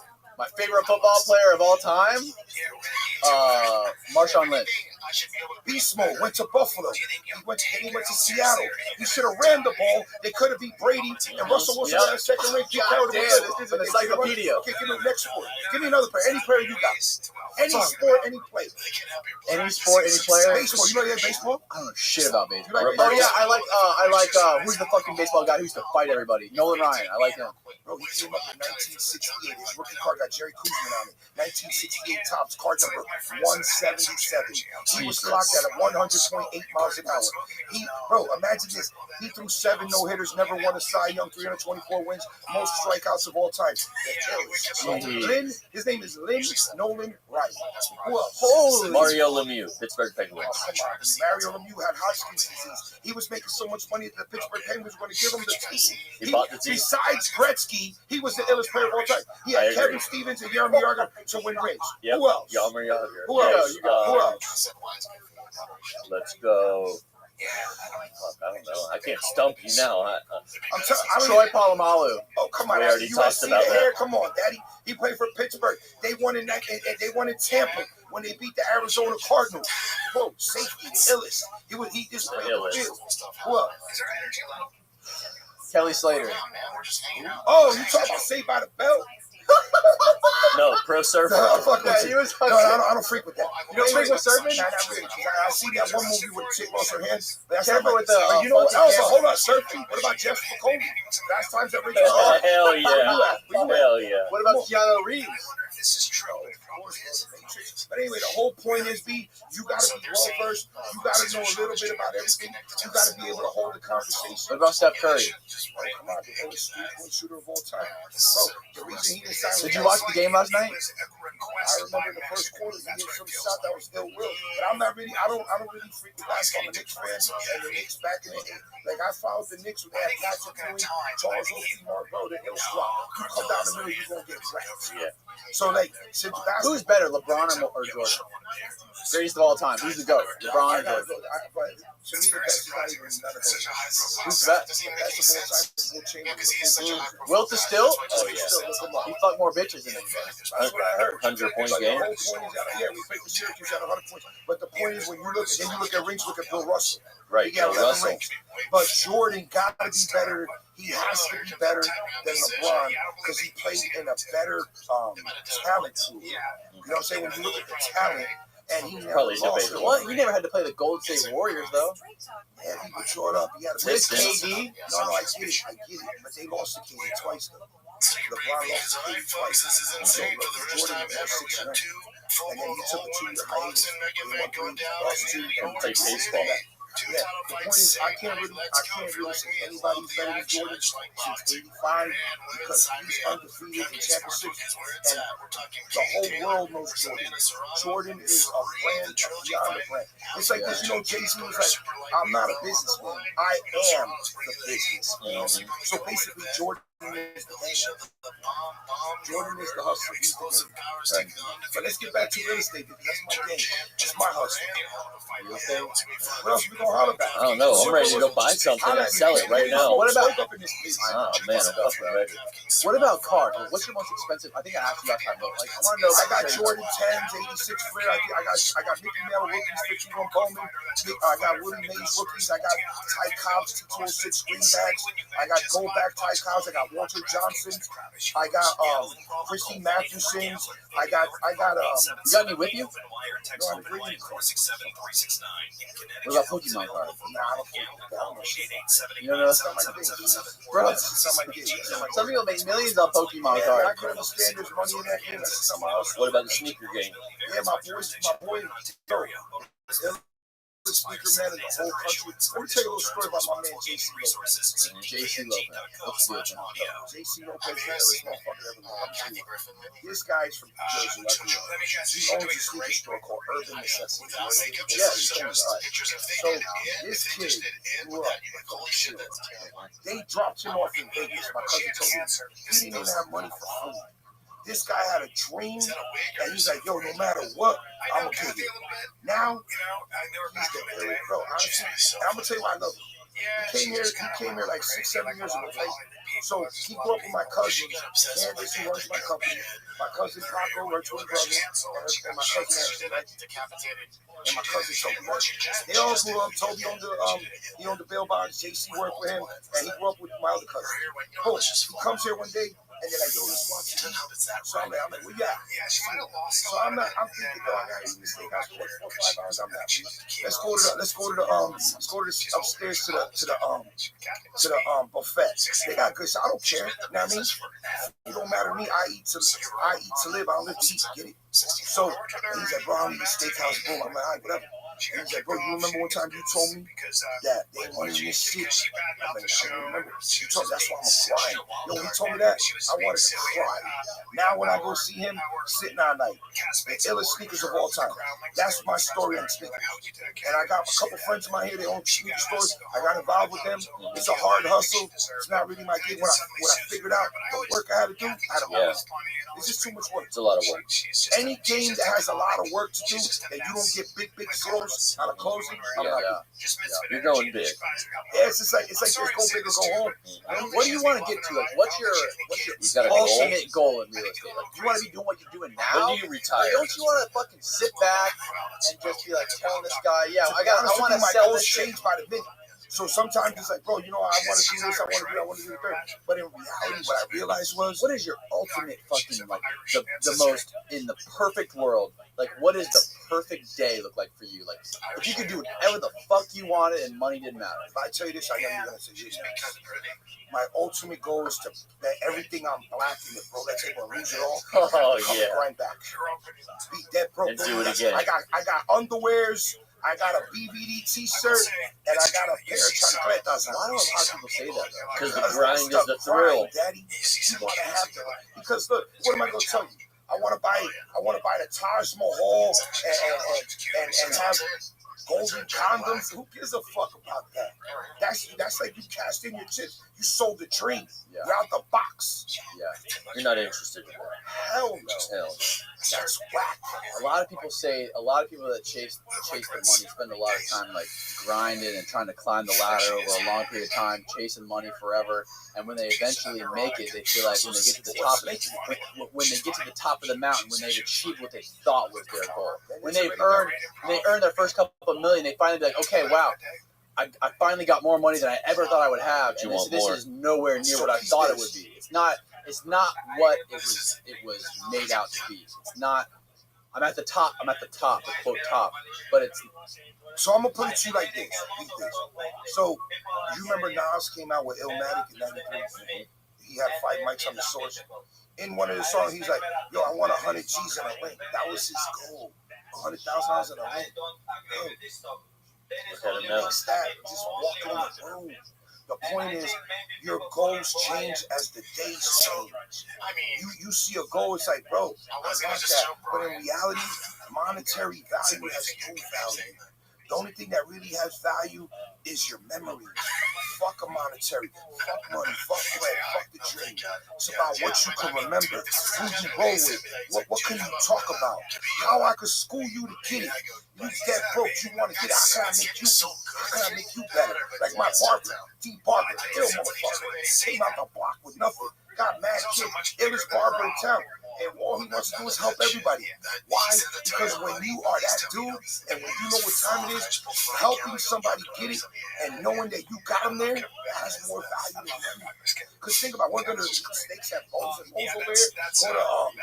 Go to, where am I going? Monte Carlo? Like what time? Like straight up and down. Where you going? Yeah, bro. There's a really good feeling giving to people and giving shit away to somebody else. No, it's not like that. Bill Gates just throw money in the trash. It's like this. Trying to get it. Let me school you how to get it. Let me show you how to get it. Wake up. Like Pete did. Remember he had that show? Go get me some, go to Knickerbocker Avenue and get me a pastrami. Go walk. Hey, why am I going to walk? Why? Because you got to see if you're dedicated. Remember the last time I told you when I came here, I was a janitor at Brandon High School. Walked 4 miles to work for $6 an hour. Why? Because you got to get it. You have to understand how bad you need it, how bad you want it, what you're willing to do. You have to grind mentally with the next motherfucker that's nastier than you.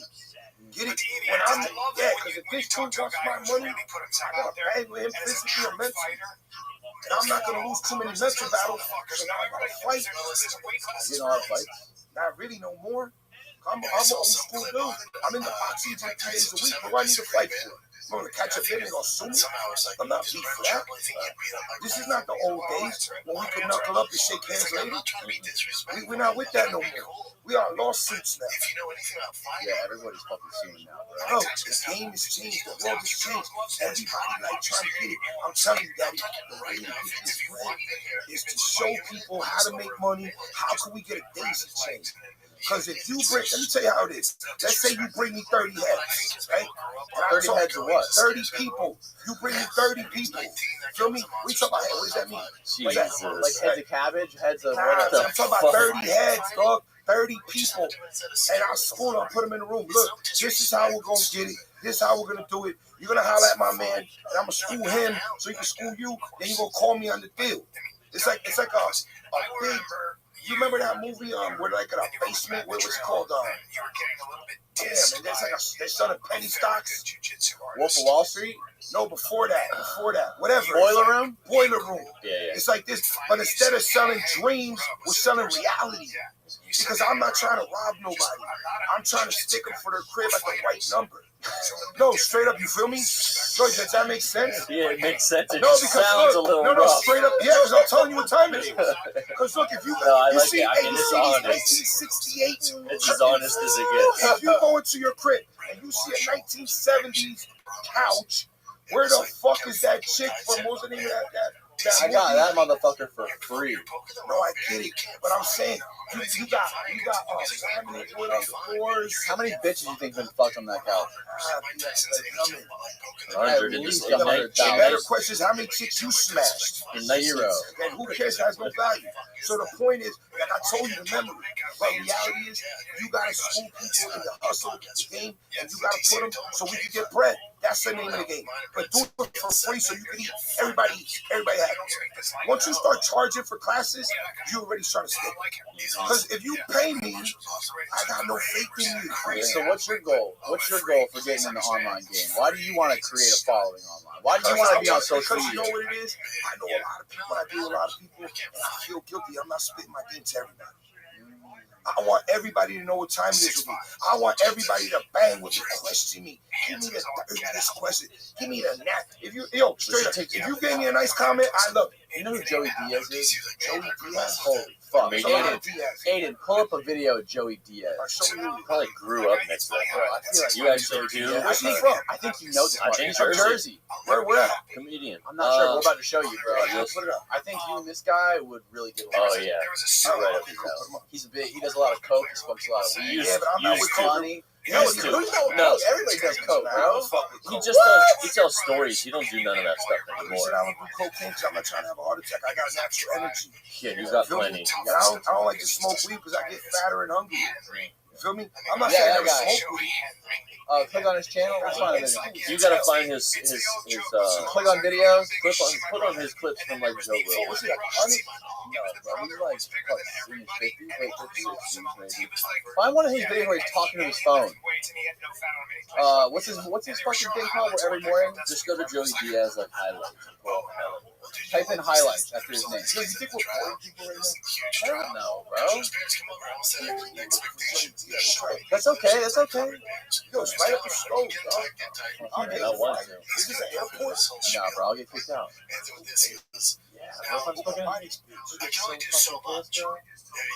Alright, do the best stuff. Funniest man alive. Yeah, watch that.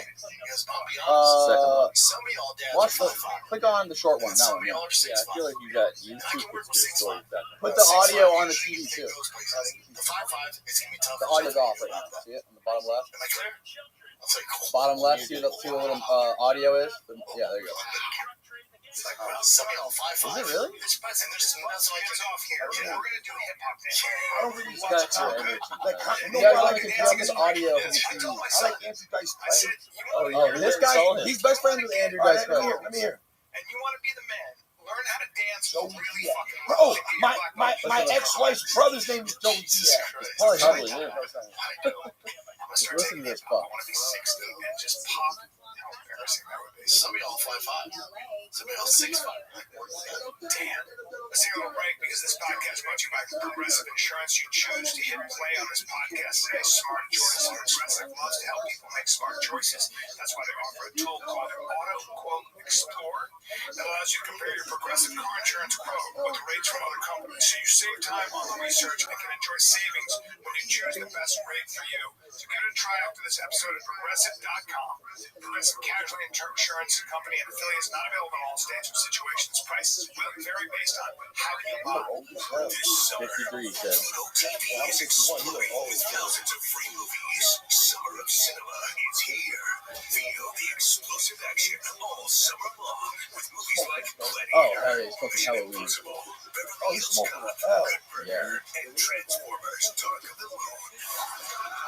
Bring the action with you and stream for free from all your favorite devices. Pluto TV, stream now, pay never. These are like Williams, Exactly. a football coach that my nephew. Oh, fuck yeah, bro.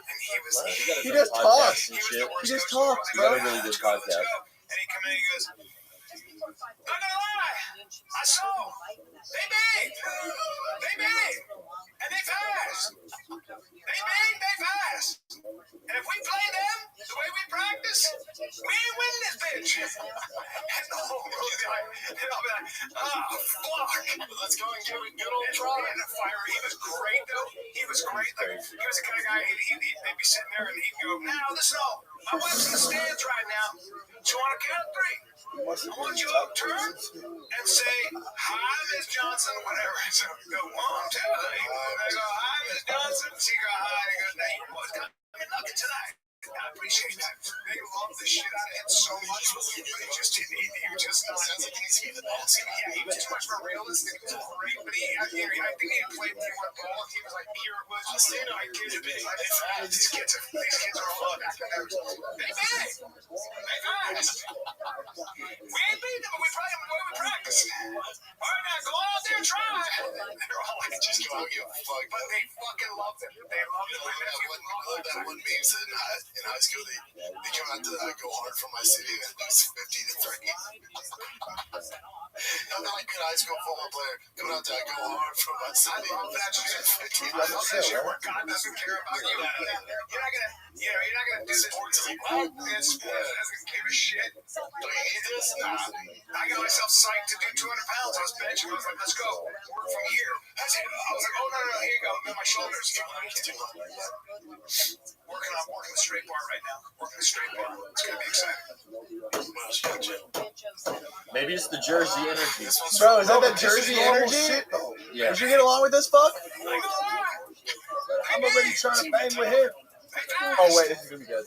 So this is a Tesla on auto drive mode, and then the guy had to actually intervene because someone Like Streetman says, keep your hands on the wheel. Don't like start. Well, don't you have to, or no? Does it detect that your hands are on there? And it tracks your eyes. Tracks your eyes. After a certain amount of time, though, right? Yeah, it's pretty quick.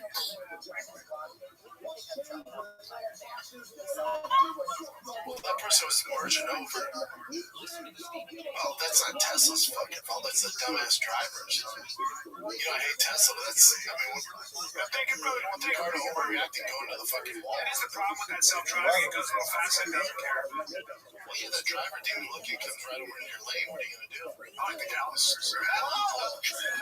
Relax. 7. Yeah, I mean, Tesla's supposed to move forward. What are you going to do? They can't predict the fucking future. That car's going like this. Yeah, it probably would have swerved before he did, actually. He should have got it, but it didn't. Yeah. It's J-Shop beat it. Why does Joe Rogan look like Macho Man? That's young Joe. He does look exactly He looks like Randy Savage.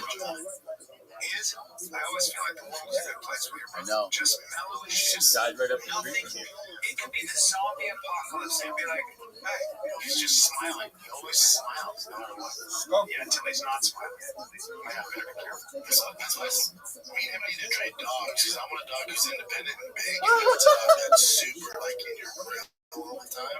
My dog's constantly my fucking grill. I can't shake this fucking control.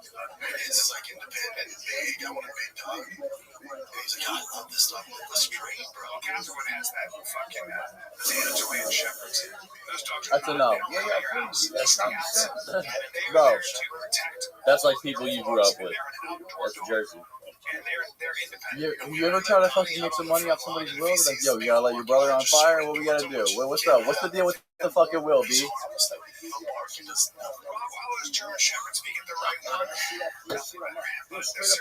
I never forget, man. When you see a free lunch, you're out?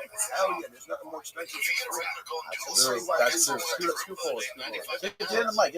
Let's pretend I don't know you, right? Yeah, they're I'm gonna take you out to eat. Those grooms, they gotta squeeze their asshole.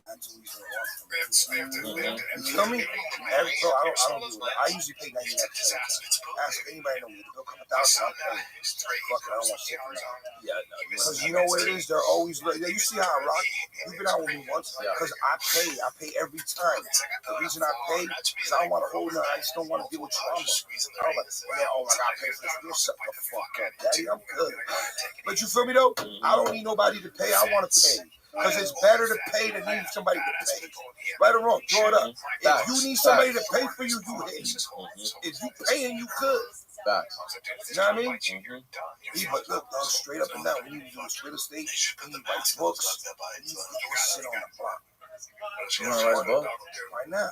Bro, we can write a book. Shit's fucking boring. Who wants to write a fucking book, bro? What are we, scholars?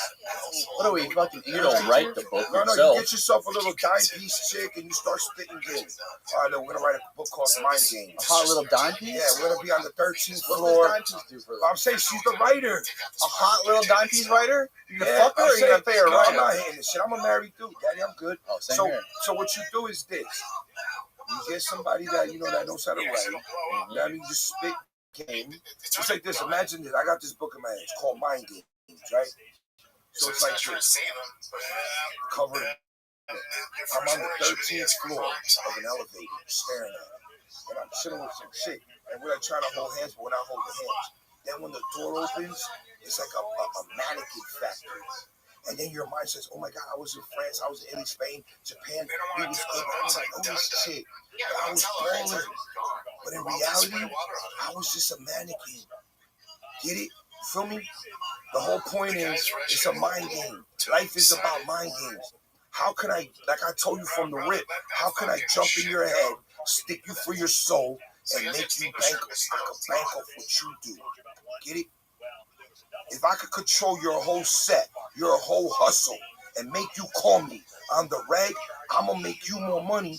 But guess what? I'm going to make money off what you do. And I was doing it before. I'm going to make your life better. But guess what? I'm making you. That's how you make money. It's just You another bring source of people to income. your set. Bro, the more heads you got, the more you school them, the more you going to eat. Because if you got 100 heads in your camp, you eating on 100 times whatever they got. But if you got 1 million people in your set, you're eating off everybody. How many people you call every single day? I'm gonna say like 40 only. 40 people you call every day? Yeah, it's like ring around the rosy, beating them over the head. Yo, what's good? What are we doing? What's going on? What's good? Bob, boom, bob. Yo, why is it taking so long? Feel me? Why is this deal taking so long? Beat them up, get it. I'm paying cash. What's good? You gotta, listen, in any deal, you gotta dominate the conversation. Let's pretend me and you trying to do a deal, right? Yeah, right now, I'm trying to buy your house. What's up? What's your name? Shane. Shane, okay, cool. Shane, my name's Brad. You want to sell me your house? Sure. For the right price. 500,000. 500. That's for it. What's up? Cash? Of course. Cash? I'll do 450. 450 hits. Let's do 385 right now. No, you went the wrong way. Why? Well, you went down. I know because you keep going up. I need to be at 4. I went down from 5 to No, Shane, 450. come on, Daddy, keep this. What's your house worth? Okay, let's work it backwards. It's worth 550 easy. How? The market. Look at this. Guy wants $1 million for this dump. I know, but he's cool. Yeah. He's singing with the Canaries. Right. I want So to smoke Stoke. I don't want to deal with him. give me 450. You'll make 100, and we're both good. We both eat. You just said 450. Mhm. I got 400. You with it or not? 420, we're good because I like 420. 420, we smoking weed. Come on, dog. 420 and we'll roll a joint together. I'll roll you a stove. I'm at 400. I don't smoke. Price just went up more because you don't smoke. Yo, what's up? 400 and now. Come on, what's up? Good? You got cash right now? Of course. Let's go. All right, see what I'm saying? See what I'm saying? You gotta jump in their mind. Yeah, for sure. You can never take. You gotta no for get an them on answer. your level. If they're not, sometimes some old fucking white lady, some old realtor, she don't want to do that. As soon as you talk, But he's off to the next one. He's not she'd be wasting like, time yo, over B, what there. the fuck's good? She'd be like, she's calling the cops on your ass, Brian. Why? Yeah, but he knows from the second he talks to somebody if he can get it. Yeah, it's like this. First of all, I'm not dealing with no realtor. Mhm. I own a real estate company. I call them, yo, holla at them. Bro, look, what can we talk about that interest rate? We're talking about whatever the fuck interest I don't us. It's know. not about the people. Pull up some more comments. But you know what it is, B? I'm gonna be honest with you. I'm sweating bullets. I want to smoke. Let's take a break. Let's take a break. Let's take a break. All right, fuck it. I'm gonna holler back. All right, peace. All right, let's wrap it up. How did you get back up? How did you get back? How did you explain the bail bonds game. What the fuck's the deal with the bail bonds game? How you make money? Are you ashamed of it? It's okay to be No, ashamed I'm of not it. ashamed of nothing, but hold up. One time, real quick. I'm not ashamed of anything I've ever done in my whole life. I did it because I wanted to do it. Maybe sometimes I had to do it. But one thing about You had to start. No. I think mayonnaise sandwiches, dog. I slept in cars. I ain't ashamed of nothing. The reason I like the bail bonds, because me and my cousin in Jersey doing bail bonds, is think about it like this. You sell it free, right? So if you're going to get locked up, most people who get locked up are shook. Because otherwise they don't need to be out. I mean, you could go play spades, knuckle up, chill, eat a salami sandwich, cool out, eat a black coffee. You're good. But if you're shook, you want to get out. So your family, your mom, your dad, whatever, they're going to put up houses, jewelry. So the bail bond's like this. You got $100,000 bill, right? So we're gonna post your bond, 100,000. You're gonna give me 10 grand plus collateral. If you run, I'm sticking you for your collateral. So I lose no weight. And then if you do run, I got my bounty hunters who have more power than the police. They could go into your house without a warrant and come get you. So that's just a different hustle for a different day. That was in New Jersey back in the day. Yeah, but that's out here too. But the thing is, over there in Jersey, you're dealing with street cowboys. You know what I mean? What's a street cowboy? A dude that's fucked up and he knows he's wrong, but he don't want to face the rules. So he gonna get out. Because if he got priors, he gonna do a long time. So he gotta do whatever he gotta do. So you already know your hustle. You know what I mean? But like I said, that's for the ages. That's for another day. The thing right now is the real estate. The real estate is the illest game. No matter what, everybody needs somewhere to live. Everybody wants to buy real estate because it's a commodity that goes up. Sometimes, look, you know when in the real estate crash, oh my God, I lost money. You lost what you sold. All them houses, look at the numbers. 99% of those houses in the city of Tampa are worth more now than what they were worth when the hype was. Yeah, I was thinking about that when I sold my last house. I sold it, and I'm looking at it. This was like it was 5 months ago. I sold it for $335,000. It was $335,000, and it was. Yeah, and very quickly, if you're in the Austin area at all, 2,000 square feet. So now it's probably worth about. And I'm looking at it now, and I'm like, the fucking estimate on Zillow is like over 400, something like that. I'm like, fuck. I fucking left $60, $70, $80,000 on the deal. But then I'm thinking about it. I bought my new house. It doesn't matter because this house I just bought would have been even more money anyway. So it's like you kind of stay on the same playing field. It stays level because the shit you're going to buy next is still going up, the same as the house you just bought, the same as the house you just sold. The shit you're going to buy is going up at the same fucking rate. So no matter what, you're kind of staying at the same playing field.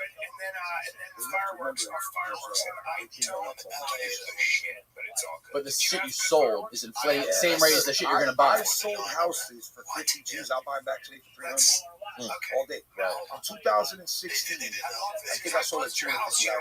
That's a minimum. I will buy every single one of those houses back at 100%. Why?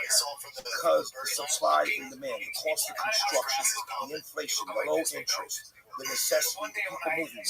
Everything's moving except the interest rate. The reason the interest rate is down is because we're writing $1 trillion checks and we need to keep the balance, the interest rate low because we can't afford to pay the debt. If you buy a house and you live in it for 2 years, you have to pay capital gains. Right? Nah, but if you have homestead, it was raining, so you got 500 fireworks. It couldn't stop. If you're homesteaded in that house, you're allowed to make a certain amount of money and you don't got to pay tax. But once again, don't take it 100% from me because I'm not an accountant. I hire people to do that. My gig is buying and selling. I try to stay focused on what I know. I don't wear 50 hats. That's the best way to be. I know how to make money on what I do. You want to be a jack of all trades or master of none? Now I try to master a few. And then at the same time, I try to dabble in a lot. Because the way I look at it, I listen. The number one thing a lot of people do, they don't listen. So I got into Bitcoin because some guy was telling me, bro, this is boom, boom, boom, boom. And I'm like, all right, it's 21 million Bitcoin. It's like this, and you get in. And then I seen last year during the COVID, this shit dropped to 4,000. It was like 20. I'm like, bro, I got to buy some of these. I already made money. You jump back in. Then I seen this doggy coin at like 3 cents. And I see Elon Musk and Mark Cuban trying to like make it happen. Meanwhile, Elon Musk say, I need money to get this SpaceX. Oh, cool. We're going to manipulate this. And you jump in. Yesterday, doggy was at 20%. Now it's at 40. Could have doubled up in one day. So you got to ride the wave. Whenever you deal with penny stock, doggy coin, anything, you gotta sit like a machine. Buy the dip, sell. Buy the dip, sell. You gotta constantly buy and sell. The thing about real estate, you're not really shook because if you could buy a piece of real estate and the rent covers the debt, you're good. You feel me? But at the same time, if you can take that dirt and make it bigger, then you can flip it to an investor who's gonna build. As long as you control the asset, the name of the game is control. Control the property you make money. Lease option, purchase, owner finance, whatever. The name of the game is control the mind. Yeah, obviously we're hollering at that too. How can I get in your head? Because you know what? I need people. Because you ain't gonna control the asset unless you control that person's mind. Well, if you got cash, you already bought it no matter what. How you control somebody's mind is like this. How can you and I? Let's say I never met you. Danny, look. Let's say I want to make money.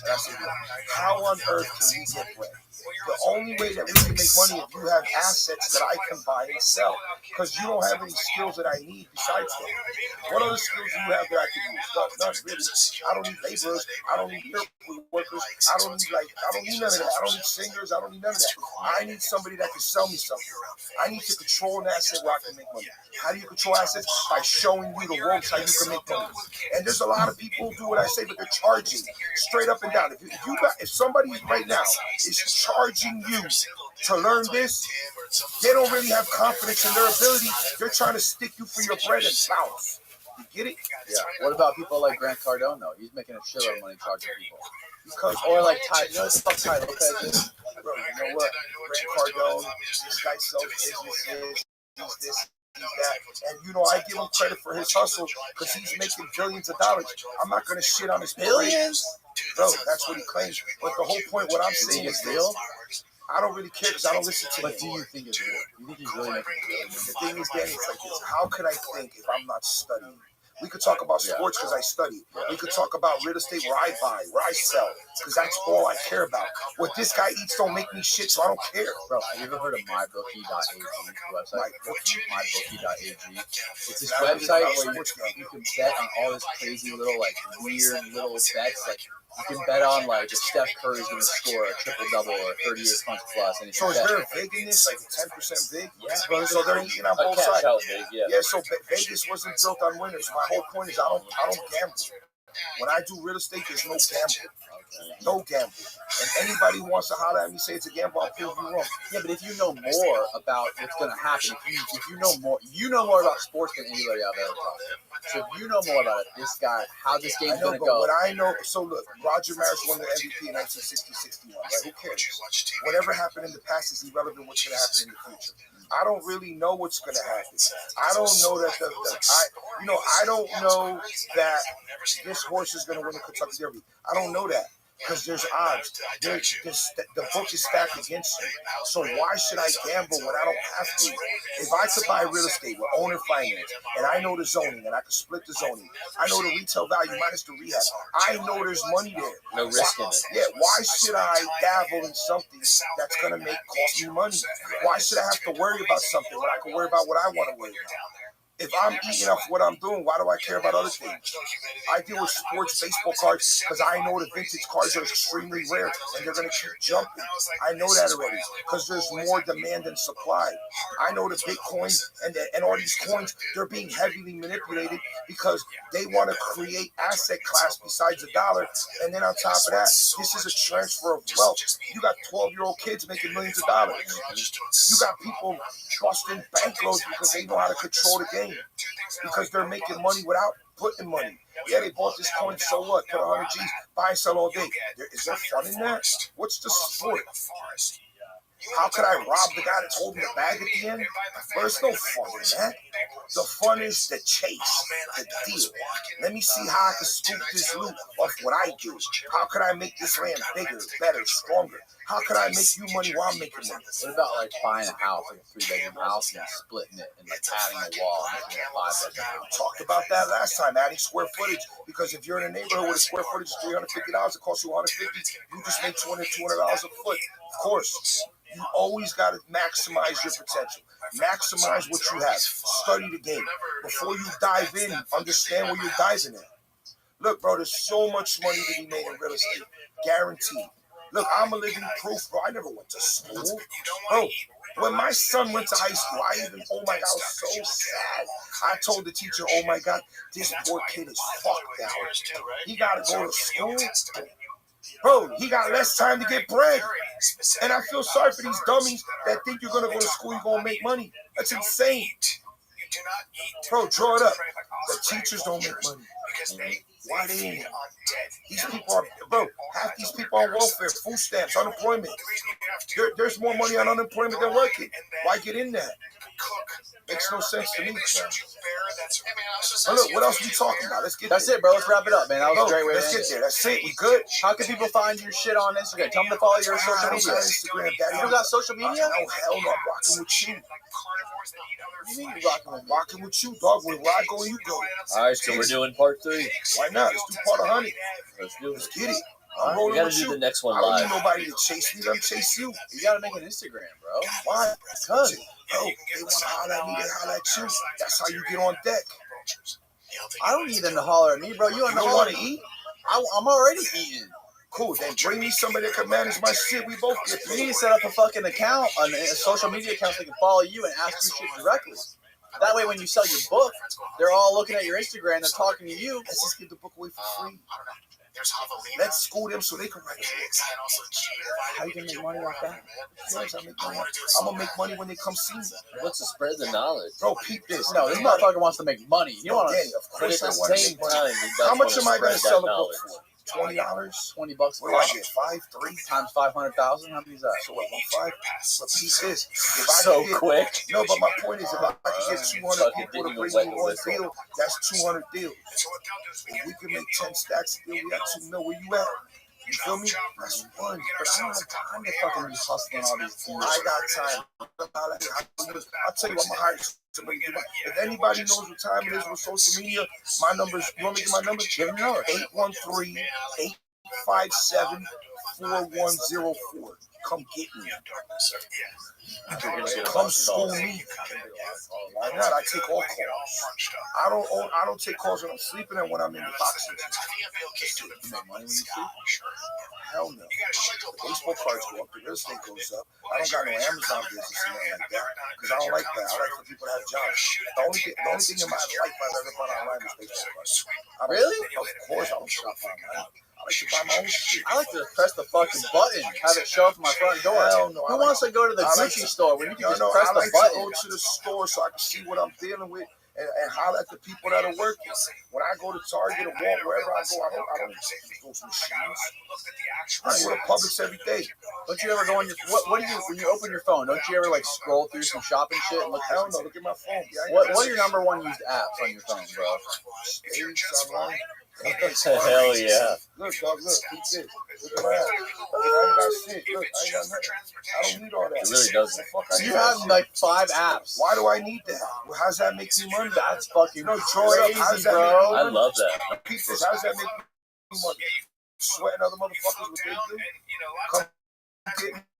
You don't even have Instagram on your phone. Hell no. You don't have fucking nothing on I don't there. need none of that. That shit don't make me money. Oh my He's Show got- me how he's it got- makes me money. He's got 10 apps. He's probably used Well, 2 hold of on, them. where the One 10 of them's apps the at? What call. apps you got? Let's see what apps you got. Peep it. Let's see what apps he's got. All right, He probably uses call and message. he's got FaceTime, his calendar, Stock apps. his email, which hasn't even been set up yet. No, I get about 100 a day, but I check every single one. He's got all the stock app, like not even all of them. He's got like 1/5 of the stock apps. Okay. He's got his phone, his text messages, Safari, Facebook Messenger. You got Discord? Yeah, because my boy owns a sneaker store. So you got Discord, bro. That's like some But high I level never shit. checked it. Look at my email. I have 0 unanswered. My phone 0. My text, but I got 78 on Discord, right?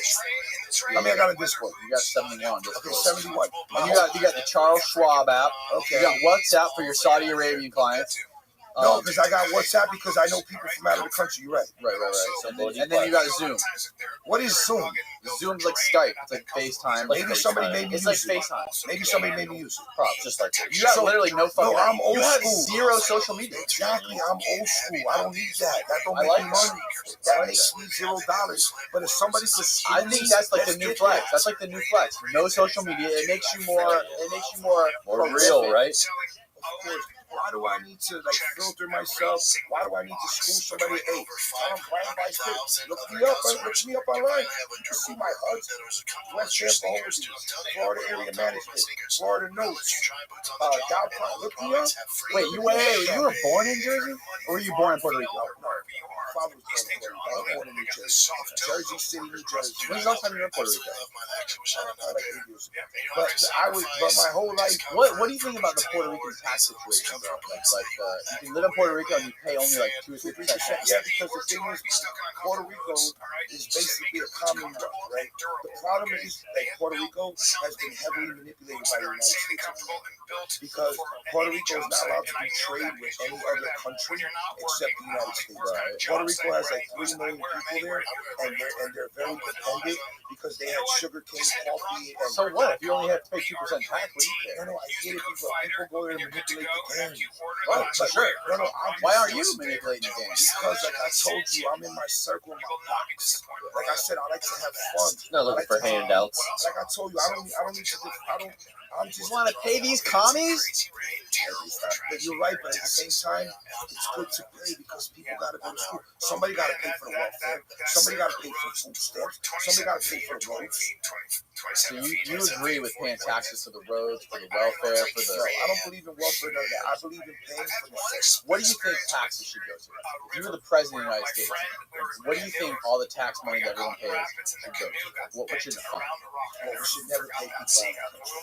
We shouldn't, because the reason we shouldn't pay Israel $700 million for weapons and rockets to bomb other countries. First of all, I'm not a political person because once again that makes me $0. But I'm very ignorant when it comes to politics because I can care less. But just as a rational person, if we have homeless veterans and we have homeless people in the United States, we should handle it. When it comes to the schooling situation, I personally don't believe too much in higher learning because I don't think that makes you money. And if your goal is to make money, I think you should understand business before you understand. So what about the trade? What about the ghettos? Well, the ghettos are ghettos because that's the way. It's hard to explain ghettos, you know what I mean? Because like I'm talking about like Chicago. The fucking the worst neighborhoods in the country where there's the most crime. Well, there's a lot of reasons behind that because there's really no work, there's no jobs, there's no education. But the point is, you need to talk about reality, and you need to have people help themselves, and you have to have inner groups of how do we get there instead of robbing and stealing. Let's just try shining and making. You get it? Let me help you. I don't want to stick you for your bread. I want to make you better. If you understand how to make money, you can show somebody else. But when it comes to like the government spending money, I think we should.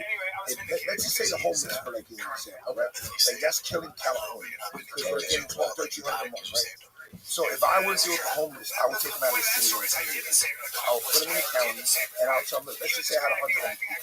How many people know how to do carpentry? How many people know how to do electrical? How many people are in the nursing business? So you put them in different sections of what they're good at. Then you hire people that can educate these people. And then if they're drug addicts, you got to get them off the drugs. And then if they have mental problems, you got to school them. But at the same time, you can't let people live on the streets because it's going to destroy the economy. Then, when it comes to the schooling, there's a big problem with school because there's a lot of people who go to school who depend on the food. Like, it's a boring situation, but at the same time, it's very important. I mean, I see you going and taking a trip. So I can't really educate you because that's not my gig. But in reality, if everybody were to help each other make it, and if there's just too much greed too, there's a lot of greed on the top. A lot of groups. Yeah. Well, I mean, you're talking about like obviously when you think of communism, you think people like that. You think of socialism, people giving off. You make all this money, you're like, okay, now I make $100,000 a year, right? I gotta pay a pretty good amount of tax, right? So I'm thinking, okay, if I can make $1 million, how good would I be? But no, I gotta pay fucking $400,000 in tax. But it would be good if the money went to work into make the public. Like me personally, I'll pay 90% of my money if I need to help people, and then it will come back to me. Because you have to remember, if I made 100, let's just say I made $10 million, right? And I got 1,000 people with me. and I schooled them all how to get bread. I'll make 100 million because I'm gonna show them what I know.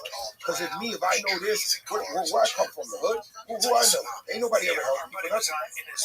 My father died when I was 18. My mother worked in bakery. She still broke. Who helped me? My uncle was rich. He used to ice work his hardware store. I was making $50 a week. My cousin told me still making $10 a week. And was, yo, why we make so little? You ever heard of college? Yes, this is your college. He said, Brian, would you rather push a pencil or a broom? I'm thinking, fuck, I'd rather push a pencil. How the fuck you gonna push a pencil if you know how to push a broom? Sorry, I didn't mean to cut you off. No. The reality is you gotta educate people how to get it. And I like to educate people how to get it. How did you educate your kid? Because if you made it, right? If you're making a lot of money and you came from nothing, your parents had no fucking money, but then you have money and then you have a kid and you want to teach your kid how to be like you are. How do you do that? Because most rich people have their kids, they go join the country they don't club want to deal and they with become them pussies. because they don't want to deal with their kids. They rather pawn them off to somebody else so they can make money and be out and smash hoes. They don't want to fuck with their kids because they don't love their kids. How do you treat a kid? You show them what horrendous is, and then you school them in the game, and you show them, yo, look, dog, I got $50. When my son, bro, listen, when the real estate market crashed in 2008, I lost millions. It was my son's high school graduation. I said, bro, look, we're gonna have to rent a shelf. It's like $800. You're gonna have to put 4. I'm putting 4. But guess what? You eat the rest. My daughter graduated a year early. She did her hustle. The point, what I'm saying is, you gotta show them what you're doing, and you gotta show them why you gotta do what I'm doing. Yo, my boy Jay, look, I got mad people in my camp. My man Jay, when we didn't make money, we would go eat dirt for that days. If we didn't get contracts, we would eat dirt. You know why? Because we don't deserve it. You gotta get your mind right. First of all, you gotta be spiritually right. You gotta be mentally right. You gotta be physically right. And you gotta wake up. You gotta be on the phone before anybody in your team is up. Because you gotta school us. It don't matter if you cash a check for $1 million the day before. How the hell are you gonna take a vacation and one of your men in your camp is broke? Are you crazy? You're only as strong as your weakest link. Like I told you the last time. Think about it logically. If you got 50 people in your camp and you're the worst, how ill is your team? Get it? Like I told you, I have 0 employees. I only have partners. Because if you're my partner, you got my back. I got your back. But if I'm paying you, you gonna stick with me. Because you see, oh God, this guy just made 100 stacks. I made a G. Fuck him. But if he made 40 and I made 40 and everybody else eats whatever and they keep coming up, they want to rock with me, right? And if I'm schooling you in the game and I'm like, oh, by the way, you got to give me $1,000 check. Fuck you. Why I got to pay you to school me? Who the hell is you? Do it for free. Do it because you want to do it. Do it because you're righteous. Do it because you know that dude got your back. Because if you don't got my back, I ain't gonna fuck with you. I already know when you scheming on me. As a matter of fact, I love it when you're trying to lie to me. Because I already know what time it is. So anybody out there, if you deal with real estate, if somebody want to charge you, fuck them. And I know people who charge. And I look at them like, because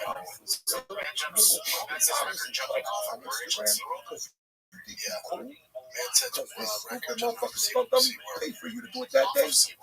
And you pushing a car with a payment. And you in another nigga's crib. Fuck you, done. Straight up and down. That's where I'm at. Keeping it 100. 100. I don't give a fuck. Oh, this dude's racist. Use the N-word. No, where I come from, everybody's the same.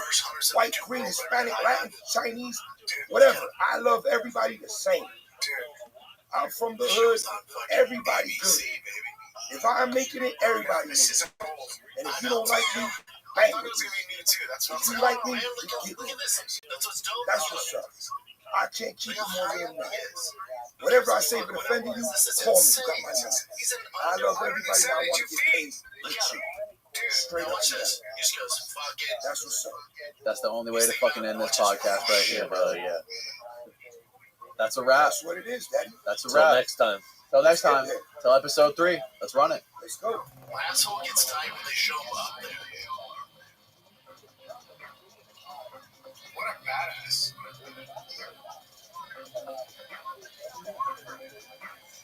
Isn't that crazy? Dude, look at this. He's looking. Feet first. And now, he's in his undies, dude. This is the 80s, baby. Hello, world. Michael Dowd is the dirtiest cop in the You're insane if you don't think history of New York set City. the record. In the 80s, Michael patrolled the streets of one of the toughest precincts in What's the Brooklyn. highest? He also headed a ruthless criminal network that stole money and drugs, ultimately resulting in New York's biggest corruption scandal ever. Mike was the subject of the explosive true crime saga, The 7-5, where he tells all and relives his days as a mobster with a badge. Mike served 12 years in prison for his activities during that time and is widely considered one of the most corrupt cops of all time. Without further ado, please welcome the marvelous Michael Dowd. Well, that's on there. Yeah, they're fucked up. These guys are jumping away and saying 20 feet. Okay, so I did 190. It's almost going gates now. Yeah, it is. It almost is, isn't it? Oh, is that how you guys met, really? No, did you get a lot of attention? A lot of attention from the females on the Joe Rogan podcast. Too many. Too much, huh? One's too many, goddamn. Doesn't That's funny, man. Yeah, I spent the last 2 hours watching your documentary 7-5, and I was blown away. That was before my time. I was born that year. I was born in 1987. Oh, okay. So, yeah. So that was quite the eye-opening film to see. Especially that Tiller Russell. He's done a lot of it. Since then, yeah. Was that one of his first? No, he had a couple of, for him, dynamic, but nonsense. You can see like didn't the side hit. of it. You know what I mean? Yeah. Buddy, right here, when you pass over that branch, yeah, that's so high up. Freaks me out. For people out there who don't know who you are or aren't familiar with your story, give me like a brief background, like a brief summary of where you came from. I'm here because of the 7-5 documentary. Yeah, well, why is that? Me, Why the do I character. hear pass over that thing up in a helicopter? He had a No, Netflix not in a helicopter. for High up, dude. and it was picked up by IFC early on. They owned it, and I think they have it again. But I was a cop in Brooklyn in the 1980s. The crack epidemic broke out. It broke out everywhere. It broke out on the police. And so the era that I was a police officer was and eventually got arrested in I was like being a cop in New York before the crack epidemic. Right. Yeah, so it was a very eerie time. Before crack hit, you had the AIDS epidemic. Right? So we went from one epidemic to another. Now we're in another one. So as a frontline cop, we dealt with a lot of these issues in the street first before society as a whole dealt with it. And you sort of learned as you were going how to handle things. And, so it was a thrilling to say the least, and nerve-wracking. You grew up quick, right? So you went in there as a 21-year-old young, and then in 6 months you've seen more than your mom and dad have seen in their life combined. Unless they were so young. You were 21 when you joined the police force. What made you want to join the police force? The documentary conveyed that there was a lot of young guys who had no direction. Yeah, well, it wasn't like there wasn't anything to do. It was more like looking for leadership, looking for guidance. Guys in their 20s are fairly immature. Men don't mature till they're around 60. Some of us still are 65. Well, I'm 60 now, and she's telling me I'm still not. But I'm working. Yeah, so you had a bunch of young guys. What was trying to how's that? I was like a fucking fish. It was a fucking piss. But the honest thing is, it was dangerous, and so we can laugh about certain things because it's past, but the unfortunate thing is that we all took our job and didn't really appreciate it. Like when you're a soldier, you go to war, you always fight for the guy next to you to come home. And then as you look back, what you accomplished, what a player. It's the same thing as being a police officer. When you're in there in the battle, you're battling for the guy next to you and yourself. And you don't realize the impact you have on society and the city and the people in general. And that's a big stuff, right? But everybody's little. Right? We're only one little big Yeah, you were a big part of history. That was a huge, major part of American history. That time frame. It sort of has tentacles into the rest of society for years to come. And a whole generation of people were decimated by it, including law enforcement, right? Because if you look back, and I don't know if you had to do research, during that time, police departments were devastated by the crack and the money by choices, bad choices that guys made because they were exposed to such. I mean, when you're making $17.9 a year, and the guy that you pull over has got $17.9 in his pocket, with no fucking job, and he's 16, and you're like, and no license for the car, but he's got a brand new one. It's just, you say to yourself, what the fuck am I doing? Like, it's a reality check. What makes sense? So, yes, we're supposed to be right, but we don't know it. And that's where the 51% good guy or 49% bad guy. And some days they switch sides. Dude, it's crazy that you survived 10 years doing that through that period in New York City. I mean, don't you think? Don't you ever feel like, how the fuck am I still alive? How many years? You did 12 years in prison? So I did 10 with the city and 12 with the feds. Anyway, but so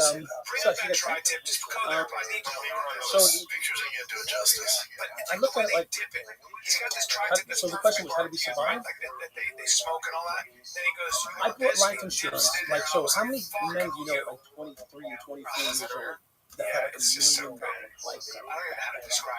So I had 2 policies that were worth over $1 million in case I died. So, yeah, and double indemnity was great because I always hoped that if I did die, I died by an accident because I gave you double indemnity, right? That was something a lot of people did. Yeah, because it was crazy, and especially guys that were doing the sort of things that I was involved in, I mean, I hung out with the Dominican drug team, so one day it could be, caviar and champagne, the next day it could be shootout. You don't know what was coming from one day to the next. And I'm not saying that I was involved in shootouts per se. But the reality is it could have been. So I always worried about, So one of the reasons I stayed in the police force was because I didn't raise a child as a kingpin drug dealer. It's not like, you don't put that on the resume, what did your daddy do, So, because at some point I made a decision to really not care anymore about being a police officer.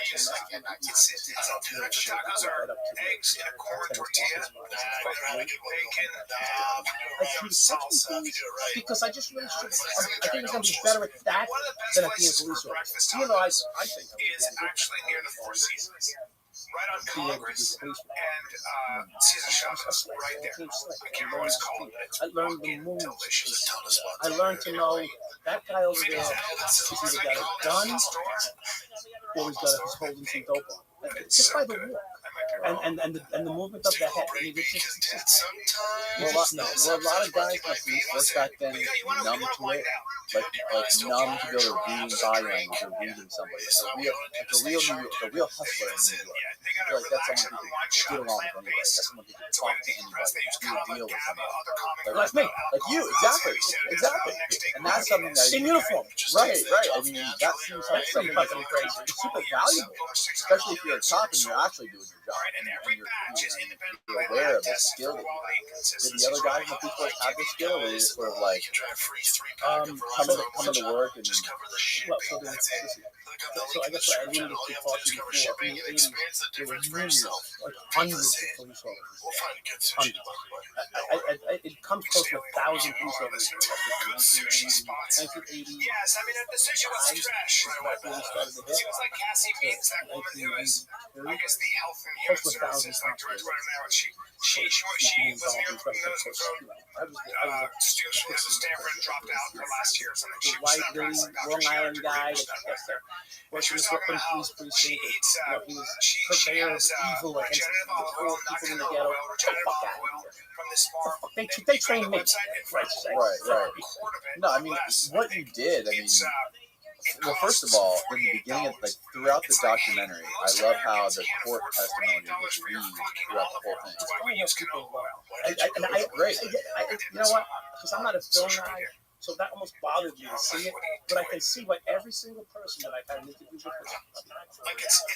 I've always said exactly that. So the backbone of the whole thing. Yes, it's weaved through the whole. And the best part about it, to me at least, was how matter of fact and straightforward and honest you were about everything. Like it's just straight up, just telling you, yes, I did this and this. Like, well, you know what? So comment on that. So why, you know, why were you so deadpan honest? You know, I had like 30 federal prosecutors sitting in the fucking room looking to see me fuck up, okay? That's number one. So if I told anything incorrect or lied or obfuscated, I could be charged with it. And on the other side was, I mean, what people don't know is that I was suspected for 9 murders.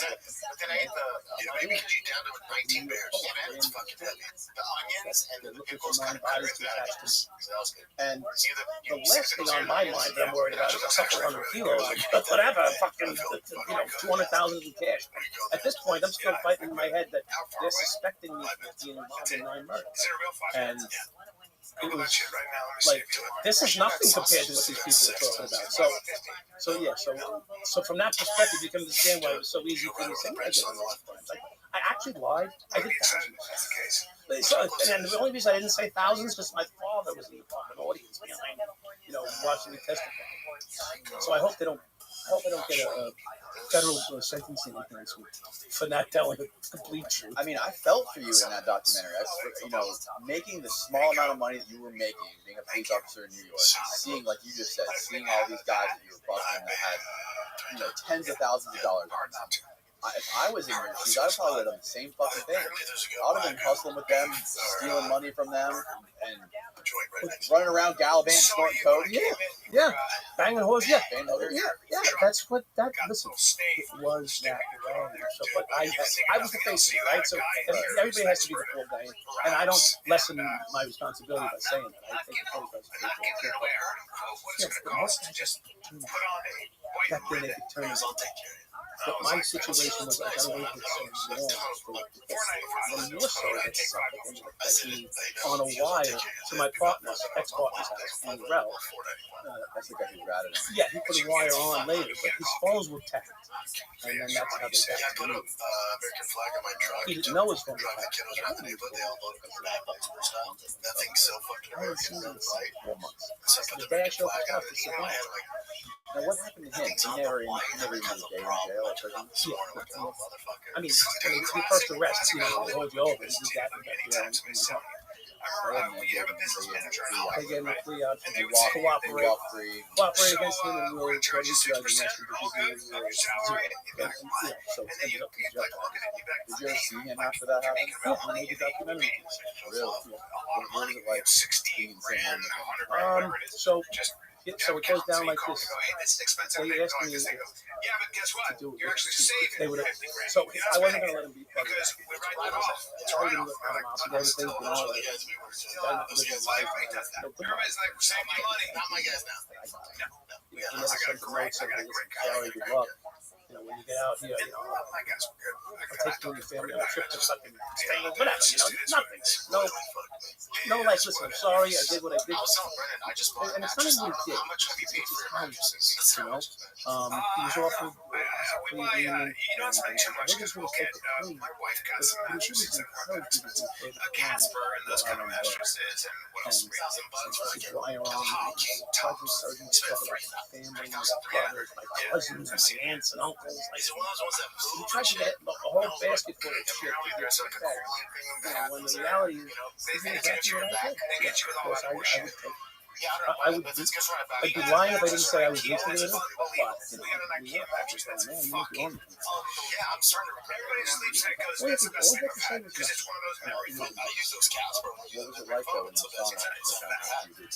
So I told the director, two of us, I said, there's only one way this is going to happen. I said, I want you and your film crew at the precinct, and I want you to tell him to meet you at the precinct, not me. Meet you guys at the precinct. You want to social life. I'm saying the 75 precincts. So, sure enough, it's too cold over on High Moon. Whatever the fuck you want to call it. So he came down the block and turned on the precinct, and I just went to the mailbox. I try to like 10.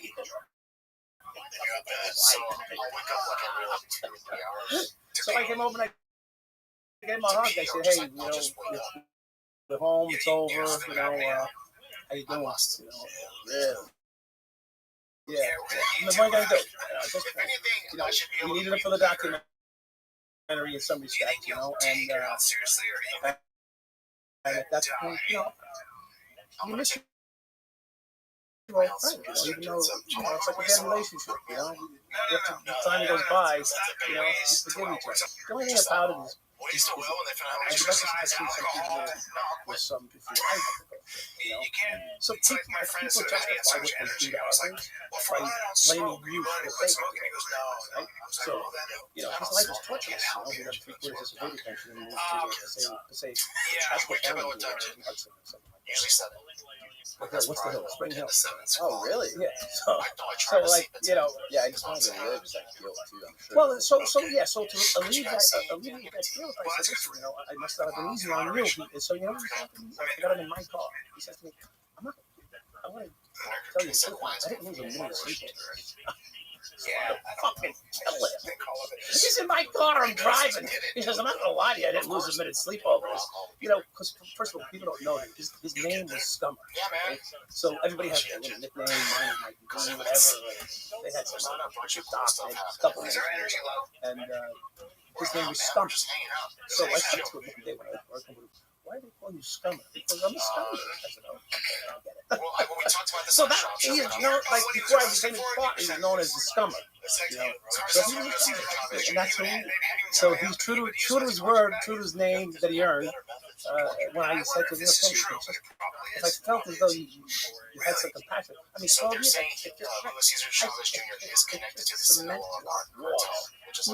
I wake up dreaming, you know. I don't know. I'm in prison kissing brick walls. I mean, it happens, you know. And he's more kissing other dudes. You know, so in his case, he turn over and kiss his wife or fuck her, you know, and I'm kissing bricks for 12 years. So, and I got 2 kids that grew up without a dad, you know. So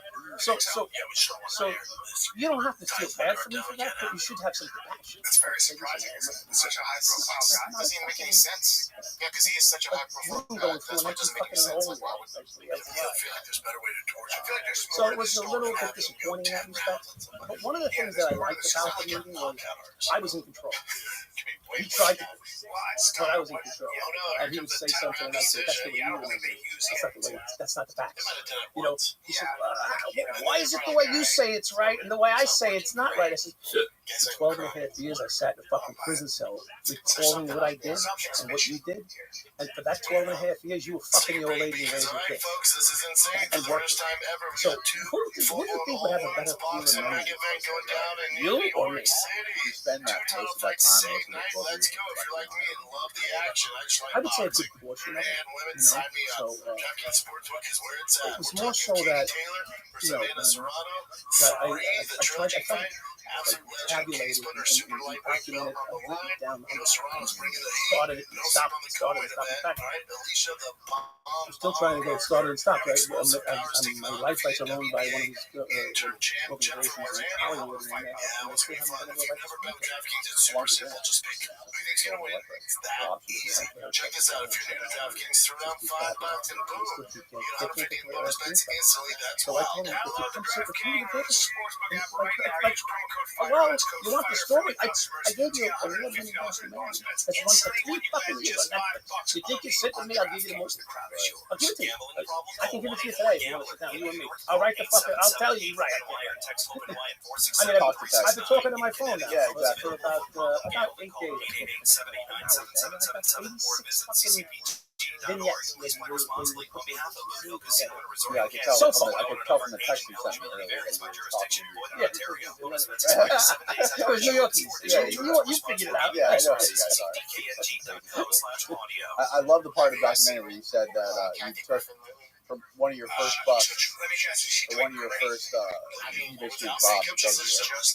You went to his house, you saw a big giant bag of marijuana, and you found a couple of guns and some cash. And you said you took that money and you went and bought a condo in Myrtle Beach. That was cocaine. Oh, That was Noriega's cocaine. Yeah, that was not Noriega's cocaine. That's what we put something. So you sold his cocaine? Yeah. Where did you sell the cocaine? She got obsessed with like the anti-drug shit. I don't know. Right. Oh, we gave it to the Con Ed. Some guy was working in Con Ed. They had a good connect with Con Ed. Oh my god. It was the best Peruvian fucking plate you ever saw in your life. Yeah, she might have lost a lot of it, and then I bought the condo with that. That was Noriega's cocaine. she's older. How much was the price of cocaine per kilo? 28,000. 28,000. Then, but statistically went down. It ended up down by 11,000. She got kicked off. She didn't get to do this because she And bad just mouthed the show. constantly down and fluctuating. Was it like Bitcoin? Or was it up and down? No, it would eventually go up, which is why we ended up getting arrested. Castmates work with her around like they were friends with her, and they're like, "How would you do that, Kathy? How would you say that?" And then she got asked to go home, and I thought it was overkill. I didn't think she deserved it. And it was And I steady. just suddenly And then sued with her, what but I happened always was it Kathy went was from always 75 fine, but to 34 overnight. She's just a comic. She's just a mess. Easter holiday. In Colombia, it's very religious. In one way or another. So they don't spit Just cocaine energy that she around buys and got over. I'm sorry to say this too, but I don't think she has any love in her life. I don't think she has any kids. I think she. Shorties, you make a couple of big busts happen, so the cocaine price doubled. That's well done. So at that very week, it doubled. Kenny and I got into a long little supply. She's Irish, right? Created more conversation. We needed to recruit a few people to put extra money up. She's of And Irish that's ancestry. when the whole story, people don't really know the whole story. There's 4 other cops in the 7th Third Precinct that involved and put their money up. Because Kenny was cheap. Instead of coming up with extra money like I did, he had to go and recruit 3 or 4 guys for $2,500 each. That's not true. What do you think? What is your opinion on like all of the stuff you see online today? Nowadays, everybody has a phone, and all you see is like shootings, a kid getting shot everywhere, and all the stuff with the guy who just got murdered, George Floyd, and like all the stuff that's going on with police brutality in the news today, compared to what it was like when you were running the streets of New York. What is your? This is fucking Disneyland. Too much, man. This is Disneyland compared to what it was. Right. This is a fucking joke. There's no brutality out there. There she is. And if there is, it seems like most of the time it's captured on. There's somebody neurotic. You see every fucking incident. Back then there was one every 3 minutes. And you know, I spent the last 2 weeks with a bunch of rap guys. Like, you can't repeat. I was with a bunch of rappers, and they were all from in my era. You know, I was chasing them down the street because they were selling crack and rapping songs on weekends. You know, and so but half these guys they ended up on me too. And so much better back in the days. Today, fucking, it's crazy out there, you know, because they got their beating, they got their money taken, and they went home. And they fucking thing, you know. This is them. This is them telling me I'm the top in the room. We're doing a podcast with a bunch of guys smoking ganja over my head and running around, you know, blood clot motherfuckers. And this is how they're telling me. Jesus, there's so much better. They even get locked up for nothing. So, I mean, this is the guys who took beatings all their life. But they were living life.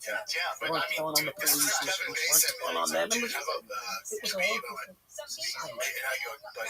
It's getting so good. It's getting better. People learn how to survive them. Well, I tell you something, when they say that, he's So- also much bigger than Marab. When you walk me through like what it would be like a day in the life of a police officer in the area you were working, and like a day, not in just any police officer, like in your life. Like, what was like the percentage of crime, organized crime you were participating in, and like the percentage of actual police work you were doing?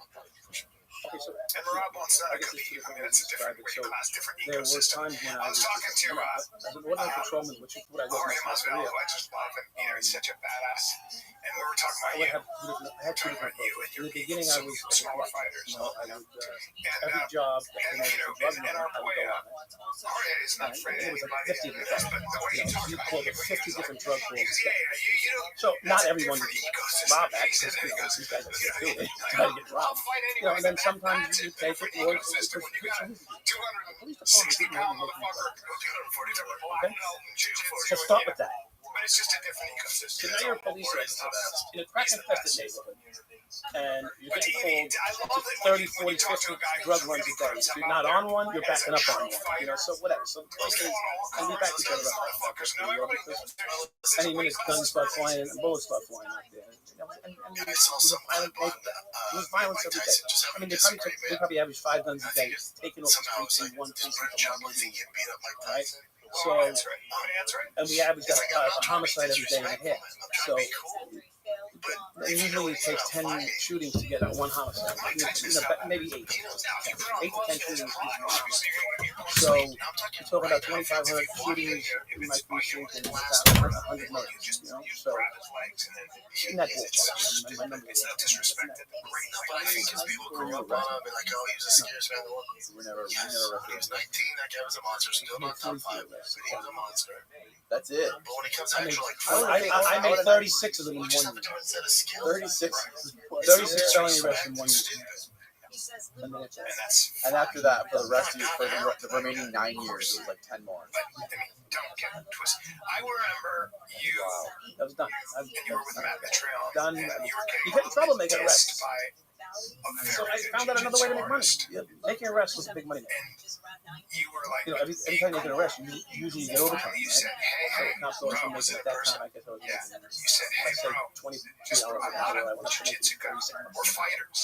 So, and most of the arrests work is paperwork and drug work. But Like, hey, it's you know, all good. paperwork is Just being a little court disrespectful. appearance, it's the DA's office, it's transporting the prisoner. when me and DC were So, hosting you know, that Super not, Bowl show. your buddies by the end of this. Your buddies, you hate each other by the end of this. Because you're with this guy for the next 16 hours. Okay? You and your prisoner. You're hanging out for the next 16 hours. Together. DC was like, buddy. So if you make an arrest, you're basically just Now fucking around. you with your pal. Wow. You went from fucking running somebody down, not gonna go there, to giving him a hug and buying him a beer. That seems like a pain in the ass. Why do the Well, that's how it was. I'm telling you how it was. It's not necessarily that way, because I'm hearing today that it's sort of because the volume of arrests and the no bail, because the guys they don't post bail, they back out, they get arrested. Some guys are arrested 7 times in 3 days. So I mean, from what I understand, it's really out of control right now. I'm talking about from my experience.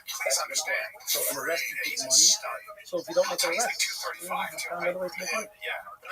What was it like? So the first time you started working for, there was the one guy who worked in the But grocery what we're overlooking is the fact that the police department didn't want to make an arrest. Handsome as all get out. Armed security for the drug dealers. Yeah, but Make no, sense? don't get it twisted. It ain't I don't know DC like, hey, you better quit messing with him. Like, we ain't gonna help you, dude. So, like, it's funny how I look at 6'5", 230, and I look at him, and I look at symmetry, and I go, I'll never be happy. So every time I made a drug arrest for a crack dealer or a marijuana dealer at the time or heroin dealer at the There time, was a Samoan I took myself off the street. rugby I player. did 17 People hours say, overtime. they I go, put one guy in front of a he's the judge. complete The badass. guy in And this guy front of goes, the judge, he got bailed out, which one of your for, brothers? a day later, Of all your and brothers? cycle repeats itself. So at the end of the week, I could make 5 kills. Toughest among them, because he's One just a day. giant. He goes, Henry. Once you make one, you're off the street. You get it? So they didn't want to make the arrest at the end of the shift, because then you get overtime the whole run. So what did they want you to do? He was the brother who was bigger than everybody. Be visible for that. He was like, yeah, and he lifted weights, and he had And some. he played rugby. Okay. And they were make showing sure you highlights of what that guy does to you. Yeah. So I used to write him to Benjamin Ward. Did you love this? There's all these kids at the trial. And when did all this change? When did this? I mean, at some point there was a huge push to get everyone that was doing the crack or off the streets, right? Yeah. So there was a time when they executed I only do so much. uh, If you get on the right place, you're in the right place. We make steam. This is where you want to be. Because I'll be honest, He was some starting of y'all dads are 5'5", and then some of y'all and are I could 6'5". be wrong on the year. It was either I can work 86 with or 6'5". 88. I don't 6'5" remember. usually can take those places. So, 5'5", it's gonna be tough. There's on the nothing back you can do of about that, Am I clear? BD and the Feds teamed up and they put a joint task force together. And then the CDC elected a crap It's like, well, some of y'all 5'5". And there's someone else like So this it's, over here. it was Yeah, an we're gonna do hip hop and shit. That's all good. But I was in Brooklyn Hip or hop and Manhattan. dancing is great. You know, I told my son, they I said, you're 13. If you want to get girls and you want to be the so man, that was where the learn how to push dance came from. really fucking And well. what Check happened your was black the belt. Feds stepped in. And Jesus the new laws Christ. that they were complaining about, that Biden put in place back I'm gonna in start the taking 80s hip and hop. 90s, I want to be 6'2" those and laws just kicked pop. in, and the Feds began Some of to y'all 5'5". enjoin Some of y'all 6'5". by city PD. Damn. So Zero the break city because this and the podcast brought to you by the Progressive Insurance. You choose to hit play on this podcast today. Smart choice. Progressive loves to help people make smart choices. That's why they offer a tool called Auto Quote Explorer that allows you to compare your Progressive car insurance quote with rates from other companies. So you save time on the research and can enjoy savings when you choose the best rate for you. So give it a try after this episode at Progressive.com. Progressive Casualty Insurance Company and affiliates not available in all states or situations. Prices will vary based on how you buy. Probably 100,000. All arrested for crack. That thing was a No. Listen, no one in there is there for, no one's in there for the first episode. No one's in there for that. In fact, they're not in there for the 10th step. They're in there for crack and ball. So,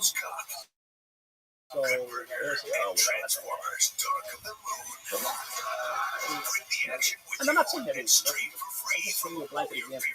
And then there's guys there that sold 1 kilo of crack to undercover, and they got one. You know, 22 years old, they got one. He got fired. Set up. You know, never sold a kilo in his life. You know, they gave him a kilo to sell to you. He was the worst coach in the world. They'd be like, let's go. It's on both sides. yeah, entrapment. It doesn't What did you feel like when you first started actually working for like the head of one of these drug organizations? When you were working for these drug empires based out of New York, and you were top on duty. Like, was there like a moment of a shift for you, like a moral shift where you said, "Fuck it"? Yeah, so I was on an investigation. My wife's in the stands right now. Do you want to count three? I want you to turn and say, hi, Miss Johnson, whatever. So go, Mom, turn. I was on. You boys got me lucky tonight. I appreciate that. They love the shit out of him so much, but he just not. He was too much of a realist. It was great. But I think he played D1 ball. He was like Kieran Wood. My kids are really fast. These kids are fast. When I was in Cornell, I did We probably don't go to practice. All right, now go out there, try. so that's what I did. Anyway, and then when I came back from that, the 77 had broken. It was a scandal in 77 precinct, 13 cops arrested. So everybody around me, Nothing like being a high school football player. two went to Nassau, two went to Suffolk, two went to Florida, one just went to North Carolina, another guy got arrested for something stupid, another guy went to rehab, 2 guys went to rehab. So I came back I got myself psyched to do 200 pounds. I was benching. I was like, let's go. Work from here. I was like, oh, no, here you go. I got my shoulders. Working the straight bar right now. Working the straight bar. It's going to be exciting. one guy went to Key West. And the reason he went to Key West is so you can run to Cuba if you had to get the fuck away. And this is for real. So New Yorkers love that. yeah, well, you know, it's the second boat. So fifth, sixth boat, whatever they call it. Yeah, so he Well, next treatment says keep your hands on the wheel. Don't like start. I'm the only one holding the bag. They're looking at me. How are you still on the And it tracks your eyes. So it was difficult to get caught, and then eventually I lost my way and started to earn the respect of the guys a little bit again, and then I ended up working Kenny. Well, that person was merging over. So at that point, it turned That's not from Tesla's being fucking fault. It's the dumbass drivers. to everything. But You know, I hate Tesla, but that's I'm getting tired of not making money. You know, I'm I mortgage, I have 4 homes, condo on the ocean. You know, I got some bills here. You know, so I lived okay. I rented income and whatnot. But the reality was that I'm so used to that extra money. when you start bringing in an extra $2-3 grand a week just to play low, so what happened was I met this guy down there, city guy, he ran over the deal with music in, and who goes to put these $40,000, $30,000 music systems in their car? And so I was a friendly side at his shop. And I tried to pull a car up and put a new Benzie. Back then they had Benzie boxes. I don't know if you guys even know what they are. See, I know you don't even know what a Benzie box is. Look it up. Look it up, Austin. Yeah, what it is back then they would break your windows and then break your ruin your dashboard to take out your radio. People would steal your pump radio. Because it was worth $200. Worth more than what they had in their hand, right? So back then they began to do this thing called a Benzie box. And pull the radio out. So when you left your car, you take the radio with you. But what happened was most guys would take the radio and put it in their trunk, or take the radio and put it under their seat. So they'd break your window anyway and go under your seat and get it. I lost 4. Okay, I lost 4 Benzie boxes and 4 windows. That way, isn't that the thing where the faceplate of the radio, you could push it and it would come off, and you like throw it in your backpack or something? Remember that? Yeah. That was a new Benzie. That was a new Benzie. That was a new age Benzie. Yeah. So the whole radio came out. What kind of impact did the police force actually have? Were you seeing any changes being made? Was there any progress? Was there any kind of It was a finger in the hole of the dike. You just were holding the fucking water back. And really, the sad thing is, the truth of the matter is, the cops could have held it.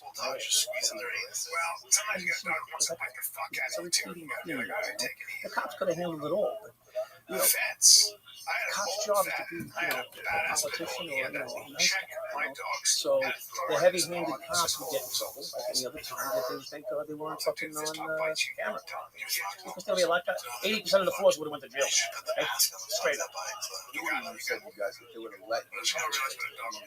Well, because you weren't allowed to make arrests, and there's ways of convincing people to move on or stop, and it was not. So being a cop is not necessarily. So I know you're standing on that corner. It's fucking snowing out. It's 2:30 in the fucking morning, and you're out there with your 3 friends. What are you doing?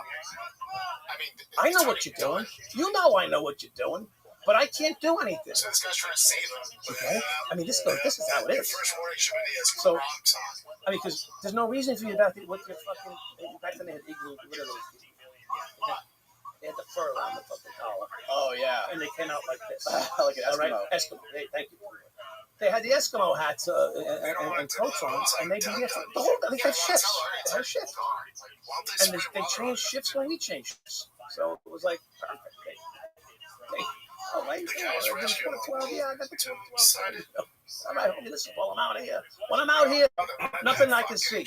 You got it, boss. I mean, that's what I would tell them. Because I would go to the bodega, sit down and have a cup of cola and eat. Was this before or after the pimps were running the streets of New York? This was after, right? That was in the 70s, I think. It cracked. Which is very violent. And very, very lucrative. Crack basically thinking it's coke, right? It's coke. It's coke with some baking soda. But eventually he did jump off the boat and realize, look, because I don't know, I never made it that try. You never tried smoking he's crack? trying to fucking save his boat. Might be all he has, though, So he's like, fuck that. I hear you, but you can tell when. I got it. Yeah. It's going to kill you.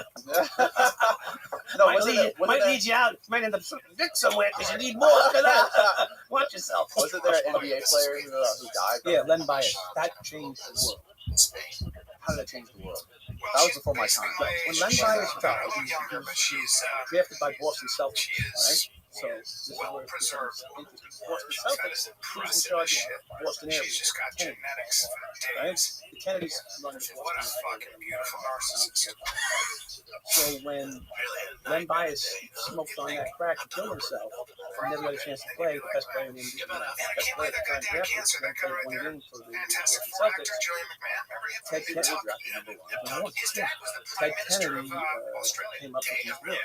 I remember looking at him, he's 6'4", really handsome, great actor, and he died of cancer. He had cancer. He went haywire and Cancer. took See his if you place. can see. You can see how sick Did a all great of job. that's I mean, in. Holy shit. 5 years later, after Great Giuliani took actor, over, you can handsome as walk fuck. in Manhattan on Just like ugly. Disney, 42nd Street, it's clean, everything's Just clean. got cancer. So the crack wars I bet it was cold. eventually did their job. The problem was along the way, the crack wars alienated a lot of people, and a lot of people got burned by crack. He's such a good Including actor. myself, was part of my Just the one mind. of those guys who's just highly intelligent, goes legit. And the crack laws specifically were basically if you got busted with crack, it was way worse of a Right. prison Right, sentence. yeah, but not in the versus city. coke. Right, not in the city, but in the feds. So that's how it became effective. Ted Kennedy was a federal senator from Oh my God. Boston You area, guys have Massachusetts. So he and Biden and that group put together the racist crack wars to help clean up the city, and it did. It's just when it cleaned up, it was You guys will say this. Biden around back then. Oh, yeah. So he barely hanging on now. One of my favorite people, one of my best friends. And then when did that start changing? Didn't Obama start trying to roll that back and try to... Yeah, you know what it was. I find out on my way So to his credit, he tried, but the reality is Democrats have always considered to become crime, right? So if he was able to pull off what he wanted, because he wanted watch his kids grow up. My kids play with his kids. That's terrible. Obama. He's running.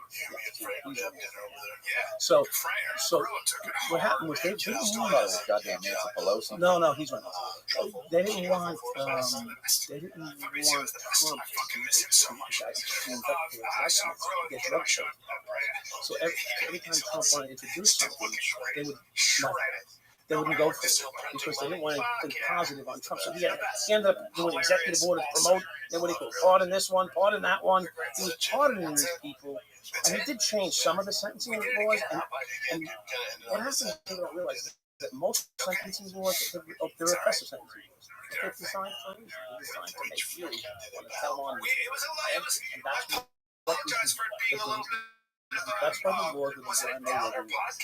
So, and every person is given that opportunity at some point. Not all, but usually most individuals are given that opportunity. In Kenny's case, he cooperated without going to prison. He cooperated to rely on me.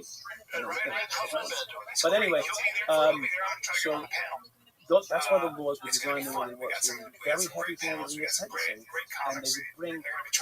So one of the things was that they wanted everybody to be arrested. That was the federal goal: arrest every person selling drugs. And that was their approach. So if you got arrested by the feds, sitting in the feds joint task force, if you brought in 25 of your best friends, you would get a 2-year sentence, and each one of your friends would cooperate against each other, and they'd all get 5 years sentences. So you would get 2, they get 5, and then they could go home. If they didn't cooperate, they got 50. So they all fucking turned on each other, and they filled the fucking prisons up, and they cleaned the city streets out, and then most of those guys came out and they got the hint.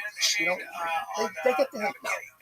If you did a 1 to 10, there's 5 repeated, you know, whatever. But the fact is, when you sit down for 8, 10 years, 15 year stretches,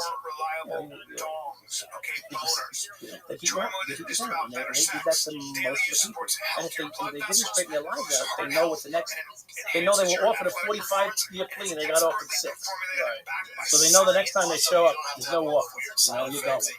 I think most of these crimes and most of this violence and everything, a lot of people say that a lot of people within 45 minutes, that window should be so my thing on drugs and laws is it should be. Right. No, it's been a disaster. More people have died fighting the war on drugs. Check out single purchases. I'd like to do that fucking money myself, okay? You got your fair share, Mike, okay? Well, that's what they say, but I came out broken, you know.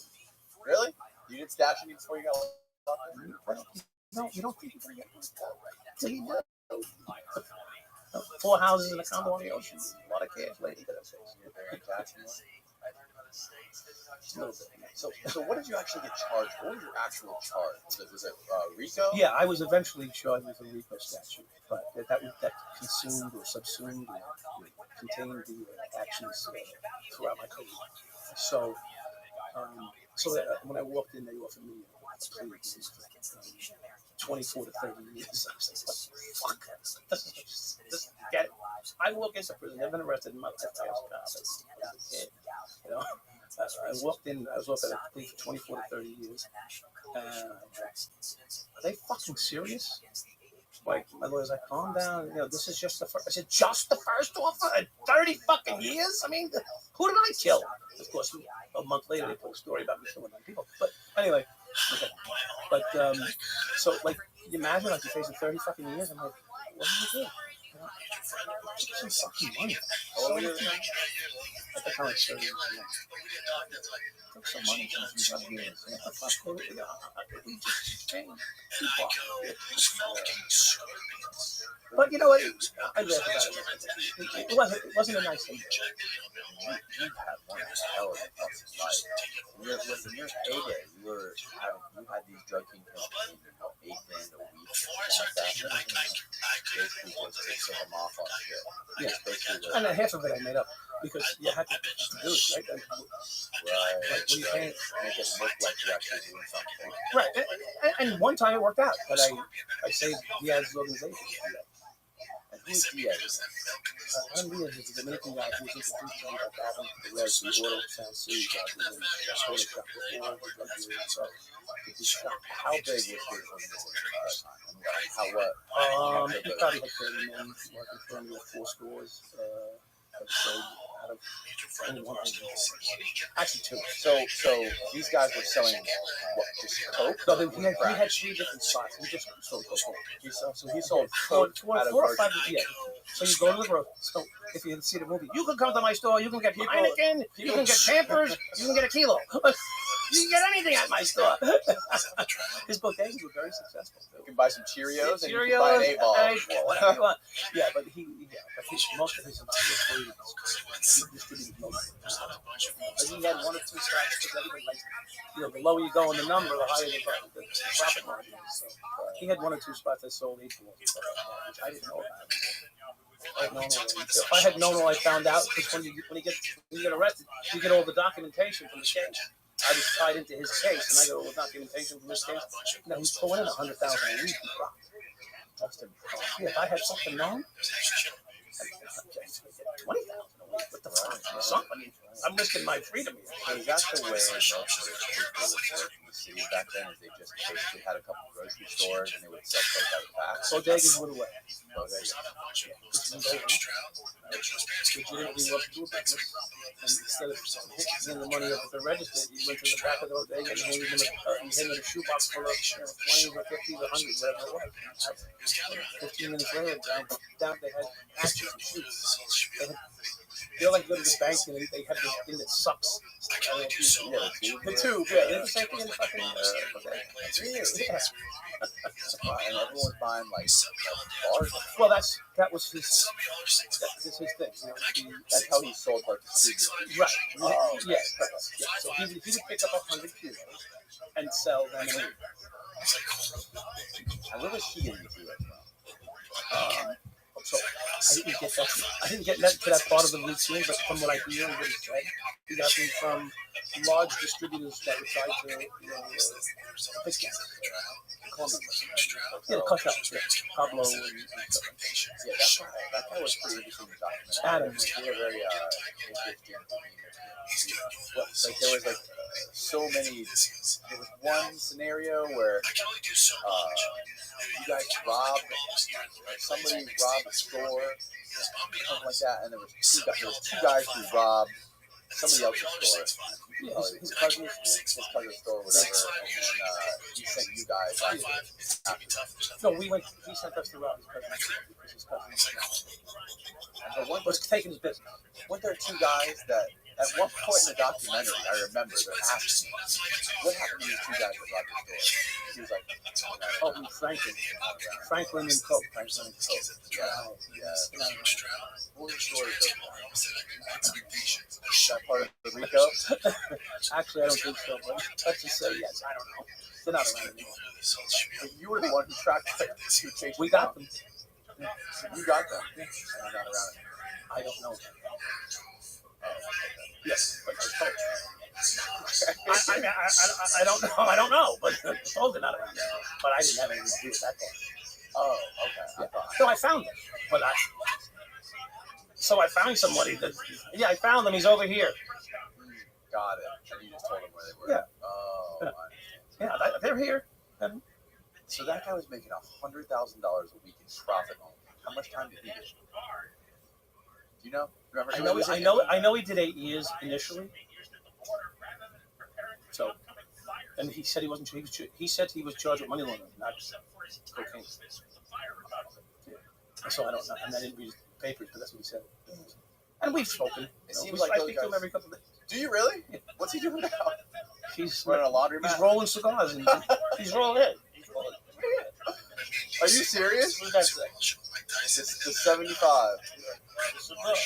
The mind of Brooklyn, land of fuck. Brooklyn's the land of fuck. Is that what it's Welcome. It says welcome to the land of fuck. What's the land of fuck? Okay, so in the movie, I remember that term was used. So that's why we put that on the shoes. No, it's Jamie has a tobacco. Second one, Palmer. And who's the other guy? His name Chico? Chico. I mean, Chico. No, the other guy. The other guy has a small little baby cartel. Like a small little drug gang. The first guy. Is he really dead? Yeah.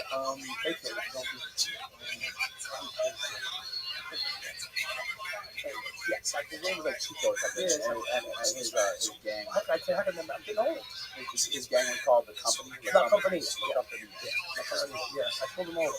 First guy, you pulled him over after you found out. He put it in. How did you find out everything? Well, first of all, he put a hit on me because he shorted me $700. And so I made it known that I wasn't happy about it. It was come up to $700. And he said, fuck you. I'm not paying. I said, okay, fine. And then I put pressure on the store for about 3 days. I was talking about the store. I chased customers. I paid another bunch of cops in front of the store for fucking 4 or 5 nights when I was there and chasing all the little clients. And then I paid to get with 911 and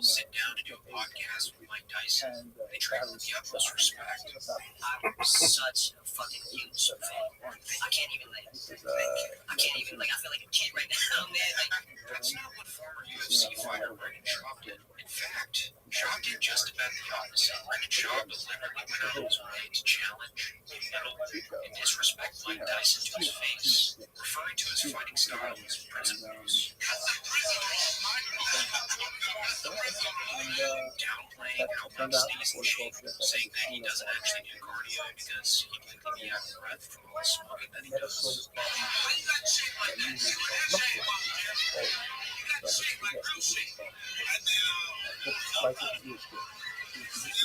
Within a block of the store, outside more wooden posts.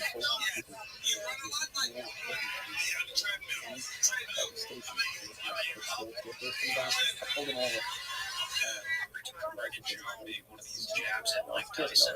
You can see Daniel Cormier Yeah, no, I want visibly upset about it. And I'm hoping You got this guy like super fucking violent. So I'm looking in his car. I'm looking to see if he opens his glove box and there's a gun in the car. And stares him down while eating a piece of watermelon. Thanks so much for that, right? So Look him in the eye for a second. and so he takes the gun right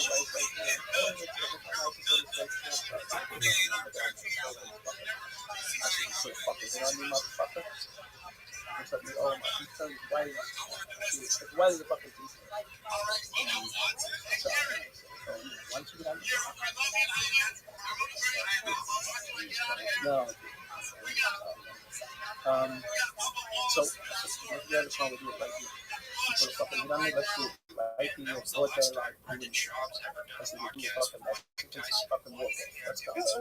Yeah, fucking okay, corral, motherfucker. Let's go. And he's like, I said, you pull a fucking hit off right now. Well, I'll come to see you. Like in the gym. All right. I got my thing. I keep it for about 20 minutes.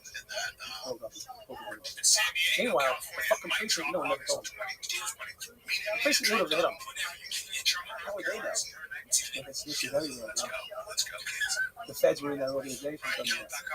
And they never fucking told me. You remember in the movie? Detective Joe Hall's in the back of a van. They got out the street sweepers. Yeah. Well, there was a guy in that van that was pointing out all the organizational people because it was a snitch for them. They knew that they put a hit on me and never told me. That's fucked up. Wow.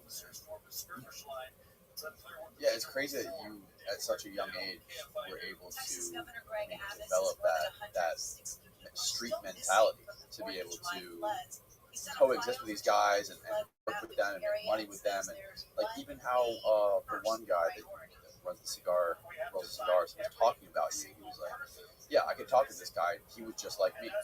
Like, Is that a compliment? I can recognize. I don't know if that's a compliment. Well, yeah. Well, like he's a street guy. You know what I mean? Like he's a New York guy. I can talk with him. I can hustle bustle with him. He's not like a normal cop. Well, it is. I think if you show vulnerability, and I mean by that, I mean you take risk. Like if you take risk, people accept you more, right? So for me to have the balls to come up to somebody and say, like I'll give you a funny example. I was working in 75 with my partner at the time. His name was Jerry. We pulled his car over, 280ZX, maroon. Back then, there was a lot of cars. It was maroon, a burgundy color. 280ZX. I pulled him over. I go to toss the car. Because I know he's got their car. And I tossed the car. I can't find it. And he's looking at me. He's like sweating his fucking balls off. I said, all right, you're good this time. And I let him go. Now I get transferred to Coney Island. I told you that transferred to Coney Island. So I'm looking to beat in Coney Island, and this Hispanic guy, he's short Hispanic, says, "Hey, Batman and Robin." I don't know who the fuck Batman and Robin are. It's me and my partner. That's our nickname to them, right? So I go, "Who's Batman and Robin?" He goes, "Well, he's Batman because he's taller than me, and you're Robin." I go, "Okay. What's up?" He goes, "You guys are in the wrong precinct." So, you're really smart. Because cops take their numbers from their old precinct and put it on their gun belt. So you see it back. Put your new numbers on your shoulder. So 60 precinct. That's Coney Island. And I put my 75 numbers on my gun belt. I said, "You saw my fucking gun belt numbers." He goes, "No, you told me on the 280ZX." I said, "Burgundy." He goes, I said, "Back trunk." He goes, "Yeah, you look. This is a hatchback." Yeah. He said, "You missed it." I said, "You motherfucker." He says, "All you had to do is pull that fucking the mold, the plastic mold."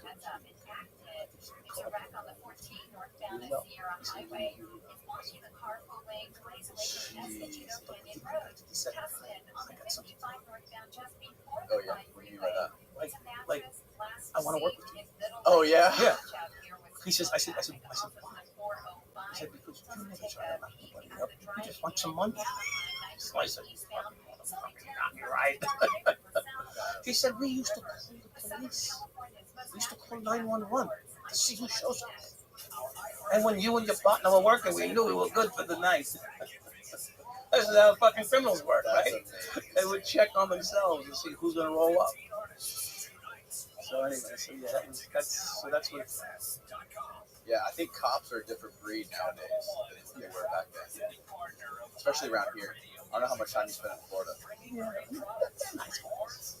Yeah, they are nice guys. I mean, fair. They're fair. Yeah, they're fair.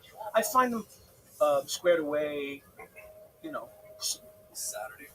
Military-ish, more on the lines of military than that approach to things. But once you let their guard down a little bit,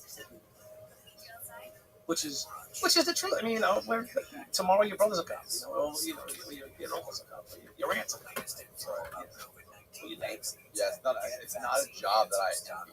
I mean, especially nowadays. Yeah. With the spotlight shining on everybody and all their phones and everything. Well, so that's funny because you bring spotlight. I was the first advocate. Of course, no one listens to me because I'm dirty, broke cop. I was the first advocate behind every cop should wear Really? Every country. Look, because it keep you honest. On those moments where you, because don't forget, human beings put the uniforms on, right? So it keeps you honest, and most times cops do the right thing. Most times, like 99%. I mean, you might have rights to it. You might not have wanted to be arrested, but it's an ugly situation in any respect. If a patron or a perpetrator doesn't want to get arrested, so you're asking human beings to do the job of a machine. Yeah, you know, if you spit in my face, I do want to knock your fucking teeth out. Right. You know, just as a man, right? So you know, that guy's still a man. You just spit in his fucking face. I mean, I don't know how you do it. How's your fourth pop?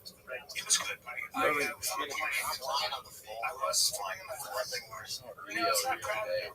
My father I know, I not do anything for the fourth, but flying. Landed with my kids. Had a good dinner with my kids. So you're still able to do something well, good. And then fireworks. And I don't gave me a video of this guy charging a police officer. The cop shoots him at least 11 or 12 times. And the guy's still going. And eventually he gets like the 13th time and finally drops his knees. Yeah, not done. Not done yet, though. Never seen anything like that. I very much enjoyed your house from the assault for the birds. I was looking. Yeah, you know, being a cop, you got to get No, how about the scene you saw the one? One day when I succeed, that's the house I want. So congratulations on that. Thank you. Like it very much. The neighborhood did a block party. Oh, yeah. Stab the girl against the car. It's like we're in Pleasantville. I'm waiting till the footage is like, what's going on here? And so, yeah, that's the problem with the internet. It was raining, That's so like, I figured, I okay, agree fireworks, that and the rain stopped. the cameras are great. Like, We're wait, gonna keep you honest, right? Keep you honest, and you can't lie about what happened. Right. The problem is that once you throw that into something like Twitter, then it's just tribalism at its worst. You know what I mean? Everyone wants to. They're like, okay, before I form my opinion on this, what side am I on? Well, yeah. Well, if you start out on a side, then you really that's the problem. You're never. You're gonna. There's gonna be problems, right? Right. So So I told him for team bossing. But I've been arrested. So I know how to be a little more exacting and judgmental of their actions. So, you know, I always say that I think I'm one of the better critics of policing and police work. So if I tell him someone lies, okay, take it from a guy who's been arrested 7 times, okay, and I didn't like any one of them. But, you know, I did put my hands down on my back because I knew that I was submitting to being arrested for something I did. Guilty of the same crime, but, you know, I mean, I wasn't pretty when they came to arrest me. I'll just say that. I wanted to fucking thing. I mean, yeah, because they arrested me at work the first time, and then the second time they arrested me, I was out on bail. And didn't they storm your house then? Yeah. It's only the storm. 4%, or 32%. No, they did Roger Stone. They put the fucking helicopters, speedboats, every fucking thing else. Dogs, searchlights. End of the day. Did you draft? They'll rough you up a little bit? How much fun is all the houses have different things, like our thing, we have chili in our house, we have chili in something else, so they would just come over and it's just like your door's open, the kids go, they pick houses, so they, for like an hour and a half, that one house, another house. There's nothing better than crazy. I may be your neighbor. My neighborhood's too quiet. They say It's a couple hard knocks here and there. yeah, but if you survived it, if you comply with them, you Well, that's different. Yeah. you think that I can get my ass beat. No, you shouldn't. I agree. It's like 100%. It's not keep your ass beat. You'll be wrecked. It should never happen. Do you think the problem is a lot of people Was he compliant? Was that general? Maybe he was. But yeah, no, and they very well could. I know some guys just look so amped up. Like, they gotta prove justice. Like there's nothing. Have the guy say it. There's nothing wrong with that. I used to buy them beer and fucking.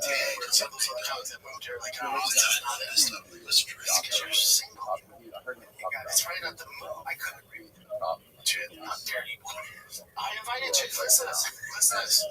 Granted, I know what Joe was doing. Let me just do it to be silly. Yeah, we know it's I know exactly what's going on. So I tell Chin, why don't you come to July? I know you just went up here, like, why don't you come by July 4th? He would say, like, when they would go to these foreign countries, their job was we barbecue, a bunch of kids, we fun fireworks. the civilians. Chin takes me the night before. He talk to everybody, figure out what's Bring me going on. 5 of my friends. Basically, be like a communication hub for them. Like, talk to them, be friends with them, and try to, like, solve or It's a girl and a couple, and they're So, for example, if it's a crack infested I neighborhood, thought would be good. Well, I don't know. I'm just asking. I have no Right, fucking clue. right. I'm just, So I'm we just, have the way he set it up was him being like, you I have just can't outreach make those. Like, offices, like, I know you invited me. This is my way out. Yeah, can I meet several friends? right? Because I mean, I didn't want to leave them behind. Yeah, but I do appreciate the advice. I wanted to, like, I didn't want to bail on. I told you that straight up. Yeah, I get it. Because the one guy that's running the neighborhood, once I bailed on them, and you keep and I stayed home. But then I went further shopping afterwards. But if you knock off We one of even bailed on them, but then I went to hang out with them the day after. we're gonna say nothing like getting punched in the face when you walk through the real fine, you know. So things, hey, you know, all that practice is over. yeah, I mean, we were talking more about, like befriending people, trying to get people to trust them, especially in these communities overseas, and foreign nations, like Iraq, and you know, you compare that to, I mean, the most famous incident is Trayvon Martin. I spent time in Walking down, walking through the house like that. In Florida. Yeah. He like chased him down. Like, hey, what are you doing? The guy was a civilian, an armed civilian, Right. with a little bit of Yeah. Anyways, I think the point is, I think the country is dropped over. the guy, listen, the guy he just goes down.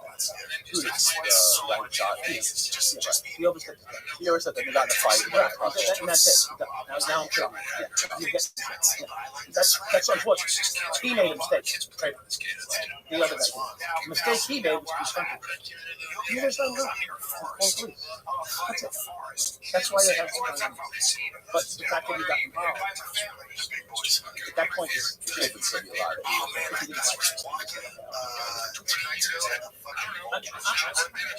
he might have been the nicest guy in America. But when someone's armed and they're making a citizen's arrest, they have a choice to protect themselves.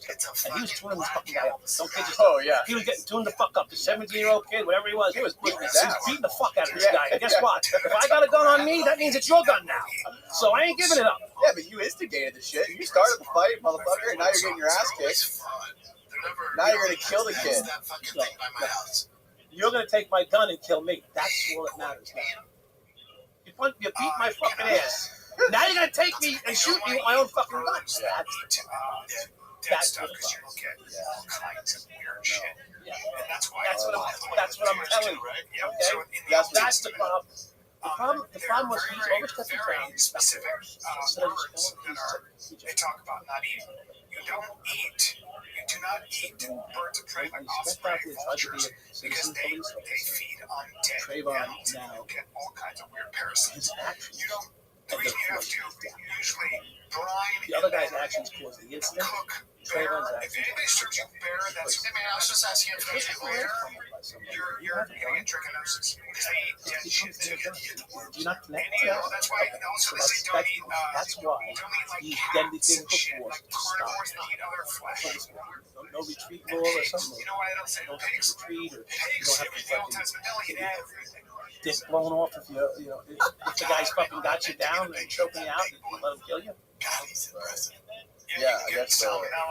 Parasites, bacteria, vultures. You don't think anybody's killing them? So we should, like I said, Vulture meat can be please filled don't with be bacteria trying that causes like At least maybe try to. yeah, some of my friends. Yeah, I don't think it's One of my friends will they give me some of their pig or Hey man, what do you I don't know. There's javelina. What do you going? Yeah, I don't know. What do you have? You're gonna be like, It's like I want to do I it feel so like bad. Set it up.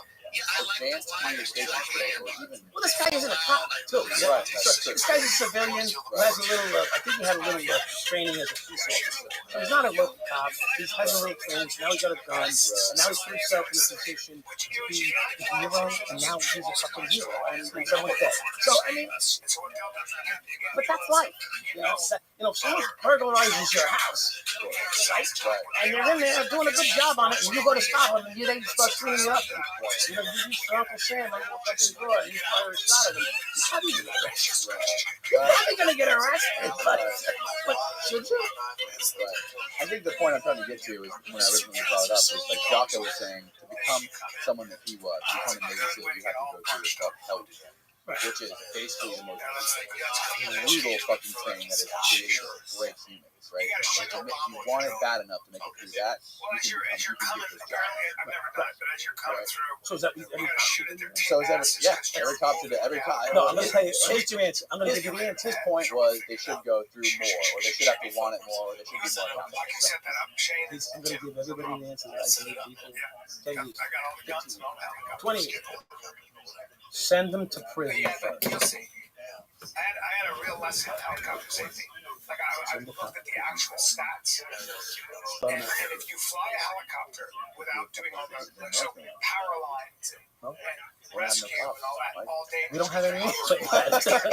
Start a cop out. Crazy safe. If you look at the stats. If you make it through a In week, fact, people live in those. you'll understand what If it's it's like just for to transportation, violate someone's it's as safe as anything. Safer than You'll understand what it's like to the severity of putting your handcuffs on. If you're gonna like lose power, you can close backwards. So for a cop to put the handcuffs on you, it's nothing. And a lot of times when you, and also the other thing when you But land he's the just done helicopter, trying you're to going slow. get your record. So you kind of roll over. It's like a slow roll. And he needs to understand or she the magnitude of the decision that they're making and what they're doing to somebody. Because watching someone's family grow up through pictures, There's some things that are very as scary. you watch them watch their family grow through pictures, it sort of put a little sense of humanity into what you're dealing with. It's like never walk in the back of the helicopter. Humanity. Remember that one girl chick? She married my buddy. She walked into a helicopter. Yeah, that'll In a happen. relationship Fucked her face. crime that's committed. So someone shoots somebody and kills them. Do a selfie or some shit. They're murder, right? But maybe they just defend themselves. I don't know why I get all But like maybe Let's take a little break here, man. Dude, I want to talk about Bronto. All I do in Texas wear boots, and really. so on and so on and so in the forth. train, you need weather So boots. now One you're of the just most someone comfortable shooting boots at I've you. ever freaking put on. You know These what? balls I got here. Look good too. Oh, dude, they're great. Work boots, all right? Comfort, but also, like, a lot of times they're very rugged and built for terrain. They're not that comfortable. These are very comfortable, but also can handle Yeah, no, I mean everybody durability. bring morality into But it. also, you know, those boots are kind of bulky and heavy, not these lightweight waterproof. Slip, yeah, they do. Slip, oil resistant, heat resistant, But electric hazard. I think when it comes Dude, I to freaking love like mine. how experienced you are, how trained you are, and whatever it is, with using weapons, defending yourself, and if you've never done it, and you get into a fight with somebody, you should be able to fucking win the fight without having to blow through the Your wall. sneakers, go I'm ahead telling and you, I price wear them all the time over my sneakers. But I let you try boots on the job, and all the products have Who is free that? Oh, the guy from Miami, Masdaval. Go ahead. Oh, yeah. Go fight Masdaval, trained cop. Good luck. All right. Yeah, If you don't have 60, you got a problem. All right. Right, So, exactly. and all cops should be very trained. Discomfort for boots anymore. These are But the most comfortable you boots gotta that you understand, will they're ever trying to wear, turn man. cops out in a They're rate. In 22 weeks, they're trying to make you okay? boots. So in that time, it's teaching you law, social science, vaginal work, whatever the fuck they put cops through today. I don't know. You're fucking medical doctors, you fucking teach people social work. So all the stuff they gotta learn in the next 22 weeks, and then you gotta teach them how to be an expert fighter. Have at it, you know what I mean? And don't forget, these are people that are getting paid a salary by a city. Good luck. At the end of it, we're gonna attach a GoPro to you. Good luck. Have at it, you know? And meanwhile, you're still 103 pounds. What the fuck? You're 5'4", you're 103 pounds, you got a 22 inch, but you're a dime piece. But people want to fuck you, but you can't fight your way out of one paper bags. Not only that, we're little gonna pay you. fingers. Not only that, we're gonna pay you $40,000 a year. Yeah, right. So Let's go see what happens. let's see how it turns out. It was like 3 a.m. there's a lot of reality to those. Yeah, I mean, so it would be nice if Trump would give me more self-defense. I would say if they spent 40% of their time in self-defense classes rather than all the other shit. One answer? My friends got taken down the river. I was holding on, so my buddy. Yeah, so, right. I was a kid. I remember my buddy said help, and I grabbed him. He's got his own documentary? Actually, he was at a wedding for Blanco. The story Griselda Blanco? Yeah, he was at their wedding the other day, and he presented them. Brian saved Tommy's life. Tom Toole is now, I believe, on death row. Jimmy Vegas. He called him Jimmy Vegas because he's from Florida. No, he's from Ohio. Moved to Florida, then moved to Vegas. So for some reason, his name is Jimmy Vegas. And but he's a pretty talented artist. And so at Blanco's wedding, the son of his mother. Yeah, he had a big wedding. And he got a reality show. And I punched him as hard as I could in the face. And then they held me back, and I'm sorry, buddy. And I said, okay. And they let me go, and I punched him again. And he got married, and in the wedding, on TV, it was a real wedding. He really got married. He presented them with one of his pieces of art for their wedding gift. Some interesting characters out there. He's run into a lot of different people. But anyway, I was vindicated because he is. Yeah, it's pretty cool. At what point did The point of that story is I didn't say the accomplice. I didn't say. Yeah, so I was in 2012. I grabbed him and kind of help him there. You're already out. Yeah, I was home. It's like at the comedy store that one time where that giant guy tackled that guy who had the massive counterfeit bill. And then I jumped on the guy to help him. He got off and he said, Brian did a jiu-jitsu move, held the guy down. He was this giant black guy. It was like being on a raft. He was as big as you were, and his wrists were so thick, I couldn't put my hand. I was like, please, I can't hold this guy down. So it turned out it was. But he thought I was a cop. I thought it was Jeff. That mistake was terrible. 27 kids in this. How the fuck? We don't want to kick this off. It's not even my number. How'd you get this number? And it's funny because he would go on to repeat that same verbiage that I used on him. The next 4 people he called said the same exact thing. He said that, but they all followed it up with one other thing. What did Mike say? So he calls up and he was out there trying to save lives. It's pretty tough to find them because they get underwater debris like long. I didn't know that about that. Yeah, and so in North Carolina, they still haven't found a lot of lives because. I'm sorry to say this. I hope nobody's listening to this. You guys, family. This would blow Goodfellas away. It's pretty bad. It's so negative, dude. It's so sad. But so he goes, oh really? Yeah. So he goes, tell me, like, it creates a swirl. You just get buried under 4 feet of blood. They'll find you. He's not a fucking star. If you see the video, they like coming. It's not a star. Yeah. Eli, are you listening to me? Yeah, he goes, larger helicopter helping rescue workers. We've been working on this documentary for 6 months already. 16 hours over 2 days. I said, and you came to see me at the end? She goes, well, we just changed the whole thing just now. I go, really? So then I they were just picking up their whole they spent $500,000.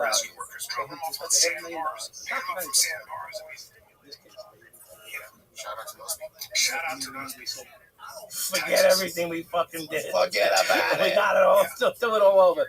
And I had to reach out to producers for more money and we put together. And so the 75 documentary was put together and sat on the shelf for 2.5 years. Just trying to get it right. And fucked it up. It's that black swan event, right? It's like sometimes a black swan's born. It's just out of nowhere. And there's that. The one thing about life is there's always these unexpected things that happen. But they should have. I'd be so pissed about that. I'd be so pissed because Americans, we don't do shit. We don't take that certain precautions. Yeah, exactly. And so anyway, they all help each other out. And so now many people like when something doesn't happen for 15 look at it, 3 hours. So one of the guys, That was like, did you listen to Rogan with that computer scientist? More him and less the others. Okay? So he has, so they cut it down to an hour and 40 minutes. It's wild. It is. It's almost the whole deal. I was like, what in the world? There's We don't even match 158 my versions. so making me mad. 158 full-length versions. It's sold out forever, but they're giving That's us a lot of fucking work. Give us the So I'm really disappointed that I would say there's probably 156 better ones than the one they let go. Because the shit on the cutting room floor would make your head stand up. Yes, it was fucking incredible. Yeah. Who ended up buying it? I have seen all three media just perfect produced it. all day because it's a time release caffeine and it's got ashwagandha and all kinds of different They adaptogen sold it mushrooms. to I love IFC. it. Mellow. IFC The sleep shots where it's at.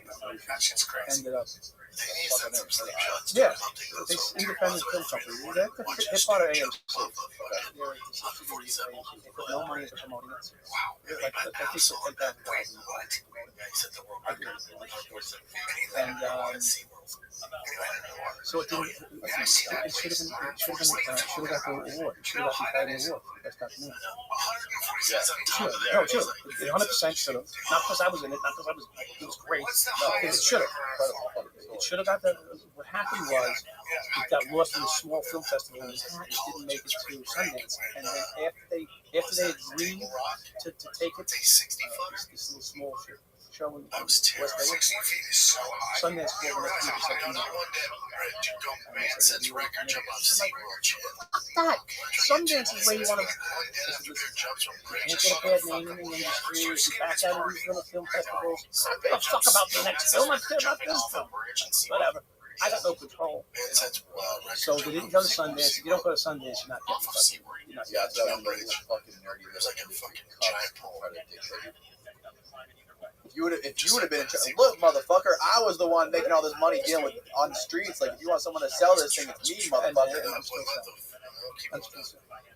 fuck are they doing? Nothing. First 172 world record.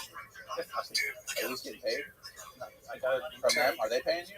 supposed to get paid. They haven't sent the profit.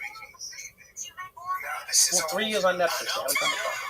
That's the problem. I think that industry, I think the big film, music industries, television industries, they're all corrupt. They're on their way out. They're corrupt. They're on their way out. They fuck over artists. They fuck over talent. And they're infamous for fucking over talent. Tons of Go to Netflix. You watch 1,000 documentaries like that expose music industry, film industry, TV, entertainment industries doing this. And because of that, because all this light being shined on it, they're on their way out. Now, like people like you, artists, talent, people like big stories, they're creating their own platforms on things like YouTube or anywhere else. They tell it and they build their own platform. Right? And the audience is what what they do. Look at this. Well, this is what I'm working on. He's looking. It's tough when you're he's in his undies, dude. I'm not together with the other guys doing it. If I could get on board with each other and we could pull up funding and maybe we could do something big together. But you know, You're talking about doing something like this? No, well, this I'm gonna do. I want to have I don't want to go back, okay? I don't want to do it. Dude, if that was in the 70s at 172, I guarantee something. I want to have everything in the podcast. Some crazy kid was like saying, yeah, I know. So true, right? I want the cameras, I want the system set up. I don't want to go like this. 192, so not that crazy. I want to be in back. Yeah. Can you see how high Had a lot of guys on Golden here Gate Bridge? it hinders them from getting started. It does. It has. But that's I actually was involved in short podcasts. Okay, so I gotta get 190. And it really felt good because I was a big It almost is, isn't it? But 220 might just be a little too high. No, yeah, before it, right? And I had like 5 or 6 episodes. And was it like one of those edited podcasts with music that tells a story? Or No. And then talking about the day. Talking about the day. Really? Yeah, we talk about the day and then You're like a real SEAL. I can swim with you. I love to swim. Yeah. and just kick it, talk about, the air conditioning unit not working. Oh, yeah, Are you afraid of heights? plug one up, I don't think they I'm afraid of heights. hot as fuck. I'm not comfortable in heights. Well, where can people that are listening or watching on YouTube, where can they find your Well, right, what are you pushing? So right now I'm just doing, Well, I'm right really here, just, when you pass over so that bridge, yeah, I that's have so a cigar one freaks me out. that's You're still totally in right. there. I'll get It's to just it. I haven't, One false haven't, move where it's game what over. is it? There's some And issue what stuff from What about the big, because like, of that. tall buildings? So, but people were interested in getting some cigars, they can contact me on Instagram, Twitter, or Facebook. Bum My Guide on Instagram and Twitter. It's And never the thrill, never the thrill. Never goes away. Yeah, Ignorance when people is there. Yeah, I mean, I I'm like really not figures. pushing It much. makes me Right now, I'm looking to get my Yeah, it makes me screenplay done. should. And But I'm it's also looking so to cool when get you my ask, man, it seems anywhere. almost had Laying in a parking lot, Stop. Oh no, I've had them set for offers 3 times to write it out. First offer, that's done. The next offer, no good. We went to the top publishers and we didn't get the deal done. And then, anyway, yeah, he got it like a bitch. And the other guy, who's a pretty good writer, he's got 4 books published. He's just want to pack. I sat down with him for 2 months. It's exhausting going over these stories. Reliving them and passion.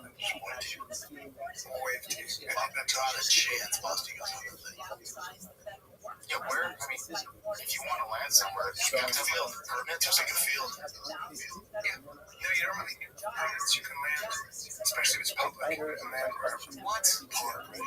Yeah, park. I end up self-writing. Gotta be careful, but yes, there are places. So screenplay and the book I'm working on. I own my rights to the book. And I own my rights to the TV series with first rights and refusal going back. Well, so I'm So I'm working on allegedly. This is so I'm trying to get the screenplay done because they dropped the ball now 5 times on screenplay. They've had 5 different screenplays written and it's not getting something like that. And I don't see any of them. I can't see any of them. So I don't know what they're putting out. But I know what they can put out. If they would just come and sit with me and pay me a fucking decent salary to do it with them, it'll be done. Cornbread sausage, cowboy sausage. I used to do the same fucking. I used to do the same cowboys. That used to be my job. I used to develop TV show concepts and sell them and pitch them to TV. And that was the fucking nightmare. That push your project on a deck. You're the one who knows everything. You're the one that's on the ground, right? I was more like the filmmaker. Everyone's like packaged it all, shot it, edited it, whatever. And once you pass it off to them, those guys in Hollywood or New York, wherever the hell they are, and they get their hands on it. They fuck up the whole thing. They botch the whole fucking thing. They think they know it all. They think they know it all. They want to take care of their relationship. They think they. How about get the fucking product out there that's good? Get the good product. That's why I got it and started doing this. Started putting it all out on YouTube myself. Don't have to answer to anybody. Yeah, have I ever steered you wrong? Have I ever steered you wrong? They got a crazy survive. And they got a crazy Don't have to worry about how far is it from here? putting it on the table. You're feeding the family. That's You know what it is when you're 12 minutes and that's a away good from thing. And that's why I go on shows. And not go there. But I go on an some of the guys. This is 15 miles away. So it's not too bad. No. So that I remember who I am. Help the little guys. That's what everybody should do. Help the little guys. That's what the life's about. That's how I was raised. That's good, man. That's Yeah. It's just you don't live in Florida. You still in New York, right? Yeah, I still live in New York. heavy shit. So if you're just eating heavy, you don't put too much barbecue sauce on it. You just eat the ribs and brisket, dude. You got a condo here too, motherfucker? Really? Clearwater? I don't have one in Myrtle Beach. Okay, so other beds. It's not though. It is though. Thanks for doing this, Mike. I really appreciate it. Yeah, I enjoyed the company. I'm telling you, man, that tri-tip Goodbye, world. is bring up that tri-tip. Just go there. I need to leave her on this. Make sure I get to it justice. But it's like the way they tip it. He's got this tri dip that's perfectly barbecued, right? Like they smoke and all that. Then he goes, "You want this?" And he dips it in there, and I was like, "Fuck you." Yeah, it's just so good. I don't even know how to describe it. I think the meat they choose is really specific. Is there a long wait? There was a long wait. Yeah, no, I can't do it. But if you go and eat all hours, you're okay. They move. It's the sausage. Larry, is that his name? Maza? Maza or not? What the fuck is this with cornbread? Well, I appreciate you coming here and doing this. They're still talking about it. Is it still Cocoa Beach. Yeah, what's it like living over there? You know, it's a little quieter than like the area. It was crazy. Yeah, you just can't do one. That's an hour. Nah, man, why don't you go somewhere else? Rabbi is good, but I'm not waiting to eat it. I mean, 20 minutes is my 20, 25, I'll wait. Yeah, that's a long time. Great barbecue, but an hour? Yeah. Yeah, Cocoa Beach is an interesting place. Yeah. Hometown of Kelly Slater. Yes. Because Austin Yeah, they got the nice big shrine right there in the Phoenix. I got a gym there. Oh, do you? Yeah, breakfast tacos are just. Okay. Hell yeah. Breakfast tacos are eggs in a corn tortilla with Do you ever surf? some salsa. Big surf right. I never One of the best places for breakfast tacos is actually near the Four Seasons. Right on Okay, so for people who aren't familiar with your story right there. and Look look out and delicious. Ton of spots here. film to This is one of my hotel stores. I think, but it's so good. I might be wrong about that. Let's take a little break, because dude, sometimes this episode is brought to you by Viva's It. You want to wind down. Dude, your body's still wired, grabbing a drink. It's not what you want to do to stay sharp, dude. Viva's It. Yeah, they got a relax and unwind shot, plant-based. It's a way to decompress. They use kava, GABA, other calming herbs without alcohol, without heavy sedatives, without next-day grogginess. Okay? It just takes the edge off naturally. Wasn't there also a movie or something that you starred in? All right, and every batch is independently lab tested for quality and Oh, consistency. okay. I give you guys, you can try a free Oh, street wow. pack That's of fries recent, on right? one shot. Yeah, that's Just cover the shipping. That's it. Okay. Click on the link in the description, and all you have to do is cover shipping and experience the difference So for yourself. I'm getting a little bit ahead of myself, but for people who aren't familiar with your story, just give me like a brief background of who you are and where you came from. You know, it's always nice Good sushi spots. Yes, I mean, the sushi was fresh. Seems like Cassie means that woman who is, I guess, the Health and Human Services, like Director whatever now. She was near the nose and throat. She has a Stanford dropped out for last year or something. She was not a practicing doctor. She got her degree, but she's not practicing there. And she was talking about how she eats, she has regenerative oil, you know, as what got me there was from this farm. that You go to the website, and for a quart of it or less, I think, it costs $48. It's like, hey, most Americans can't afford $48 for your fucking olive oil. That's why we use canola oil. Why did you So yeah, they retired him into that.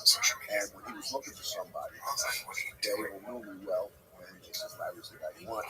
He read the Like book, it's nutrition for rich white people, for other rich white people. several times. And he had a plan for it, but you know he's so busy, he's got so much going on in his life. It's too slow for me. So this Joe Bledel came in and took it, but now go back to what got me. You know, I was made guy with and I didn't start out that way. I started out normal upbringing. A lot of us were fire mom. My mom worked in a bank. We were in Catholic school. My brother, my sister, myself. And you know, we had everything we wanted. You know, not that we were rich. We were expected to do well in school. You know, we expected to do well. And I went all the way up to college. I did a year's college.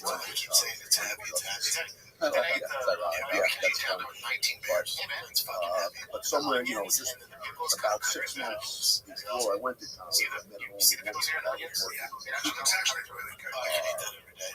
And her name was Linda. And very attractive. I was not quite 18. And she was about 30. So it's sort of a mutual attraction. We wound up having an affair. I found out soon after that she was married. She had 2 kids, but I never met the husband. the husband was always gone. He was always away. So I was assuming he was a businessman or a doctor, just with crazy hours. I think a little closer to you. Just pull it. Yes. And and ultimately, I find out later on that he is one of the bosses in the Columbus. And his name's Greg Scott. They called him the Grim Reaper. He had, he told me he stopped counting at 50 bodies. And he's probably got 100 or 200 on his. Probably one of the most feared mob guys in history. So the way I found out was. Now, sorry, when you were that age, did you know anything about the mafia? Not a lot. I knew there was these social clubs all over the place where the guys always dressed better and never worked and had the caddies, that type of thing. I knew it was there, but I didn't know anything about rules or the real actual lifestyle of life. I didn't really know what it meant to be in that life until later. So, and I did have an Uncle Albert who was a dinosaur. He died at like 90 years old, 94 years old. He was very, very well liked in and out of life. He was one of those guys that you see in, like in movies, that you like the mob guys. He was that guy. Greg, on the other hand, was just greedy, ruthless mob guy. So, and I wound up somewhere in between because growing up under Greg Scott, we had to be weak. So I learned to be a gangster like that. It's summer. It's camping season. Let's talk about pitching tents. Okay, so you're having an affair with this woman who's over more than 10 years old, I guess. And then you find out that she's married to a guy who is an infamous murderer. How does that not freak you out? How do you not run for the hills? It did, but here's what happened. She broke it like little bits and pieces. She said from the first thing was an influence guy and helping in business. And they actually put me in charge of sales. I had a company that paper products, fire extinguishers, supplies, furniture, all kinds of business, restaurants. They just made me the salesman. Just came in and she told them that she had a guy that could do it. Next thing I know, I meet him that way. So now going to different establishments to get the business, if they said no, the next day he would send somebody to the place and say, all right, Larry, you go back to Mary. I would go back to it, so I have to say. So the business was, I started understanding, of exactly what he was. But where I was strong on your people to do business. to make sure they gave me the business. Yes, that was his influence. And it was going well for a while. But what happened was, because now I knew him personally, and he was helping me and making me successful in this first legitimate business, I started feeling guilty and paranoid. I said, now it's really, really bad. He finds out he's got a kid. I know who he is now. So this went on for months, and he saw, I did some things that were paranoid. Like when he would call me for a meeting, I said, he's going to kill me. Well, if he wanted to drop him off downtown or bring him somewhere, and I was always the one to do it, I started worrying. One of these trips I was home. Because he's going to find out, but guess what? Yeah. So ultimately, somewhere along the way, they discussed it, or she told him, there's a lot of theories now. There's people think he might have known from the very beginning. Very possible. Some say, well, the other thing you got to know is he had two other wives. Well, that's good for you. Yes. Same time? Yes. So he had three. He had one that was living in Vegas. He was really beauty queen. He had Connie, who was his first wife, with his first children, and then he had Linda, who actually was a comedy. I'm pretty sure they never got married. We found out later on.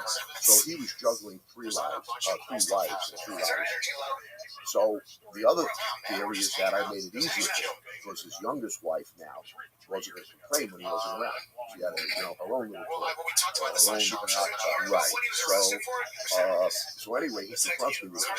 We were driving to the club, and we knew because just a couple of days earlier, I didn't show up somewhere.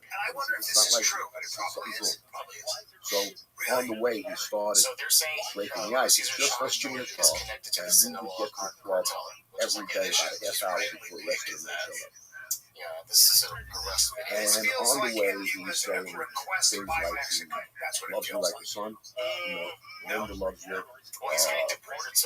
going to have this conversation with you because I think you're very mature for your age. I'm only 19. Just about a year and a half later, we had this talk.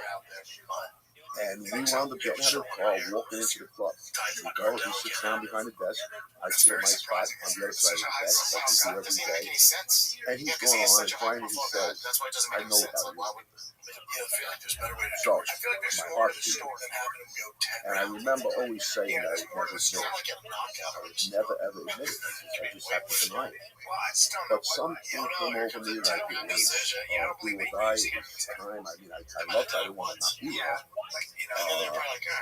And my answer to him was, Greg, I have a lot of respect for you, you know that. And I think you are far from an idiot, but only an idiot wouldn't see it. Take a break, because all right, folks, this is insane. For the first time ever, we got two full-blown all-women's boxing mega event going down in New York City.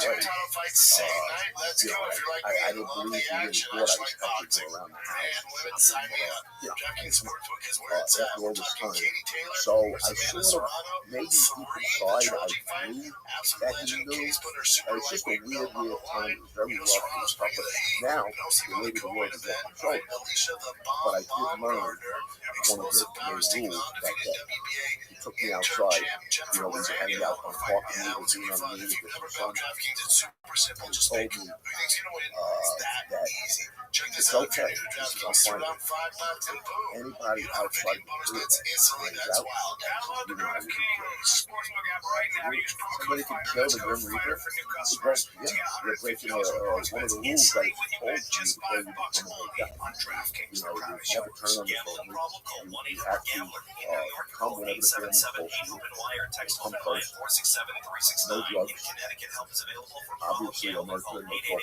888-777-7777 And no or messing visit around with ccpg.org. other Please play people's responsibly private on girl. behalf of Blue Hill Casino and Resort in Kansas. So I learned that Age rule and that eligibility day, varies but by as the years jurisdiction. went When in on, I Ontario, also bonus learned bets every expire one 7 of days those after rules. issuance. For additional terms or responsible It's a gaming sign. resources, see There's so many guys doing dkng.co/audio. drugs.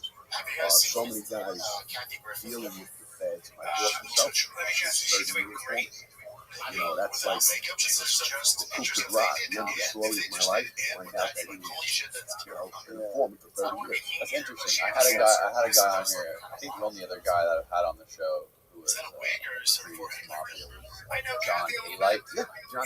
He was saying the same thing. Yeah. No, it is. Like I said, the drugs is running rampant.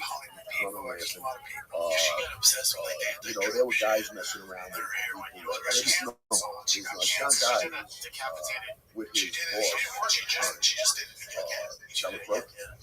He was at the door. Sammy the Bull. Let's just fall right out. He's the biggest hypocrite of all of us. He's big into the drugs. He's sleeping with his boss's daughter. And they were both married. I mean, it was, So Sammy the Bull was running around the same time frame. He was is he a different? He was a Gambino fan. Gambino, another family, we were Colombo family. But I was friends with him in the street. We played ball together. We're racquetball. Sammy was no nonsense. Tough guy all the way. But killer. Big money on it. Did you know like this guy's a killer? Well, later on, I came out of his life. This is not like you just like you hang out with these guys. You guys are both. This is not casual conversation. No, we used to go through the same basketball. So if he was into boxing, I was into martial arts and then boxing also. So we actually started with them. No. But he's, I like him. He's very really smart guy. And he survived, obviously. The ups against what he's up against, everybody wants to talk into rats and things like that. But I always say there's a lot of different ways to break that rule. Okay? Some guys cop out and get things that are hurting the next wave of defendants. That happened on my case, where guys came in, they admitted there was a war, they admitted they were part of the Rumble family. They don't have to prove that anymore. These guys just admit it. That becomes evidence for the field. Okay? But they got their reasonable deal. They were happy. John Gotti talking on the history, being flamboyant, and being a public guy who was all the time. That's not a good thing. And then other guys do it, like my boss did, the smartest way of all, just be partners with an FBI agent your whole career, you're going to get arrested. And that's what happened with him. Wow. Yeah. He sold his own son out, Greg Jr., who I'm still very friendly with. He did 33 years. And when the father died, he did a deathbed confession, and he saved other people. He didn't put me or his son as part of the deathbed confession, exonerating us. So this, and is there stuff that he could have said that would have exonerated us? He could have said that all I did was drive him places. He was my driver. He didn't know anything about the hits. What he did for Ali Boy, Percival, who was the boss of the big boss of the family, Palmer and Percival's son. And while I was away, Ali Boy told me that him and his father knew about Greg for the last 20 years. So you knew about him talking to them. Yes, I knew they didn't get. And then I found out later on there was an actual case from one of the attorneys on our case. I wasn't going to just jump Brian. There was a very big tax indictment, okay? And about 8 of the guys, heavyweights in the family, were all indicted. So they all show up to the first revolt. And it gets delayed. They always put it off. They come back to the next meeting. They're all there except for they have to delay it again. 2 weeks later, they show up again, no Greg. The 4th time, they show up, no Greg, they throw the case out. That's not okay. So those guys, Julie Persico was on that case. So he had to know something. But either he felt he helped. So what's the problem? Plus, they knew he could kill without having a problem. They'll never get arrested. So they had him doing a lot of work. Plus, he was an enormous one. So all those things, they gave him a pass for having his partner in FBI. Yeah, it's been a super rare, valuable trait in somebody to be able to murder without emotion. Yes. And the truth is, because most of the guys that I know aren't that way. Like, even Sammy, he told me, because I never, they got me like, I don't hate. He says, when I have to do it, he says, I'm so mad at the person for breaking the rule, forcing you to have to, business. It's hard to realize that. And they say the human body can get used to anything, endure anything, and eventually it just becomes a way of life. But Greg could kill you. There was a lawyer that once described him as good-looking, articulate. He said something like you could sit down with judges and lawyers, have dinner with you, and to desert you. That's how it described him. And we had the tape. lawyer got caught. Got arrested, so he immediately cooperated. And they were interviewing him about all the guys from the Slumber family they dealt with.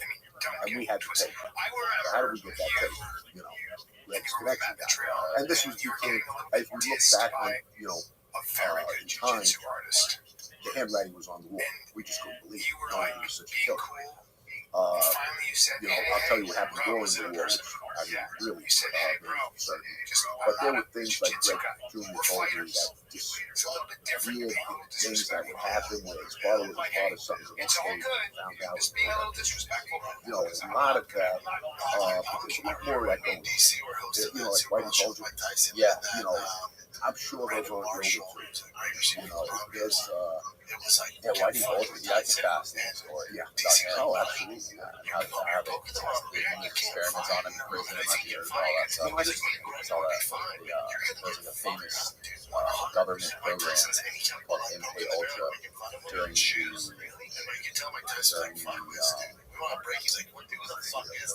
Manson, during his whole era. They were testing these mind control, CIA mind control tactics on prisoners by basically giving them certain doses of LSD every single day. Wow. And they were doing that to Whitey Bulger in prison. He talked about it. It was like a CIA experiment, a mind control experiment. Wow. So I'm curious about what kind of like human traits did you notice in a guy like this, Gregory, what that makes him able to just murder somebody? Well, you know, it's the same thing. It becomes second nature. He was born in a life. I mean, 15, 16 years old. He was already in stealing. Doing all the things that competition very an up and coming guy. And somebody that's already in the life sees this trait and sees that he's tough. He's got balls. Got what it takes. And then they groom you. Which one of your brothers I was groomed. I don't think that's happening anymore today. Because I can see different people that are in the life now. It's not the same. It's definitely not the same. They miss that room of having a person become constant life. You walk into a place and know who you are. And you don't have to tell them these guys somebody who's special. And Greg always had that. He got straight out of it. Oh no! Well, did you love this? Well, when you get to the trial, this huge trial. About some of the things expectations. To have it at that age, you had to have somebody that saw a lot about you. And he loved money. He loved money. So there's nothing. I can only do so much. Every racket there was, Sell me all down to 5'5". And sell me all 6'5". He was a Shylock. I can work with 6'5". He's a Shylock. 6'5" usually. You lend money. 5'5". It's gonna be tough. Give a guy $1,000. And you could charge anywhere from, he would charge me $10, but I would charge $33, $50. Sell me all 5'5". That's weird. So he had, he was making, and just what I knew about him, those guys, about 25,000 rupees every week without fail. Nobody was paying. All the people that were doing these lessons knew that the collateral was their life. Yes. Well, they're wealthy. Right now, he would probably kill them their lives forever. Even that because this podcast is brought to you by Progressive Insurance. You choose to hit start play on you this out podcast today. Smart choices. Progressive loves to help people make smart choices. That's why they offer a tool called Auto Explorer that allows you to compare your Progressive car insurance quote with rates from other companies. So you save time on the research and can enjoy savings when you choose the best rate for you. So give it a try after this episode at Progressive.com. Progressive Casualty Insurance Company and affiliates not available in all states or situations. Prices will vary based on how you buy. This summer, Pluto TV is exploding with thousands of free movies. Summer of cinema is here. but you already Explosive see action they rolls take summer baby long steps. with movies like They Gladiator, never ask you to Mission pay your Impossible, Beverly That's Hills like Cop, a Good Burger, and Transformers: Dark of the They're not Moon. here. Bring the The ones that get it somebody, again, early on, somebody will do something really good. Later on, it becomes looser. This guy, had a fight with Junior Percival's nephew, and Junior Percival's nephew lost the fight. He was the worst coach in the world. They go, let's go. And he I mean, it's a fight. I got in fights growing up. If I would have been still fighting. I lost my too, but it's just I actually got for me that I had it. I was in the net house. We weren't supposed to be in the net house. What's the after hours? Okay, the nightclub's closed at 4 o'clock. And there's clubs that open at 4. Oh shit! Yeah, and they were leaving, but they were open. My wife's in the stands right now. So I was in one of these places, and I took it and say, hi, Miss Johnson, whatever. So I go, Mom, too. Hi, Miss Johnson. See you guys. Good night, boys. Good luck tonight. I appreciate that. They rolled the shit out of him so much. I won the Just fight. he was too much more realistic. Once he went down, I think he played the one goal. He was like, the next night, I have to go these kids are all to the and it's like late at night, almost morning. It's almost 24 hours. And I'm thinking to myself, I don't know if it's 2 o'clock in the morning. Right? Well, he's doing a focus. So I get there, I see Sandy Holt outside. He says hello to me. I walk in. He's sitting, Scrappy, podcasting, Greg, and so I don't know what happened.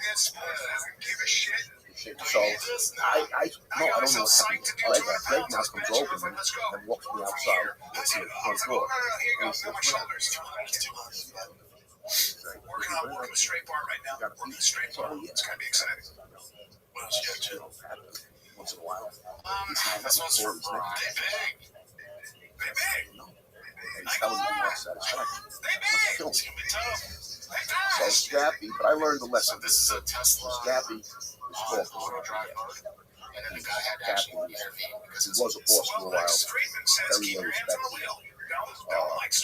Don't you have to? I remember now he's false talking. He says if it wasn't for Scrappy, you'd be better at it. Now Greg got me. He says the hair is hung on his head. You'll find more bodies on the street. Now Scrappy had Greg. That's a dumbass driver. Said that. But you know, I hate he's Tesla. still That's talking shit his pants. Won't take hard to overreact and go into the fucking. Always That's the knows problem with that self-driving. He was a boss, he was a businessman. So anyway, long story short, I had to I owed Scrappy my life because he's safe. So now I owed him. Yeah, I mean, What kind of guy was Scrappy? Scrappy, old school, old time mob guy that died in prison. He got 132 years. He was the guy that quoted the newspaper. When he got the 132 years, he looked between the firsters as well. He only got to 2 terms. And it was in the newspaper. And then when he got the time, he was about 65. So anyway, the funny part is after it's over, I walked outside, spoke to Sammy real quick, and he said, while I'm walking away, he says, you should kill that guy. He didn't like the kid. He didn't like the kid. So that was funny. Yeah. So did Sammy kind of have your back too? Was Sammy Well, part of the same gang? No, he was there on, he was the other guy. Paul Castellano. But we were friends. So I said, we had a rapport, and he knew me. So if this guy would have had his way, Sammy would have been the guy to kill you. Oh, that's a good question. That's a good question. Could be. It's a great question. I don't know that. Yeah, I don't think Greg would have allowed me to get in the car there. And then the other thing is this. Typically, they wouldn't let somebody else do it. If it came down to, and I'm going to tell you a story where I had to be killed, my own family, they wouldn't allow me to do that. And there's a reason. If they torture me, make it real hard, run away, we get rid. We had a friend of ours, Tony Fresno, who used to like to go out and drink, and when he did coke, he got a little crazy, and he liked the coke. So he's in Sammy's club, Tally's, And he winds up getting out of hand, acting crazy, whatever. The owner, Joey D'Angelo is his name, tells him he's got to leave. And he's a good fellow. Tony wasn't a wise guy. So he doesn't go. So now a couple of the guys bounces, they physically take him out. He goes home, gets his gun, comes back and kills himself. That's the moral sin. Can't raise your hand to it. So he winds up, Scabby tells him to get out of town. Those guys come down to Florida. I might have been to this area, Tampa. So he comes down to Florida. Yeah, I think it was Tampa, it's funny. And he's come back. We all like Tony. He's one of us. He's a tough guy. He's good. You know, we all like him. He comes walking in, Scabby. He used to walk in there, bouncing his keys in his hand. So we heard him come in. So this guy's trying to save him. And he always said, gentlemen. Your first warning He showed said, he has some gentlemen. problems on. And we were all waiting. He says, I got good news and I got bad news. He said, the bad news is Tony's got to go. The good news is we get to do it. How chilling is They don't want it to it's like done. that? Was the good news. Tell her, it's like, But I understood. They would have probably tortured him for what he did to Joey D'Angelo. So, yeah, it's, you know, and I was on the outskirts of that one of my early hits. Were you there for that? I wasn't at the actual shooting, but I was there. I actually picked Tony up with Mario at the airport and drove him to where Greg Jr. was living. Did he know that he was about to get executed? No, he thought, as a matter of fact, we made a stop. And Mario was in there. of course they do. Shit. Everybody was going to go party. And I didn't catch time. I drank. Well, he's trying to fucking save his boat. That'd be all he has, though, you know? So he's like, And the hole was already dug. I hear you, but you can tell him. But somebody flipped years later and told me about it. Why wouldn't they just be like, if they really like love this guy like a brother? Why wouldn't they be like, yo, go to the Bahamas, don't come back? That's what I said I would have done. Again, it's a difference, but a guy like Scap, Well, she's who lives basically by my the age. She could rules look better, a of little Costa younger, but she's he probably could live with himself. He says if it was the other way around, they hurt one of our other fellas. She's just got genetics. We'd want the same satisfaction. So there are guys at certain levels who live this life that know the rules, and they just take it to the grave. You know, I guess you have to always have that concern about your mind that this guy does come back. yeah. Then there's a war, and there's a war, and then there's the rest of you guys. And Scappy's like, you like us. So yeah, and there were others. I mean, Bucky was a friend of ours that not a good fellow.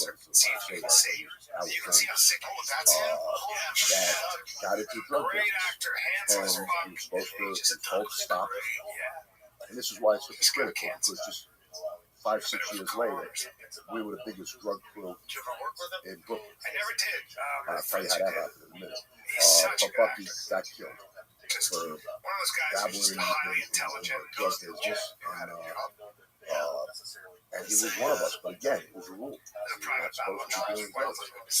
Did you guys find a more humane way to like kill your own? I mean, these guys are kind of like your friends. I mean, did you just always shoot them, or was there a better way to do it? The only thing I ever knew, I never heard of guys with knives. Never heard of poison. The only bombing I heard of was when they tried to bomb John Gotti. And they got Frankie Chico instead, who was armed for Castellano. And it was another family. Chin's family and some of the other families never sanctioned that on Castellano. You can't kill a horse. You can't do it. But if that starts happening, John's own consigliere told him, if you did, there's a bullet waiting for you now. He broke the rule. And also, who's going to want to be the boss if you just start whacking bosses? So you don't hear about that much. It's very rare. And it's even more rare to kill a consigliere, because a consigliere is his position is to save lives. And like that night with me, if it was awful, this was two different families. So, but if it was Constantly, he's like the lawyer, the negotiator. yeah, but he's the mediator. He's not. He's liked and respected by all the captains and all the Okay? So if he calls you to a meeting at 2 in the morning, you go. You have all the confidence in the world. You're not going to. And again, that's a sacred rule of life. If you believe in life, and he calls you, you go. You know, that slipped over the years too, because guys in that position shouldn't be in that position. They were cold-blooded killers. You know, it's typically a position where a guy did his work, made his bones over the years, well-liked, smart. You can, almost like you said, the movies make it like a lawyer, like Tom Hanks and Godfather. But it's as a matter of fact, Red told me that's the best position. Because you're untouchable and it's a lifetime.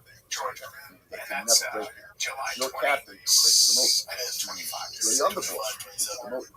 If you're a concierge, it's for life. And that's the other reason it's such a trusted position. You know? So, you know, when that's why Samuel both can be concierge. He kills too fast. You know, he kill you before you negotiate. And is that just because of is that just his nature, or was that because that was his job? Yeah, no, it's probably he would kill people whose job wasn't even killing. Well, they weren't all orders. Usually it was orders from the top, right? And he would be the guy. Okay, but I'm sure, just like Greg and most of us, we had some that was put on record. It's emotional killing. Just not emotional, but when you know even though you're not going to get the approval, you still want the guy. So we were involved in a few of those. But I remember him telling me, I put so many on record. From so many pictures of families. They'll never question it. If a guy turns up there, they're not going to think he was him, because he always does it by the book, except those 4 or 5 times.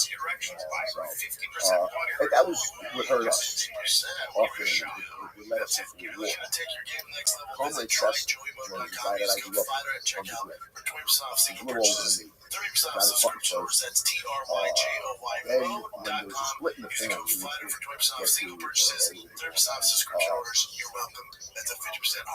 Vicarina asked our concierge, Jimmy and Gina, to approach all the captains.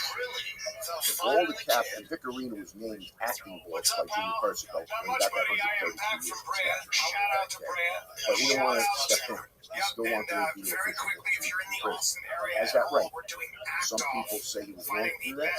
That's your value. But the rule is, if he doesn't step down himself, or get voted out unanimously by all the captains, he's the boss. So Vic has Jimmy and Gina to come see you, all the men trust, to go and call the captains and see if they will all vote for me to be the problem with that is Junior has 2 sons that captain. He has lifelong friends like Scappy, Greg, others that have never been.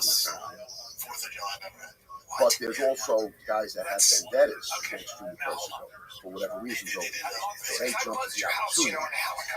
So now there's a split in the family. There's Persico faction and the Arena faction. And he has Jimmy go to all the captains, and they don't know. It's not even 50-50. Most of them are back to Junior. I shouldn't say that. It's probably about 50. Within 2 weeks, Jimmy Angelino is dead. He's coming in. Even me, this is like 10 years into me being in life. I've never heard the concierge yet. It was raining, so I figured we could get fireworks, and the rain stopped. Like I said. And one of the neighbors like, man, you want to bring some fireworks? Like, yeah. Vicarina gets a message to Junior Persico that Junior, that Jimmy is trying to take over the channel. He's talking about the captains. So Junior thinks he did the right thing. Treacherous. Turns out that wasn't the case, obviously. Because now he promotes Carmine Sessa the captain to come see yeah. Carmine and Greg start the scene. That's telling Jim this. Close. So I lied him for Team He grew up under him as well as like a son. At 15, 14 years old, Carmine was already unrecognized with Greg. And that's why he put him there. He figured he could convince Greg to come over. But when he came to see Greg, Carmine said to him to see Greg, he told him that Vic wants me to talk to the captain. Greg busted out laughing. He says he's going to do the same thing to you. He's going to have you approach everybody. Say that you're trying to take over him. Just like you did for Jim. So Carmine, this is the treachery that goes on behind the scenes. So now Carmine goes back and he decides he's got to kill Vic. Because he can't get the captain to come over. He botches the attempt.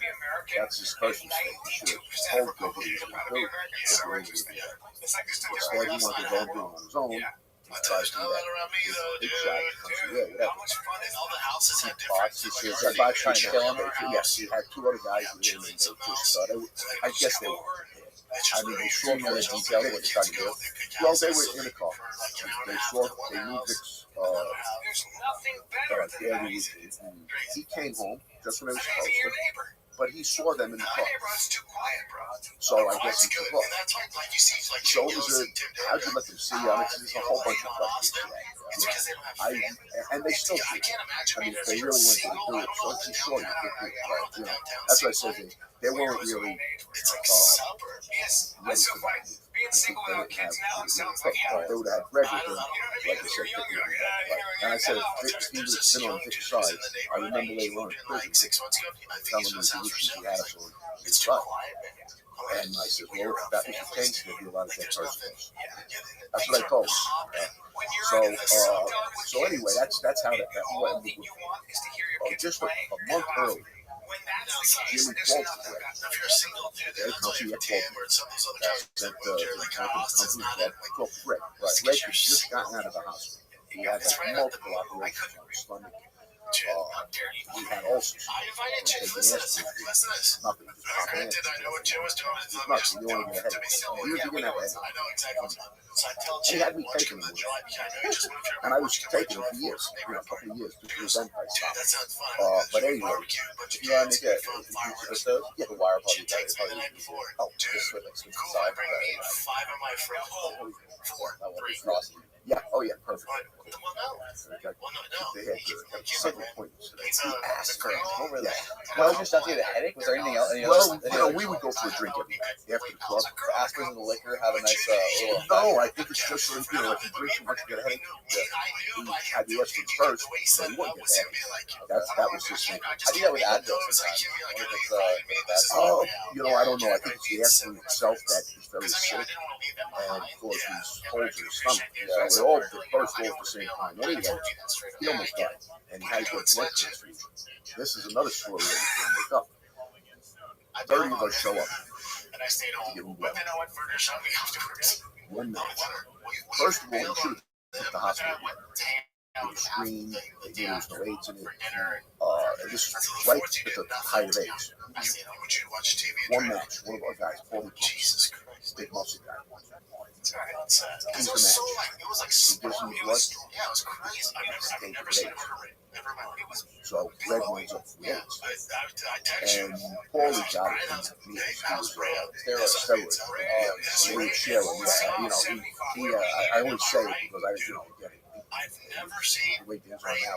This hard. Do you know what I realized? He wasn't I was in Los we had Angeles. I everybody spent time and it was for the most part. Very nice. It's amazing. You know what I realized? He had more When girls. you're down there, you never sweat. He's polished. He's the first guy that taught me how to drink wine. 74 crazy. I was in a t-shirt. So And I was like, Paulie, this is why but I will always have we defined his intervention. hard art. That's why the homeless is crazy. Let go out that way, or just come up. I don't know. That's right. It's He wound up with AIDS, and he had enough money that he was able to survive it because he kept using it. But eventually, he lost so much weight, and dementia was taking over. And during the war, he had dementia. So we were out hunting. How old was he this time? Probably, it's funny to say, I gotta say, early 60s. Yeah. Because I met when he was about 51, 52, when he was 32. He was like 20 years older than her. This is 10 years later, 60, 61 years old. Yeah, that's about it. Yeah. So, I'm 60. So it's like, you're making me think about it. I'm saying, really, I don't feel like I'm ready to go soon. Oh, dude, you look great for 60, man. Great shape. Thank you. But, so he eventually died from that DJ. Yeah.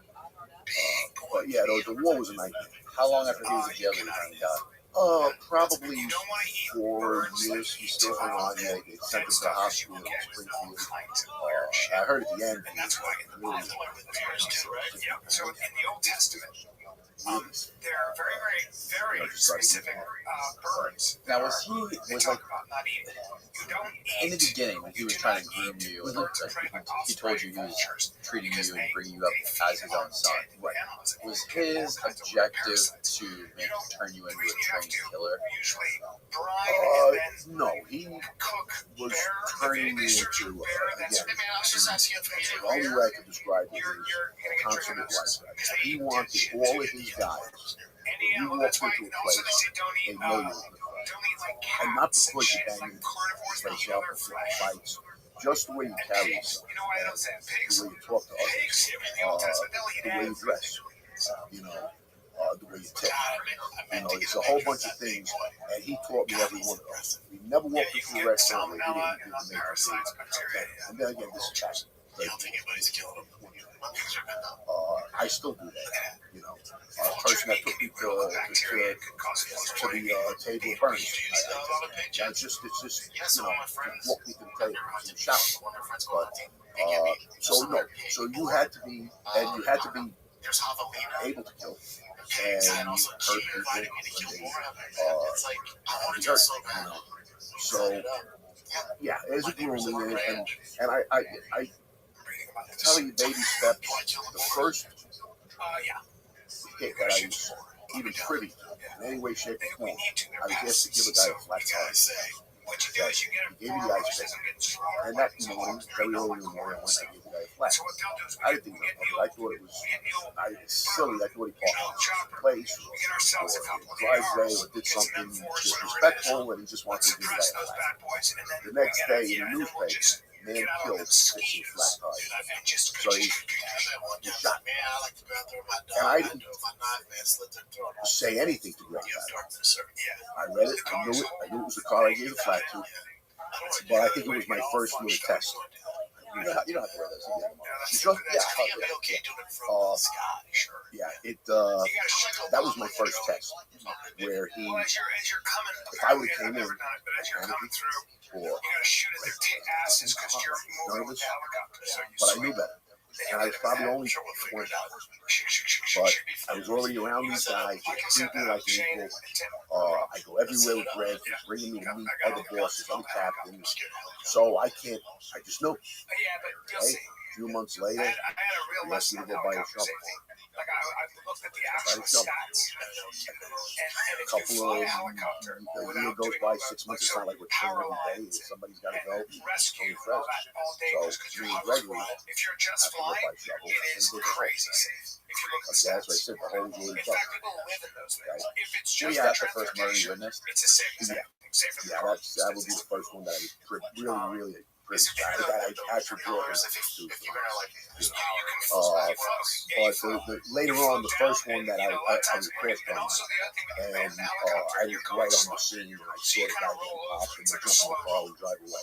So that's what I'm saying. You don't especially pull the trigger for quite a while until you've been around enough of them that you're kind of desensitized to it by the time it's hard to use words. That's a great word to use. It's sad to say, but that's a good word. You do get desensitized. It's a great way to put it. I fumble over it to say how it's possible. Especially growing up the way I did, from a normal family. one of the cops on my case, Tommy Day, a dear friend to this day, said in an interview, one of those interviews among cops where they're trying to figure out, the mind of the killer, or whatever you want to call it. And he said, he used me, he was a sweetheart like Larry Nash. So, it's how you brought up everything. And here's the other thing you got to realize. We're recruited at a very young age, where you're maybe easily misled or protection and durability needed, but also you like the cars, you gravitate, you like the Cadillac, you like all the money, and you don't really know the bad side of it. So you're recruited at 15, 16, 17. I was 17. The guys that you meet at my point is, all these years later, they can't nobody can recruit me to do something. I know that. I learned the hard way in some ways, but I would never, I wouldn't. The hitman thing is another myth. I'm not a hitman. The newspaper one day put an article out. Hitman to testify against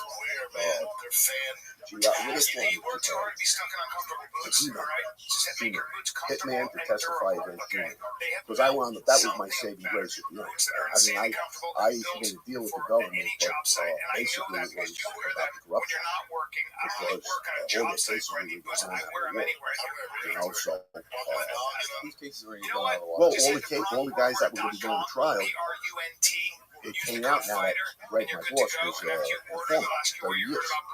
So we didn't know who it was, who he was getting information from. We thought it was either a cop or somebody on the other side during the war, which I'll explain to you further. So we knew there was somebody. But now he admits, fast forward, while he's away, that he was government informant. So he wanted to leave. Even at the very end, he wanted to leave. He left all the murders we did during the war. And the justice not this time. And he said it was 10 years of his life. Wait, I went off track there. So if he was protected by the feds, that's why the trials were long. Not only that, this agent was giving us addresses of our enemies. So he gave us an address. He gave us an address. So these are all the things, and I'll get to them, of the last casualty of the war. Well, not really the last one that we did. Then when I was away, there were a couple more when we got arrested. Just sort of cleaning up the mess. So did this agent get in trouble? Is that how Greg ended up? No, him and Greg were together for many, many years. He was working for the feds for 30 years. It goes all the way back to the Mississippi burning story. You ever see that movie? No, I've heard about it. I'm familiar with it. What is it? Can you tell for people who haven't heard it? It's about these 3 civil service workers that they're fighting for to abolish the racial tensions and all of that. But the Ku Klux Klan in Mississippi was still very strong, and they killed these civil service workers. One was black and the 2 was white, and they buried the bodies.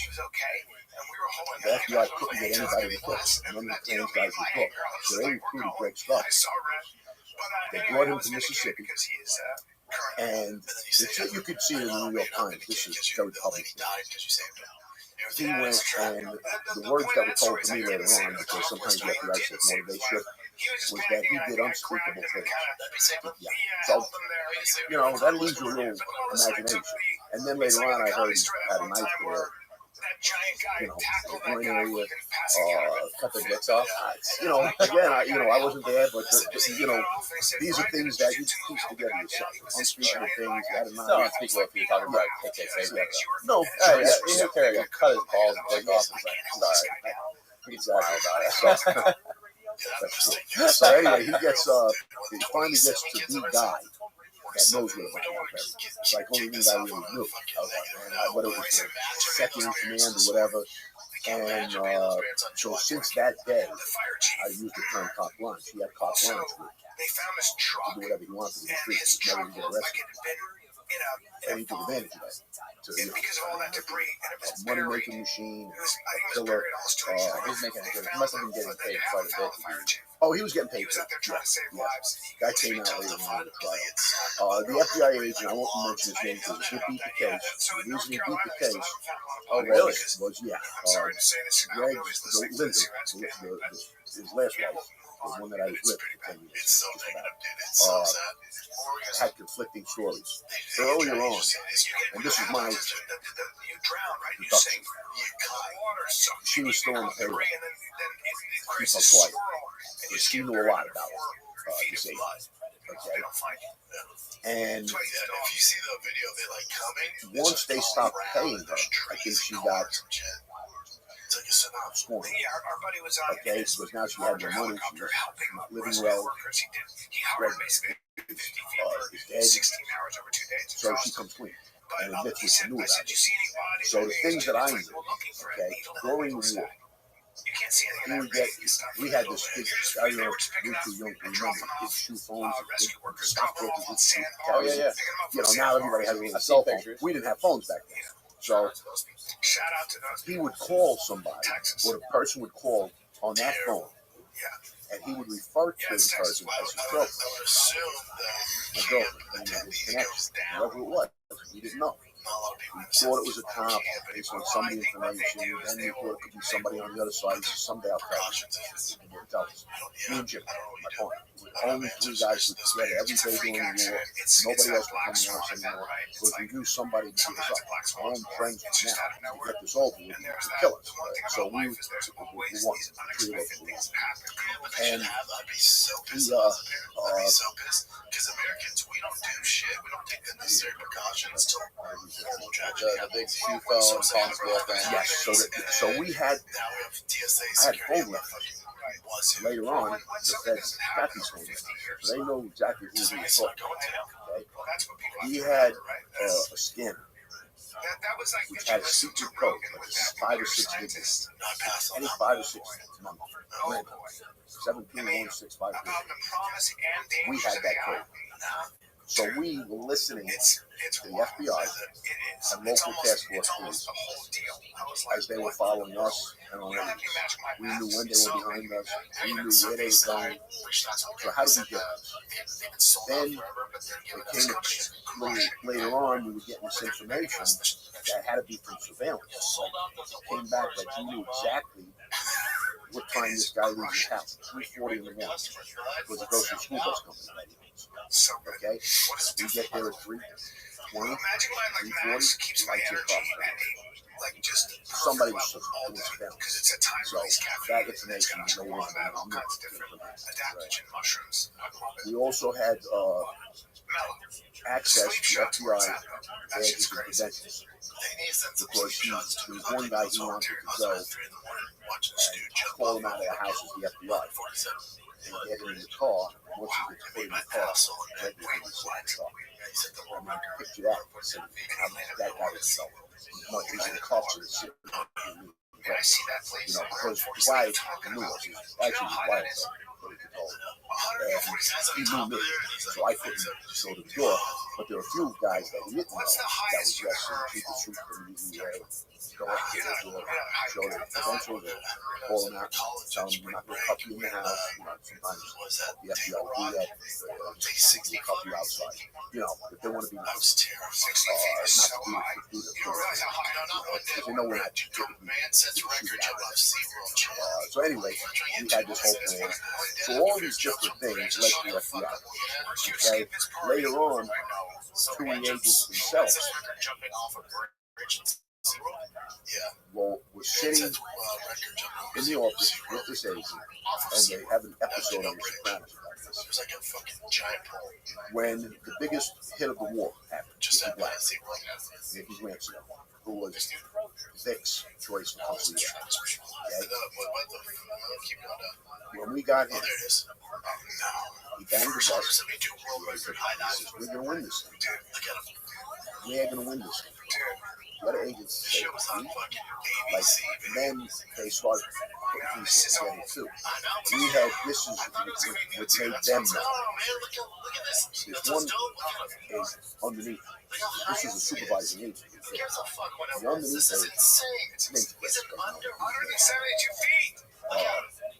Gets an address from surveillance of where Victorine is hiding. That's our number one target. If we kill Vic, the war's over. Okay?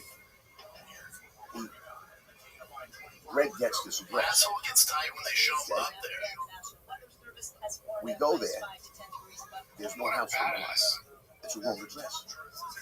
So, the only person Chris gave that wrong address to was his superior. How does Greg wind up with the same exact wrong address? So now they know that They followed Greg there or something? No, just Chris didn't give it to Greg. Okay? This address. He gave the address from surveillance, this is to his superior.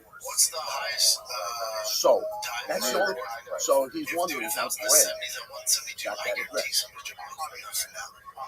You know, and this all came out in the trial later on. That's how it went. How did Greg initially get, like, if he had that protection, how did that protection dissolve? Because the other agents found out that Chris was dirty? Well, no, Chris wasn't. His superior. Yes. And you know, partially that. You know, and, well, you know, it's a leg.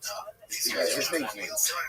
You know, I see, I would like to come on in because he beats the case. Okay. So, he doesn't speak about it publicly. He does. He wrote the book. You can read the book. It's called Deal with the Devil. Deal with the Devil. Yeah.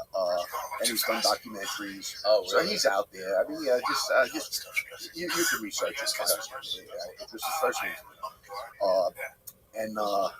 So the way it all ended was Greg at the end of the war. Okay, the dementia was setting in, and he wasn't making good decisions.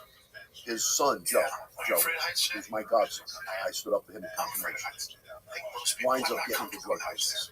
Okay, and I'll backpedal that a little bit, tell you how we all how the club went down. But Joey was now in the drug business, and I guess there was a corner that he claimed was his, and somebody else was selling it.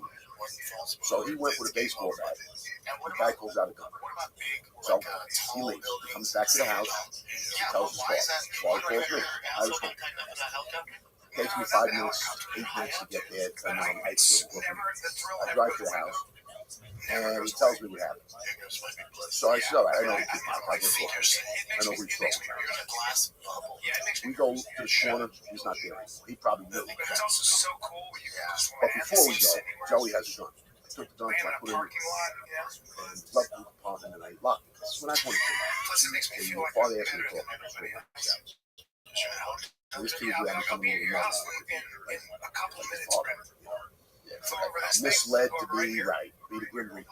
So we go looking, 15, 20 minutes, he's not. I said, let's go home. I go back, I tell Greg, I think it's best anyway. I said, let everybody cool down. We'll find him. Cool ahead. He agreed. I said, yeah, I think you're right. I go home. I'm not home 1 minute. I don't have my clothes on. I'm getting ready to get on. And my phone rings. And it's Linda. Screaming on the phone, panicking like a lunatic. She thinks Joey got killed. Greg got shot. Just Mars. I'll be right there. She's telling me, she needs to be home. Come on, please. I get in the car, I drive back. On the way, I pass the block where this kid lives. Unmarked cars, police cars, ambulances, fire cars. I go around the long way, go to the house, get to the house. The car that I was in has bullet holes all over. Joey's friend, who's in the car with me also, with Joey, he was sitting in the back. Joey was sitting next to me. Is in the back seat. Yes, trying to get every once in a while. I go upstairs into the house. Greg is on the phone. He has a scotch with him. He's got a towel. He got his eyes shut out. Okay? And he's telling the parole people, because we were already, he was arrested, and he was given bail, which is the biggest loss in the history of mankind, because nobody got his jail. Nobody. They gave him bail. And he had the bracelet. So they were calling this is your alarm off. We were further than 50 feet from the house. And he's denying it. No, I never left. I've been here the whole time. Now, I got to bring him to the hospital. Okay? He didn't even take it I shot out. Oh, he went there with Joey. Joey was probably still breaking his shot. We got to get this guy. We can't let him do this. He pulled the gun on me. And probably, I just used to get under his father's skin. All right, when it comes to just like that, just let's go. There he goes. They were waiting. They were in front of the house, and there's about 8 guys. As soon as Greg gets out, he starts shooting. They all shot. Open up the shot. This kid's in the back seat gets hit in the head. Joey runs. He runs in the driveway. I heard a kid hit him in the bottom of the something. So he runs. Survived. And the father gets his eyes shot. So I got to bring him to the hospital.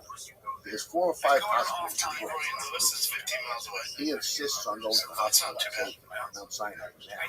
So I got to go to Mobile to the cops. Days when the cops made I got to drive through Manhattan with this guy dying in the car. And I do it. So I was loyal to the fault. I was just on the back seat. No. I took him to my car. This guy's died. He's going to die. So I walk into the hospital and the nurse goes, oh my God, what happened? I said, he fell in the yard. I think a pipe went inside. So she reels him, they reel him back, put him on the journey. She gives me paperwork. She comes back out. She says, you stay right now. I know she's so cool. I'm telling you, man, that tri-tip is bring up that tri-tip. Just go there. I think you'll leave on this. Make sure you get that justice. But it's like the way they tip it. He's got this tri-tip that's perfectly barbecued, right? Like they smoke it all that. Then he goes, you want this? And he dips it in there. And I was like, that was the last week. Now they locked him up. He couldn't get the other again. Yeah, it's so good. I don't even know how to describe it. Jungle, but they had the best food. The meat they choose is really specific. A long way. And a few months later, I got arrested. But if you go and eat all hours, you're okay. Everybody up in the wall. They had guys before me. 4 or 5 guys. Common assessor. I said, yeah. First one. Before his meeting, everybody except him. So, I mean, it's a treachery in the backstairs. There's no, it's just mind-boggling. He survived and shot with AIDS and everything. And then the bullet, like what? Well, here's what happened. Here's what they said. It didn't go in this way. It must have deflected off the car and went in this way. So it didn't penetrate deep into the right. Yeah. So. Yeah, both exactly. So, but he was running out of his mind, and the age was eventually now being in prison.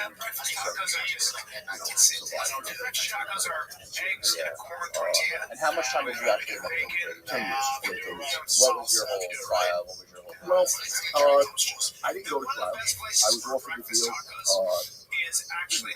to tell them I knew basically about the corruption. Okay, I walked out 3 times because they wouldn't let my partner Jimmy come in under the same umbrella. They wanted to touch us. He was on the limb. Jimmy was on the limb. I got arrested in Florida.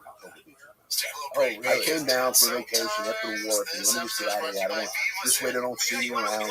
And Jimmy and I had plans. He was going to come down, meet me, and we were going to drive off and go somewhere. We set up our pipelines and just to stay out of their faces. Time would help. Time would help because our boss, I confused with our boss all the time. This Joe T is our acting boss on our side. He went on the lam. They caught him, I think, 5-6 years later. Okay? And they made a deal with him like that for $5 million. Okay? Because there's new prosecutors, they have their own cases, they don't want this one thrown up now. So if we would have went on the lam, we would have probably got that same 5 years. So But ultimately, they said, okay, Seems like Cassie means that girl who is, I guess, the health and human services director, and I couldn't admit more than he was. So I said, I'll see if I can get a message to him. Last year, I could get from somebody. And, I had no idea who he was. I really did. But I knew how to contact him. So he was able to come in. And, I had to cop out because it was for life. So if I would have lied or I would have gotten, they would have found out that I was complaining on things that I could be charged. Ultimately, he gave 10 years. And, the guys that like Carmine got 3 years, Sammy got 5 years. So the guys that really give them a lot. But they didn't really like me because it was the corruption. It wasn't, not that they didn't like me personally, but the case that I brought them was basically their own. So they weren't going to fight tooth and nail. You did this reformed guy and give you a second chance. They did what they had to do. They said he lived up to his obligation. How much time did Lynn do? He beat him. Like I said, he walked out. But the judge, the New York Supreme Court, the judge said in his closing argument or closing whatever that record is, I read it. Said, even though you're walking out of his courtroom, I'm not convinced you're innocent. And he was the judge. He was the judge and the jury. He made the jury. Okay?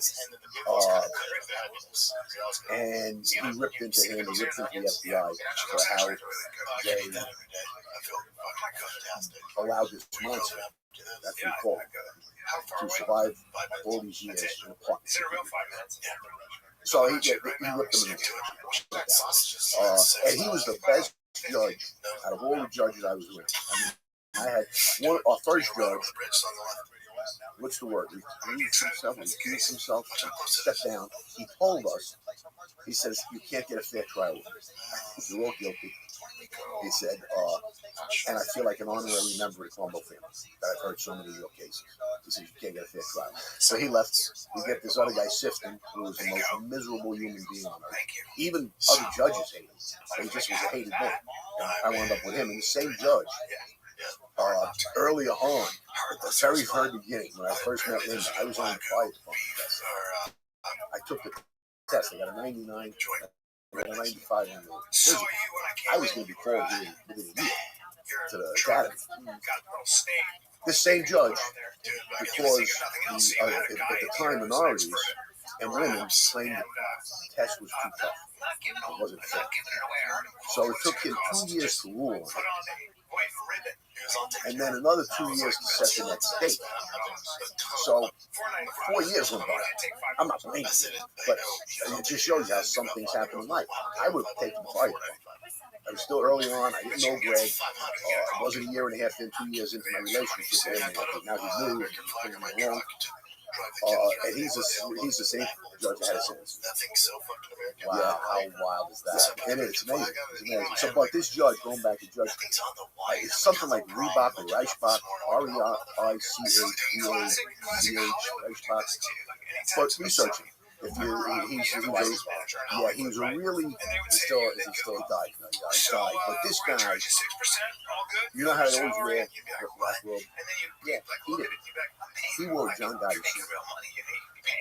Had his hair impeccable, but he was a smart guy.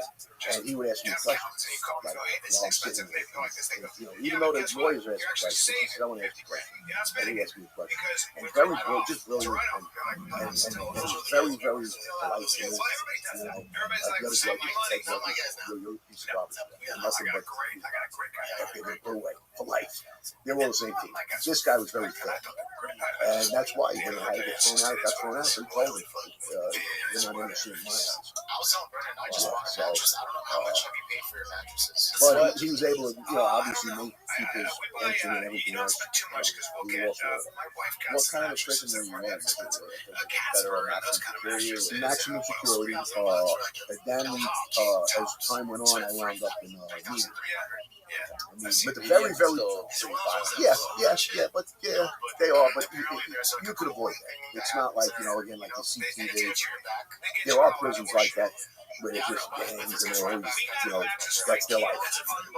But most federal prisons are not that way. If you're not into gay stuff, you'll avoid the fights. They'll actually fight over a guy. If you don't gamble, which I did every single day, I made sure everybody had put the cash up. Stamps was cash.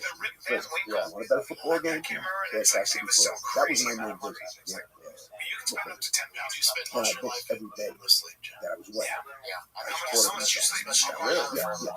I'll tell you, this is a funny story. I said it 1,000 times. You're allowed 3 books of stamps. Everybody's equal. You can't have more than 3 books of stamps. Because you can use that for currency. 3 books of stamps in what time period? At any one time. Like if they come and shake my room down, I sell. Right. If they see 10 books, they're going to write me up.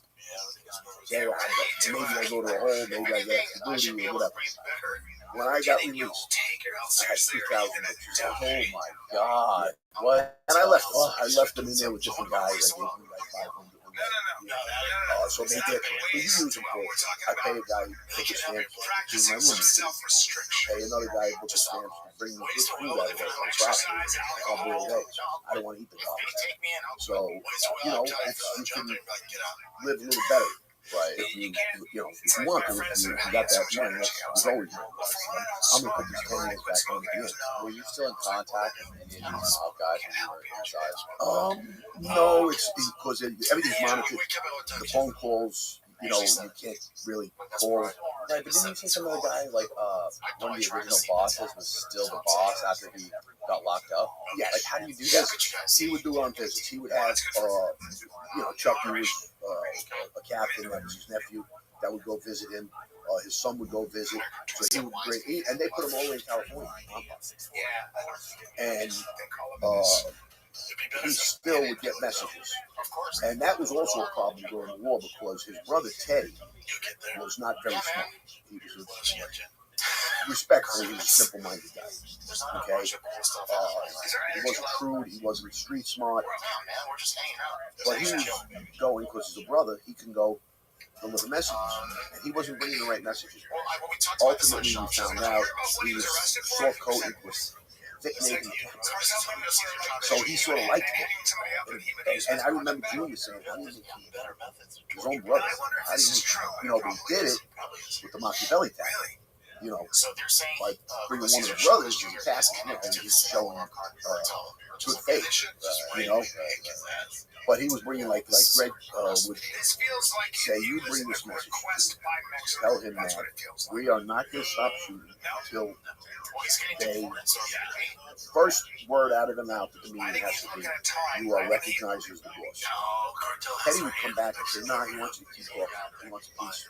He wants peace. He wants to keep talking it out. And Greg told me, there's no way Junior said that. There's no way. Junior, his message would be, take that one person he had an interview in the whole wide world, and he wasn't happy. That's the greed. That's that ego. I want this position official. You did have it. You were an official acting board. So all you had to do was run the ship and split it. I think he was worried he was going to be knocked down. Carmine's son, Junior Persco's son, came home. And I don't think that was going to happen. I don't think that was the case. My person, I had conversations about it. And then he said, if you would behave, he said, I come out, I'll take that position. I'm back in the game. So, not immediately, maybe ultimately he would have wanted the position, but he was a cousin. He was Junior's cousin. So, he should have been more real. But Greg said he wasn't a powerful cousin. He was very big.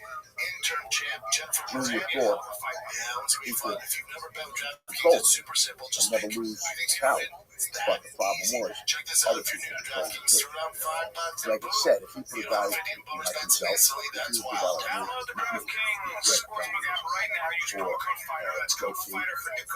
name 4 or 5 guys, they would never try to take the thing. And anybody comes to tell them to do it, they will tell them. Talk like that once I want to get it. Listen. And then John Gotti had major problems. He wanted Vic to win. The reason is, Vic Thunderbolt, Joe Scopel, grew up with him. And John, all the egos put together is so much. He wanted to be the boss of all bosses.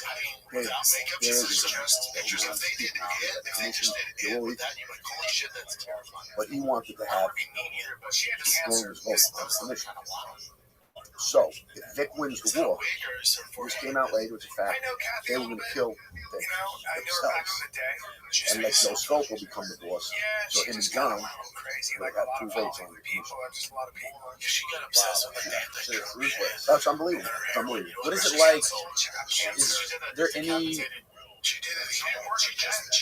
thing left over in this kind of mob gang world today? I'm going to tell you what Nick Pileggi said in one of the write-ups for Ultimate TV series. What's left is a few scattered guys going after the road, or picking up the road. I forgot the exact words, but there's just a few guys left, and just meet up with them. Exactly. Yeah, there's nothing left. You know, because the guys that I grew up under, that I saw, and I had to answer to, were seasoned, old school guys that you may see in some movies. Okay? Now, they scrape the bottom of the barrel. They don't dress the same, they don't act the same, they don't have the same ethics. You know, they wear hoodies. Street games. I mean, you know, it's like a culture for sure. It is. And the families are totally weakened. I think it must be harder to kill people now, I would think. Oh, it is. And I think, you know what? I had always said that was our downfall. I said, if I ever started something, I would say, no, kill him. Beat the guy up until he leaves on his own. Just keep beating him up. Every time you see him, give him a beat. Eventually, he's going to leave. It's just as good as and we don't have to face life. I believe, and Sammy told me just recently, and he might have heard it somewhere too, there's a no-kill edict. If that's the right word. Edict is like a law, right? I would say it's true. I think that's the exact words he used. There's a no-kill. So there hasn't been. You haven't either. I mean, to read, you know, almost a few a month. You know, you see a body, somebody got killed, somebody's missing. Now you don't. I mean, the last one that I remember reading about was a famous pizza place. Okay, that was somewhat mob. I say that because I think it was fun. It was a mob guy and the guy that knows the recipes. They split up. It was a problem. Okay? And one of the guys tried to take the recipe and they killed him. He was killed in front of his house. It had something to do with the recipe, the pizza recipe. Ellen Bay. Oh my God. It's a great, it's still a great pizza. If you ever go to Brooklyn, go to Ellen B. Ellen B. Pomoni got it. And there's Pomoni ice is fine. But I got a book for you, so I'm going to give you the book. Okay. I wish you would have read it first.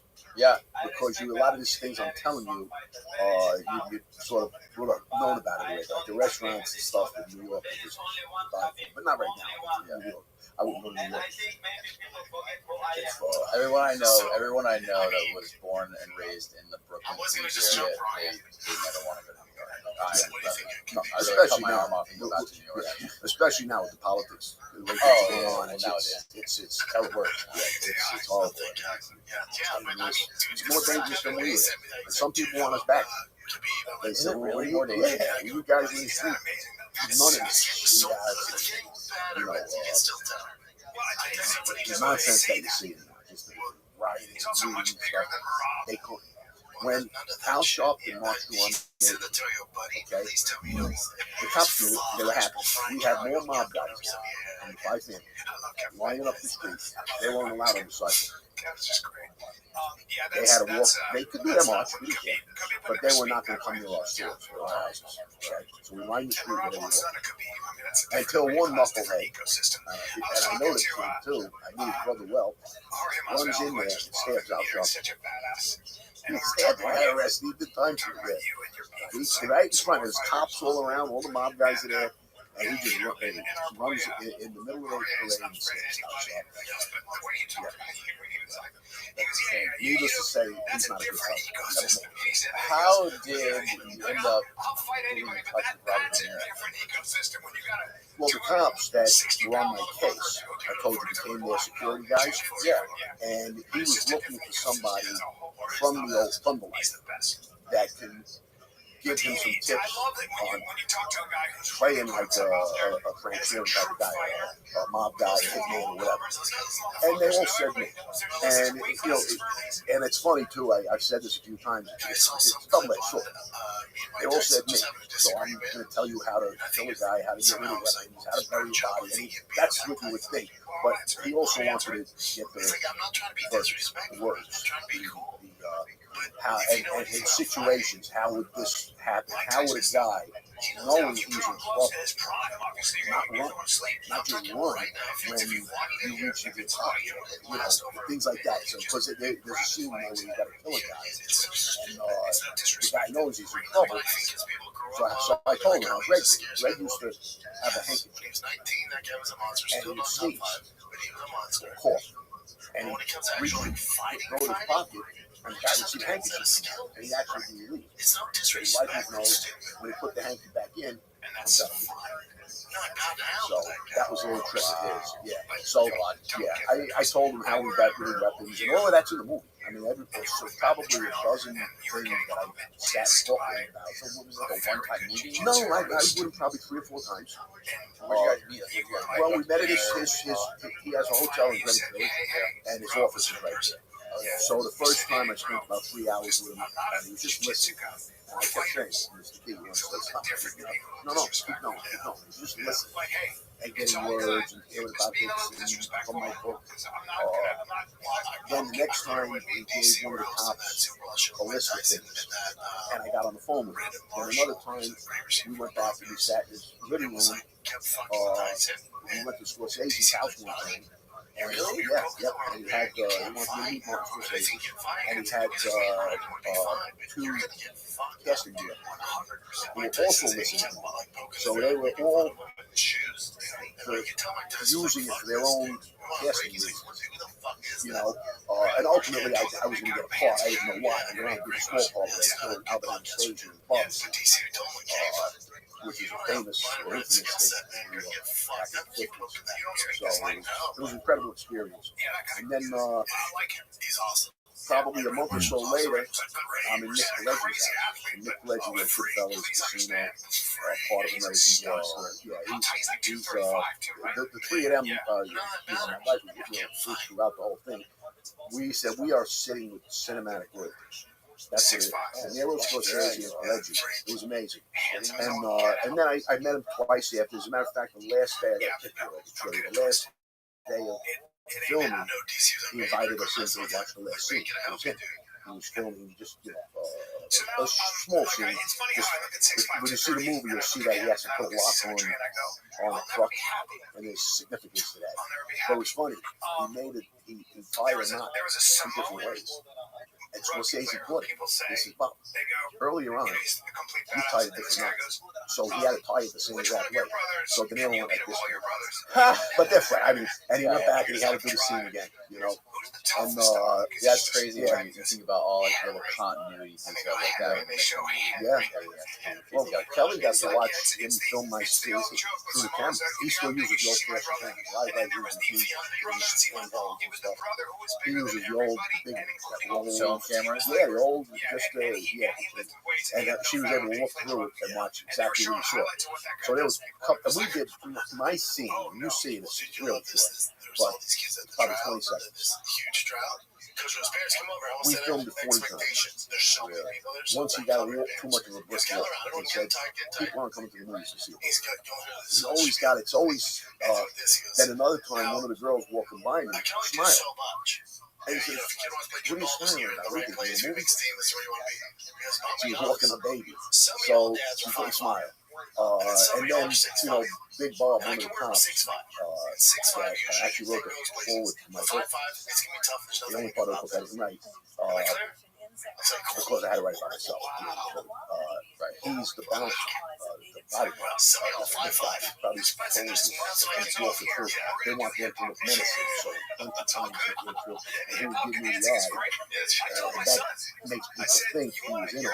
Nobody knows for sure if the bodyguard was in it, or he wasn't. So him looking at me, you know, this, and then we walk up the steps. And gotta say, I had another part in the TV series called Perfect Notice. I played a corrupt ex-cop. So, and the mob guy I was working for was Joe Pesci's character in the scene. Tony Spalato. Yeah. And it's funny too. We have on our desk a possible story about more about this guy, because he was the bar I was behind the bar, you see, and I was popped out of the back seat. And I see that in every show. Somebody comes out of the back seat. Yeah, I was the guy. But the scene in the bar was this guy, and now it's called Crazy Horse. It's a cabaret in Vegas. But it was a violent, bouncing in there, killing people, burying them in the desert. They weren't paying bills, they were beating them. I mean, there, drugs. It's almost like the Studio 54 type of movie. But we have, you know, we have somebody that wants to see people get off the beach. My wife's the manager. She does all the management for all the people we bring in. I mean, we got several. So every show starting. They just start filming it in June. It's all about paranormal and Bigfoot and stuff like that. But it's mob related, because it's an ex-mobster that really believes in this stuff. And he goes tracking them down. Finding Bigfoots? Yeah, and paranormal stuff.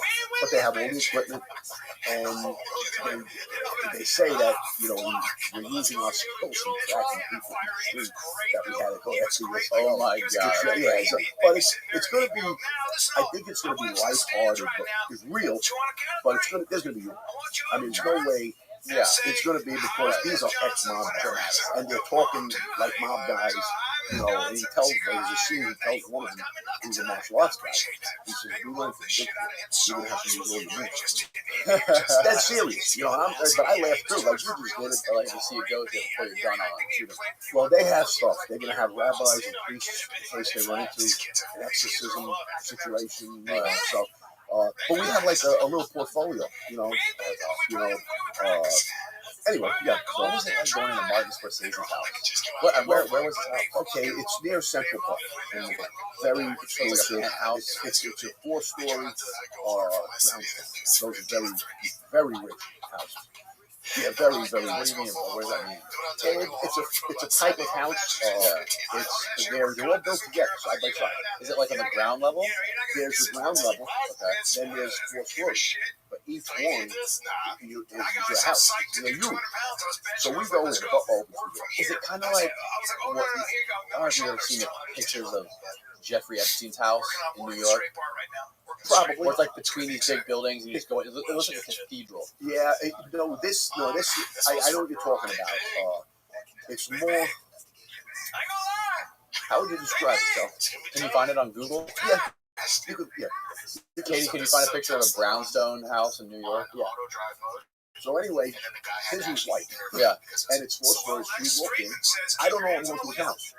I know I'm meeting him, but I'm assuming he's in a restaurant, studio, or something. So he brings us upstairs, the butler, like the 3rd floor. And it's one huge living room. Okay, there was another room the other way. It might have been a bedroom, whatever. So we're sitting down. All of a sudden, I just saw looking around. She's telling me, you know where he's looking around. So I go, I see the Oscars. He has a day nowhere. I'm looking at the Oscars. This is what he's So I turn around, he's standing in the door of the dealer. So he comes over, says hello, sits down, then Marty comes down with the 2 years. And it was amazing. We were talking, and it was, you know, a couple of times I cursed, and I apologized because I don't like to curse. I don't. Anyway, so that's wrong. But and I would say I'm sorry. Excuse me. Okay, yeah. Those are all over New York. Yeah, exactly. So you see, the red one in the middle there. That one? Yeah, but it was like that, but a white. It was a white. Okay. You might have zeroed in on the top. It just blends in with the rest of the houses. You can't even tell it's exactly. But inside, they're incredible. And, you know, goes independent and big, and he wants a dog that's super like in your Nick Pileggi, and it has those like stairways that just go right to the sidewalk. Yeah, every single one. There's a basement. His is like in the big. Oh, okay. Yeah, so it's a style. Like, I love this stuff. I'm like, let's trade, bro. Nick, when we went to see Nick Pileggi, he had. They don't come at your house. They stay outside. We went on the second floor. And they are there to protect all of your flocks, and they're an outdoor dog. There's nothing but books. And they're independent. When he came in, he came from upstairs down. He says, my wife made me buy this Universal. He lives in the penthouse. And that downstairs was sort of his office, his library. Yeah, amazing. But he had a big spread of food out for us. I'll never forget it. My mother would never forgive me if I didn't put out food for her. No, it was amazing. He's a very nice guy. Yeah, very nice. I called him and always answers back. Who's Scorsese? No, Nick Pileggi. You know, at the beginning I was in contact a lot with De Niro, but he wound up with personal issues with going through divorce. And I think the other thing now with the pandemic, he's got businesses all over New York that got to be killed. Restaurants, hotels. So he's sort of just been, I think he's in seclusion almost. You know, Scorsese, I haven't talked to again. But you know, when we were leaving, he made us come back in because his wife wanted to meet us. So we went back in and we met her, and then at the final day of filming, she was there. And she has a really parking lot. I think that's what it is. So she's having a little trouble, but she remembered us. All these months later, she's very, you know, so and he's a nice guy. He's very personal. Like, De Niro's quiet, shy. Scorsese talks, he laughs. You know, he's outgoing. You know, they're almost opposite. Yeah. And the other thing I learned is that these casting directors, you don't have to be the greatest actor. Okay? Because if you start watching a lot of De Niro's movies, his idiosyncrasies are always there. You know, most of his movies, the way he laughs, the way he looks at you, you know. So when they're casting somebody, they're looking for certain things. You know, like, not that he's not a great actor. I mean, because he's done things like that, out of character, like The Deer Hunter. Those are fabulous. I mean, fantastic. The gangster movies, to me, you know. He's got like some fast movies. Yeah, well, it's been a huge moneymaker. It's a huge moneymaker. So, you know, but, you know, and then there's guys that can, you know, go back on the stage and play Hamlet. You know, right? You know, those are. But anyway, I've noticed that. That's why you see a lot of the same guys in the same movies. Not because they're great actors, just because they almost don't have to. Like in The Sopranos. Yeah, it's almost like he's got like that brand that's around himself. Where it's like, you know, you just watch this guy in your movie, it makes it hard to right. Oh yeah, no, definitely. No, he's great. He's in the movies. So yeah, he's still maybe in. And let me, the name of the book I'm going to bring you to, I wish I had it here to show you. Yeah. to show the fans too. It's Yeah, called The Life. tell people where they can find it and where they can download it, whatever. It's called The Life. There is a Kindle version. The difference is you don't get the pictures. And I have some really nice pictures in there of all the people I've met, including De Niro, Legend, Mike Madsen, Armand DeSantis, who wrote Testimonial. That's just phenomenal. And he's a great guy. Armand DeSantis, he's one that played John Gotti. The original. And he also not John Travolta. No, he wasn't good for that part. And I like him. So you can get it on there, or you can go to my website, www.larrymazza-thelife.com. And there I sign every book that goes out. And some mornings I spend hours signing them, like probably after your show I'll get a bunch, I hope. And so I sign everyone. And like I said, the pictures, it's worth getting the book for the pictures. Right. Those pictures, you could put a face to every name I said today. Junior Percival, you know, and Carmine Sessa. When you look and see them, and I think they're important. Yeah, absolutely. Yeah. And you get a picture of Red, who's Rim Reaper. When you see a picture of him, you're going to say, if on the mobster in the dictionary is his picture. Oh, that's really? how he dressed that way. You know, the fancy watch. And he was the guy who did the 666, like he would carve 666 when he No. That's a myth. What happened was we all had beepers back then. We didn't have cell phones, so we would have a code. Like say the guys from 13th Avenue. It would be 013. So we knew who was beating us. Then the next thing would be a number of and we had like 12 different numbers. One was Nathan, one was LB, one was Donald somewhere, one was Diner, all over the city. All actually it's like Jersey, so we knew this was the first, as it was 11, it was the first of those. He took the code 666, so they knew it was him. So he was at 666-8, which was a restaurant in Sousa Bay, -130. So that's how he was a soul. He doesn't like heavy metal music, or is he like No, he liked, no, definitely not. No, he was traditional. He liked Barry White. He liked that type of music. Okay. He liked Frank Sinatra, of course. You know, Jerry Vale. And I listened to all that. He was really well, cool, man, dude. Thank you so much. This was it's a pleasure. You know, what I like about, what I really enjoyed was we talked about some different things. You know, I'm tired of talking about the hits from before the hits. You know, they were never easy. I get those. The hits during the war, talking about them, it's a little easier because it was Killer B. It's gonna be fun. We got some great panels. You know, he has survived. Great comics. And he couldn't show easy. But a lot of people want to hear, first time you did this, first time you did that. I'm so happy to do that. There's more to me than yeah. You know? No, I think it's a lot more fun to just get to know somebody and just have a brief conversation and just like go, you know, do bullet point questions like some of that. No, definitely. South Carolina, August 1 and 2. Yes.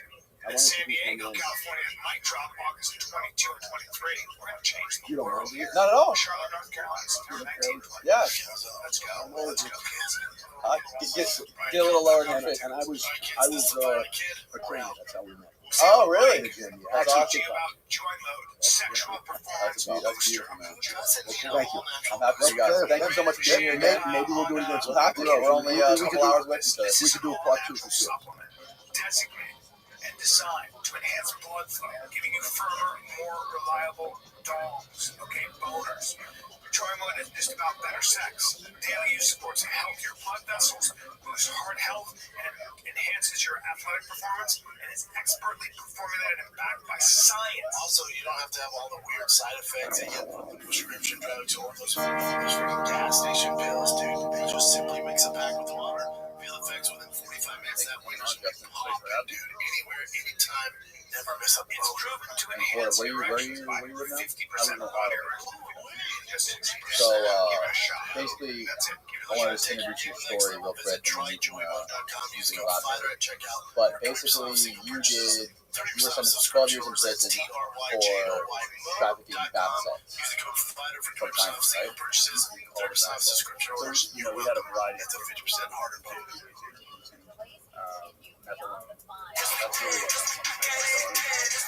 what really got us on the DEA radar was methadone, which is synthetic MDMA. And not much, buddy. I am back from Brea. Shout out to Brea.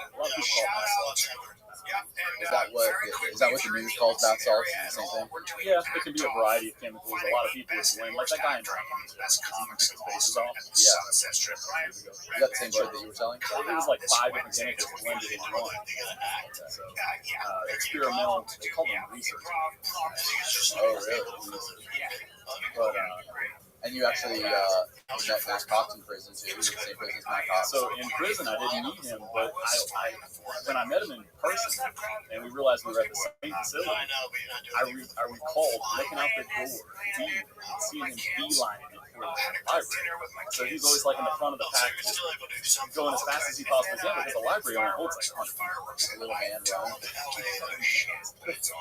Very memorable. But you never actually talked to him. In prison, I never talked to him. We have some mutual friends. Donovan Davis. Yeah. He wrote his story. I buzzed your house, in a helicopter. I know, I was in there. Your house is looking good. Frank Dennis, big real estate guy here in Florida. Commercial real estate guy. Got like 15 years the grass is built. You look like this. One day when I succeed, that's the house I want. So congratulations on that. Thank you. I like it very much. What about, did you ever meet Frank Amadeo? I did meet Frank Amadeo. It's like we're in Pleasant. Very popular. I'm waiting for my foot to come back. What's going on here? And so, Yeah, I was talking to him before you got out. it was raining, so I figured we couldn't get fireworks. Okay, so, The rain stopped. And one of the neighbors for the like, sake "Man, of we're gonna get the some fireworks." story, Like, yeah, can we you go up there. sort of like Everything. explain how this whole Everything when I was a kid. thing Everything. began I go, with dude, you I was distributing like your a shit Disneyland and performance eventually to getting busted? Sure. So, I moved to Orlando in 2004 to go to college. After college, I started working in a real estate company. We were doing really well, and then I saw an opportunity. I was actually playing poker. This guy stood in the back of the house. For the neighborhood. If you can figure out what this is, we can But figure yeah, out. that's telling Jim this. And So he was like trying it. no, he actually owned head shops. And so they sold these products in their stores. And he didn't understand. He didn't really know what they were putting on the marshmallow, the loose leaf. They were making people high. It was given, at the time, WHH, it literally was. So it wasn't crazy. Now when you hear K2, like, run to the hills, because that stuff is making people fall. It's dangerous stuff. And I've seen it with my own eyes. Not but back then, before they kept modifying, what they do is they move it like one carbon molecule to the left or whatever, then they just call it something else. And now they've got all kinds of chemicals. I don't even know what they're currently selling the cannabinoids, but they don't produce a cannabis like that. Now they're like more like a tryptamine or something like that. It's like literally like they went into another universe. So not cannabis. So that's what you were trying to basically do, is just mimic cannabis. Yeah, because it obviously wasn't legal. right. So they had a line. That was a bread and butter at the head shops when it was able to buy this stuff. It was never scheduled. It wasn't scheduled at the time. It was covered under the Federal Analog Act. The Federal Analog Act. See, what you you have the Controlled Substances Act, which controls everything, category 1 or whatever, of all the listed controlled substances. But then they've also got what's called the Federal Analog Act. The Federal Analog Act states that any substance that produces the same substance. So even though that's not the substance you have, that's what they're going to charge you, because it produces a similar effect. And probably rightfully so. I mean, some of these experimental drugs, people are misusing them, they're extremely dangerous. But where they can just go get the real thing and know the proper doses. And, if they like using drugs for recreational purposes, I believe that's on them. Like me personally, my beliefs are the government shouldn't really have a whole lot to say with what we can buy, sell, consume, or possess. If you like to get high, so I justify that my libertarian viewpoints, and I justify what I was doing. I disconnected, I disassociated with me enabling people and potentially putting people in harm's way. I think being in prison, I kind of connected the dots a little better. Like I realized, hey, I don't want to be part of the problem. I want to be part of the solution. And money isn't what you can't buy. I think the study shows that stuff like your happiness can increase as you make more money. But after that, the law of diminishing returns kicks in, and you just it doesn't help. If anything, it further complicates things and it makes your life crazy. So what brings happiness to me, what brings joy to me in my life, I realize is helping me. If I can create something that helps people and adds value to people's lives, then I feel better about myself. It isn't about how much money you make. It's about what I'm contributing. Right. I mean, now you say that after prison. But what? So when you were playing poker and your buddy slid this little baggie of K2, what happened after that?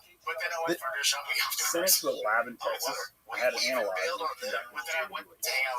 and JWH is an analog. It's a synthetic cannabis. At the time, it was not scheduled. And then I started looking for suppliers. And in China, I found a whole host of suppliers. I ended up going with a company called Kanzotech Private Limited in Jiangsu, China. And I was doing this stuff for like $1,200 a kilo. So how do you go?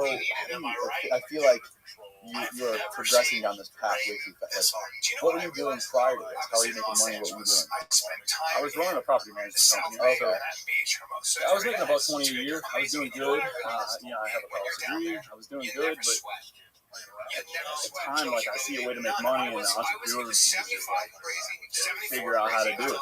I wasn't thinking about the repercussions. I wasn't thinking about who was hurt. I wasn't thinking about consequences, positive or negative. I was just thinking about how much money can we make. You knew that you could sell this stuff to headshots. Right, and people that were producing the product, selling it to themselves. Like I have a buddy in Fort Lauderdale, I won't say names, but was selling millions of units. So you knew somebody who was already doing it. And you wanted to duplicate it. I didn't just want to duplicate it. I wanted to get myself in the middle between me and the people that were producing it. I wanted to become the largest influencer. I wanted to find a way position myself where we were bringing the largest amount possible into the country and resell it. And I was pretty successful at doing that. I negotiated a consignment relationship. We were bringing hundreds of kilos of that. So, very large quantity. So once you, how did you find somebody in China with, and how did you know what you were looking for?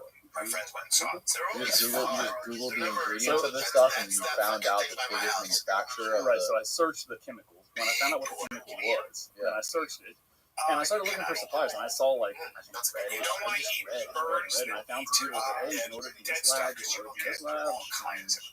and I just went out. I think the very first time I placed an order, I just sent a Western Union.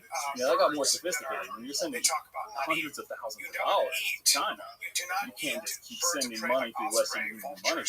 So we started using Bitcoin, and we started trying to discuss. We started using PGP, pretty good privacy, PGP encryption. So between all of the communication between me and the suppliers in China was encrypted. But the problem is, all of your emails are archived. Everything in Gmail is archived. It goes all the way back. The NSA has a copy. I promise you they do. Any of the federal agencies, the alphabet soup agencies can access it. The DHS, the DEA, the FBI.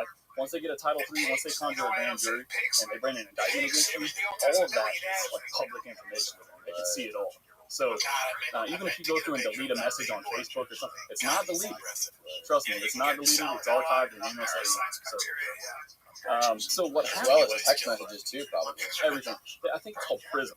So you have to look it up. But the federal government, the Pentagon, and the DHS, they kind of connect it all together through this back office system. It's called PRISM. And what it is, it's like we're each a node in a mesh topology. So we're all connected, just like every computer, every device on the internet is all connected. We're all connected in this system, PRISM. So they can pull me up. Now it pulls it up on the map, and now that you and I have set up this table together, now there's a line drawn from me. So they know that we're sitting in the same room together. You know, it's I don't know how sophisticated the AI is, but I'm sure it's best technology.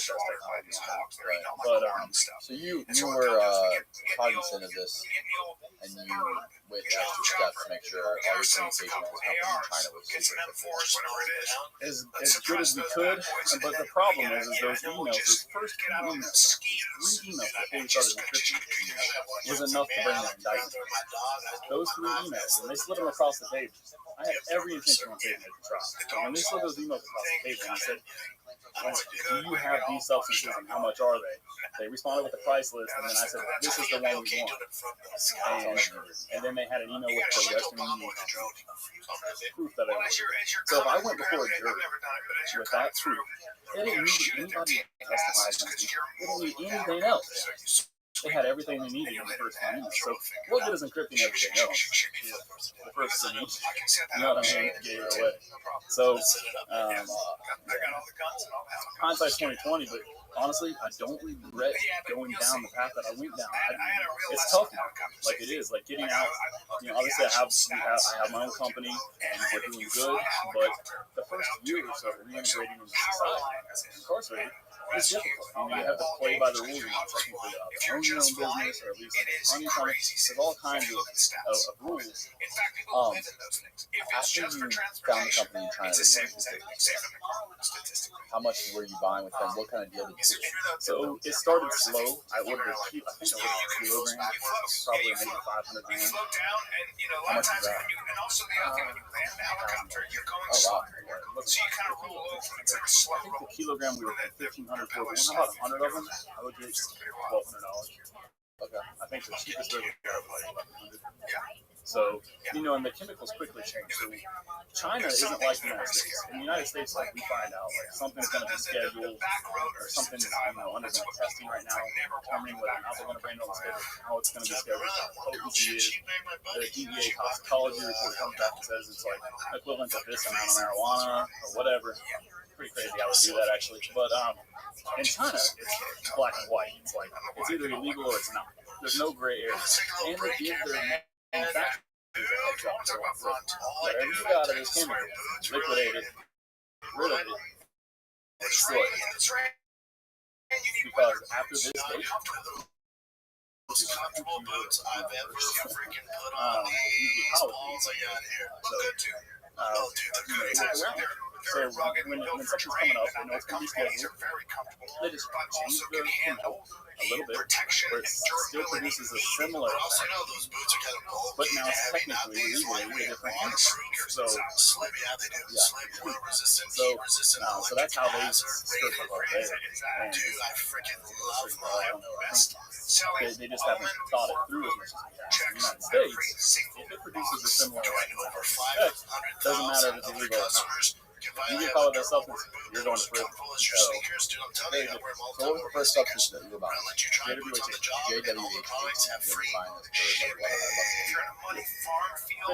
15, and then they got started selling it to people who were producing the product, and started producing our own brand. We actually had the first menthol brand, and we were selling thousands, tens of thousands. So little fancy styles all over the place. And they got we sold for $1. 1 gram of pure JWH could produce 10 grams of smoking. So, how much came in a little vial? 1 gram. 1 gram, $1 piece. Well, we sold it for $1. Stores are selling it for $20, $25. Well, that's how we got it. Like, low end. K2 is charging $5-6 a unit, and we're selling for 1%. So we're getting a check next Thursday. We're not getting paid today. So, how long did it take before you started making like crazy money? About a year. 6 months to a year. 6 months we were making $3,000 to $5,000 a month. It wasn't crazy. After a year we were making like I've had one we had experience $10,000 with it was. I remember one day my friend, we did almost $100,000. we got caught in rapids. And I remember thinking like, wow, this is the biggest payday I've ever had. And the amount of money that was coming in was impossible to say no. And I knew that we were playing with fire. At that point, I already knew it. It was like a feeling. Your intuition will never lie to you. The problem is all these temptations, you know what I mean? The lifestyle, being able to fly to Vegas and rent helicopters, do whatever, not think about the price tag. That is so alluring that when you're caught in a mix, or at least I can use ice. When I was caught in a mix, I couldn't say no, you know? And now, having been through what I've been through, it's a totally different story. Of course, I would say, but So when you say $100,000 days, is that like revenue or is that profit? Revenue. Yeah, that's insane. Yeah. And how old were you? First kid I ever punched in the face with all my life. Use that bad guy. I don't know, but it was the first kid I ever seen. Yeah, so you were making a shitload of money and you started getting burned. And then they held me back and I was so angry. And I said, I remember one day of all places, I sat on a toilet. And I had this overwhelming sense of being impressed with me and I overheard him telling an older counselor, kid's fucking maniac, man. He like pretended he was okay. And we were holding him back and he fucking blasted him. And you know me and my anger, I was like, we're going. I'm not clairvoyant or anything. I just knew that like I was operating in gray area. We got multiple letters from the FDA. So the FDA sent us letters saying stop selling this product or we can bring criminal action. Well, I'll rip them up and throw them in the trash. You know, I wouldn't talk to a lawyer and say, can you really do this? This lawyer's not a federal lawyer. But he's like, no, as long as it's not scheduled, you're good. If it's not like an illegal banned substance, I wasn't do it, and it wasn't a crime. It wasn't like, you know, they would tell us like it's going to be scheduled. People are using this. The letter would say that people are consuming this as a drug. It produces undesirable effects. It's dangerous. Stop selling. So the FDA will send you warnings. They'll tell you to stop selling the product. The DEA doesn't send warnings. The DEA just sends warnings. They send letters. Those are kind of like the FDA. I mean, they all work together. Food and Drug Administration, the DEA, they Did you hear any stories back then, like when you were selling it, or people like doing fucked up shit, like keeping faces off? I mean, like, the one in the news was me personally, I never experienced anything like that. You know, I think that's probably a mixture. Tried it? Yeah. Did you? So What was in it North like? Carolina, they still haven't found a lot of bodies because I'm sorry to say I this. mean, back in the day, we were 18 days. I remember, I won't say how it is, but they came to visit me from Philadelphia, and I got some of their sand and I tried it, and I was like, that was good. Let's try it. And we packed a whole, we smoked it, and we watched a movie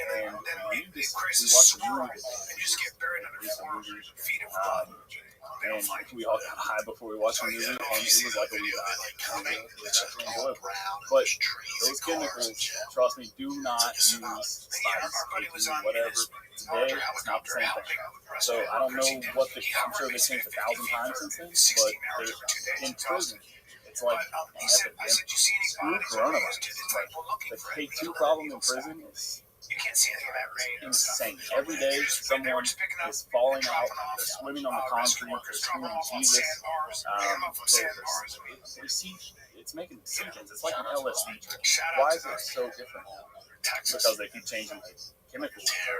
It's all experimental. Like, these drugs have never been existed. So, they just keep changing. I don't know how it's going to interact with your cannabinoid receptors. If that's even what it's interacting with at this point, I'm convinced that it's not even a cannabinoid.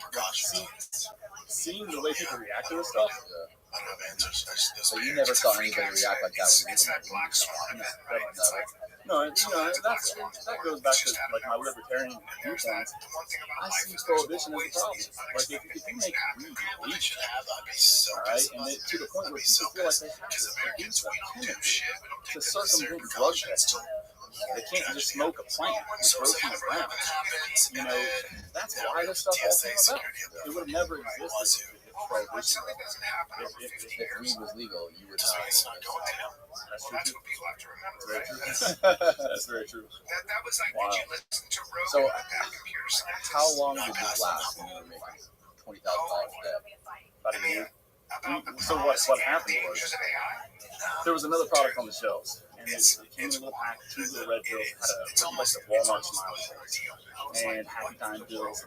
Some of them just Happy Times. Mr. Happy, Mr. Nice Guy, that's what it's Well, Mr. Nice Guy, Happy, methylone, knockoff. Okay. So that's when the DEA didn't ever do anything. As far as I know, their investigation didn't even involve the FDA didn't like the synthetic cannabinoids. DEA drew the line in the sand at mall. So when they see, people are taking this club drug, people overdose on this stuff that's dangerous, the DEA gets involved. And that's when so, we got indicted on DK method. That is what the DEA indicted us on. That is like synthetic Molly, or like you said, bath salts. You can call it whatever. So, up until the point you got indicted, like, what was the process like when you first realized, like, shit, we might be in some shit to the point where you finally got indicted? Like, was it instantaneous? Did it happen, like, the next day? It was instantaneous, but, I did have my intuition. Like, I remember I got an email from the supplier that asked for a phone number. Somehow cracked their PGP. This just seems fishy. But it was such a big order. It was like 300 kilos. So it was such a big order that even though it seemed fishy, I took the bait. So definitely was baited. At the time, I wanted to. I was sitting in county jail, and I'm thinking, like, they're honeypotting. Like, somehow the federal government set up a honeypot in China, and like, it just seemed weird. How how it all came about. No. Isn't that what a honeypot is? And they try to get some hot chick to, like, well, what I meant by that is, like, they set up like a sting operation or a honeypot where they would, like, they facilitate the drug trade. And so the government actually sets up an offshore entity that facilitates the drug trade, lets you get big so that they can knock your head off once you get to the point where you're on that radar. Oh, okay. I thought a honey. Maybe I'm thinking of a honey trap. Is it different? Did you actually go to China to check out this money? No, you never went there. So, It wasn't necessary. what was it like the day that you found out you were fired? This is insane. He's an utterly insanity to feet. Look at him. Now watch this. He steals 5 games. How did that walk me through that day? Watch this. They laying in bed. They kicked the door in.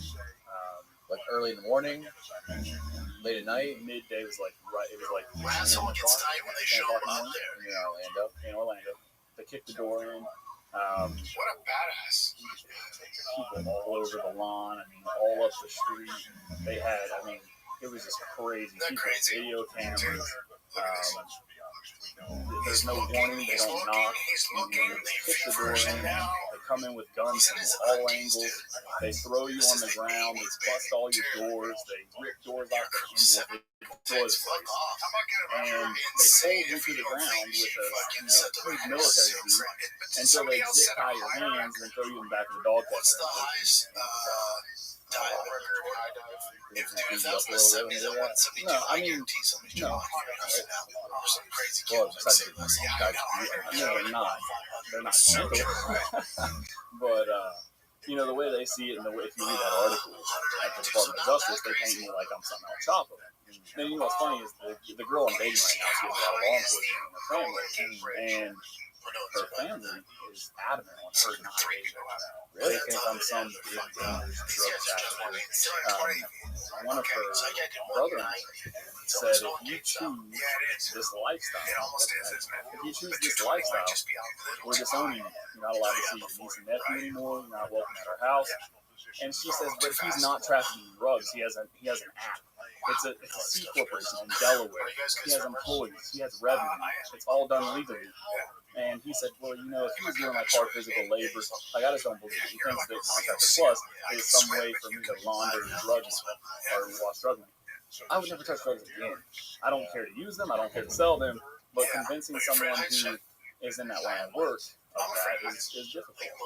Yeah, Matt talks a lot about his trouble trying to make friends and meet people. It's hard. Have you ever seen Orange is the New Black? So the last season is actually really important because it shows Piper's reintegration into society. It shows her interaction with the probation officer. It shows the struggle she has finding employment, maintaining employment. Dude, I never thought it would be a problem. As soon as I had an internship in college at 111. As soon as I completed, as soon as I got my degree, I applied for one job, and I got that job. It's a web developer, which is not what I went to school for. But so I got that job. Within 6 months, I'm running that business and another business owned by that guy. Another 6 months later, I'm given equity. I'm promoted to vice president. I'm running the whole business. As you know, and I ran a business for almost 7 years. So finding employment has never been a struggle for me. I started my first business at 13. Before I ever went to college, I started working as a e-commerce director. I think I was 18 years old in Pittsburgh at Action Fanatics. And so they're like a paintball distributor. Jeff Lizzick owned that company. Brilliant guy, by the way. He owns a marketing company now in Pittsburgh. He's been buying up smaller marketing companies. He's been kind of like a mentor to me. He believed in me when I was 17 years old. I remember I got a call from him, and I was stocking shelves at Office, and he said, "You know who I am?" And I said, "No." And he said, "Well, where are you at right now?" I told him, and he laughed, and he was like, "Dude," he was like, "I saw the website you built for the paintball team in Columbus." And he said, "It was an indoor paintball." He said, "I saw the website you built, and it was just immaculate. It was awesome. I need you to come to Pittsburgh. How quick can you come to Pittsburgh?" I said, "You give me like $25 an hour. That's pretty good pay for a 17-year-old kid." Oh, yeah. So I went to Pittsburgh. I built their new website. We migrated to a new e-commerce platform called Utopia. A couple months later, that company, our main supplier, Key Action Sports in Sewell, New Jersey, owned by New York Post, one of the biggest brands. They called Jeff and said, "Who built your new website?" And so they called Jeff and they told him to come to Sewell, New Jersey, and to bring me. So I go to Pittsburgh, get in the car with Jeff, and drive across the state of Pennsylvania. And they pulled us in the conference room separately, first together and then separately. And I said, "Good job." And because of my age, they offered me, I think, $35 grand a year, and I told them no. I said, "My age has nothing to do with it. I'm making more money than that right now." You're going to have 10 people working. This is just starting pay. They tried to sell me on the opportunity, and I said, "Well, I don't need Jeff, we offered him like $185 a year, and like a 10-year contract. So, what's the price? Just pretty interesting. At that point, I was like, it was a pivotal moment. I said, "I'm going to college. I want to go to Full Sail. I'm going to college in Orlando, and I opened the door, and that's when life began." Where did you get your degree in? Music business. And they got a crazy absolutely not. I don't know. Crazy. I think I told you this already, but I had probably like 5 people on there. No one paid off. Well, it's an expensive school. I think for the bachelor's degree, you can't work where you go to that school because they have a split schedule. You go from like 7 a.m. to 1 p.m. and then you have 3 or 4 hours off and you come back. So it's impossible to make anything unless you're doing your own thing on the internet or something as a freelancer. You couldn't work and go to school. So a lot of people, unless you're born with self-streaming now, you have to go and for your living expenses as well. And that's what I did. So I think I have $120,000 in student loans, and I paid on that for years. It's like a $1,200 payment was just paying the interest. So it's pretty wild. How much is the interest on that one? It's not that we get it. 4%. How much do you owe now? Well, so while I was incarcerated, a lot of those loans were charged off. And I've disputed. That's all deleted off the credit. So all the credit bureaus, most people don't do that. COVID, I think, was a blessing because people were working remotely. I don't know if that's why they got deleted, but I know that I was persistent. I disputed every month, and eventually things just went away. And now my credit's trending towards 800. I actually started fixing my credit from federal credit. I started making steps, setting up credit builder accounts. So, trying to make the right steps, like I set up like self.com or self.com. You set up it's like a loan. It's a CD. Every month you put $150 in, and then after a year it unlocks, you get the money back, or you can roll it over into a prepaid card. All of that payment activity goes to build your credit card. So, part of it was understanding what really contributed to building credit, what it meant, because, negative items is one thing, having positive history is another, and both things are equally important. So I read books on it, and multiple books, and I learned what I needed to do to get my credit looking right, and it worked. And it's not hard. It's just a matter of taking the time to do it, and it's the smartest thing you can do, because everything is dependent on your credit. Whether you're going to buy a place, you want a low interest rate on a mortgage, or you're going to buy a car, that 1% interest makes a big difference in your payment. So having a credit is important, especially as a felon, because that's now as a felon, most HOAs in the country, they don't want you. There's countries I can't travel to, Australia, it's a no-go zone. I think even Canada. So, I'm marked for life in that regard. You never own a firearm again. There's a lot of things that I can do. I can apply to like voting. But pretty much once you go down that path and once you make that mistake, your prison sentence is just starting. It never really ends. But when I got out, I had a great job interview, more than qualified as a marketing director position, $160,000. I was hands down the best person for the job. I went through the first interview, they loved me. Went through the second interview with the executives, they loved me. Got through the third interview, they already made a contingent job offer. HR, they were vetting me, running me through the background. I think at this time, full disclosure, I just got out of federal prison. Sushi spots. Yes, at the sushi one's trash. It just doesn't make any sense to me. You like the person, you know that the portfolio speaks for themselves. You know that they can do what you've done properly.